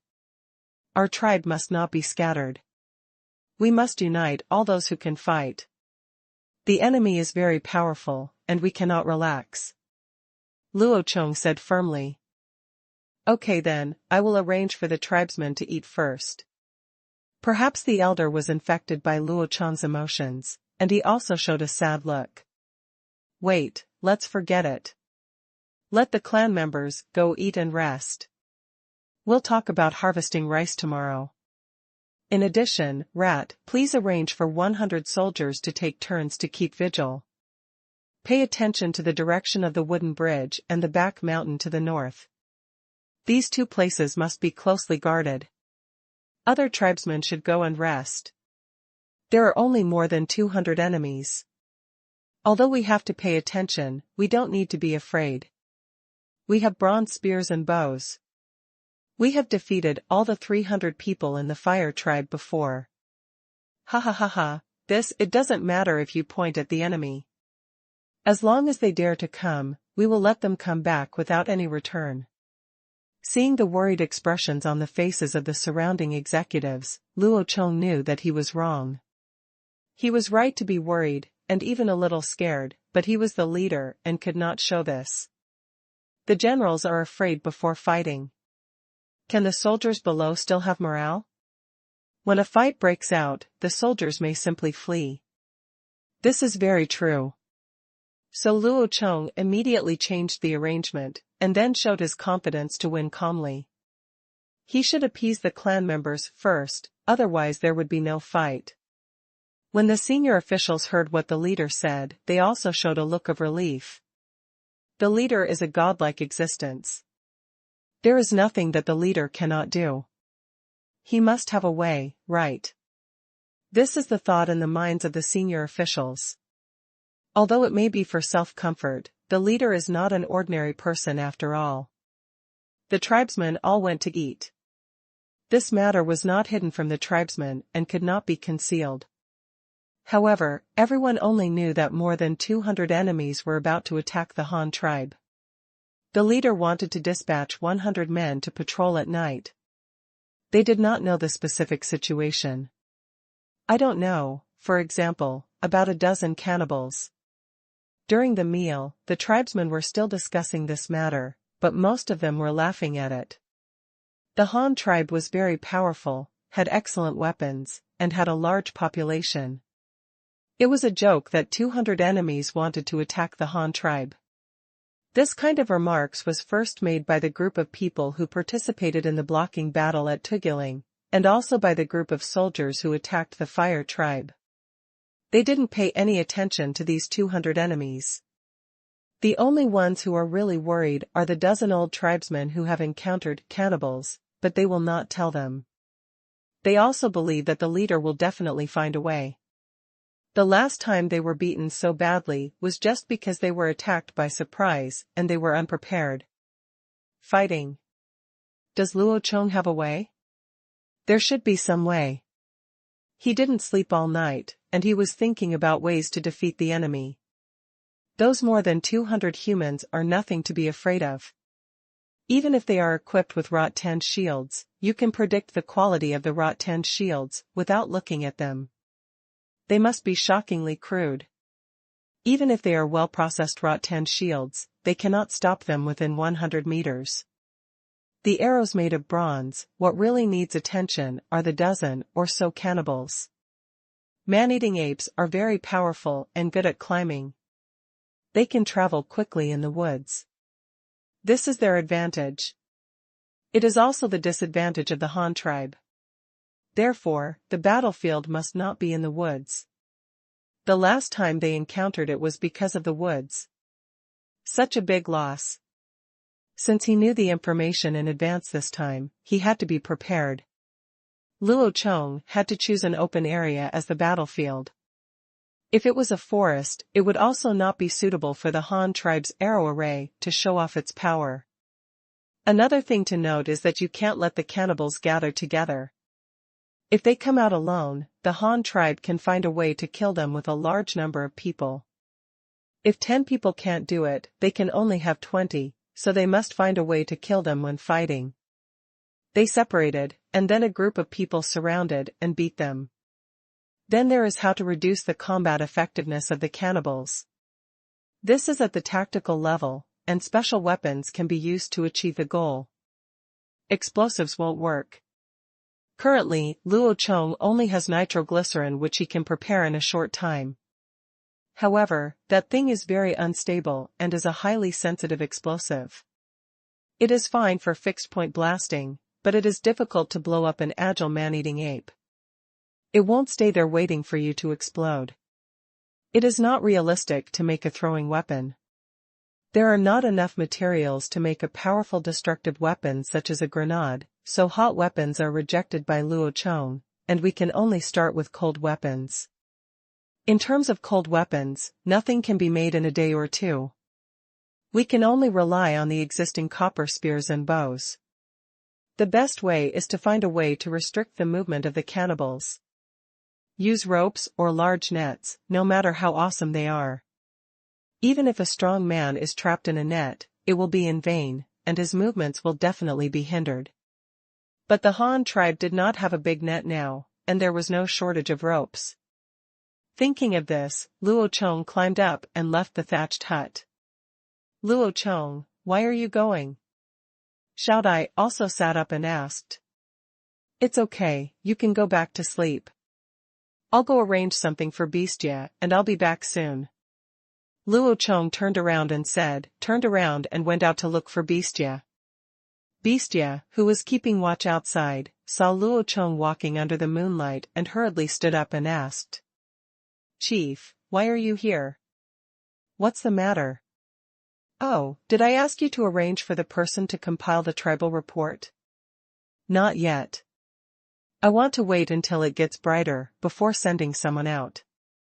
But I have already arranged the people. Do I need to ask them to go now? Is it unsafe to go at night? Bestia replied. Oh, that's good. You don't need to leave now. I'm just here to tell you that when I send people to organize the tribe tomorrow, I'll ask them for some big nets. It's best to have more than 20 nets, made of thick rope. They the kind used by hunting teams to catch wild animals, Luo Chong explained. Bestia's eyes lit up after hearing this. He also followed the hunting patrol to the Wen tribe. He knew that the Wen tribe was good at using nets to hunt wild beasts. Now that the leader wanted a net, it was obviously not for hunting. Chief, are we going to use a big net to catch those monsters? It's not about catching them, but restricting their movement. Those things run too fast. If they are allowed to run around, our soldiers will suffer a lot and suffer a lot of casualties. Using a net can reduce some unnecessary sacrifices. Luo Chong explained. This is a good idea, but since they run so fast, they probably won't stand there and let us use the net cover. Bestia was happy at first, and then immediately simulated it in his mind. This method was good, but the actual operation was not low. Luo Chong was also stunned for a moment. He really didn't notice this detail, but it was not impossible to cover the cannibal. Luo Chong immediately came up with a very simple and extremely lethal weapon, and it is still available to the Han tribe, so you can use it if you take it. It's just that this tactic is a bit despicable, and it can be regarded as a dirty trick, but when it comes to life and death, who will care about this? A method that can kill the enemy is a good method. You don't have to worry about this. I have a way to cover them. All you need to do is ask for the net tomorrow. After coming up with a solution, Luo Chong gained a lot of confidence and said to Bestia confidently. Really, what can I do? Can the leader tell me? Bestia asked with some surprise. He knew that the leader would definitely find a way, and the leader did not disappoint them. Well, it's okay to tell you. I have a way to attack their eyes, making them blind instantly and unable to see anything. This will make it easier for us to attack. Luo Chong explained. Bestia was shocked on the spot. Is there such a wicked way? Specially targeted at the eyes, blinding the enemy instantly. What is this operation? Luo Chong didn't say much, turned around and went back to sleep. The feeling that everything was under control came back, and he could finally sleep peacefully this time. Early the next morning, 3 lines of cavalry had already set off to report the news. No tribesmen went out to work today. They all stayed in the tribe and waited for arrangements. The tribesmen all knew that this was because enemies would attack in the near future. In addition, today was a good harvest day. Thousands of men and women gathered together, ready to obey the leader's orders. The women were divided into dozens of people to pick peppers. The peppers were already red and ready to be harvested. The growth cycle of peppers is similar to that of rice, or even faster. Depending on the variety, the growth cycle of peppers only takes 2 to 3 days.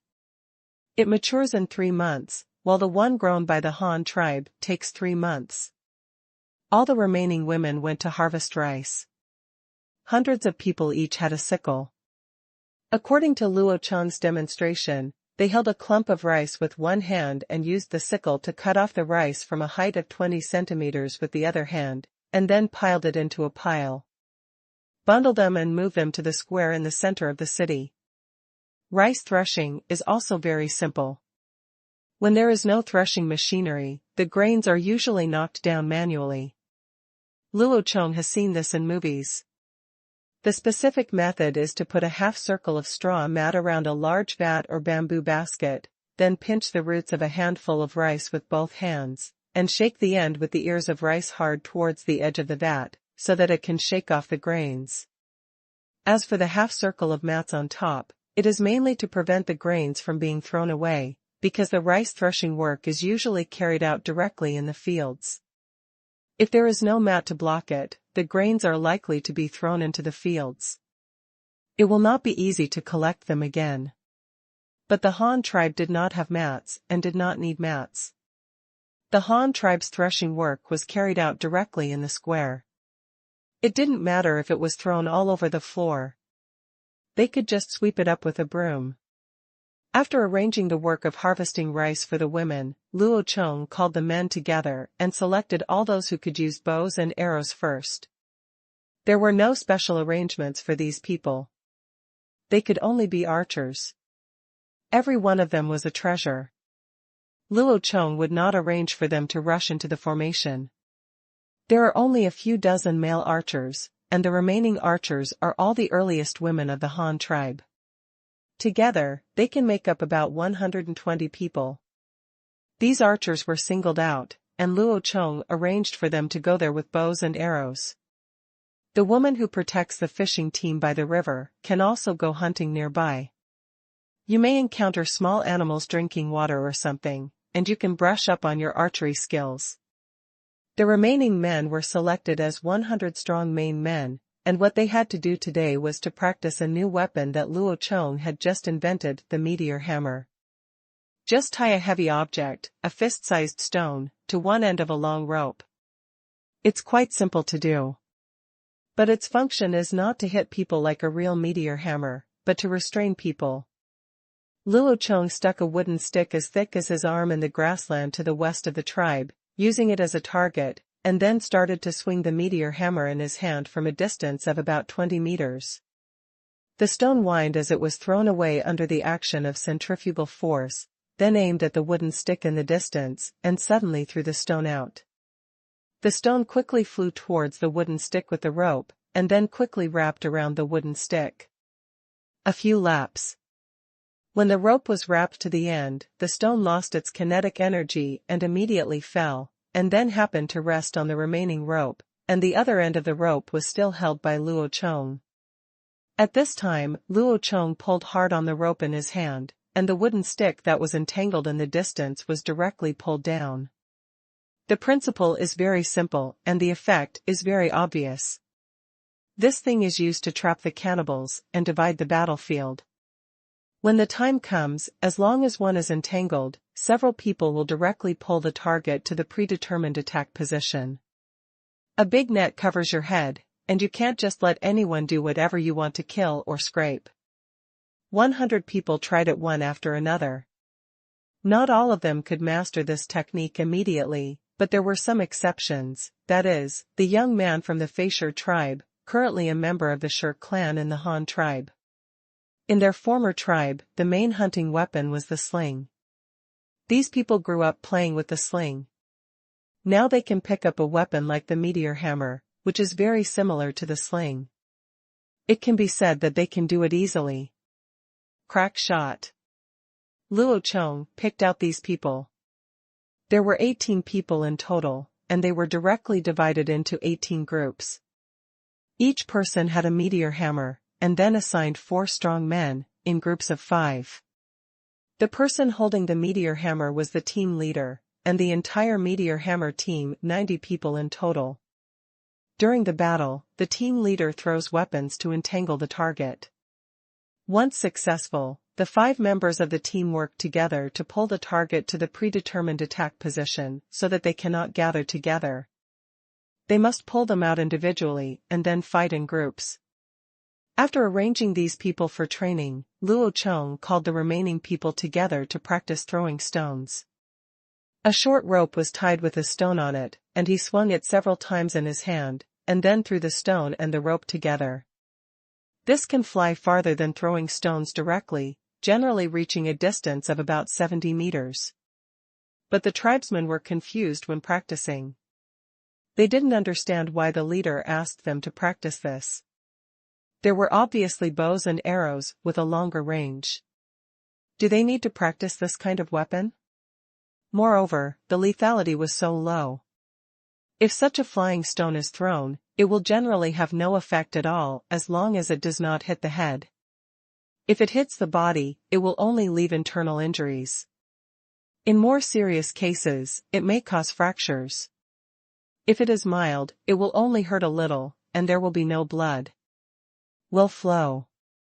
But Luo Chong's explanation to them was that now it was just a practice to see who could throw it far, but in the real battle, what he would throw was not this, but something else. And this other thing is the dirty weapon prepared by Luo Chong, the quicklime cloth bag. Wrap the quicklime powder and felt cloth into a small bag.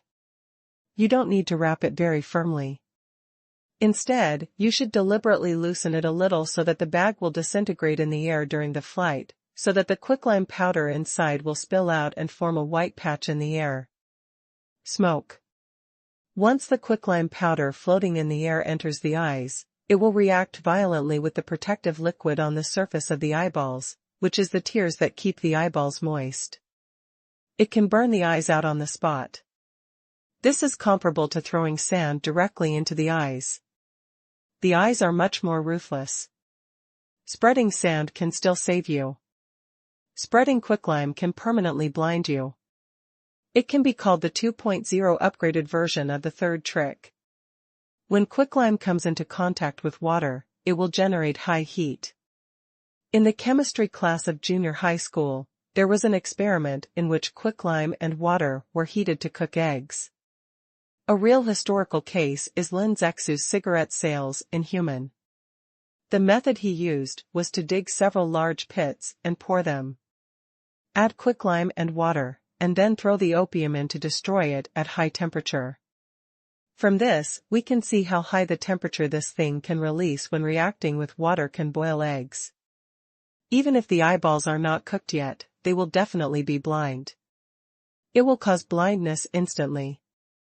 By then, a group of blind cannibals will. It's not that Luo Chong can pinch it however he wants. As long as he takes protective measures when the time comes, don't let any of his own people get infected. First, he found someone to move the felt he had stored these days. Luo Chong used scissors to cut a small piece and began to trial make the cloth bag. Put about 1.5 kilograms of lime powder in a bag, tie it with a fine hemp rope, and then tie it with a snap buckle so that it can automatically open after being shaken. Finally, leave a section of the rope for handheld swinging.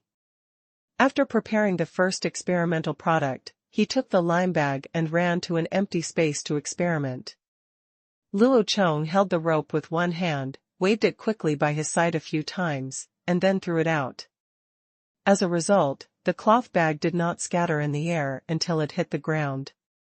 White lime was scattered on the ground, and a cloud of white smoke rose up. But the height is very low. With the height of a man-eating ape, it will not fascinate the eyes at all. There was no other way. He could only try this thing many times. After trying it several times, Luo Chong found the most suitable binding method and the tightness of the rope buckle. During the last experiment, the cloth bag disintegrated in the air when it flew more than 50 meters. The lime powder instantly spread into a cloud of white dust smoke. From a distance, it looked like an exploding smoke bomb, but it did not last long. Because it was not smoke but dust after all, so it only lasted for more than 20 seconds before falling to the ground, but this was almost enough. At worst, I could throw a few more at that time. After the experiment was completed, Luo Chong asked a dozen more women to start making lime bags. A total of 300 were made, which would be distributed according to specific circumstances. The remaining woolen cloth was cut into turbans, but these turbans were not worn directly on the face, but were wrapped around the bamboo hat. Those bamboo hats were bought during the spring festival. I sewed the felt into a cylinder, and then wrapped the edge of the bamboo hat with thread to make a cover, so that the entire head could be covered inside, and the lower edge of the felt was put on a thin hemp rope. Tighten the lower edge and tie it around your neck. It looks like a bee-proof hat for keeping bees.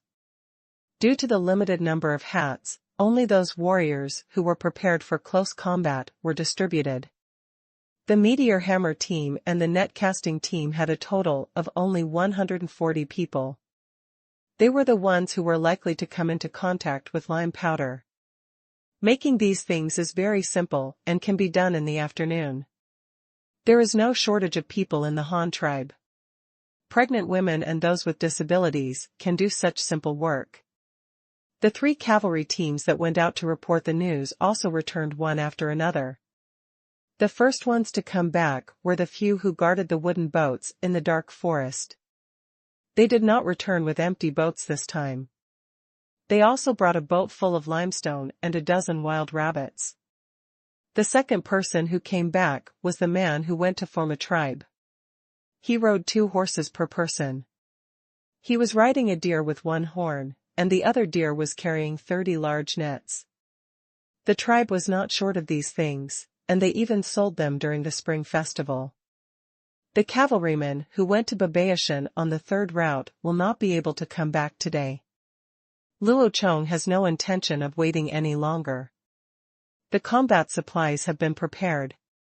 The Han tribe must take the initiative and cannot wait for the enemy to hit their doorstep and then passively defend. That would probably let the enemy know the exact location of the Han tribe. If they didn't wipe out all the tribes during the battle and only 1 or 2 escaped, the enemy might really hit the doorstep next time.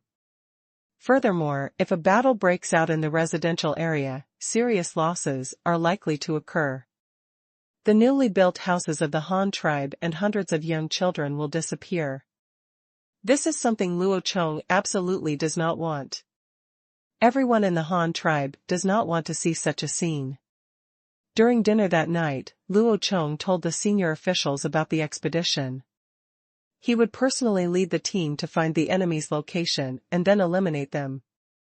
The enemy would not be allowed to attack the tribe. Don't worry, Chief. We must take good care of the tribe.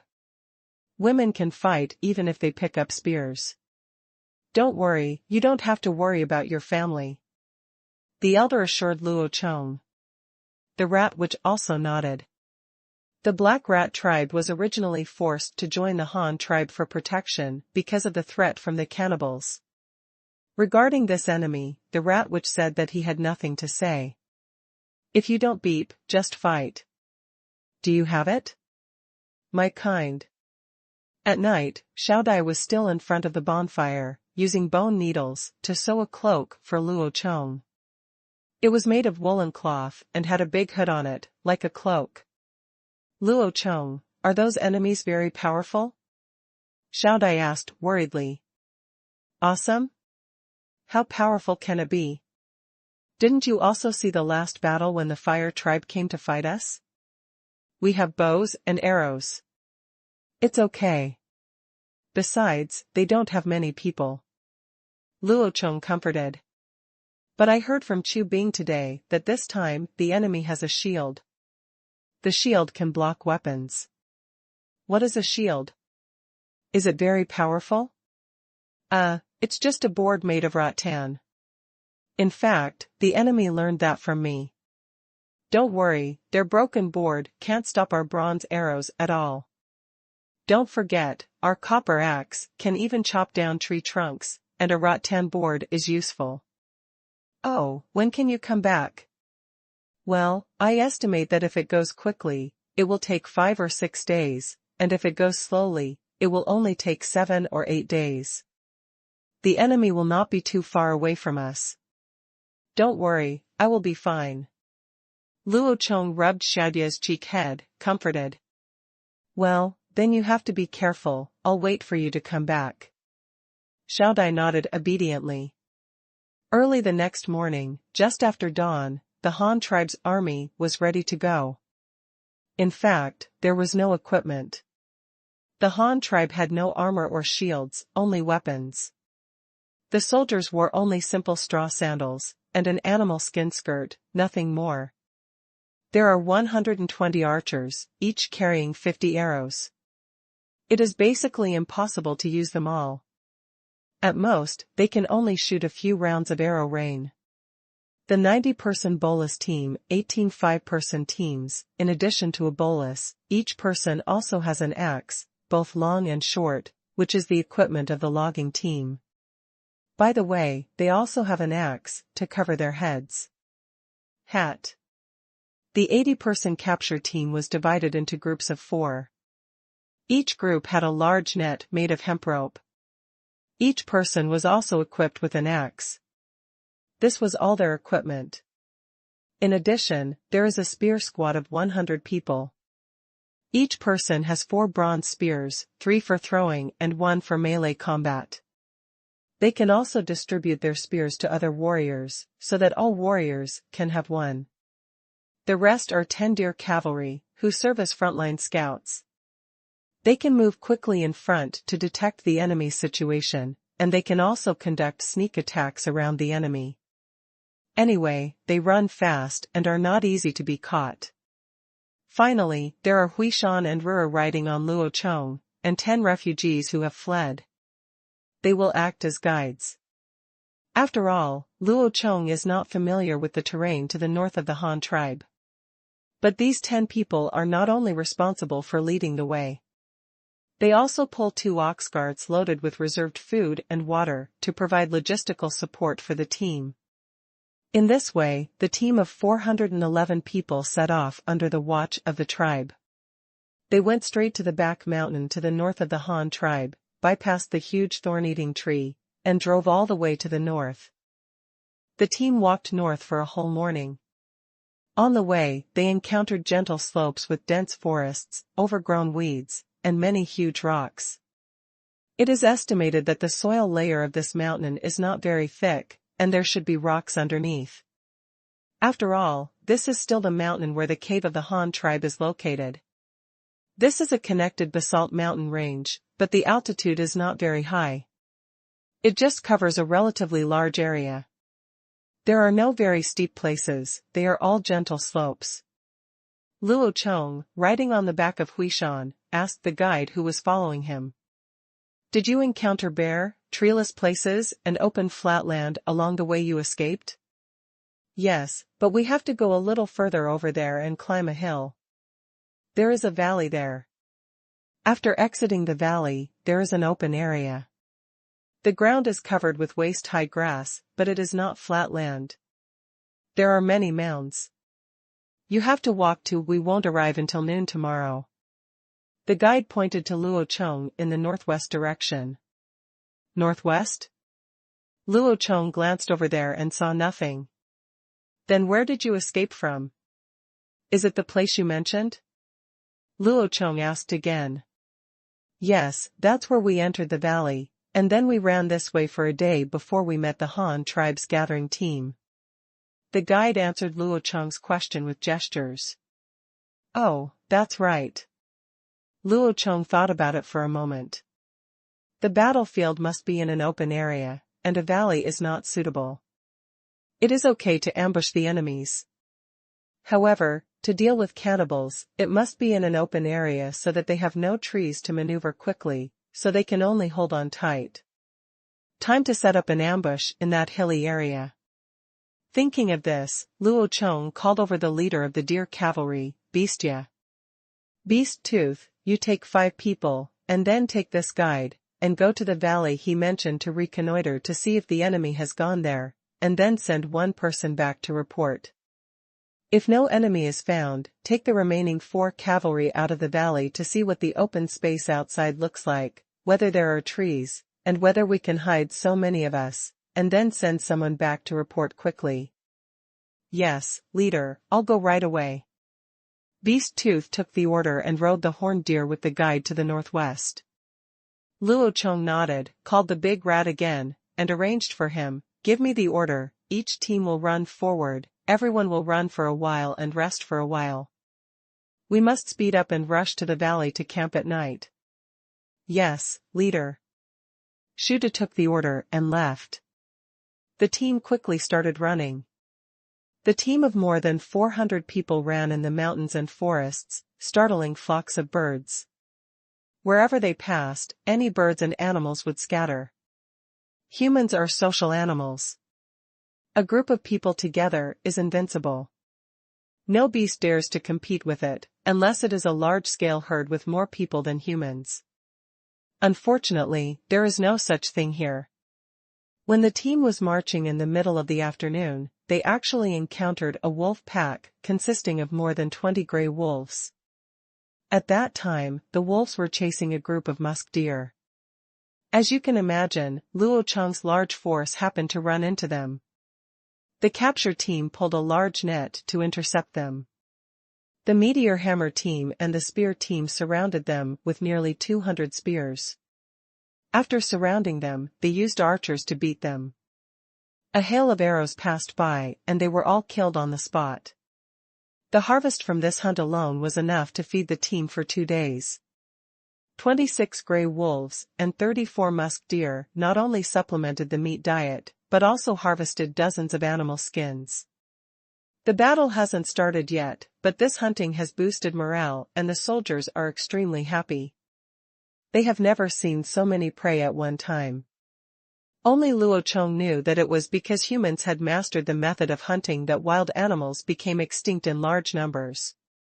In the end, they were forced to have no food, so they learned to breed and plant. At 10 o'clock in the evening, the large group of people had already arrived at the valley that the guide said could only be reached tomorrow. Beastia had already gone out to scout the valley and should be back soon. Luo Chong ordered everyone to set up camp and collect firewood to prepare dinner. There is a small stream in the valley, and there is no shortage of water sources. Luo Chong even thinks that this valley may have been a big river at one time.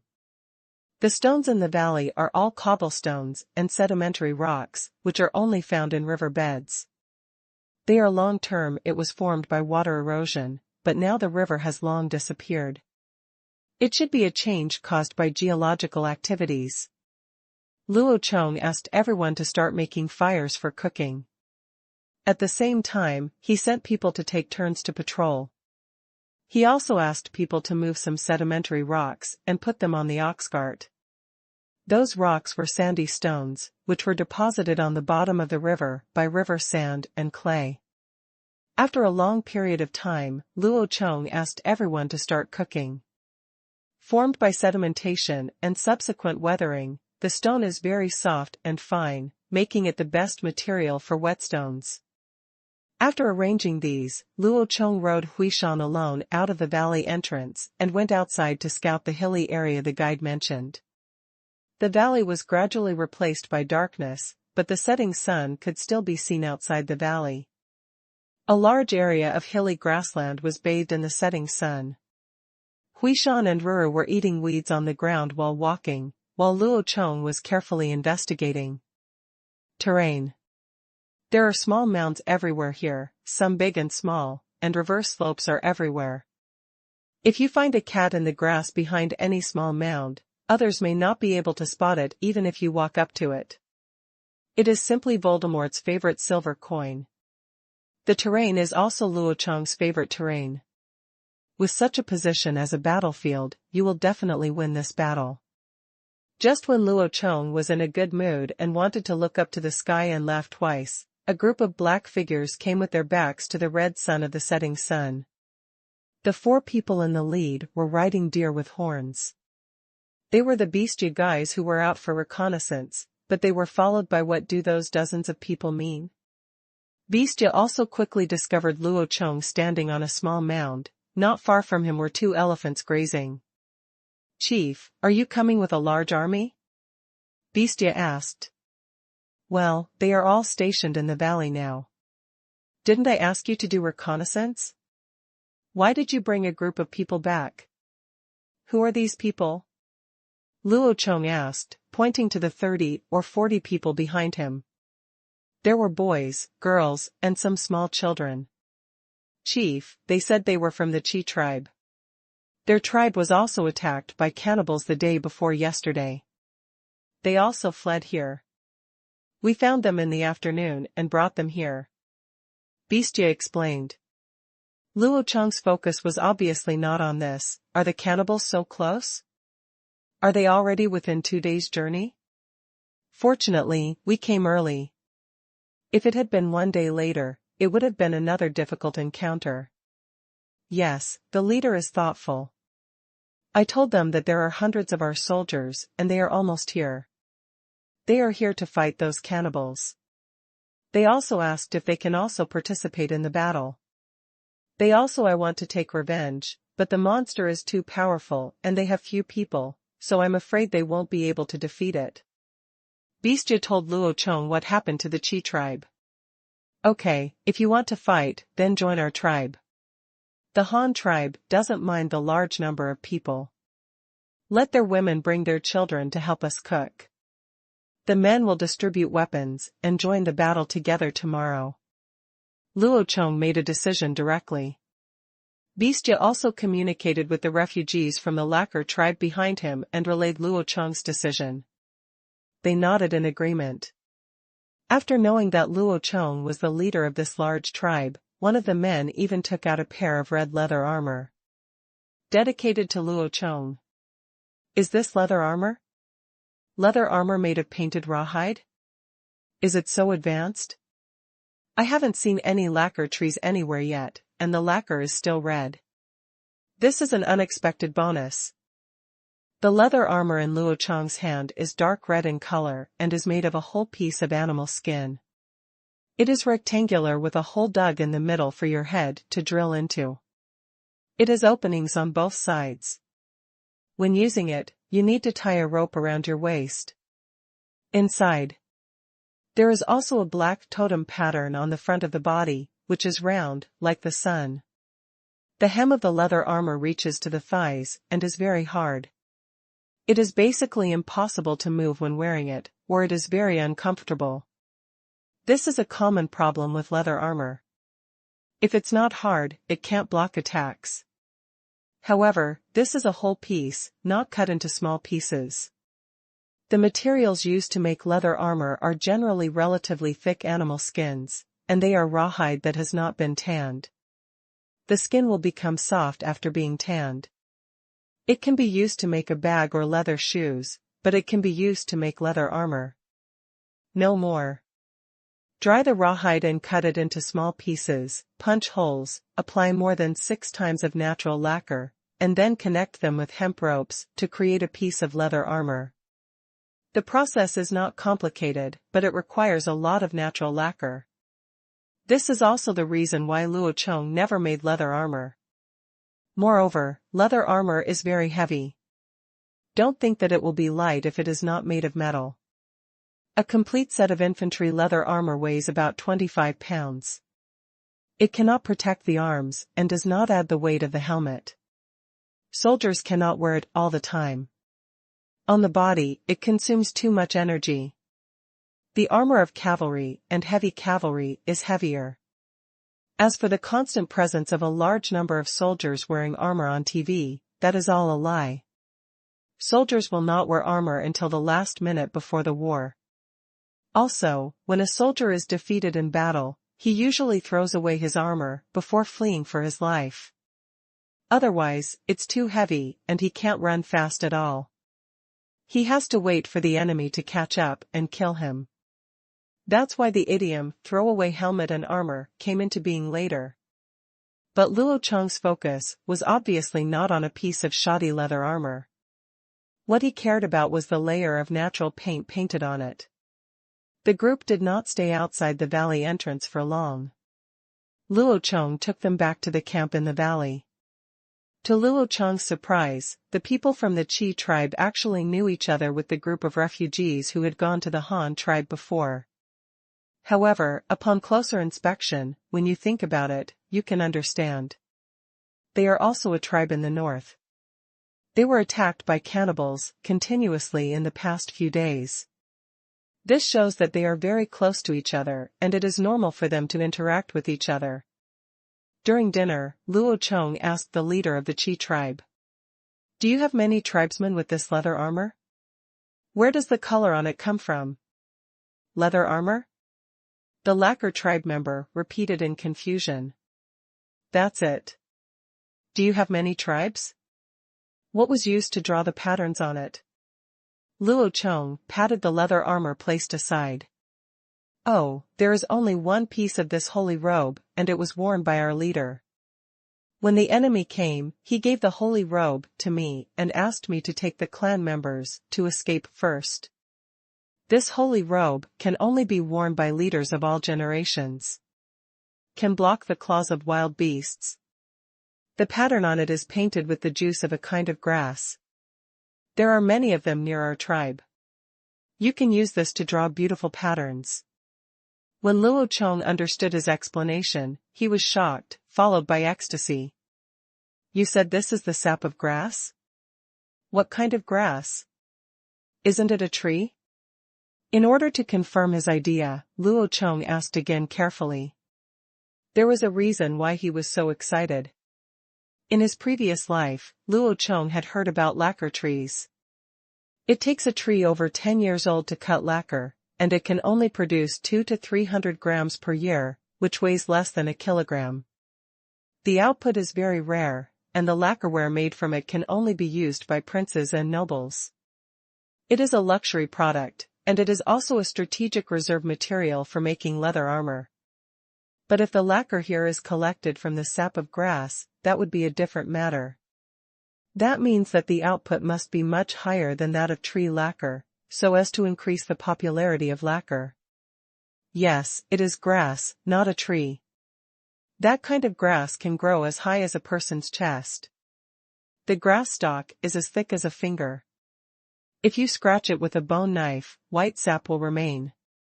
The sap has a very special smell. Smell. White juice.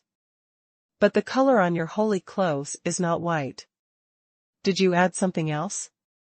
Luo Chong continued to ask. If nothing is added, the juice will change color after being left overnight.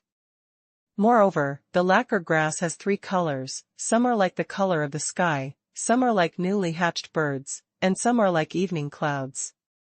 They will bloom like this. There are 3 colors of flowers. The color of the sap will change depending on the color of the flower, but they are all white when they are first collected. Luo Chong. What kind of evil plant is this? It's green, yellow, and red. The 3 primary colors of paint are all mixed together. You can create various colors by blending them with each other. Isn't it so magical? Then how far is your tribe from here? I want to take people to see it tomorrow. Luo Chong became very interested in this kind of lacquer grass. It would take 2 days to get here by walking. But you have those horned beasts.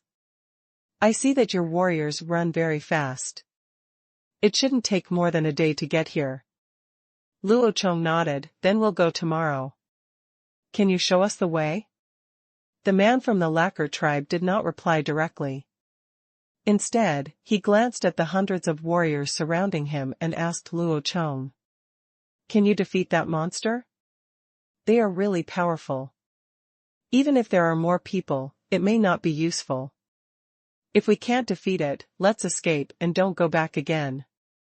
The man lowered his head as he spoke, seeming to remember again. Dead kin. Of course, we can definitely win. Further south is our tribe. We can't retreat. Even if we are all dead, we have to stop the enemy here. Besides, we can't lose. We have killed one of those monsters before. They will die even if they are injured. What are you afraid of? Don't you want to avenge your people? Luo Chong said seriously. Of course I do. Then I will lead the way for you. When the time comes, you will also let me kill a monster like that. My woman and children were killed by that monster. I will avenge them with my own hands. Luo Chong patted his shoulder and comforted him. Don't worry, I will definitely let you prick it twice when the time comes. The man nodded heavily after hearing this. There was no words all night. There were soldiers taking turns, keeping vigil in the valley. The enemy did not come here, and the wild animals did not appear. It was very quiet. Early the next morning, after everyone had breakfast, Luo Chong began to arrange the soldiers of each team. After leaving the valley, there were continuous small mounds directly opposite the valley entrance. Luo Chong found a small basin with mounds on 3 sides, and then divided each team of soldiers into 3 parts and hid them on the reverse slope of the mound. 300 lime bags were distributed in 3 directions, with the target being the small basin facing the valley mouth. Throw 50 bags in each direction in 2 batches, so that the lime smoke can be maintained for a longer period of time. The soldiers who were preparing to charge all put their hooded hats on their heads in advance. Seeing that everyone was ready, Luo Chong also took a few hats and distributed them to the 10 cavalrymen, as well as the lacquer tribe warrior who was leading the way. He himself there was a face covering and a cloak sewn by Fluttershy. Put this on your head, and I will take you to avenge your tribe. Luo Chong handed a bamboo hat to the lacquer tribe guide who was traveling with him on the Grey Mountain. 10 deer cavalry, a guide, and 2 fear elephants will follow Luo Chong to actively search for traces of the enemy. This battle is not a fight to the death, but a peripheral harassment, aggro, and then leading the enemy to a predetermined ambush position. With the guide guiding them all the way, the team moved quickly towards the residence of the lacquer tribe, which was the place where the cannibals last appeared. But 2 days have passed. They will definitely not stay there. They may be moving south. After all, their real target is actually the Han tribe. The facts did not go beyond Luo Chong's expectations. As the team marched towards noon, the rolling hilly area finally saw the end. A sparse broadleafed forest suddenly appeared not far ahead.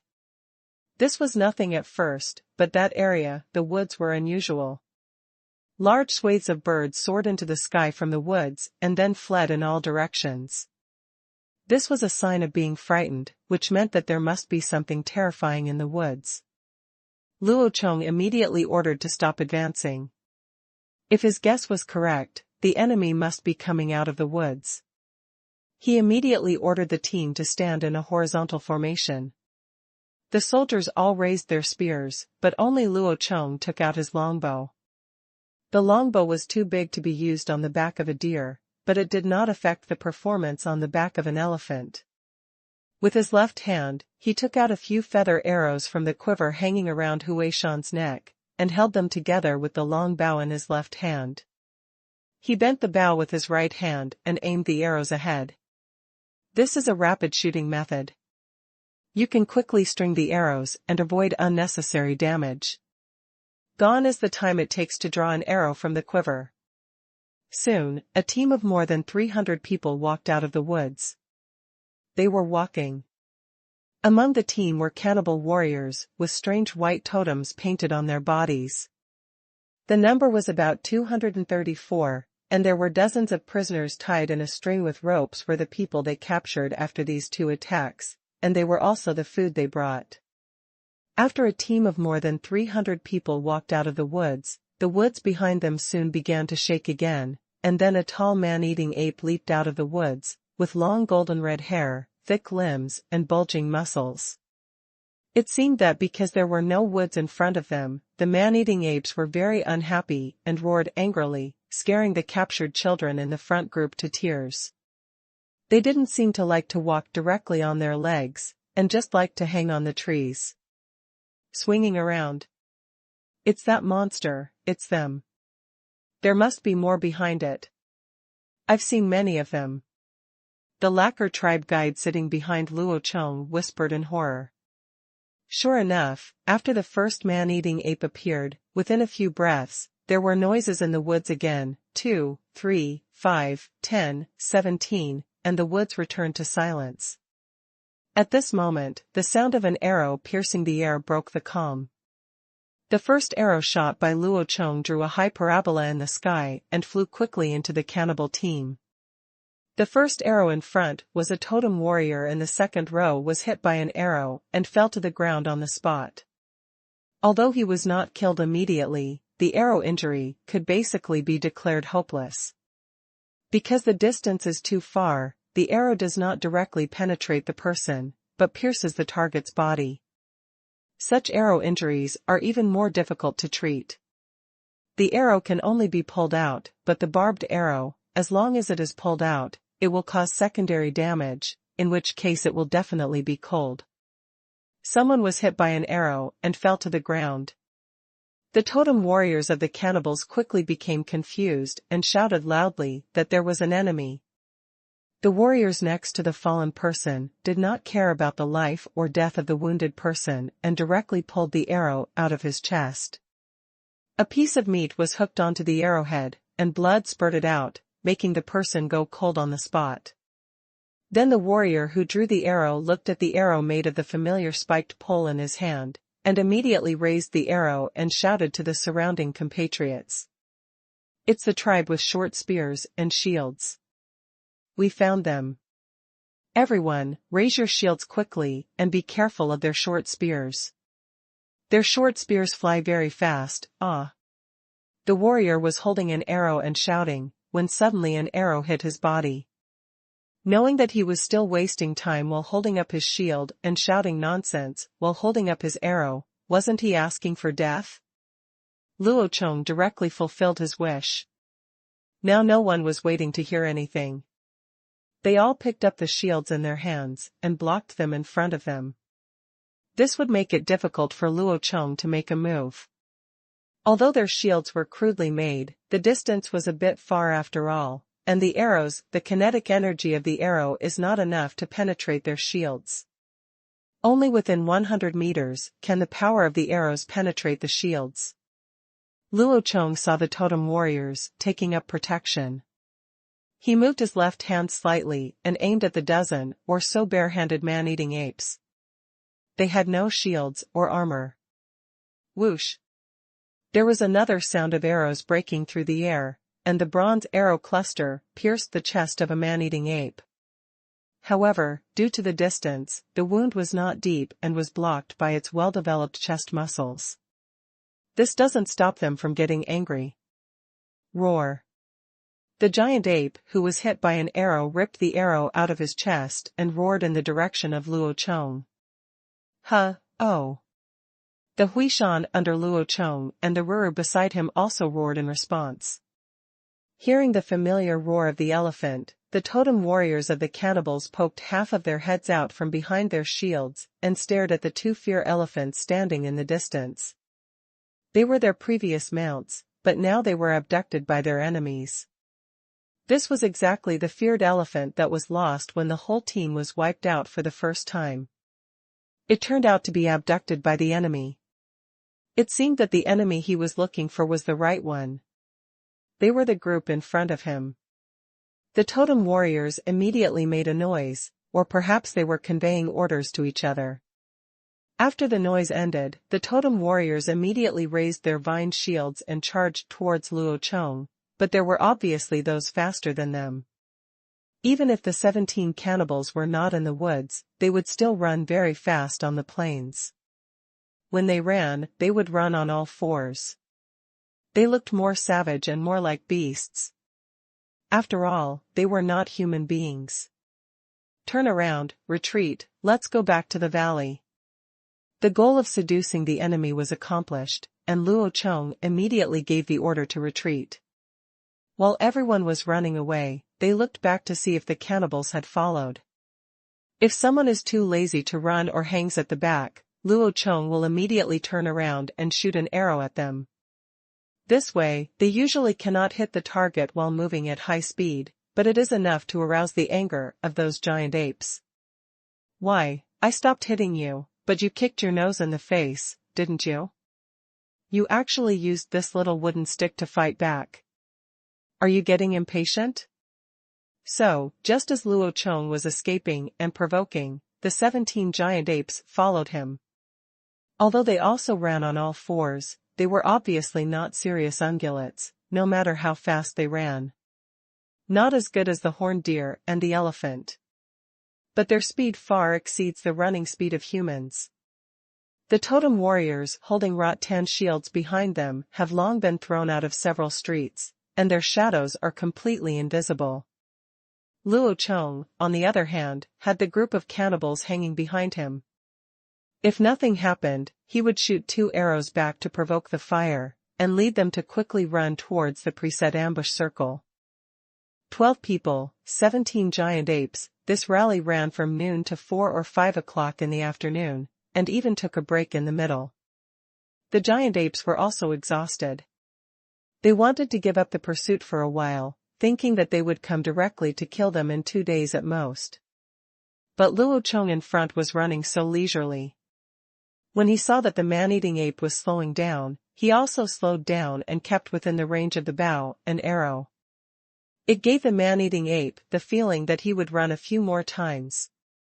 You can catch up with them in just one step, but as soon as they run away, Luo Chong in front also runs away, which really disgusts them. Luo Chong really responded to the sentence, "I just like the way you can't stand me and can't kill me." How can one describe it as shameless?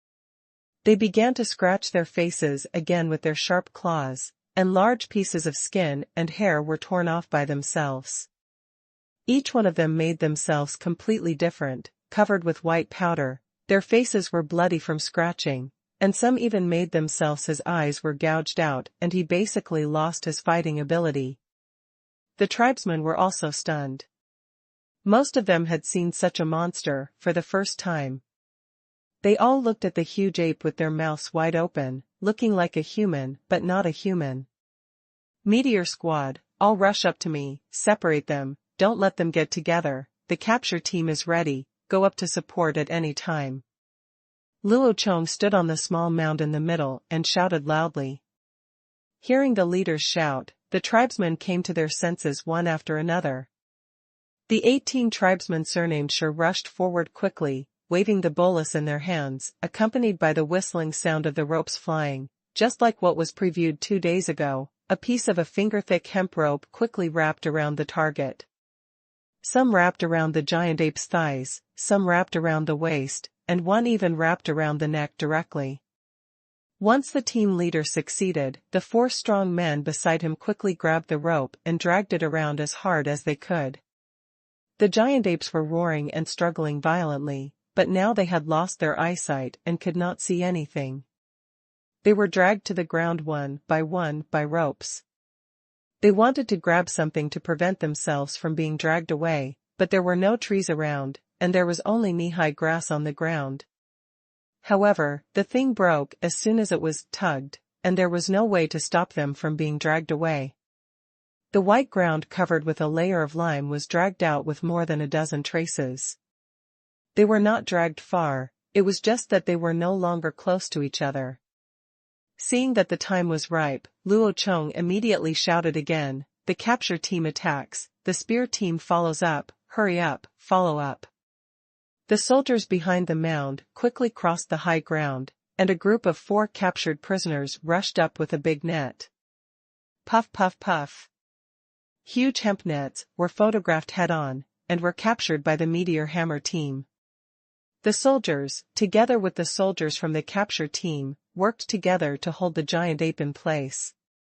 8 or 9 people worked together to trap the struggling giant ape in place.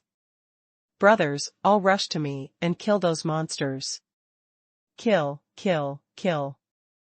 The spear squad led by Shu Da and Shui Tu swarmed forward, and the refugees who had come to seek refuge in the past 2 days also charged together with the spears they were issued. Hundreds of people in the darkness pressed forward, holding gleaming bronze spears. The screams of the giant apes were covered by the shouts of the soldiers, and a dozen injured and trapped giant apes were annihilated in the crowd in the blink of an eye. In the encirclement of more than a dozen small positions, there was a continuous popping sound of copper spears piercing the body. The soldiers were shouting to encourage themselves. The blood of the giant ape was constantly spurting out, and the hair covered with lime was covered with blood. Stained red, became sticky, and boiling hot. The tribesmen were shouting happily, and some were weeping while inserting bronze spears. They finally avenged their dead tribesmen today. Okay, stop, everyone, save your energy. These monsters are dead, but there are still more than 200 enemies behind them. We must keep up our efforts and prepare to win the next battle and come to invade our Han tribe. Enemies, we can't let them end so easily. Luo Chong saw that everyone was almost exhausted and quickly shouted to stop. The big man is mighty, the big man will win. Shuda was also below, holding up his blood-stained spear and shouting. Han, Han, Han, Han. Hundreds of people raised their spears and shouted in unison. The setting sun was like blood, shining on a messy battlefield. The corpses of 17 giant apes that had been stabbed into a hornet's nest were placed there. The ground was dyed red with blood. They would explode into the wilderness and become fertilizer for the land. The soldiers had retreated to their campsite in the valley, washed themselves in the stream, and then began to bury pots and make rice. The tribesmen were cooking food and discussing the battle just now, but most of them were talking about how powerful the leader's tactic was. It turns out that lime powder can be used in this way.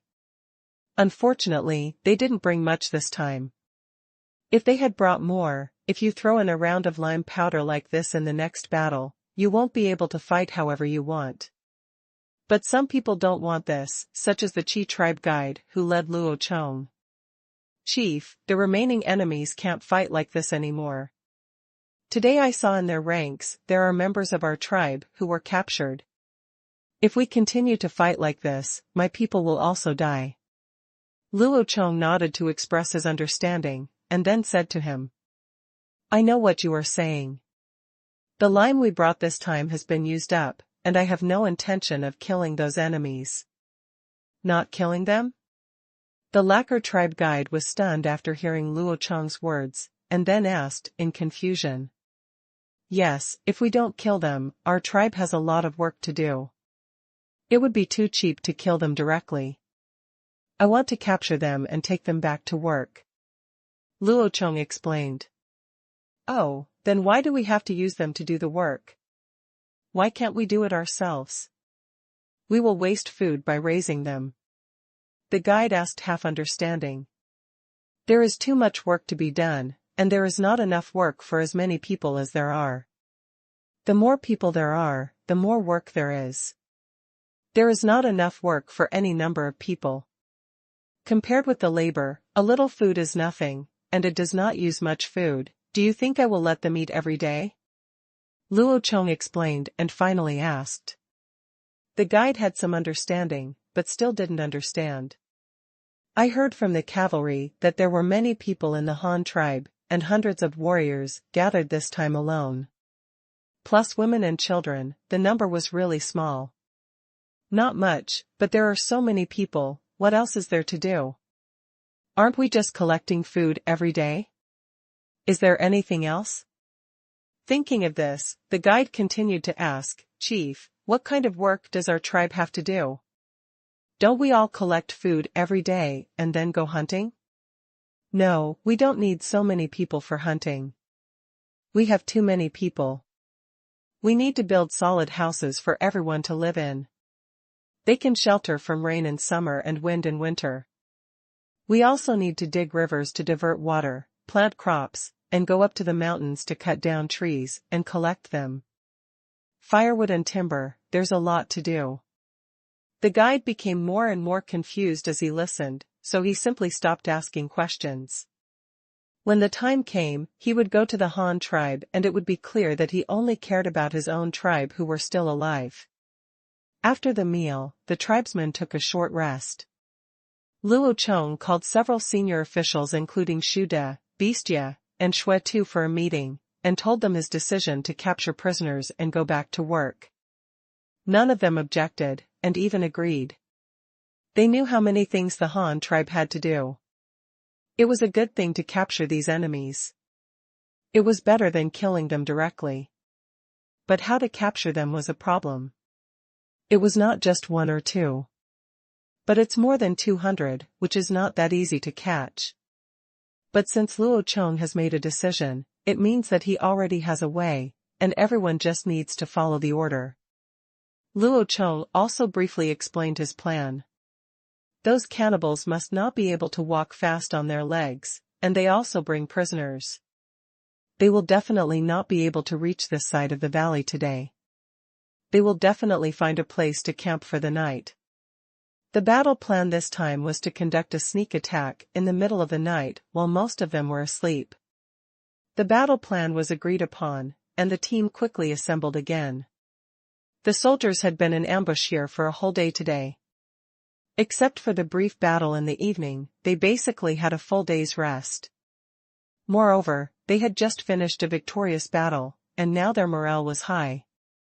When we arrived, we heard from the leader that he would take the initiative this time to capture the enemies alive and go back to work.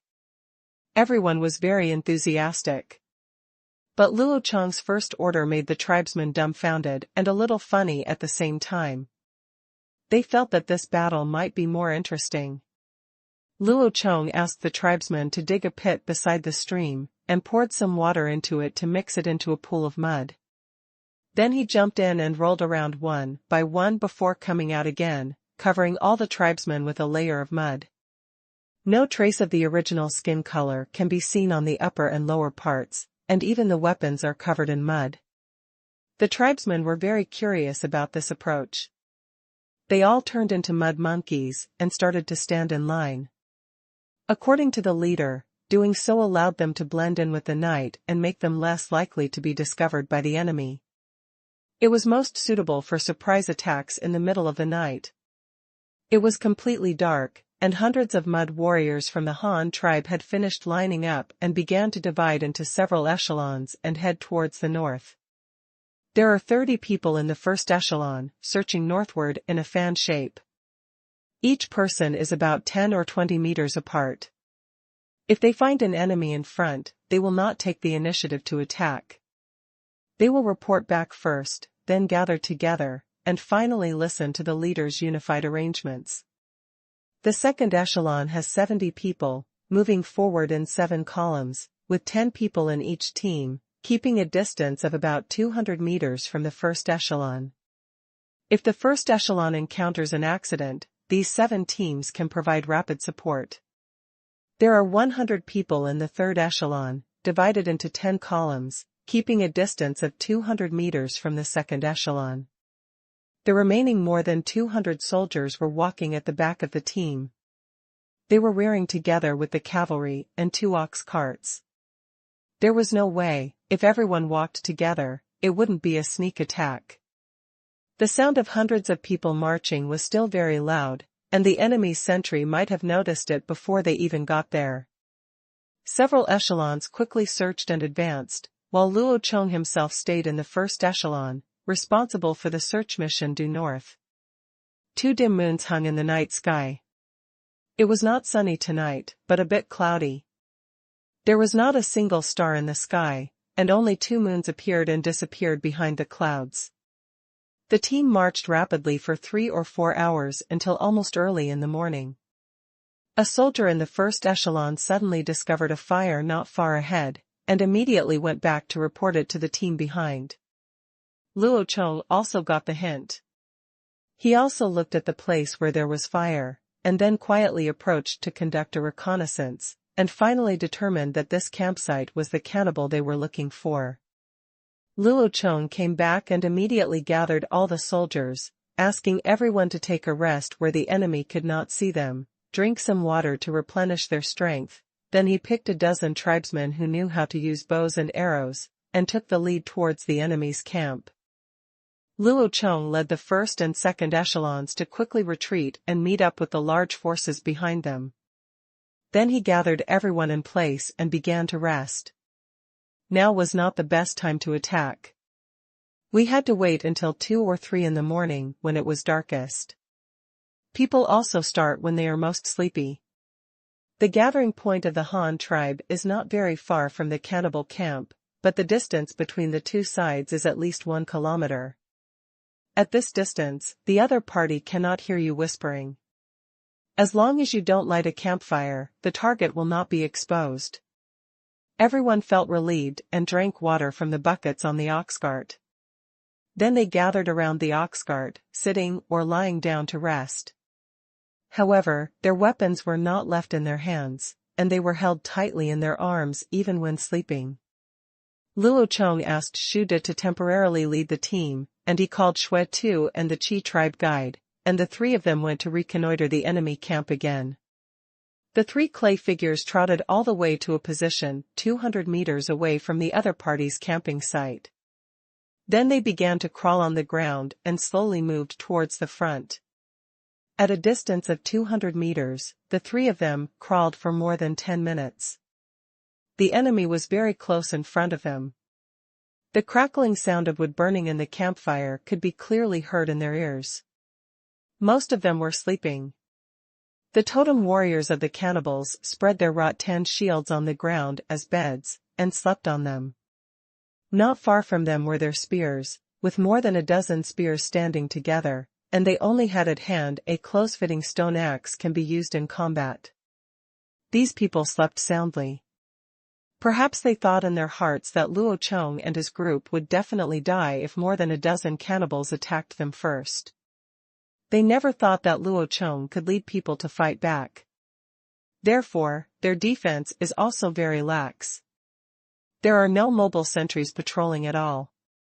There are only 5 or 6 fixed sentries, and they are still nodding their heads, obviously taking a nap. Not to mention hidden sentries, they probably don't even have hidden sentries.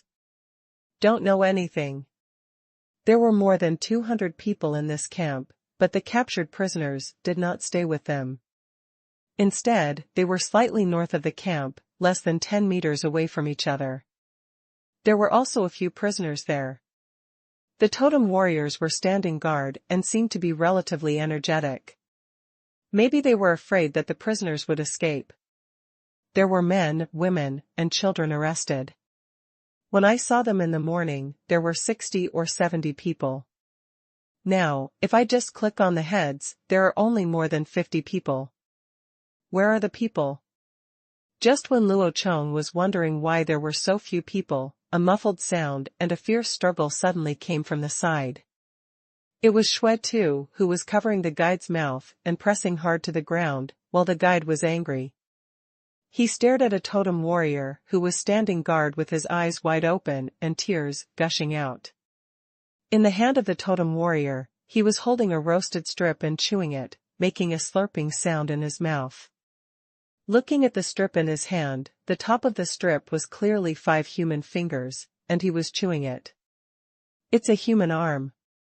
Damn it, no need to ask this time, those missing people must have been eaten by them. Luo Chong resisted spitting out his dinner, turned back and stretched out his hand to twist the guide's leg, and then glared at him. One glance told him not to be impulsive.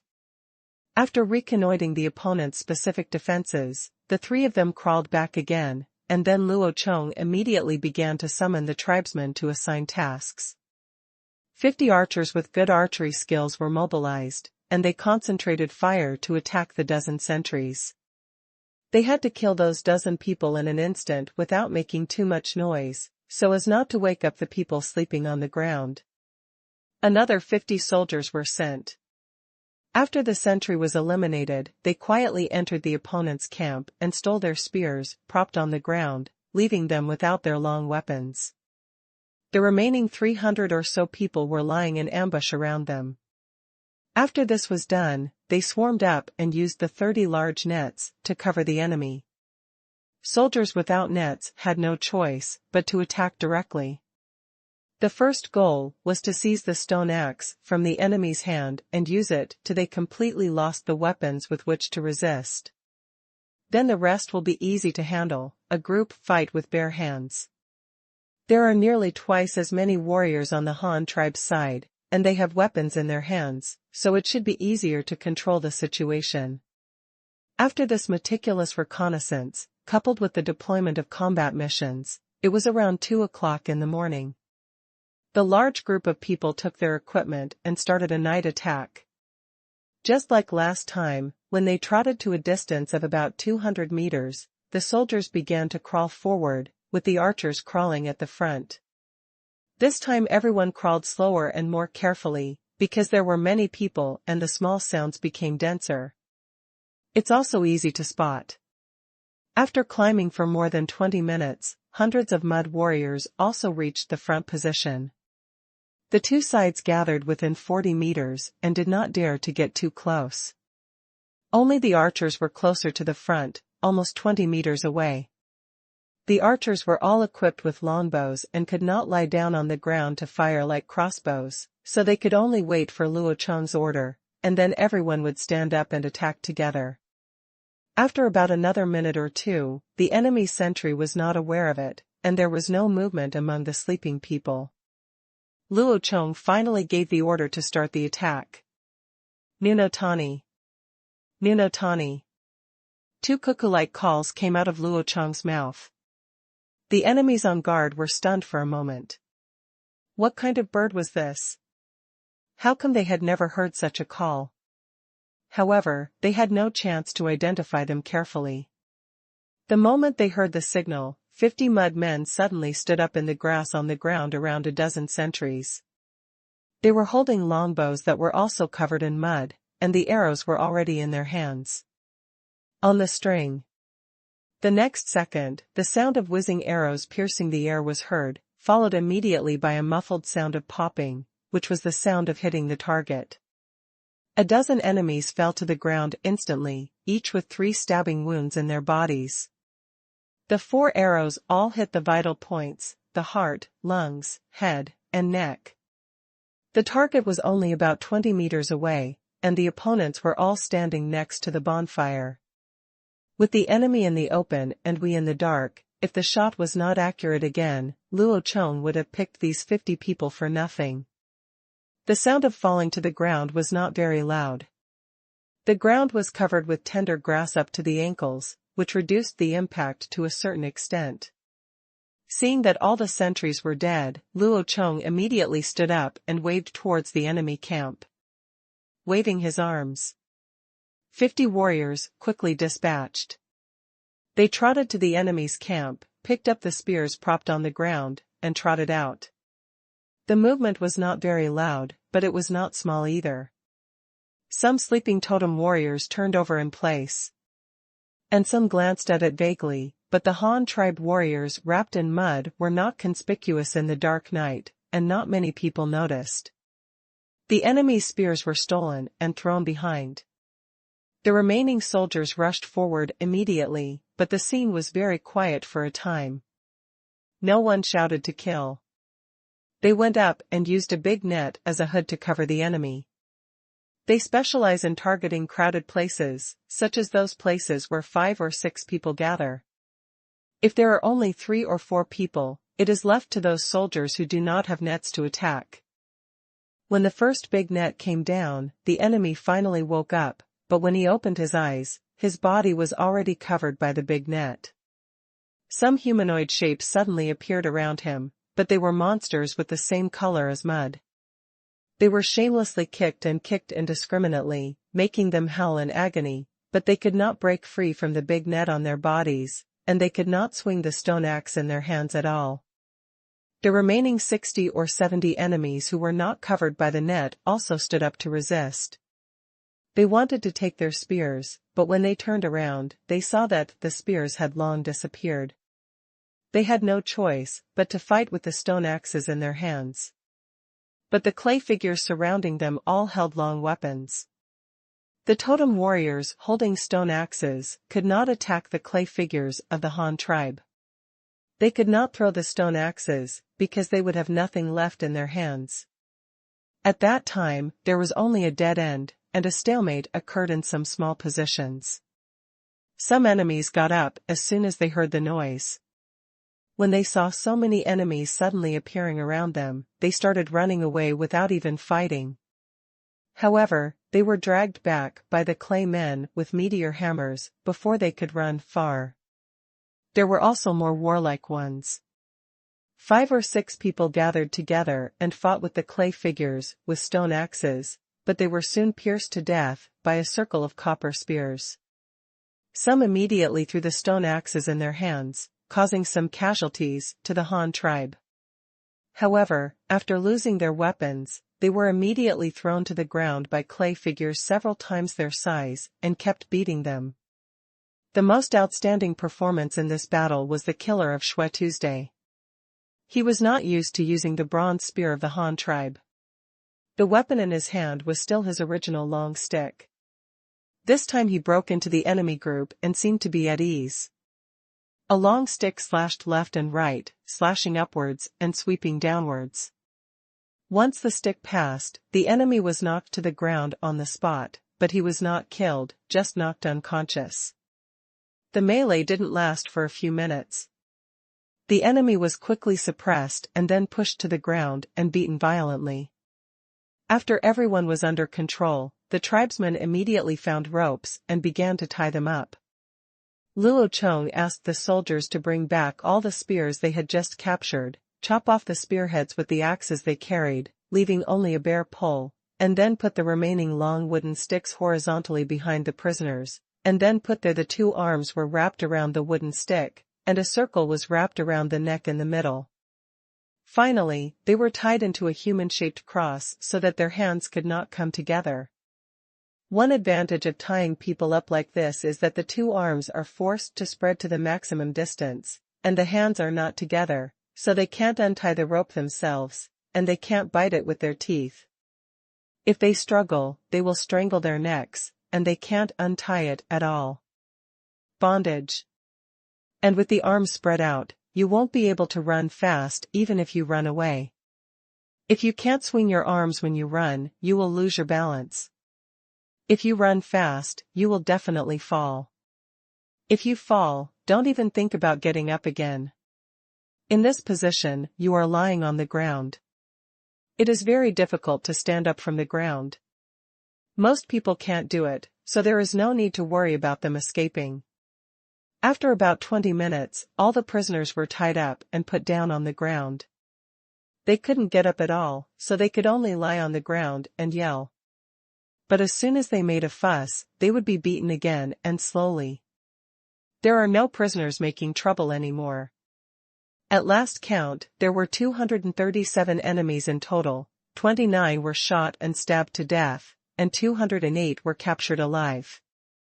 These will be the first batch of slaves of the Han tribe, and they will be for life. They have not joined the Han tribe. Possible. None of the soldiers of the Han tribe were killed in this battle, and only 5 or 6 were slightly injured. The standard for minor injuries is that they will not be disabled or life-threatening. Seriously injured means that they may die, and even if they recover, they will become disabled. This is Luo's standard. Contrary to the 2 criteria for assessing injury. The remaining 57 prisoners were rescued. They were tribesmen from the 2 tribes that were attacked before. Now they saw so many warriors covered in mud suddenly appearing, including their tribesmen who had escaped before. After listening to those according to the tribesmen's stories, they all agreed to join the Han tribe. With their own strength, they are unable to protect their own safety. Now it is a good choice to join a powerful tribe that is willing to take them in. After this battle, the Han tribe received 208 slaves and 114 refugees, with 6 minor injuries and no casualties. The tribe grew a little stronger, but Luo Chong believed that the biggest gain of this northern expedition was not these. It was the first time that the Han tribe experimentally defeated a dozen cannibals and found suitable tactics for possible large-scale conflicts in the future. This is very important and is far greater than the gains from this battle. It is very important. It has strategic significance and proves that the cannibals are not invincible. Moreover, 2 consecutive victories within one day really boosted morale. The tactics arranged by the leader Luo Chong in the 2 battles also caused almost no casualties among the tribesmen, which also increased Luo Chong's prestige in the hearts of the soldiers. A lot. Of course, there is another important harvest that Luo Chong has not forgotten, that is, the lacquer grass of the lacquer tribe, that magical plant that can produce natural lacquer. This must also be brought back. The soldiers rested in place for half the night. After dawn in the morning, Luo Chong called Shude to arrange tasks for him. Shude, this time you lead a large army back to the tribe. Watch out for the slaves on the way. Don't give them food for the time being. Just give them some salt water to drink. I starved them for several days, so that they still had the strength to resist. I knocked them all down when they were resting on the road, and sent soldiers to guard them in shifts. When they returned to the tribe, I gave them some food. They only gave them 1 meal a day.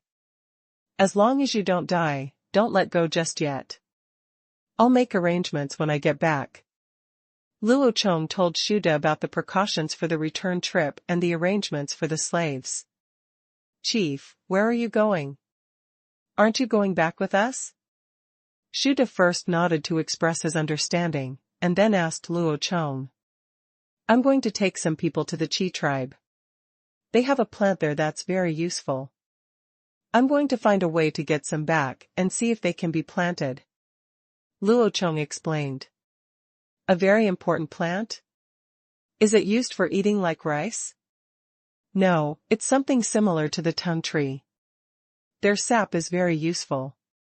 It can be applied to wood or metal to protect it and make the things made last longer. Luo Chong said again, introducing that plant. Oh, leader, why don't you bring more people? We won't need so many people to guard the slaves when we go back. They are all tied up and cannot resist. No need for that, just take everyone back.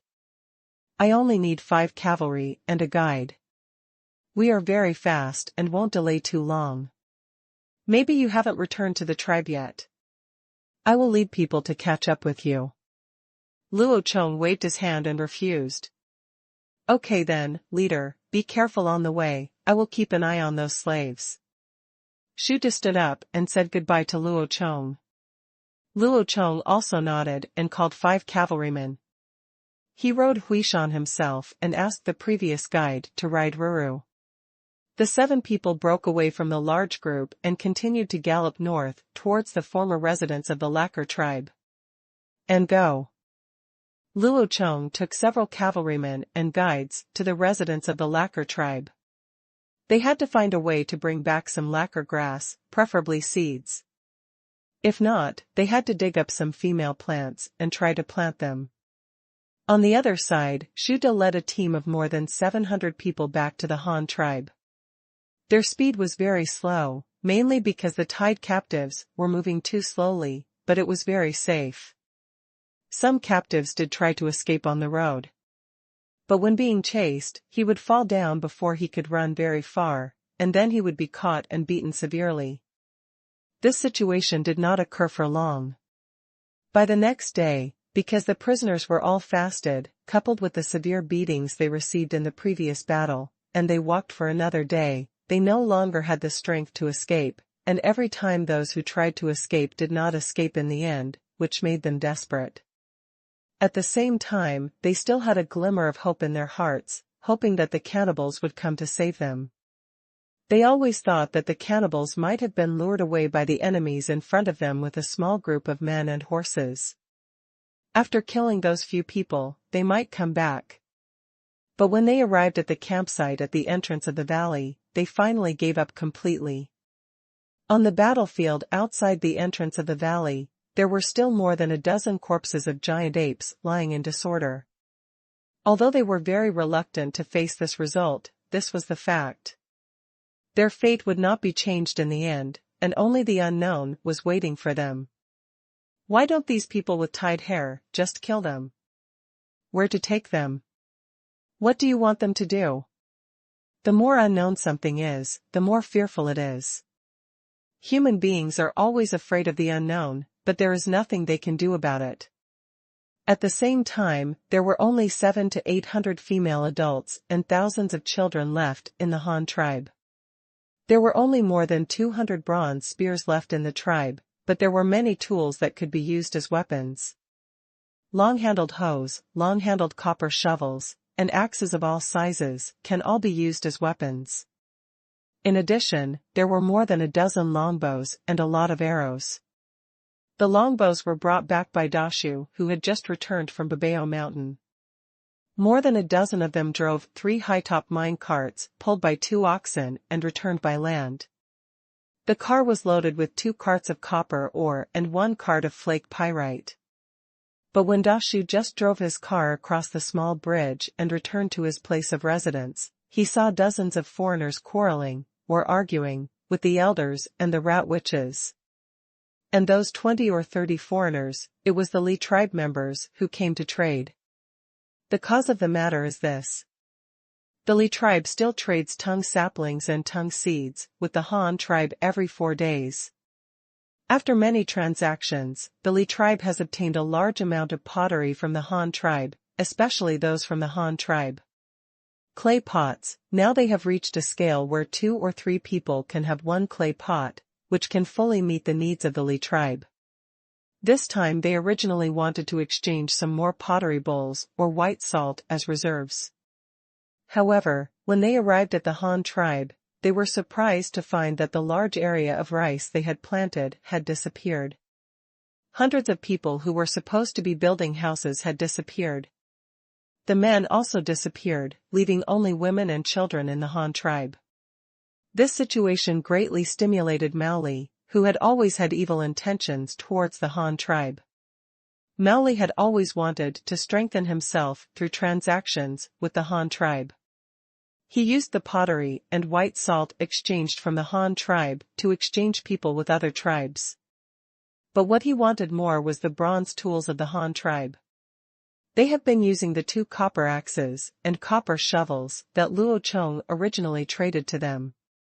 This made Mowgli realize the importance and convenience of copper tools, so he has also coveted the bronze wares of the Han tribe for a long time, but when I mentioned trading bronzes to Luo Chong before, he was immediately rejected by Luo Chong, but this time there were no men in the Han tribe, so it seemed like a good opportunity. Mowgli observed the current situation for a while. He originally planned to come to trade and did not bring many people. There were only 10 adult men carrying saplings and a dozen women carrying tung seeds. He wanted to directly grab copper from the Han tribe. The device is unrealistic. The hundreds of women in the Han tribe are also very powerful in fighting, and those women have long weapons, which are made of copper. Mowgli knows the power of copper weapons, and he knows that he is no match unless all the adults in the tribe are killed. Call them over and maybe give them a dozen. But it would take 4 days to go back and forth. Maybe when he brought people over, the men from the Han tribe would also come back, so there was only one chance. He decided to take advantage of Luo Chong's absence to extort, blackmail, even if it would be better to get more copperware. In this way, Mowgli put forward his unreasonable conditions. He asked the elders who received him this time that the Han tribe must pay for this transaction with copper objects, copper axes, or copper spears, otherwise he would stop trading with the Han tribe in the future. And we will bring people from our own tribe to rob them. If you don't give them to us, we will rob them ourselves. But how could the elder agree to such conditions? He knew that the development of the Han tribe to its current scale relied on those bronze wares. How could he possibly trade the copper wares to other tribes? What's more, he did not have the right to do so. The copper wares had always been, they are all strictly controlled by Luo Chong. Moreover, the copper reserves of the Han tribe are very low. It can be said that there is almost no storage. The main reason is that the production capacity is too low. In addition, the Han tribe is currently in the development stage and requires a lot of tools. The newly smelted copper is quickly fused into a bronze alloy. Were made into various tools, barely able to meet their own use, and even less likely to be traded with foreign countries. In this way, the transaction between the 2 parties fell into a stalemate. The elder refused to give him life or death. In addition, he was a little old, and he was so angry that Mowgli was so angry that he became red-faced. Later, the rat wizard was also invited, and the 2 together, they struck each other with their tongues and lips. It's impossible for us to trade bronze for you. Don't even think about it, and don't threaten us. If you have the ability, just come over and give it a try. Even if we don't have men in the Han tribe, you will never be able to defeat us. Come when the time comes. I don't know whether I can go back or not. Our leader will be back soon. Even if you still want to trade white salt with us in 2 days, we won't trade it. Your tongue trees, our leader will take someone to get it himself. The 2 old men reacted to Mowgli threatened. I know that your Han tribe is powerful, and I didn't think anything of it. I just want some bronze wares. You already have so many, so what if you give us some in exchange? It's not too much. Our tribe's tongue trees grow there. It's easy for you to grab them. I know I can't stop them, but I can cut down all those trees and burn the forest directly. Then you won't get any. Let me see what you will do then. Tell me whether you will give me the copperware or not. Mowgli also knew that he was no match for the Han tribe, so he changed his threat method and directly destroyed the tree as a threat. You. Hearing Mao say this, the two old men were very angry. They knew that Luo Chong liked this kind of tongue tree very much, and they also heard that Luo Chong said that it was a very important thing and was definitely important to the development of the Han tribe. Meaning, now the other party actually wants to destroy the tree. How can he be so shameless? You two old men, do you want to exchange it? It's not like I took it for nothing. Didn't I bring you saplings? I can't even ask you to exchange a few coppers? Then do you still want the sapling? If you don't change it, I will treat it as if you don't want it. At worst, we will think that our trip this time was in vain. We don't want the sapling anymore. I will chop it down first, and we will burn the forest when we get back. After Mao finished speaking, he took out the long-handled copper axe from his waist, and struck a broad sapling with one strike of the axe. The thick-armed sapling was cut in half on the spot. The tongue tree was really unbearable. How strong! This made the two old men extremely angry. The elder was so angry that he rolled his eyes and almost fainted on the spot. The rat wizard spat out a mouthful of old blood, extended his hand in a hesitant manner, pointed at the people in Maoli, and looked around. The women shouted. Take them down, don't let them go back, don't let them burn the woods. The surrounding women quickly picked up their weapons and surrounded the more than 20 people from the Li tribe. Seeing this scene, Maoli felt a little relieved. He had just realized a serious problem. If they couldn't go back this time, then all the threats just now are untenable. How can this be a good idea? My name is Maoli. I am very friendly. Can anyone tell me what to do now? I am waiting online. It is very urgent. Just when the situation was about to get out of control, Dashu came back with 3 ox carts. At the same time, he brought back more than a dozen adult men who had been digging copper mines for a long time. These were all strong laborers and also warriors. Without saying a word, Dashu greeted a dozen warriors, picked up his bow and arrows, and joined the besieging team. Although he didn't understand the situation, he was always right to go towards his own tribe. Dashu held a long bow with the arrow on the string, but did not pull it away. He turned to ask the tribesmen on the side. What's going on? Aren't they from the Li tribe? Why are they fighting? They wanted to exchange ton trees for our bronze wares, but the elders and the rat shaman refused, so the leader of the Li tribe said that they would burn the woods when they returned, and if we didn't give them the copper wares, we wouldn't be able to get the ton trees either. A woman who was standing aside just now explained. So just don't let them go back, right? Then it's easy to handle. Leave it to us. After Dashu understood the situation, he turned to Maoli in the circle and asked, Do you want bronze? Well, who are you? Can you make the decision? If you promise to give me copperware, I won't burn the tree after I go back.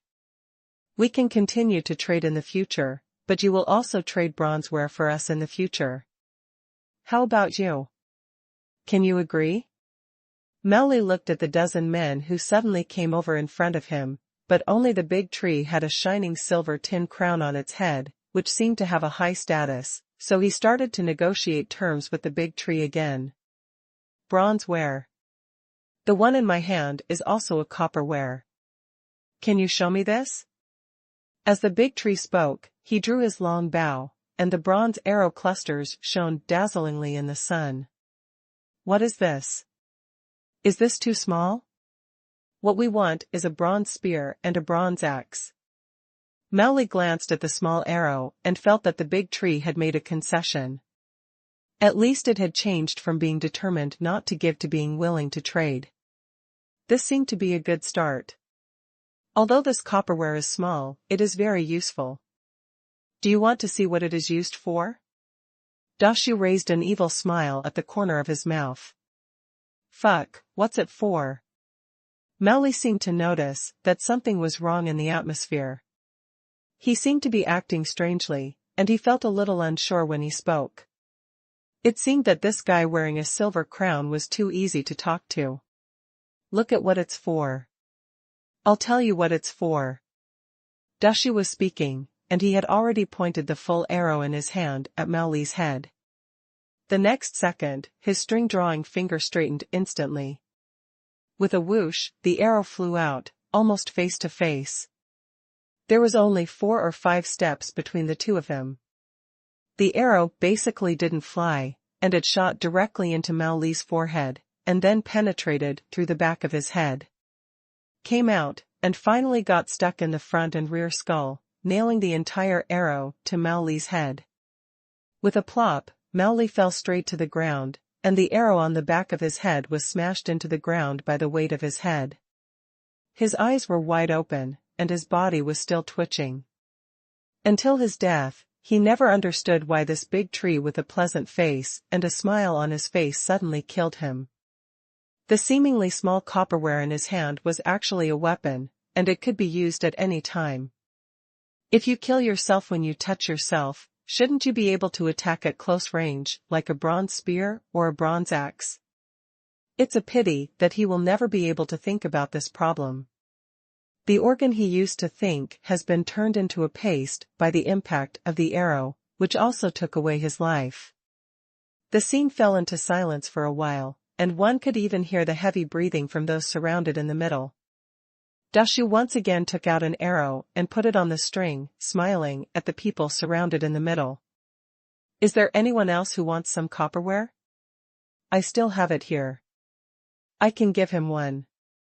The people in the Li tribe all shook their heads speechlessly. This is not a gift of bronze.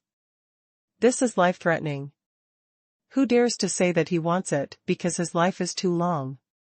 Seeing them shaking their heads, Dashi's expression turned cold, and he gave orders to the men and women around him very seriously.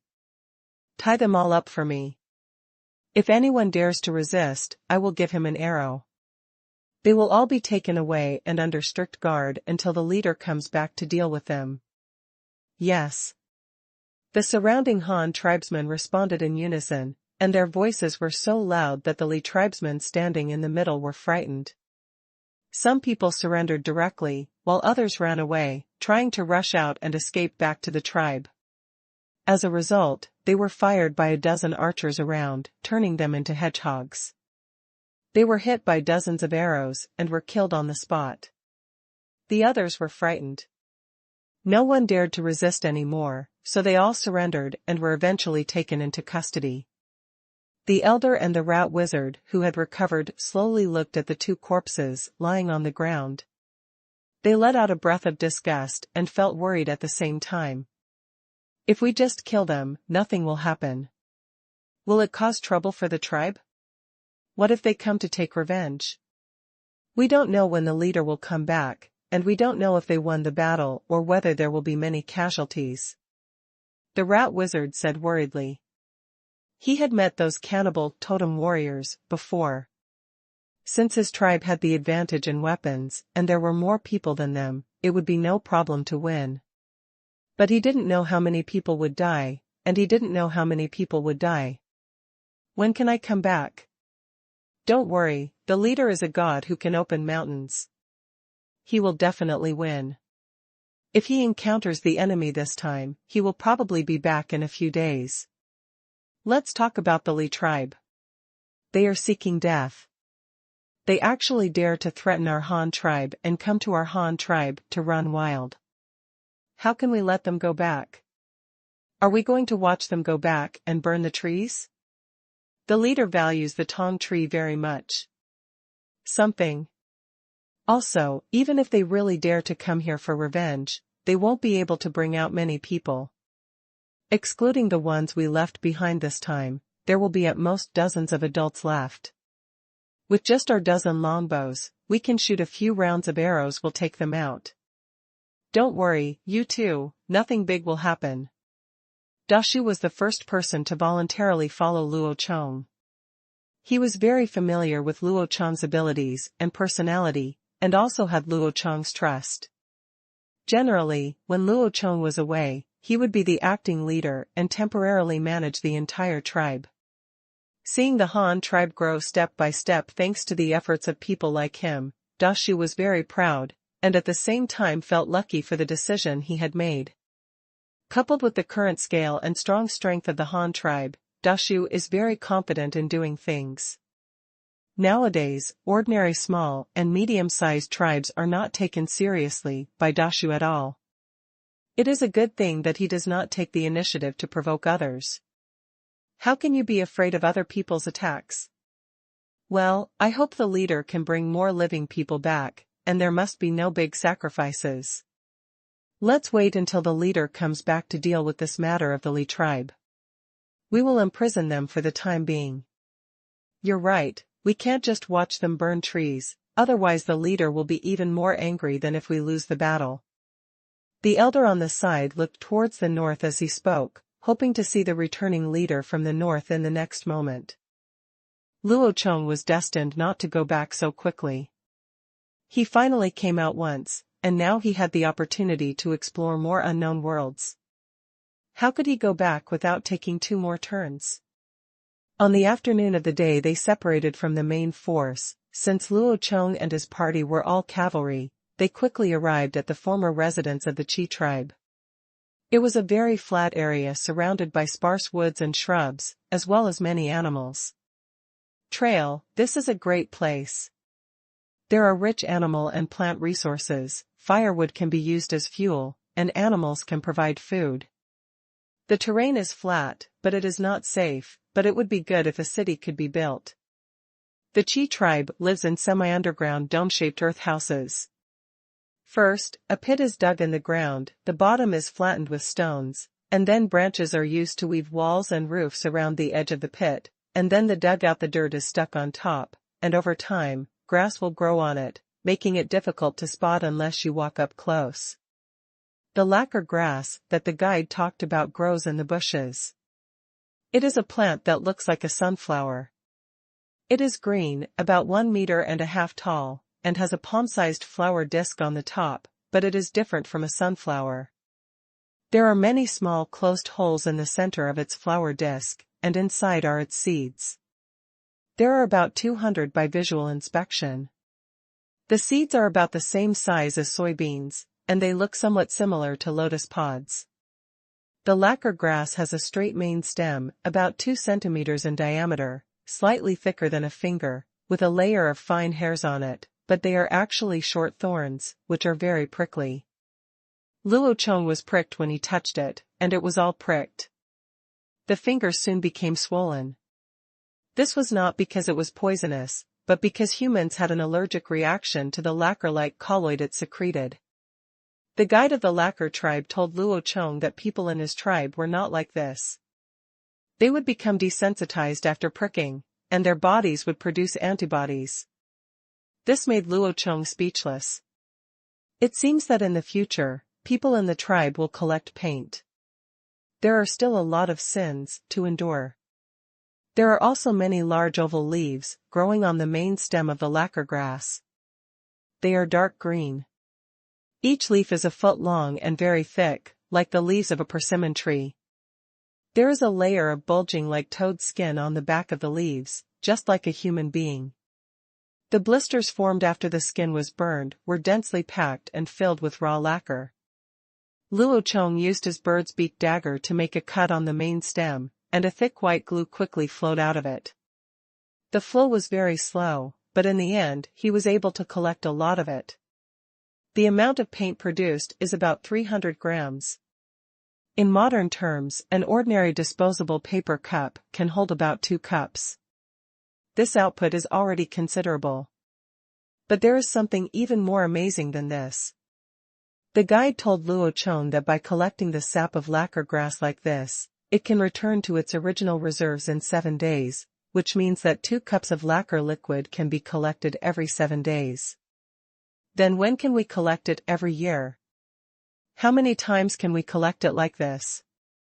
Luo Chong asked with some surprise. You can collect it after it blooms. You can pick it when you see the bulge on the back of the leaves. Lacquer grass blooms in early summer and can bloom continuously for 2 months. As long as it blooms, it can produce this kind of sap. The flowers will wither in midsummer, and after another month, their seeds will mature. At that time, the closed holes on the flower disc will open, and the seeds will collapse on their own, and then fall into the soil. Soon new sumac will grow back and mature again in the fall. Its seeds can also be eaten, but they have a strange smell. We basically don't eat them, but many big birds, rats, and small animals like to eat them. We often use its seeds as traps in winter, and we can catch some prey. The guide introduced Luo Chong. Luo Chong is simply pleasantly surprised. It can mature twice a year, which adds up to a 4-month flowering period. It can produce about 300 grams of lacquer liquid in 7 days. In 2/4 of a year, it can produce lacquer for 120 hours. Today, you can harvest paint 17 times. Calculated in this way, you can produce about 5 kilograms of paint in 2/4. This is just 2 plants of paint, which is incredible, okay? What's even more outrageous is that its seeds are edible. Although they are not tasty, they can be used to feed poultry and livestock. After all, feed is also a resource. The Han tribe raises red-tailed black-bone chickens. It is not possible to feed them with these seeds. It just so happens that when the seeds turn into chicken, they still have to enter people's stomachs. Oh, by the way, the guide just said that the lacquer tribe used its seeds to make traps in winter, which means they must have stored lacquer seeds. Do you still have the seeds of lacquer grass? Luo Chong asked. Yes, but not many. They are in those earthen huts. I don't know if they have been damaged. I will go look for them. After the guide finished speaking, he went to look for seeds in the earthen huts. The Qi tribe was invaded by cannibals before, and some of their earthen houses collapsed, so Luo Chong asked people to help dig. Under the guidance and identification of the guide, he did find a lot of black spherical seeds, which looked like black soybeans. After an afternoon of digging and collecting, they were finally gathered together and weighed almost 50 or 60 kilograms. After all, this was something edible, and the Qi tribe still had a lot of storage for backup food. After collecting these seeds, it was already dusk. Luo Chong was not going to go back at night and planned to spend the night here, so the group started to collect firewood again. Others went hunting nearby with bows and arrows, and also caught a few pheasants. With the hare, I don't have to worry about food for 2 days. When it was time to have dinner, Luo Chong took out the white salt and started to sprinkle it as usual. However, after the guide had eaten, he suddenly said to Luo Chong that he had seen this thing before. This surprised Luo Chong. Is there another one nearby? Salt mine? Have you seen white salt? Where did you see it? Luo Chong asked curiously.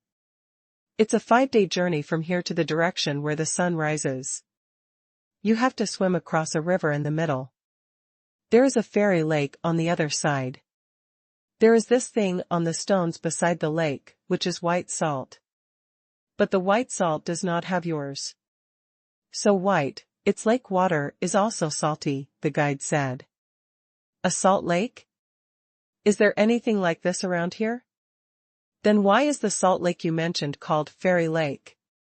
Is it because there is salt in it and the water is salty? Luo Chong continued to ask.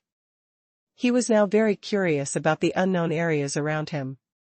Not only that, there are many wild beasts guarding the fairy lake, and there are also many horned beasts that eat grass. There is also a floating hill above the fairy lake. Luo Chong analyzed it carefully and found that it was naturally fake if there were wild beasts guarding it. There should be many animals drinking salt water in the past. After all, animals also need salt, and this formed an ecological environment. Large herbivores used to replenish the salt, and large carnivores wandered around to hunt. This formed what the guide called a guard. As for floating islands, the density of salt water is very high. If there are some relatively light things, or some plants, or naturally formed basin-shaped rocks, they may float on the salt lake, which can be explained. But when Luo Chong asked about the specific situation of the floating island, the guide's words stunned Luo Chong. That floating island is floating in the sky. It's floating on the fairy lake. It's not very high from the water. There are many very strong vines beside the lake, which grow all the way to the floating island and pull it up. Lived. The old man in the tribe said that if those vines hadn't held the fairy island back, the island would have flown away. Luo Chong. Floating in the air, are you kidding me? Why did it suddenly change to a fantasy style? Is there another sect on the island? This is impossible, this is impossible. Luo Chong warned himself over and over again that this world should not violate common sense of physics, at least for now, it does not. So how can we explain this phenomenon using physics? Floating, airborne, magnetic levitation? There is a huge magnetite vein in that place, so there is a huge piece of iron ore that was separated from the ground due to geological activities similar to earthquakes, and was repelled from the ground by the main deposit below through the principle of like-pole magnetic poles repelling each other. Floating in the air, and then being pulled by Tangman, causing it to not bounce away? This conjecture and explanation is very reasonable, because it does not violate Luo Chong's understanding of physics, but it is also very bold. But if this hypothesis is true, then this will be a super-large iron mine that breaks through human cognition, and it is also very high-grade magnetite veins. This is not whimsical. There are similar existences on the Earth. There is a super-large iron mine in Maoxiong country, which is recognized as a super iron ore in the world. Its mining even affects the magnetic field of the entire Earth. This is really not an exaggeration. But there are no floating islands there, and the iron ore is not magnetite. Magnetite is formed by the accumulation of magma. Among hundreds of minerals containing iron, magnetite has the highest iron content, reaching about 72%. Hematite is second, but it can also be around 69%. Limonite is very complex. To be precise, limonite cannot be called iron ore. Most of it is symbiotic with other minerals.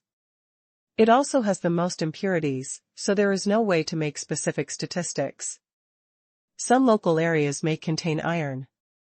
It's very high, but you may not have much iron left if you take 2 more steps. Although pyrite also contains iron, it is ferrous sulfide, which contains a lot of sulfur. The iron content is usually between 30 and 40%, which is embarrassing. Because if you use pyrite to make iron, the cost is very high. The first is a waste of fuel. You may use a lot of carbon, but you won't get much iron in the end. Moreover, calcined pyrite will produce a large amount of sulfide gas, which particularly pollutes the environment and can easily cause acid rain. Therefore, pyrite is mostly used to refine sulfur, or used to prepare sulfuric acid by retorting. In this way, the high content of sulfide in it can be used without polluting the environment. At the same time, the sulfuric acid obtained is much more expensive than the negligible iron in it. For example, if you use the same volume of pyrite to produce sulfuric acid, you can earn 1,000 yuan, and it is environmentally friendly and pollution-free. At the same time, you will also get iron oxide crystals as a byproduct.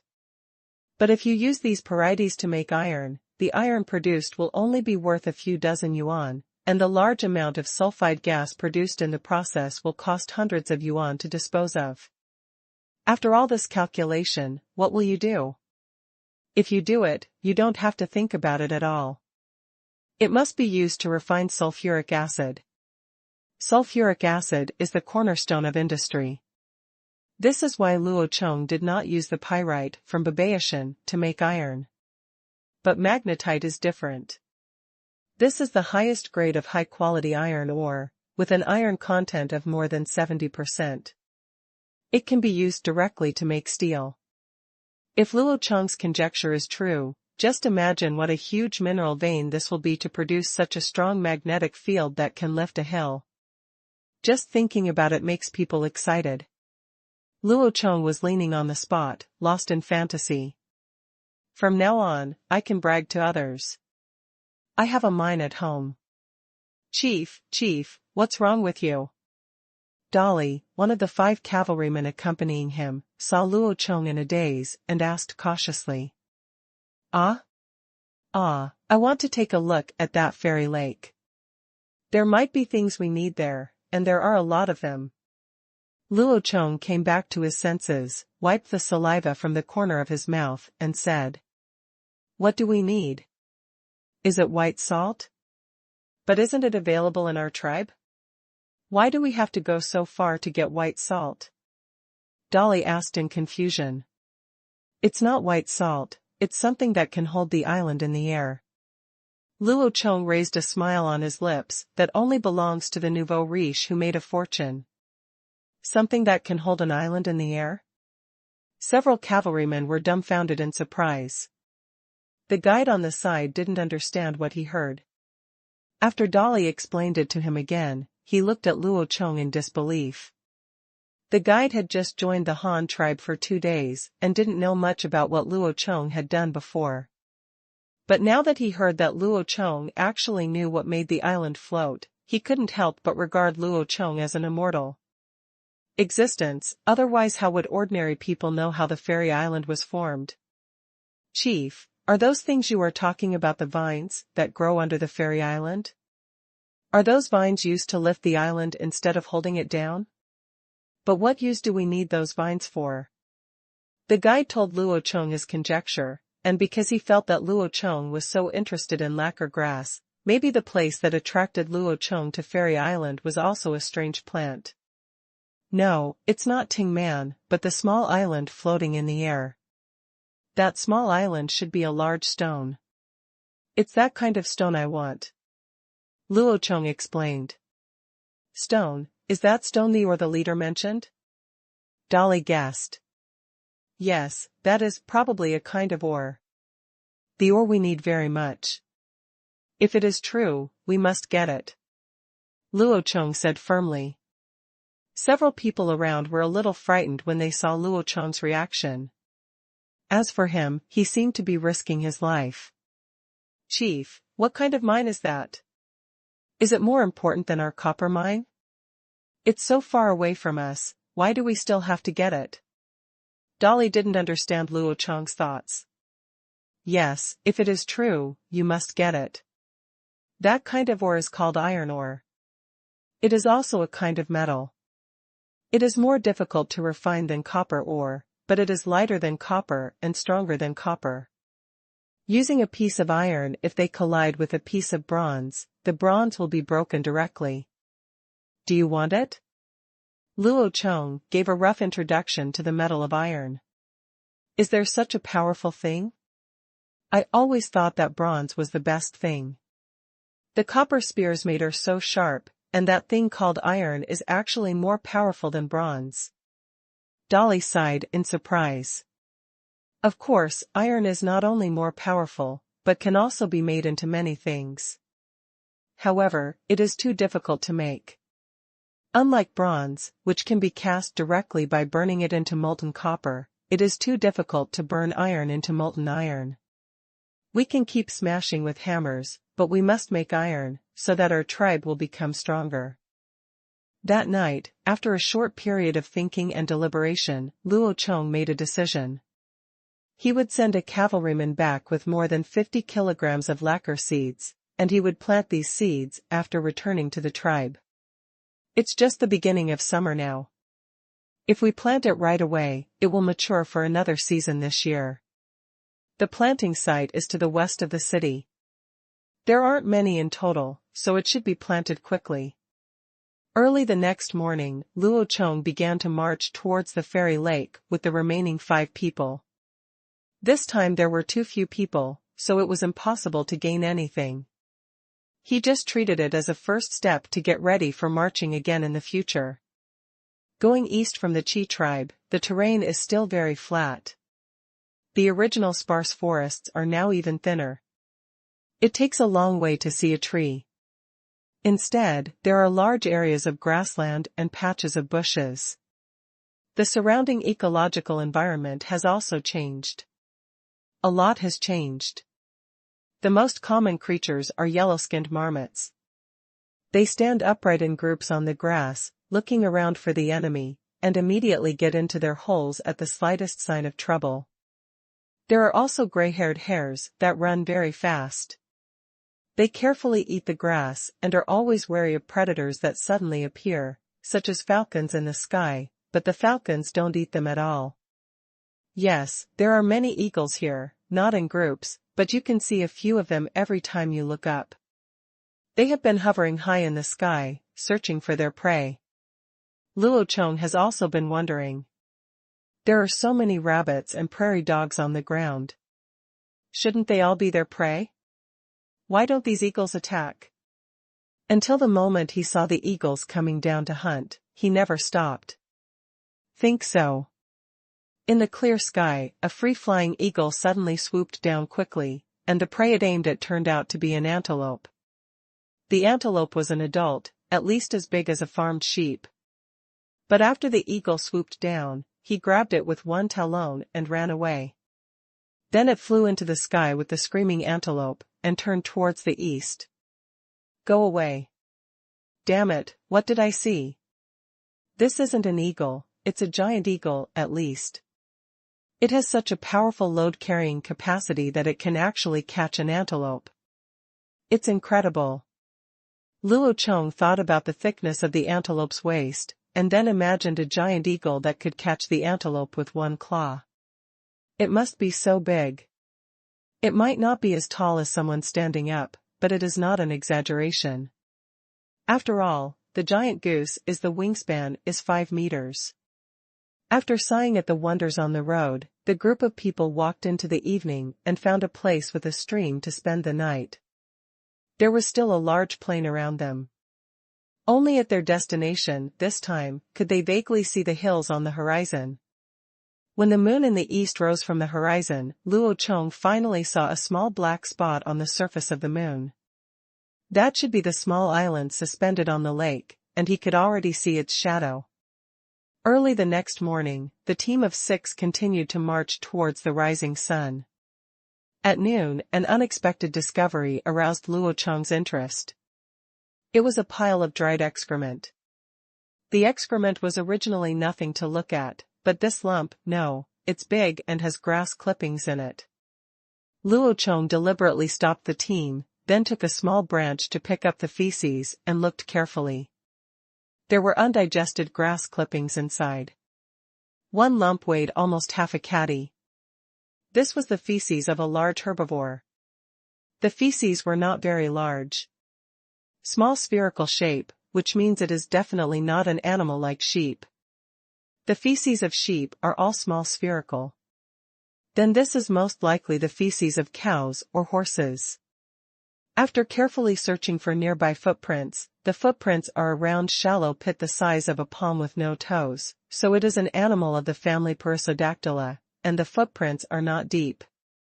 It shows that the weight of the target object is not very large. This situation shows that a large herbivore without toes on its hooves is not very heavy. If it is not a horse, it must be a bovine animal that is not very large, but this is not important. No matter whether it was a cow or a horse, Luo Chong wanted to get some of them back. The Han tribe was in short supply of livestock. There is still no visible plain around. Apart from rabbits and marmots, there are some small antelopes, and not many emus, which are large vegetarian birds similar to moas, but there are no traces of cows and horses at all. But Luo Chong is not worried. No matter what, these animals must eat salt, so they are likely to appear near the salt lake. This is consistent with Luo Chong's destination, so just move on. The team continued to set off, and when they reached around 4 o'clock in the afternoon, they were stopped by a river. This was the river the guide mentioned before. If you walked, it would take almost 3 days to get here from the Qi tribe, and this time Luo Chong and the others were all riding, so it only took more than a day. The river is about 17 or 8 meters wide. Luo Chong is not sure whether this river is the same as the river next to the Han tribe. If so, that would be even better. If there is really iron ore here, you can quickly transport it to the Han tribe from this river. Well, when you go back, just walk along the river and explore the road to see if it is the same one. Chief, the river is so wide, how can we get across? Dolly and the team asked Luo Chong while looking at the river in front of him. You should ask our guide this question. The Qi tribe has been to the salt lake to collect salt, so they must have passed through here, right? Luo Chong first reminded Dolly, and finally turned to ask the guide. Well, we have always swam directly across this river before. This river is not very deep and we can swim across it, but we don't know if the beasts we are riding can swim across it. By the way, leader, can you swim? The guide explained to everyone, and finally asked Luo Chong. Of course, there is a river in our tribe, and we often bathe in the river. There are also these horned deer and elephants. Don't worry, they can swim and we can all go there. However, you just said that you all swam from here before. Does your tribe often go to that salt lake? Luo Chong asked. We don't go often. We basically go once in the summer and once in the autumn. Each time we have to collect more than 10, the strongest adult warriors in the tribe, so that we can collect salt once. One harvest is enough for the tribe to eat for half a year. Just fine. Because this trip is too far, and there are beasts with long tusks near the fairy lake. It is very unsafe without people. Even if there are 10 people together, sometimes someone will die there. Replied the guide. After listening to the guide's introduction, Dolly looked at the 4 or 5 people around him and seemed a little hesitant. Chief, are we still going there? Do you want to bring more soldiers with you next time? What, are you scared? We will definitely bring more people here next time, but this time we have to go there too. After Luo Chong said this, he was the first to take Hui Shan into the water and swam hard towards the other side. In early summer, the weather started to get hot. Luo Chong felt instantly refreshed after soaking in the river. Phew, it felt so comfortable. The water in the river was very clear. Luo Chong plunged into the bottom of the river and explored the bottom with his hands. It was about 5 or 6 meters deep, which was similar to the deep end of the swimming pool, but not too deep. Ruru and Hui Shan were born to play with water. They would not come out when soaking in the river. They stuck their noses in the water and blew bubbles. They also used their noses as water guns and sprayed them everywhere. Dolly gritted his teeth and took his antlered deer into the water. When crossing the river, he hugged the antlered deer's neck tightly. This guy seemed to be a little afraid of water. Others also swam down the river to the other side one after another. The group rested by the river for a while. After Ruru and the 2 guys had enough fun, they continued to move eastward. The terrain on the east bank of the river has changed again. There are more trees again. They are relatively sparse on the bank, and the more you go eastward, the more they become. However, they are still relatively sparse and there is no forest. Generally speaking, they are still dominated by grasslands and shrubs. Plain, but the terrain in the distance begins to get higher and higher, and some hills gradually appear. The giant eagles appeared in the sky again, flying eastward. It seemed that these giant eagles lived near the salt lake in front of them. The floating islands in the distance were already vaguely visible. According to the guide, if you walked, you would not be able to reach them. 2 days' time. Luo Chong estimated that based on the distance of a person's feet, if he just hurried, the distance in 2 days would be about dozens of kilometers, which should be about 50 or 60 miles. If the road was easier to walk, it might be further. It soon became dusk again, but just as Luo Chong and the others started to find a campsite, suddenly a very high-pitched and unpleasant sound of wild beasts came over. Aha, aha. Damn it, this couldn't be a wild donkey. Hearing this unpleasant cry, Luo Chong was instantly disappointed. He thought he would find a herd of cattle or horses, but he didn't expect that he would encounter a wild donkey in the end. But things did not develop as Luo Chong expected. When Luo Chong saw the creature that made an unpleasant cry, he and Dolly's cavalry were stunned on the spot. Only the guide's demeanor was better. He might seen that thing before. What is that? To be precise, it should be a horse, because it is larger than a donkey. The adult shoulder height of this kind of horse should be more than 1.5 meters, and the body length is more than 2 meters. It is a kind of horse that is very suitable for people to ride. But when Luo Chong looked at the group of horses in front of him, he didn't show any joy at all. Instead, the corners of his mouth couldn't help but twitch. Don't ask why, I'll cry if you ask, because what Luo Chong saw was a group of zebras. Damn it, don't laugh. Whether or not to catch them is a very serious question, okay? It's definitely okay to catch them and use them, but can you imagine a cavalry unit all riding zebras? Simply, I can't imagine it. The zebras in front of us have shorter faces and shorter necks than ordinary horses, but they appear to be very thick and their bodies are also very strong. Their limbs are not very long in proportion to their overall body proportions. Overall, they are very strong. But it looks very strong and powerful. It seems that this kind of zebra cannot be a speed type. It should have better endurance, larger pulling force, and should be able to carry more weight. They all have wide black and white stripes on their bodies, with the stripes on the front of the face being the thinnest and densest. The stripes on the entire horse's head are all vertical, extending all the way to the waist. However, the stripes on the body are wider.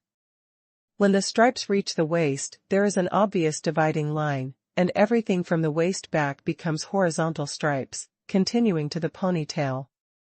The calves below the knees and the entire abdomen of these zebras are white, with no stripes. They look roughly the same as zebras on Earth, but they should be slightly larger. Zebras on Earth are rarely more than 1.4 meters tall at the shoulder.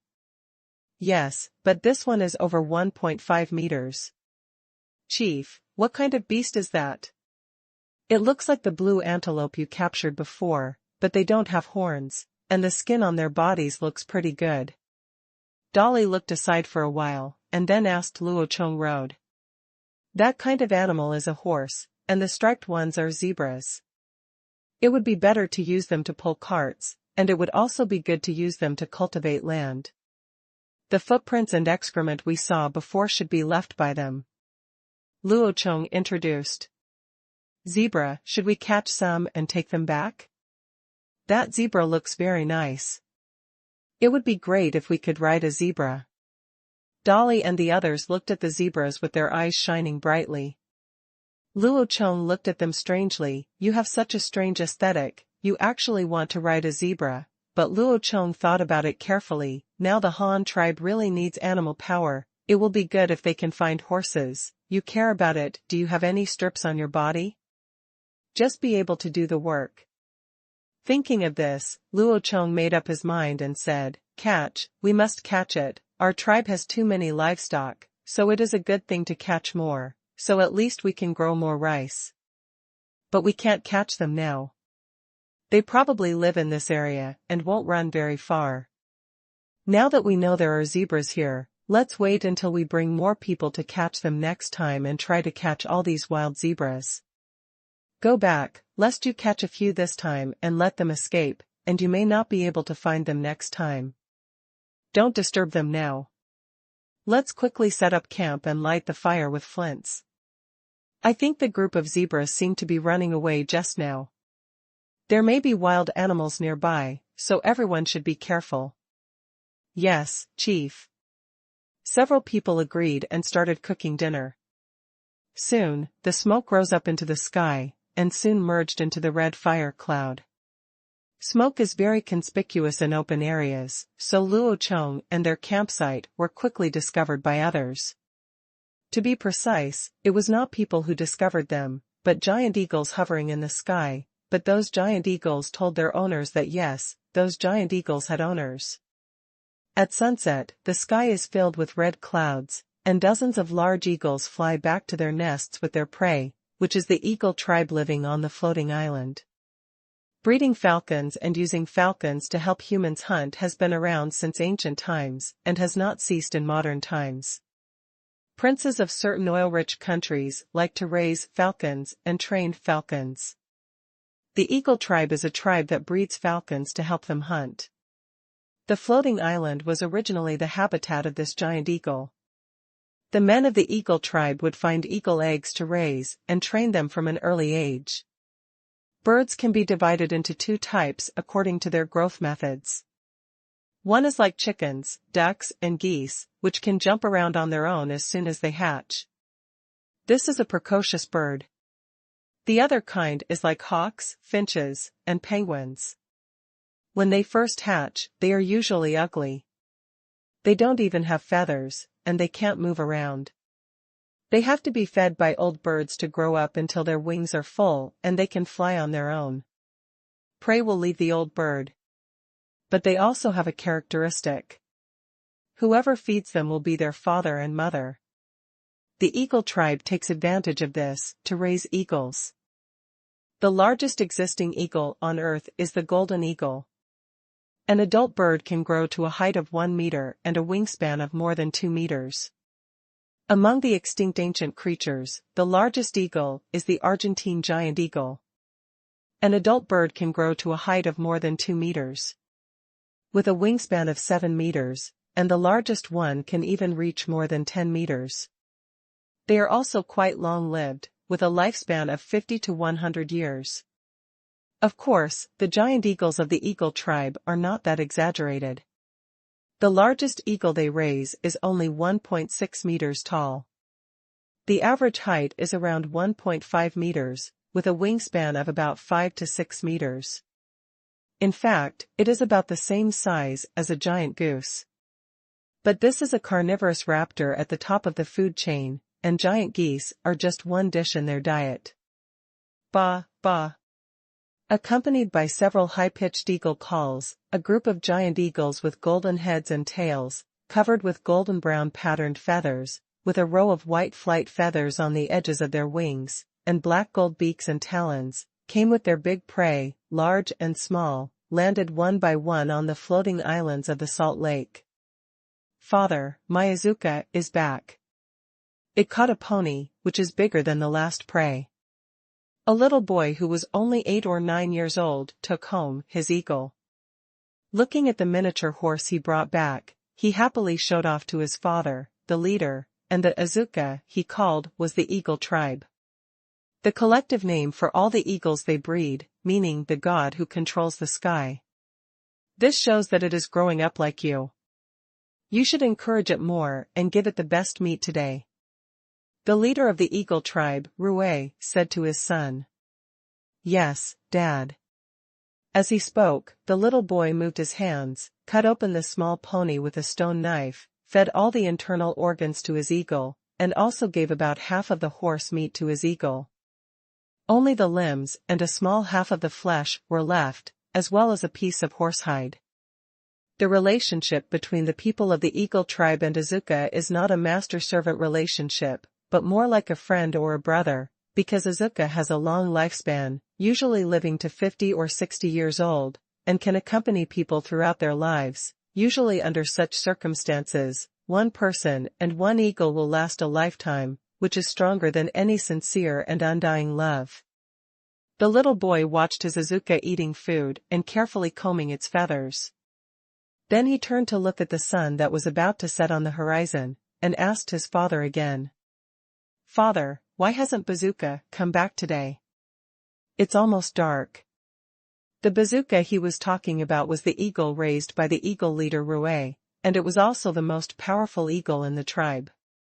It meant God of the gods, which also means the eagle king. Cracking. As soon as the little boy finished speaking, a domineering eagle cry was heard in the distance. The bazooka of the eagle tribe was back. It was a unique eagle, reaching a height of nearly 1.7 meters, with the same jet black golden color. It has a beak and claws, but the main body of its feathers is white, with some small bronze patterns mixed in. Bazooka came back late today, but the prey he brought back was huge. It was a python as thick as an adult's arm, more than 10 meters long, and the snake's head had been pecked to pieces by Bazooka's sharp beak. Bazooka did not land, but dived to a low altitude and threw the python down.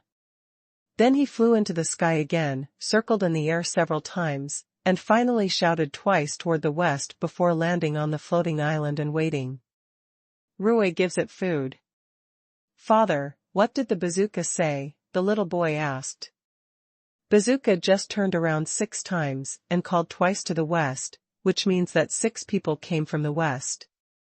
They should be coming to the salt lake to collect salt. It's nothing to make a fuss about. There are quite a few people coming to collect salt every year. Ruo explained to his son while dividing the food skillfully. "Father, will a girl come this time?" "You little brat, you're not even taller than Azuka, and you're already thinking about girls." The eagle leader slapped his son on the head and laughed at him. The little boy covered his head and laughed twice, but did not refute.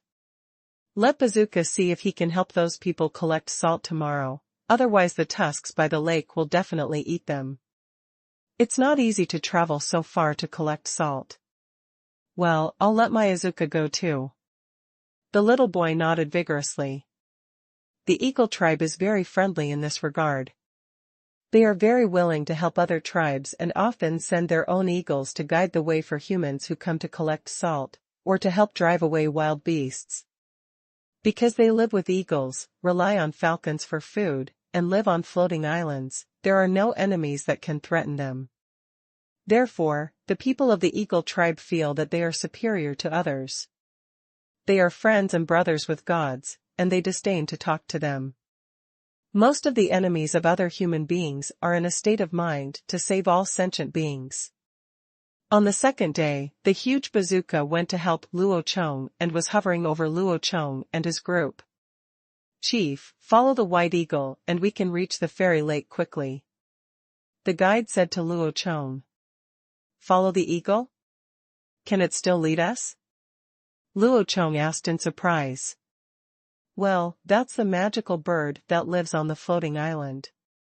Every time we collect salt, it will keep watch for us in the sky, and sometimes it will help drive away wild beasts," the guide replied. "So magical?" "It can really be said to be a magical bird." "In that case, let's leave quickly. I'm really getting more and more curious about that floating island. I don't know what else is on it." While Luo Chong was talking, he patted Huishan's head again to make him run faster. The other 5 people also urged the horned deer under him to speed up. Halfway through the morning, Luo Chong saw the zebra herd from yesterday again. The zebra herd was quite large, with nearly 300 animals. They only started to form large groups near the Salt Lake because of the hunting here. There are many predators, and only by forming large groups can they resist predator raids. Luo Chong ignored them because he had already seen the outline of the floating island.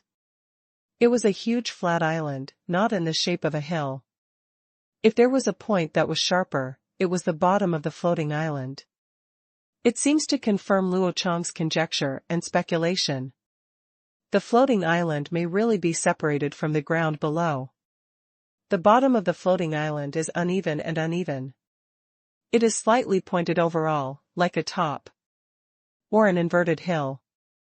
After traveling for nearly 2 hours, the floating island has appeared in front of Luo Chong. The visual impact, caused by the close observation, is too great. This is a wonder that Luo Chong has only seen after 2 lifetimes. The floating island, the flat land in the sky, is about the size of 20 or 30 football fields, suspended motionless above the Salt Lake. Bah, bah. Just when Luo Chong was intoxicated by this rare natural wonder and couldn't extricate himself, a high-pitched eagle cry suddenly came from the sky, which brought Luo Chong back to his senses. This was Bazooka's warning to Luo Chong and the others. It turned out that the spotted hyenas wandering around approached Luo Chong and the others. Everyone take bows, arrows, and spears. Keep your weapons in your hands, and don't get off the deer's back. Let's take a look around the salt lake. Luo Chong looked around at the situation and immediately gave the order to prepare for battle. Then he took out his bow and arrow and held it in his hand. The arrow was already on the string, ready to deal with emergencies at any time. Yes, leader. Everyone took out their weapons. More than 20 striped hyenas were wandering nearby, following Luo Chong and the others, but did not attack immediately. It seemed that it was the first time they saw such humans riding on beasts, and they were very curious about them. Luo Chong and the others began to ride deer in circles. The salt lake was very large, an irregular oval.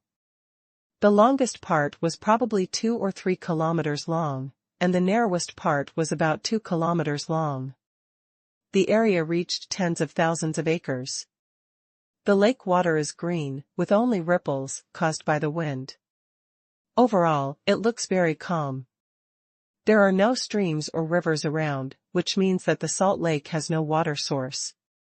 It is unknown whether there are springs at the bottom of the salt lake, but at least nothing unusual can be seen from the water surface. It should have been formed by rainwater. However, whether this is a salt mine or an iron mine, it was not clear for a while. After all, he could not come down to observe carefully. This made Luo Chong very annoyed. He had to determine the resource status here this time, otherwise he would not be able to see it in the past few days. Isn't it all wasted?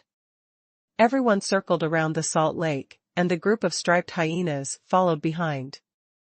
They had been observing these strange humans, and they didn't seem to find anything serious, so they began to prepare to attack. But this is not an easy task. Every time humans come here, as long as they start to attack humans, the eagles on the floating island will come down to cause trouble. This makes them very distressed, and it is the same today. Luo Chong looked around again, and it seemed that apart from the more than 20 striped hyenas and the eagles flying in the sky, there seemed to be no other predators. Is this the only kind of beast that eats meat here? Why don't I see any others? Luo Chong asked the guide. In addition to this humpbacked hyena, there is also a group of tusks, about 4 or 5, but they are not here today. They may have gone hunting elsewhere, the guide replied. Long tusks? What are long tusks? Is it a short-tailed tiger with long teeth and a yellow color? Dolly asked the guide. Yes, that's the thing. They are more difficult to deal with than hyenas. They can kill people with one claw. Some of our tribe members have been beaten to death by tusks before. Even the eagles in the sky may not be able to defeat them. The guide said. Saber-toothed tiger? Luo Chong has been here for so long, but he has never seen a saber-toothed tiger. He has only seen the 2 saber-toothed tiger teeth hanging on the beast's chest, but he has never seen a living saber-toothed tiger. Since there are no other enemies except striped hounds for the time being, Luo Chong plans to kill these hyenas, and then come down to carefully explore the surrounding ground so that he can have a general understanding of the terrain and resource distribution here. Come on, let's turn around and kill those hyenas without eyes. They even want to eat us. I feel sick when I see how ugly they look. Let's go. Luo Chong tugged Huishan's big ears and made it turn around and head towards the group of hyenas. Dolly and the others quickly followed. Although they were a little scared, they must not fall behind at this time. The risk of being left alone was still very high. The bazooka in the sky kept circling, following Luo Chong around the salt lake, leaving Ruepa, the eagle leader on the floating island, confused. What are they doing? Aren't they here to collect salt? Why are they circling around here? They can just leave after collecting salt. Father, those people don't know how to collect salt. It may be their first time here. Rue's son said his own opinion on the side. Well, it's possible. Just wait a little longer. With Bazooka watching from the sky, nothing will happen. Cracking. As a result, just as Rue finished saying this, Bazooka, which was hovering in the sky, suddenly dived down quickly. That was when something really happened below. Luo Chong took the lead and shot an arrow at the striped hunting dog not far away. The two sides were about 60 meters apart. Luo Chong made the first hit, hitting a big hyena in the head, hitting it directly on the forehead. But maybe the hyena's skull is relatively hard, or it could be a problem with the angle. The bronze arrow did not directly penetrate the skull, but scratched the skull and penetrated the hyena's scalp. The hyena was hit by an arrow in its head, and the arrow was still lodged in the top of its head. The sudden blow caused it great pain, and it also made it furious. The hyena that had been hit by the arrow fiercely rushed towards Luo Chong, who was riding an elephant, but still before he could reach him, he was knocked to the ground by the paw of Bazooka, who fell from the sky. At the same time, he was also scratched with several deep wounds on his neck. Luo Chong seized this opportunity and quickly loaded another arrow. This time he did not aim at the hyena's hard head, but at the front half of the hyena's torso, which was the location of its chest. There are many important organs, such as the heart and lungs. There was a whooshing sound of an arrow piercing the air, and the arrow penetrated straight into the chest of the hyena less than 30 meters away. The huge, flat and bladed arrow broke through the hyena's thick fur and reached its vital internal organs. He was lying on the ground in an instant, not moving anymore. Luo Chong urged Huishan to continue moving, cruising nearby in the opposite direction, while still maintaining a distance of about 100 meters, so that the spotted hyena was always within his range. Swish swish, the other 4 arrows also flew into the group of hyenas. On the spot, 2 arrows fell to the ground with blood flowing all over the ground. Then, an incredible scene happened. The hyenas started fighting among themselves, and began to fight over the bodies of the 3 dead hyenas. This situation is actually normal. Hyenas are very strange things. Although they also have good hunting abilities, they will swarm whenever they encounter carrion that can be harvested for free. The bodies of the 3 companions had been robbed, and now was the best opportunity. Fire the arrows and watch them get so high eating even their own companions. Now is a good time to take the initiative to attack. Following Luo Chong's order, 5 arrows flew into the group of hyenas again at a distance of 80 or 90 meters, but this time only 2 were brought down, but this was enough to satisfy those who like to eat carrion. The hyenas made a commotion again, and the hyenas robbed even more fiercely. At this moment, the bazooka in the sky also came down to join in the fun. It swooped down quickly, surrounded by several hyenas, picked up a hyena that had been shot down by an arrow, took it back to the floating island, and then threw it away. In front of the eagle leader Rue. Rue looked at the hyena carcass with arrows stuck in it and looked very curious. People who came before usually collected salt quickly under the protection of the bazooka and then left immediately. They rarely fought with the beasts below.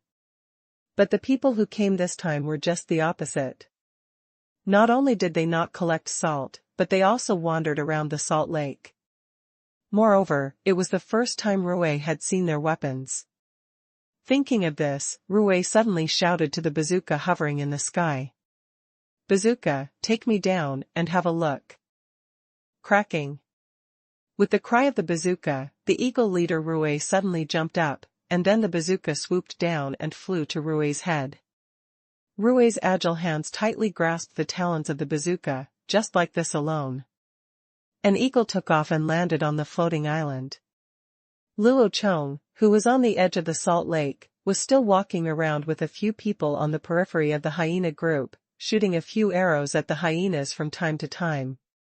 At this moment, the shadow of a pair of giant eagle wings suddenly crossed the ground, but the shadow there is also a long shadow trailing below.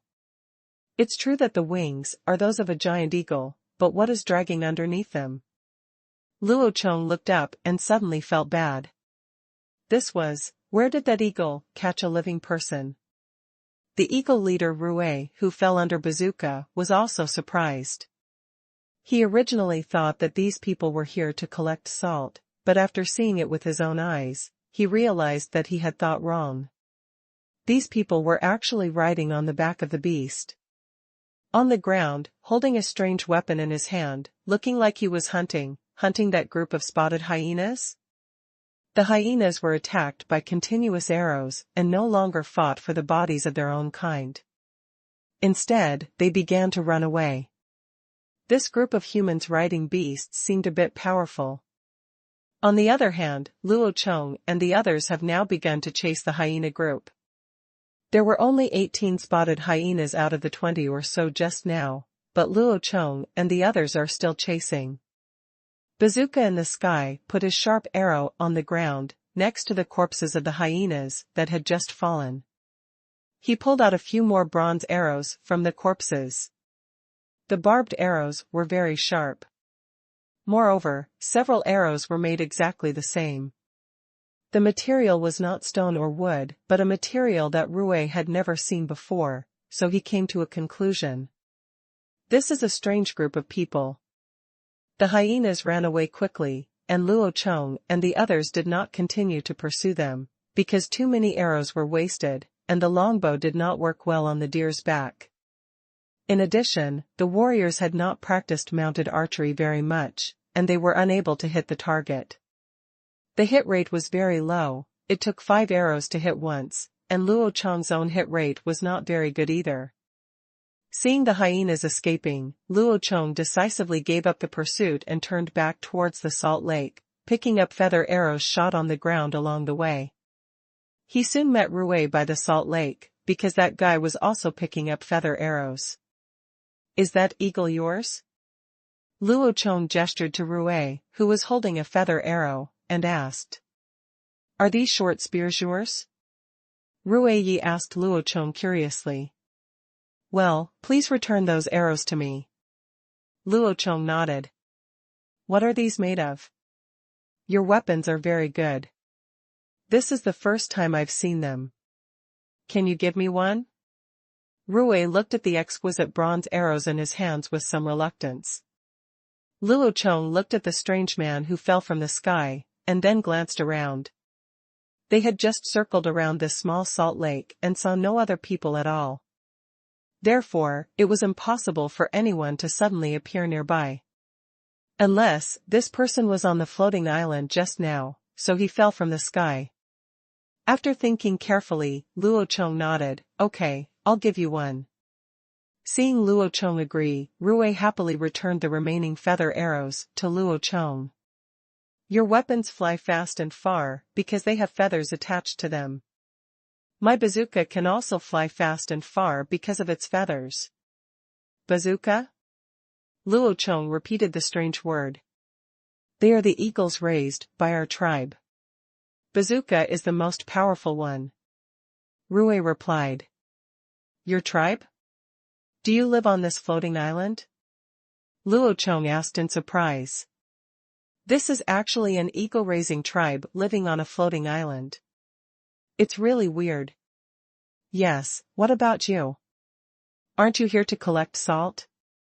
Why do you come so far here? Hunting? The meat of those hyenas is not delicious." Rue pointed at the hyena carcass on the ground and said. "We are not hunting or collecting salt. We just heard that there is a small island floating in the sky, so we came here to take a look." Luo Chong explained, pointing to the floating island. Hearing Luo Chong say that he came to see the floating island, Rue immediately became alert. "That island is our territory, you can't." No, you misunderstood. I just came here to find a stone that can make the island fly. It has nothing to do with you."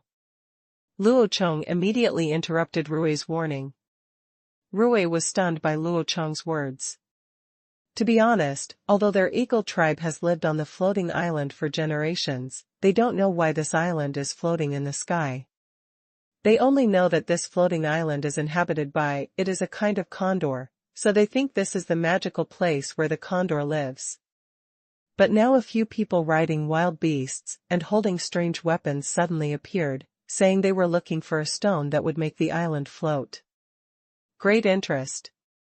Human beings are always full of fear of the unknown. When they cannot understand the scientific principles, they will naturally feel awe. But when they suddenly discover the secret hidden behind the unknown, they will have great feelings. Curiosity, which is exploration and learning, is why humans will progress and dominate a planet. You said this island floats in the sky because of stones? What kind of stones? Rui asked, very curiously. I just came here and haven't found it yet. Didn't I just drive away the group of hyenas? Otherwise, I wouldn't be able to search carefully. Okay, I'm going to find something. Thank you for the eagle just now. After Luo Chong said these words, he led a few people to search around. Dolly and the others didn't get off the back of the deer, so they kept riding deer to keep watch around Luo Chong. They didn't know how to prospect for minerals anyway. Even if you put a piece of ore in front of them, they might not recognize it. The eagle leader Rui asked Bazooka to fly to the sky to be on guard, and then followed Luo Chong to watch him look for stones. Well, why are you following me? Luo Chong looked at Rui speechlessly like a follower. I want to see what kind of stone it is. Is it big? What does it look like? I haven't seen it yet, don't say anything. Luo Chong rolled his eyes and continued to search the ground carefully. The area around the salt lake is bare. The salt alkali here exceeds the standard and is not suitable for plant growth. Therefore, the ground is full of large and small stones, red soil, and many white stones. On a huge white stone by the lake, Luo Zhan suddenly discovered that the pattern on it was very strange. It seemed to be a fish. Someone was painting on the stone by the salt lake? That is naturally impossible. When Luo Chong swept away the salt on the surface of the stone, a fish skeleton quickly appeared on the stone. It seemed to be a fish fossil. The skeleton on the fossil is very long, about 2 meters long and as wide as a palm, but it is definitely a fish bone. The skeleton of a snake will never look like this. So this should be a fish similar to deep-sea hairtail fish, but how can creatures in the deep sea appear on land? In fact, this is easy to explain. The land previously rose up from the seabed, so the soil here there will be a lot of salt. In this case, the formation of the salt lake can be explained, but what about the iron ore that Luo Chong wants? Is this the stone that made the island fly? Rui asked curiously as Luo Chong kept staring at the stone. Not this one. After Luo Chong finished speaking, he stood up and searched again, but still found nothing. The main component of magnetite is iron oxide, but after being exposed to the sun, rain and air erosion, it will soon turn into red iron oxide. Iron ore is actually dark red rust. The soil on the ground here is iron red. Luo Chong is 100% sure that the red soil contains iron, but that is not what he is looking for.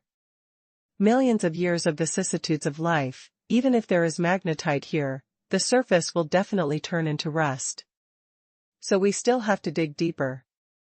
Having made up his mind, Luo Chong quickly selected a place where the ground looked very red to dig. The tools he used were his beak dagger and spear. It was very laborious to dig, and Luo Chong was very angry. He cursed, when the iron is smelted, he must first get an engineer to shovel it out. The engineer's shovel in the previous life was so convenient that he could carry it with him wherever he went.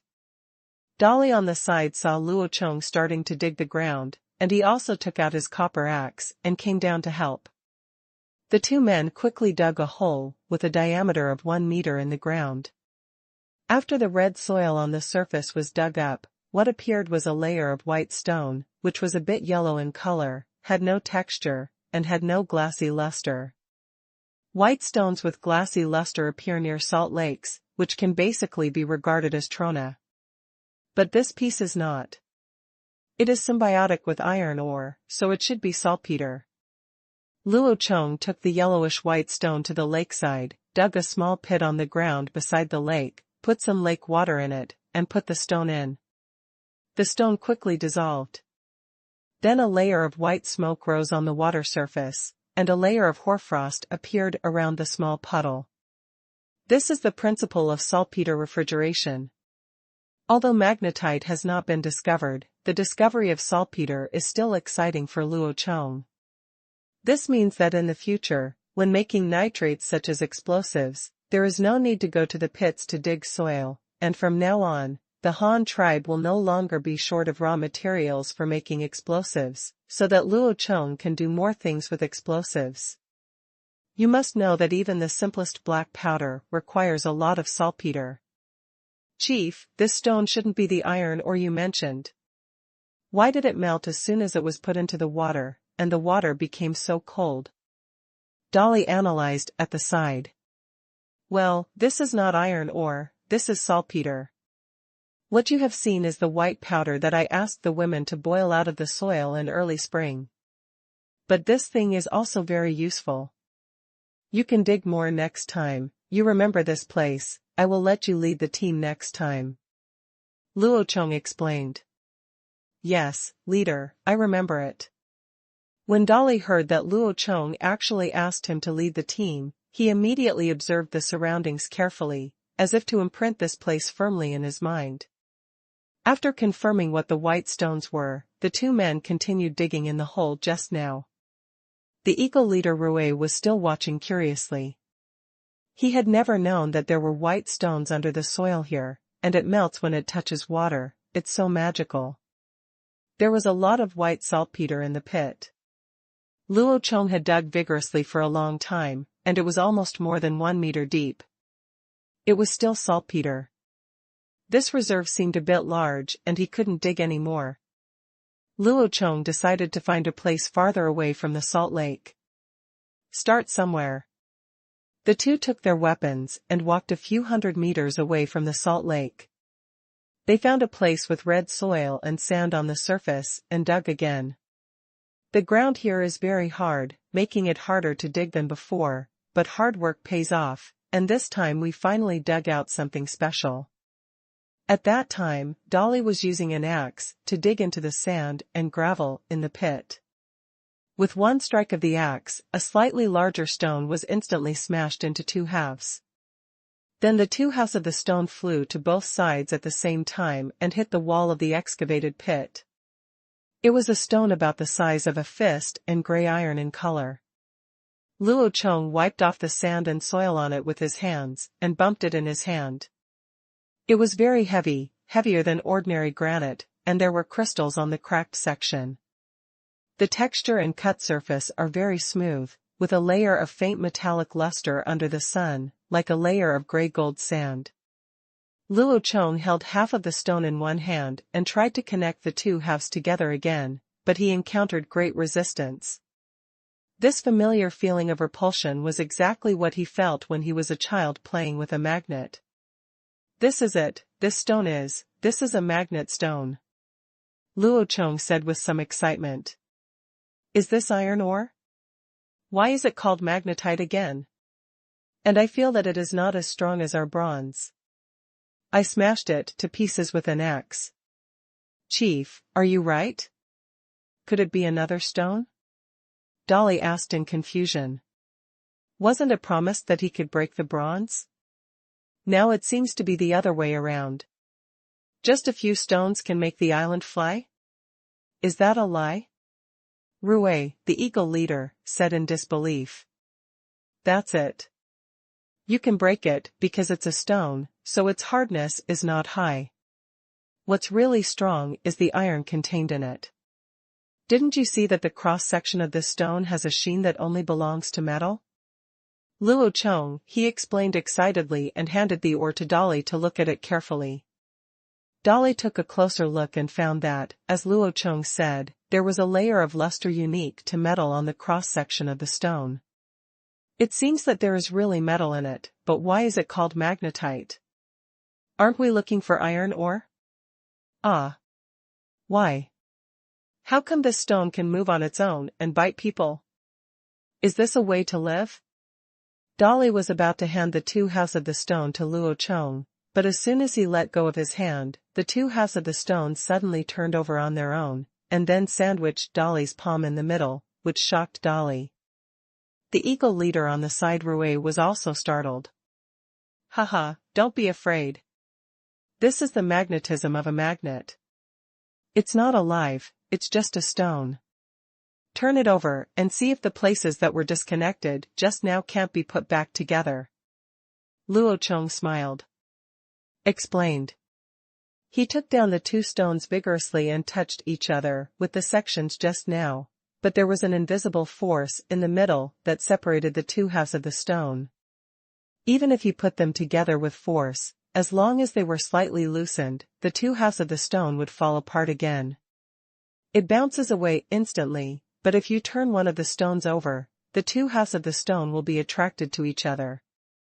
Hey, this stone is so magical. Dolly said in surprise. Rue on the side also took the stone from Dolly's hand and tried it like he did just now. As expected, the sections of the two halves of the stone could not be closed together. There was an invisible force in the middle that was repelling each other. This made Rue feel magical. The world, there is such a stone on the ground. Is this the stone that made the island float? It's impossible, right? Rue still couldn't understand. You put these two halves of the stone upright. Assume that the lower half is the earth and the upper half is the island floating in the sky. Is this possible?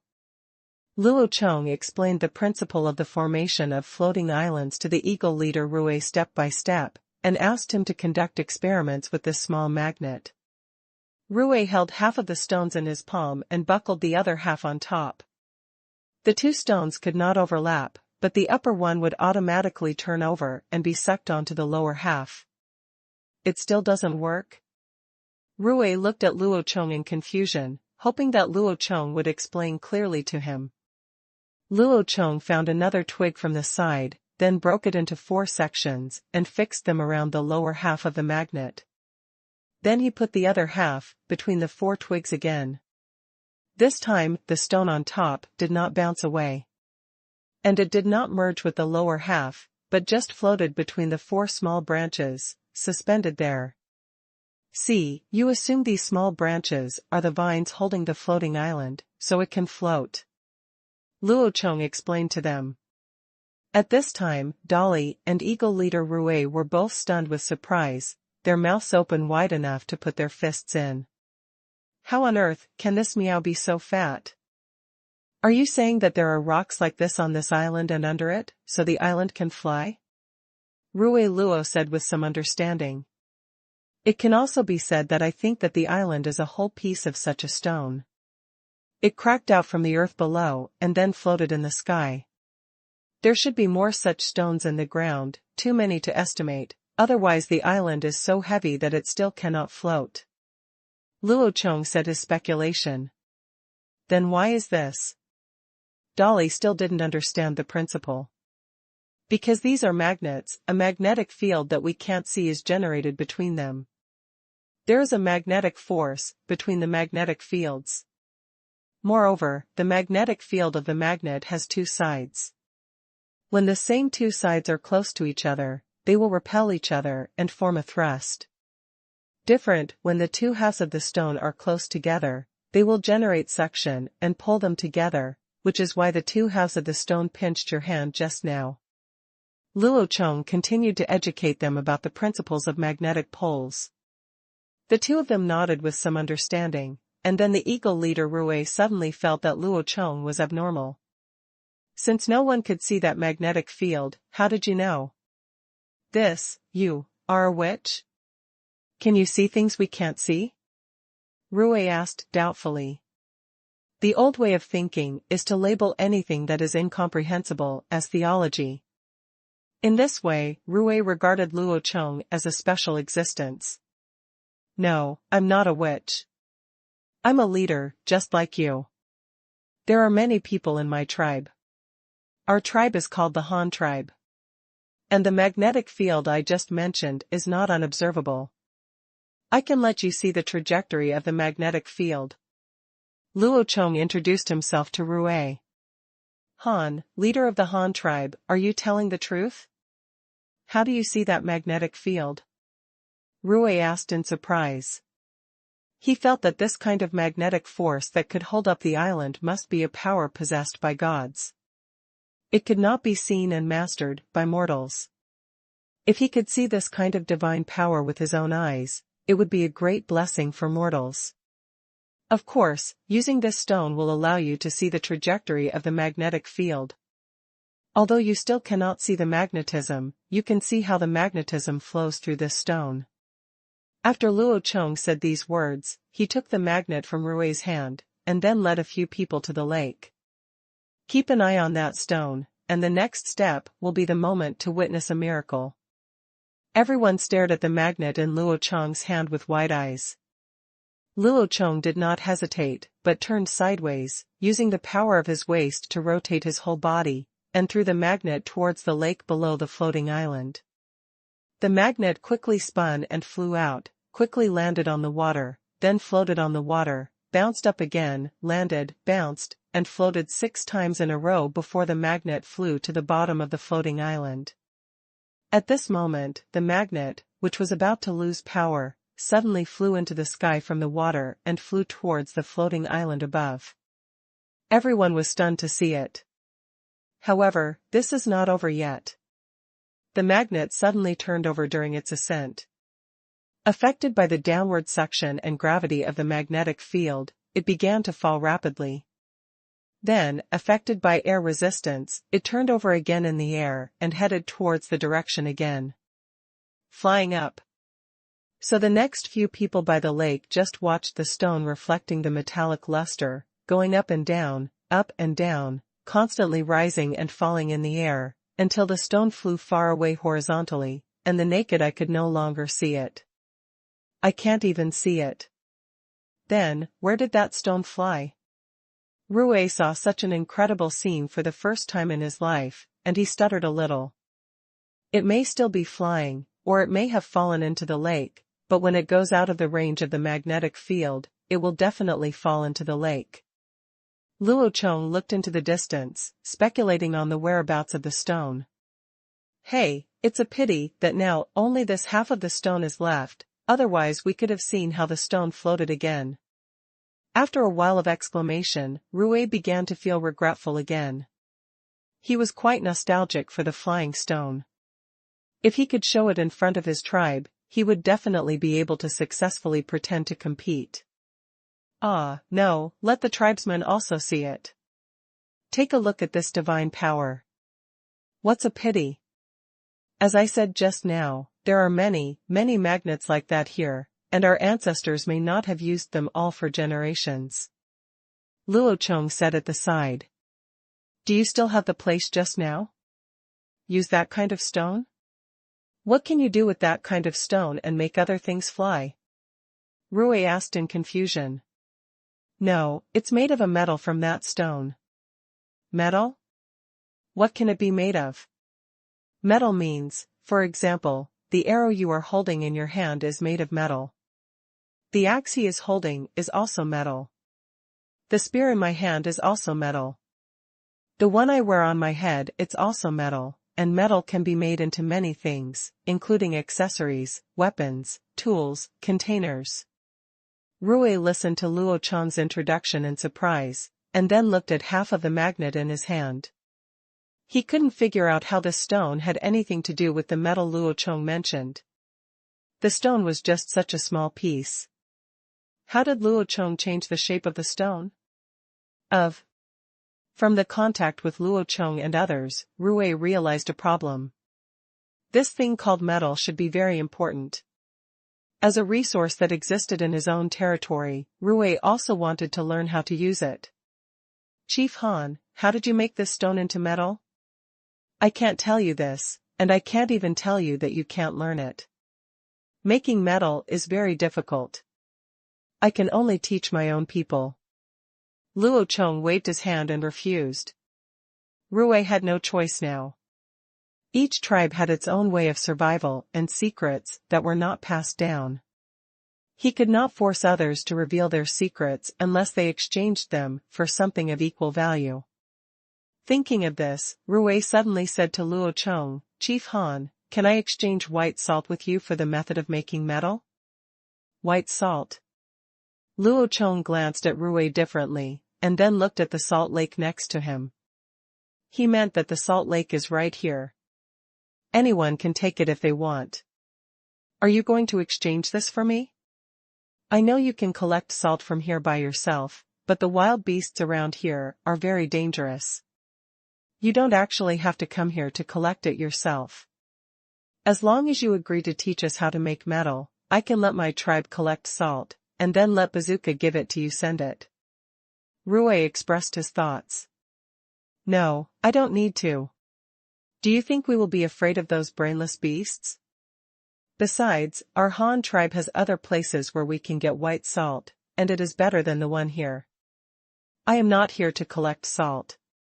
Luo Chong took out a small bag of salt from his waist and opened it to show it to Ruwei. The white salt inside was white and flawless, purer than the salt naturally precipitated by the lake. Ruwei was dumbfounded now. It turned out that there was white salt in other places, and the ones from other places were better, so they were not rare at all. So what else could he give in exchange? Food? With such good weapons, how could they be short of food? Similarly, the Han tribe was even less likely to be short of animal skins, and the Han tribe would also breed wild animals and even use them for riding. As for other things, the Han tribe has mastered the method of making metal, and can use metal to make tools, weapons, and containers. It seems that they really don't lack anything. What should they exchange for now? He scratched his head anxiously, but in the end he couldn't think of anything anymore, so he choked out, "Chief Han, I'll trade Bazooka's child for you, okay?" Bazooka's kid, what the hell? Eagle? What do I want with that thing? This is selling other people's children for technology. Bah, no, it's selling Eagle's children for technology, but what do I need that thing for? It's useless. Chief, although that eagle is useless, it looks very powerful. How about we get one? Dolly looked at the bazooka hovering in the sky and gave Luo Chong some advice, with some covetousness. Luo Chong rolled his eyes. You know it's useless, so why do we need it? Ruwei saw that the two people actually said that the condor of his tribe was useless, and he immediately got angry and emphasized immediately. The eagle of our tribe will not be given away easily, but as long as it is given, it is equivalent to becoming an ally with you, a friend, and a brother. Do you understand? And our eagles are very powerful. They can help people catch prey. An eagle can live for decades and bring back prey every day. Do you know how many people this eagle can feed? How could it be useless? Oh, Luo Chong understands. This is equivalent to the meaning of our country sending pandas to countries that have established diplomatic relations. Of course, those are not given for free. They will be sent back in the future. To give a more appropriate example, it is like a country in the Middle East sending pandas to them. The reason why our country's national treasure, the sweat-blooded horse, was given to our country is to prove the friendship between the two countries. There are countless examples like this. For example, Benzi gave his national treasure Shiba Inu to Emperor Putin. When Benzi's envoys visited the emperor teased the big yellow dog in the Kremlin. They ignored them and asked the two envoys to visit him. It's so embarrassing to be on the sidelines. Ahem, I digress, let's get back to the main story. Luo Chong thought about it carefully. There is nothing wrong with having many friends, but this friend is a bit expensive. They actually have to exchange iron-making skills. Looking at the strength of the eagle tribe, apart from a few eagles, there is nothing. It seems that this ally is dispensable and of little use unless they can use their geographical advantage to detect the movements of the cannibals in advance and then give early warning to the Han tribe. After all, the eagle tribe is to the north of the Han tribe and the cannibals are also in the north.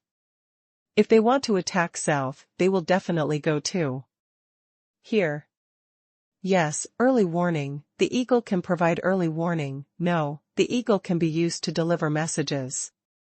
If the eagle can be trained to be like a homing pigeon, it will undoubtedly be a great help to the Han tribe. The residents of the Han tribe cannot be moved, but the two mining areas of Babaoshan and Salt Lake are several days away from the Han tribe. If something goes wrong, the Han tribe headquarters will not be able to get the news in time. If there is an eagle, it can be in between. How convenient it would be to pass on information. However, it will take time to realize this, because information needs a carrier, that is, words. Even if you can fly an eagle to pass a message, the person who passes the message needs to be able to write and read, and there are not many people in the Han tribe who can write. After thinking clearly about the relationship, Luo Chong finally rejected Rui's proposal.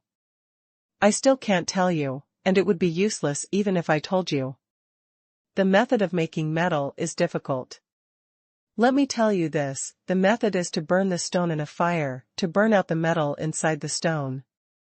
This requires a lot of firewood, and you live on that floating island. How much firewood can be used is how much firewood you can use. All the trees on the floating island have been cut down, and you can't burn metal. Luo Chong spread his hands and said that it was not that he was unwilling to make friends, but that the Eagle tribe did not have the conditions to smelt metal. So it turns out that only people living on the earth can make metal? Rui said with some disappointment. Well, that's about it.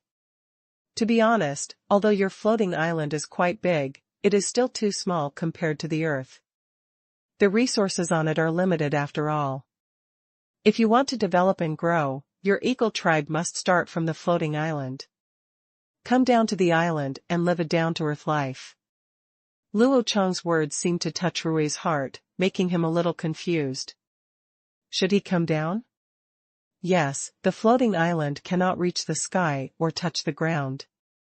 Even the basic water source is a problem.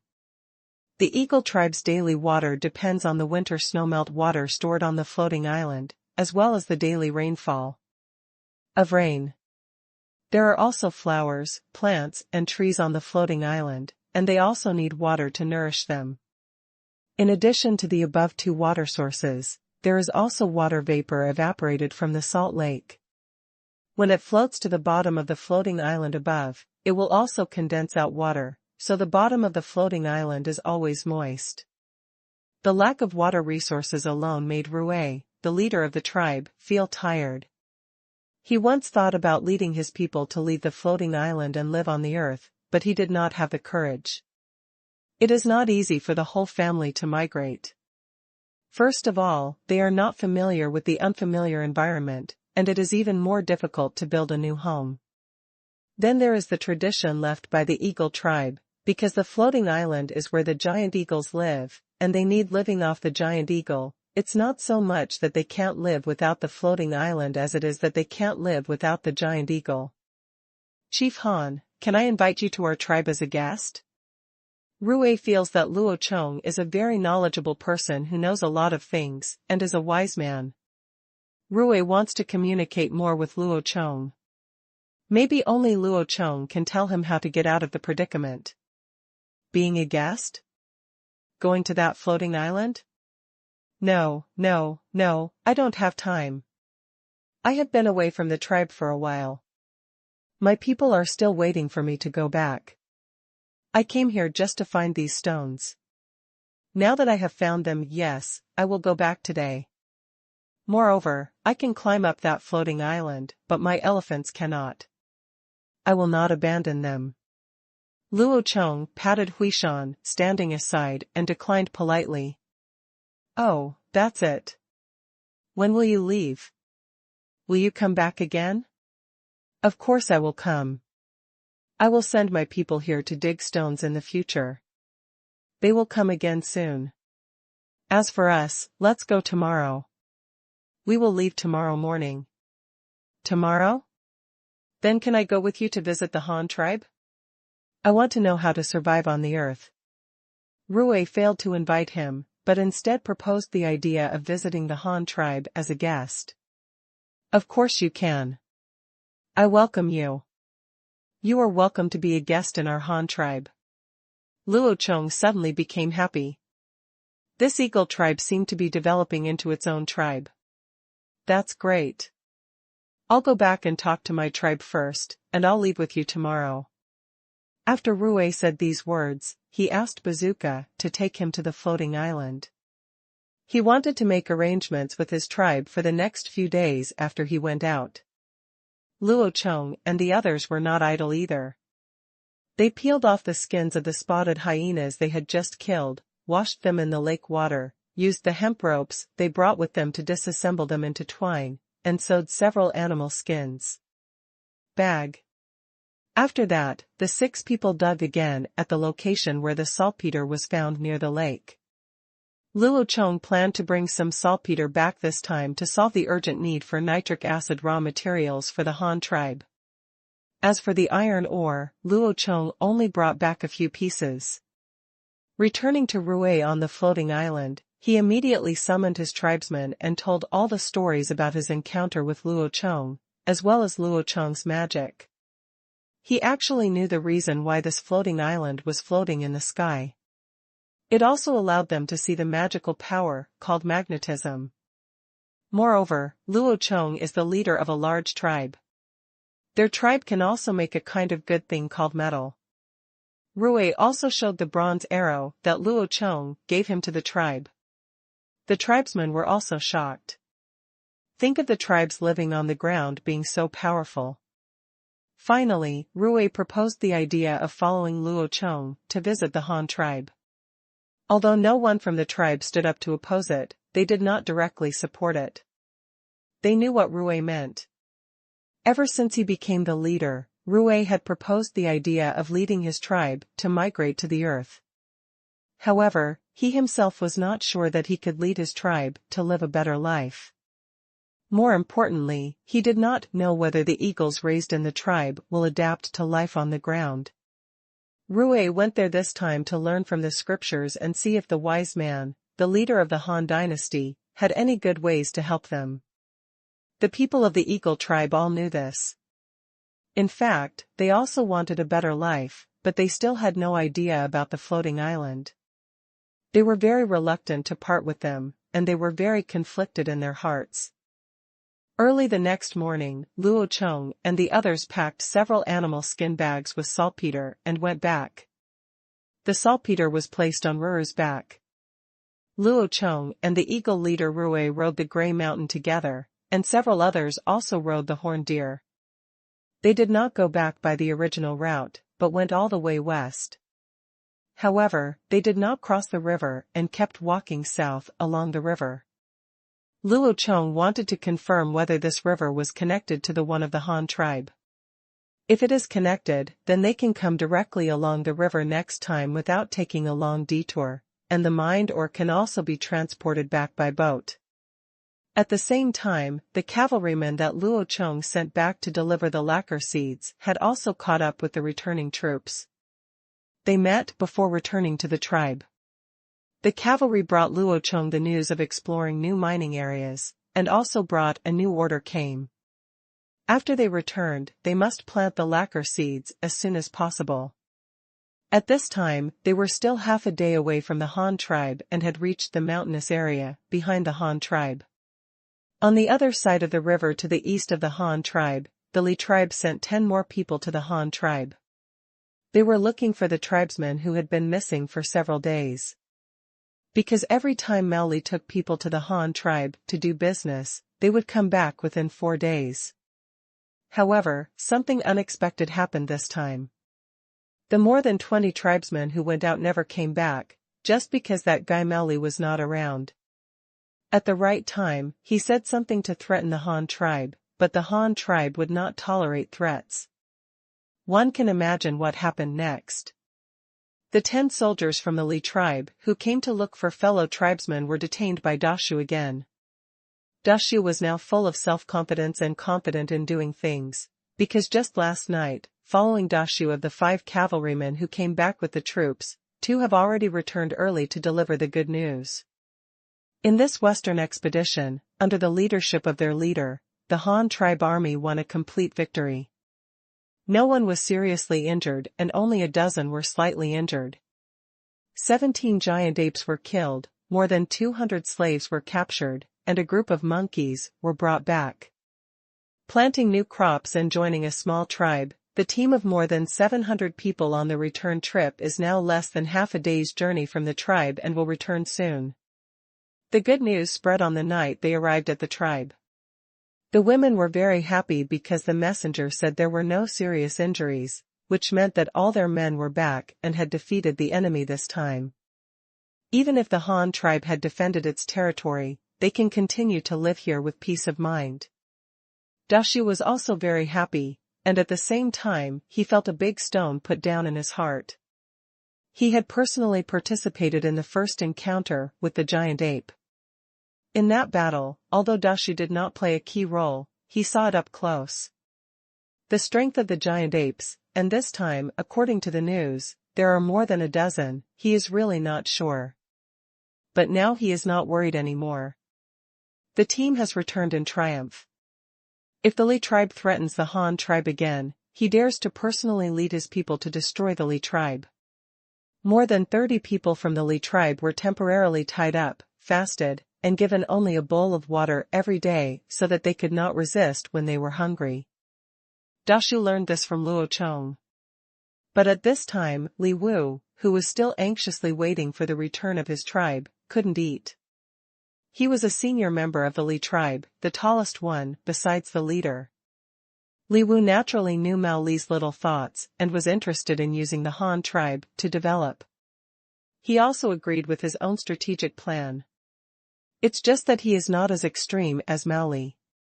He never thought that one day he would be an enemy of the Han tribe. Just imagine, will a tribe that grows with the help of the Han tribe's strength surpass the strength of the Han tribe? Don't forget that since the Han tribe can give these things from you mean that they have more. This is where the two people have different ideas. There is nothing wrong with Mao Li's development strategy, but his behavior is more radical. For the development of his own tribe, he went to the Han tribe to extort bronze wares by any means at all costs. He was simply desperate. After all, Li Wu is older, so he is more mature and stable. He just wants to see the Li tribe better than before in his lifetime. He doesn't ask for much. It is this dying old man who is still worried about the tribe, the leader who is not mature enough and stable enough, and the tribesmen who have not returned yet. What exactly happened to them was something that he couldn't know now.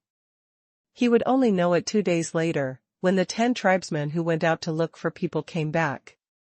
However, 2 days later, Li Wu did not wait for the tribesmen returning from the north, but instead waited for a team from the south. It was a team of more than 60 people, but this team was very strange. They had a house pulled by 2 old oxen. That thing seemed to be what the Han tribe called a cart, and there was also a young leader riding a horse. Only deer with horns. The most eye-catching thing is that there is also a group of beasts in this team that are not much smaller than people. There are 10 young girls, holding things like branches, driving dozens of grunting black and white piglets. It seemed that they were just passing through here and had no intention of stopping at the Li tribe. The entire cart of cabbage had been eaten by the pigs. Yofu had to slow down his return journey and spent a lot of time every day with this group of cabbages. The little pig is looking for food to eat everywhere. Yofu didn't want to stop, but he was stopped by the old man Li Wu. "Chief, are you from the Han tribe? Are you going hunting? Have you seen the people from our tribe who went to trade with the Han tribe? They haven't come back for several days." Li Wu stopped Yufu's horned deer and asked him. Seeing the man in front of him riding a horned deer with an ox cart following behind him, he mistook Yufu for a member of the Han tribe. Only one thing did not match what the tribesman described, because the people in front of him did not have their hair tied up. However, Li Wu had never been to the Han tribe in person, and his impressions of the Han tribe were all told by tribesmen who had heard about the Han tribe. "Huh? Han tribe? I'm not from the Han tribe." Yufu replied in confusion. What about you horned deers and bullock carts? Oh, you're talking about this, we are friends with the Han tribe, and we got this from trading with the Han tribe. Yufu pointed at those things clearly. Did it come from trading? Didn't the Han tribe not exchange these things? Li Wu was very confused about the explanation given by Yufu. Haha, I told you, we are friends with the Han tribe. If we can help the Han tribe will naturally be willing to give us things in exchange. By the way, does your tribe also trade with the Han tribe? What are you trading? When talking about the bullock carts traded with the Han tribe, Yufu is always very proud. After all, so far, he is the only one who has traded for the bullock carts from the Han tribe. We traded a poisonous tree with the Han tribe for their pottery and white salt, but this time our leader went to the Han tribe to trade and never came back. Chief, judging from the direction you are going, you should be going to the Han tribe. So can you go to the Han tribe and help us ask why our people haven't come back yet? After learning that Yufu's group was not from the Han tribe, Li Wu immediately asked Yufu for help to see if he could bring back any news about the missing tribesmen. Oh, that's okay. Our trip this time is to go to the Han tribe, but we won't be back so soon. If you want us to send news specifically, you have to give us something in exchange, and then I can send someone. Tell you. Yufu started his old business of selling information again. Huh? Do you want to exchange something? Yes, otherwise we wouldn't have crossed here in a short time. After crossing that river, we might not come back until a long time later. That's it, okay then. What do you want to exchange for? Li Wu said helplessly. Use animal skins. We can also get other things from the Han tribe. Give me 5 complete animal skins, and I will have someone send you news in a few days. Yufu thought for a moment and said. Arrive. Ah? It's so expensive.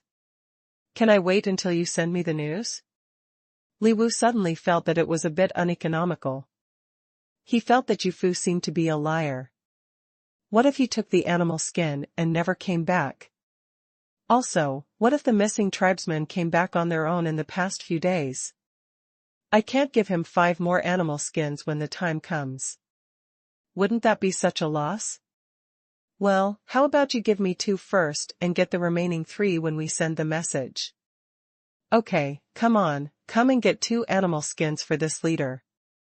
Li Wu finally compromised. He had no choice but to do so. Dozens of the tribe's adult labor force left at once, and he didn't have the confidence to speak. In this way, Yufu continued towards the Han tribe with a deposit of 2 animal skins. He wanted to send these piglets to Luo Chong as soon as possible. In the afternoon of that day, the large army of the Han tribe returned from the back mountain direction in the north. The soldiers returned in triumph, and the whole tribe celebrated together. However, the mood of the 30 or so Li tribe members who were held down by the big tree dropped. Rock bottom. It's over, everything is over, the Han tribe is so powerful, and now it's all back, the fate of the Li tribe will all depend on the Han leader's thoughts. Resistance? It is simply impossible. All the adults of the Li tribe are not as many as the prisoners brought by the Han tribe this time. How can they resist? The difference in strength is too huge. That night, the Han tribe, led by the elders and rat wizards, held a grand celebration, which was just a dinner party for more than 2,000 people.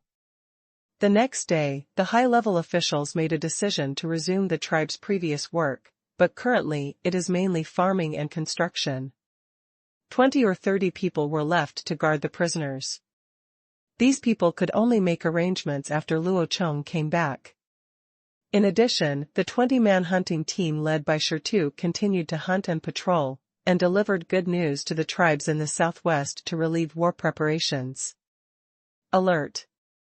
The logging team of hundreds of people also picked up the guys again and went to the forest farm in the west to cut wood. The Han tribe continued to build houses, burn charcoal, and reserve fuel.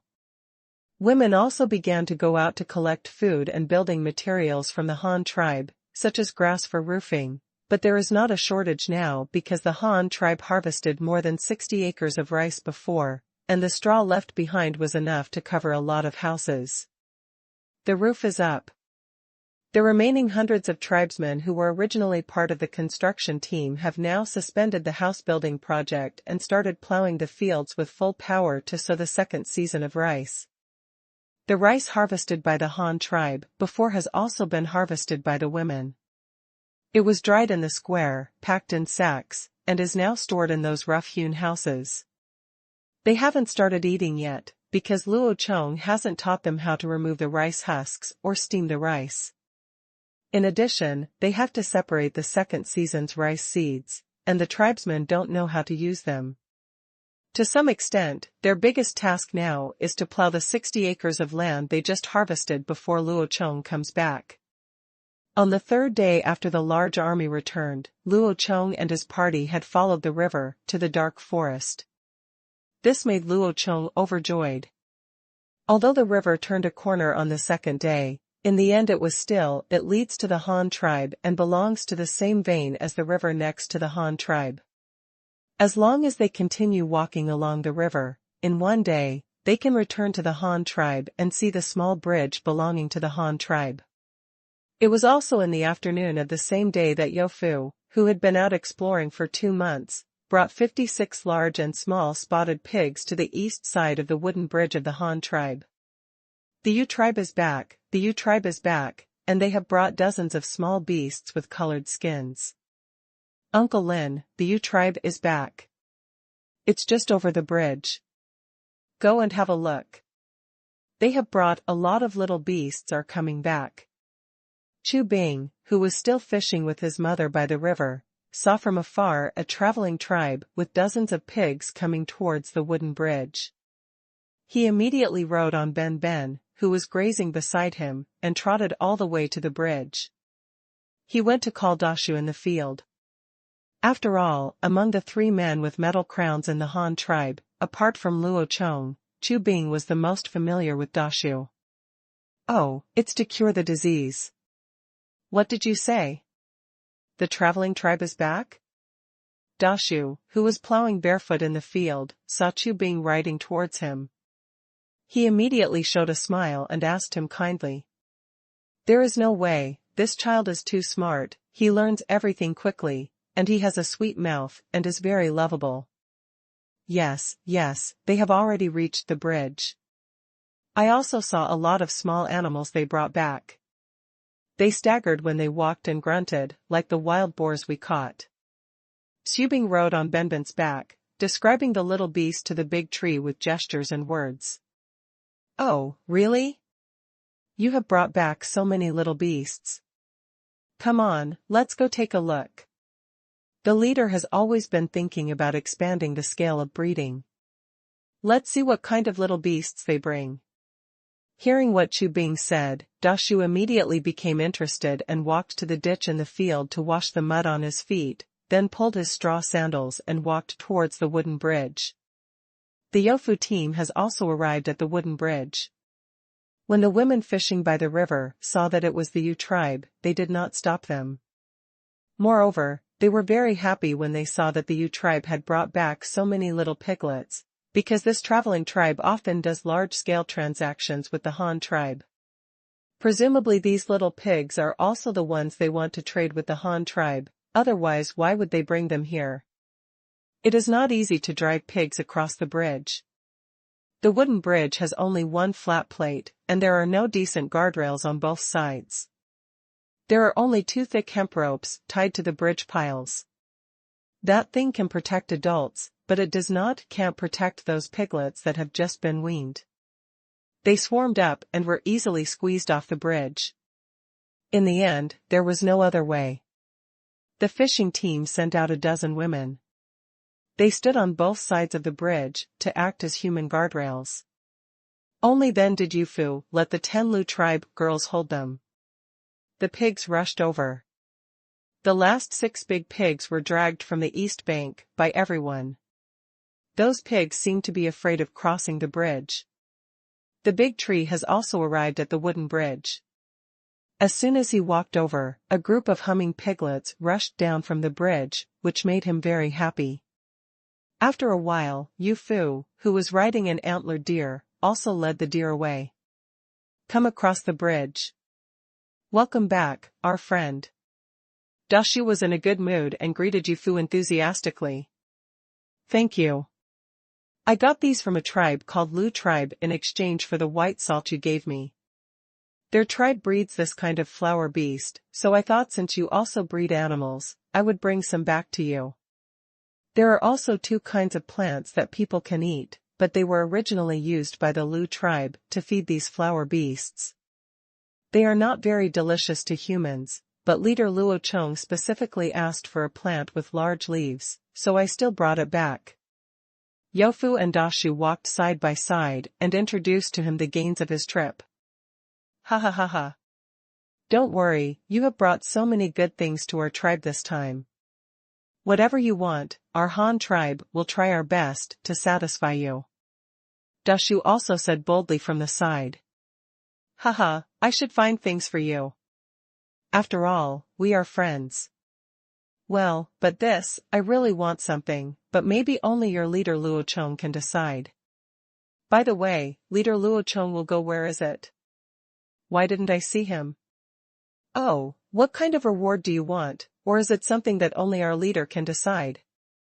Dashu asked tentatively with a smile on his face. I want your house, can you agree for him? Our house? Even if the house is given to you, you can't move out? What do you want the house for? Dashu asked in surprise. I know I can't move. I just want my tribe to live here. We need a safe place to spend the winter. Your tribe's houses are very good, so I think I can get some houses to live in. Yu Fu said to the elder.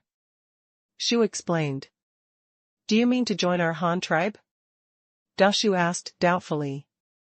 No, we won't join the Han tribe, because if we join you, we will have to work according to the arrangements of your leader. But our tribe likes adventure and don't want to stay in one place every day. We just want a safe place to live in the winter. Can you agree for Luo Chong? I'm afraid that won't work. I can't promise you. I don't know if the leader will agree. If you meet him, you may have to wait for a day or 2. He has gone out to do business and will be back soon. Dashu thought for a while and decided that he would definitely not agree to letting a foreigner live in his residence. Although the Yu tribe and the Han tribe had a good relationship, it was simply impossible to live together for a long time. Well, okay then, I'll just wait for leader Luo for a few days. By the way, when I came back, I passed by a tribe not far from you on the other side. I asked their witch to find out where the people they came to trade with the Han tribe were. Do you know? Yofu nodded, and suddenly remembered that he still had 3 animal skins that he hadn't gotten back, so he asked Dashu. Why are you asking about them? I can tell you that those people were detained by us. The leader of their tribe threatened us and forced us to exchange copperware with him, so I killed him and the others were detained. Do you want to report to them? Dashu asked warily. Well, that's it. I really plan to report the news. They promised to give me 5 animal skins in exchange for the news. But since it has something to do with your Han tribe, I won't tell you. It's just a few animal skins. There's no shortage either. Yu Fu suddenly realized. Well, in that case, let your tribe live here first. As per the old rules, you can go hunting on the East Coast, and the women can also work with us in exchange for food. Also, tell me what you brought these spotted pigs and the 2 edible plants you mentioned, let me see how to place them. Dashu brought up the matters that needed to be dealt with first. I don't know much about this, but I used the pottery you gave me to exchange for 10 girls from the Luo tribe. They know how to raise those flower beasts. Otherwise, you can ask them directly. There are all these girls along the way. The girl drove these little beasts back. Yu Fu spread his hands and introduced the 10 girls to Dashu. Oh, that's it. That's great. You're really thoughtful. I'll go ask them right now. After hearing this, Dashu seemed very happy and immediately went to see the piglets and the 10 keepers. Yu Fu was not idle either. They didn't need to hunt today because they had already caught some prey on the way back, so he went to the elders and asked the elders to take him to visit the Han tribe's house. Time passed quickly, and Luo Chong did not keep them waiting for a long time on his way back. Luo Chong and his group of 6, plus Rue, the leader of the Eagle tribe who came to visit, went south along the river. The road by the river is relatively easy to walk, with much fewer trees. In addition, they are riding bicycles and travel at a very fast speed, but this still cannot stop the Eagle leader from complaining sharply. Chief Han, how far is your tribe? We have been walking for more than 2 days, and why haven't we reached the place yet? Do your tribes living on the earth have such a large range of activities? No, we go far because our Han tribe is big enough, and we raise horned beasts for riding. Other tribes generally won't go that far unless it's to collect special things, such as when other tribes go you collect salt there, Luo Chong explained. Oh, that's it. I thought other tribes also breed wild animals. Other tribes also breed animals, but there are probably very few such tribes. Then how long do we have to go? It's almost there. Well, it should arrive around noon tomorrow. Luo Chong took a look at the surrounding environment and made a rough calculation. Now they are still within the scope of the dark forest. According to the travel time, they should be able to arrive tomorrow. If they travel at night, they may arrive before dawn the next day. It can be reached, but there is no need to rush. Luo Chong and the others only have 1 person and 1 horse, and the 2 elephants and horned deer also need to rest, otherwise they will run away and be useless. In the evening of that day, they found the previous residents of the Tree tribe, searched nearby, and found the place where the mining team usually hid their ships, so they camped there for 1 night. In the early morning of the next day, the team continued to set off. Knowing that they would reach the Han tribe this morning, the irritability of the Eagle leader Rue was also reduced, and he began to guess what the Han tribe was like, how big it was, and how many people it had, how their tribesmen live. It took a day to walk from the residents of the Yuanshu tribe to the Han tribe, but the riding speed was very fast. It was probably around 8 or 9 o'clock in the morning, and Luo Chong and the others could already see the wooden bridge with their eyes. Oh.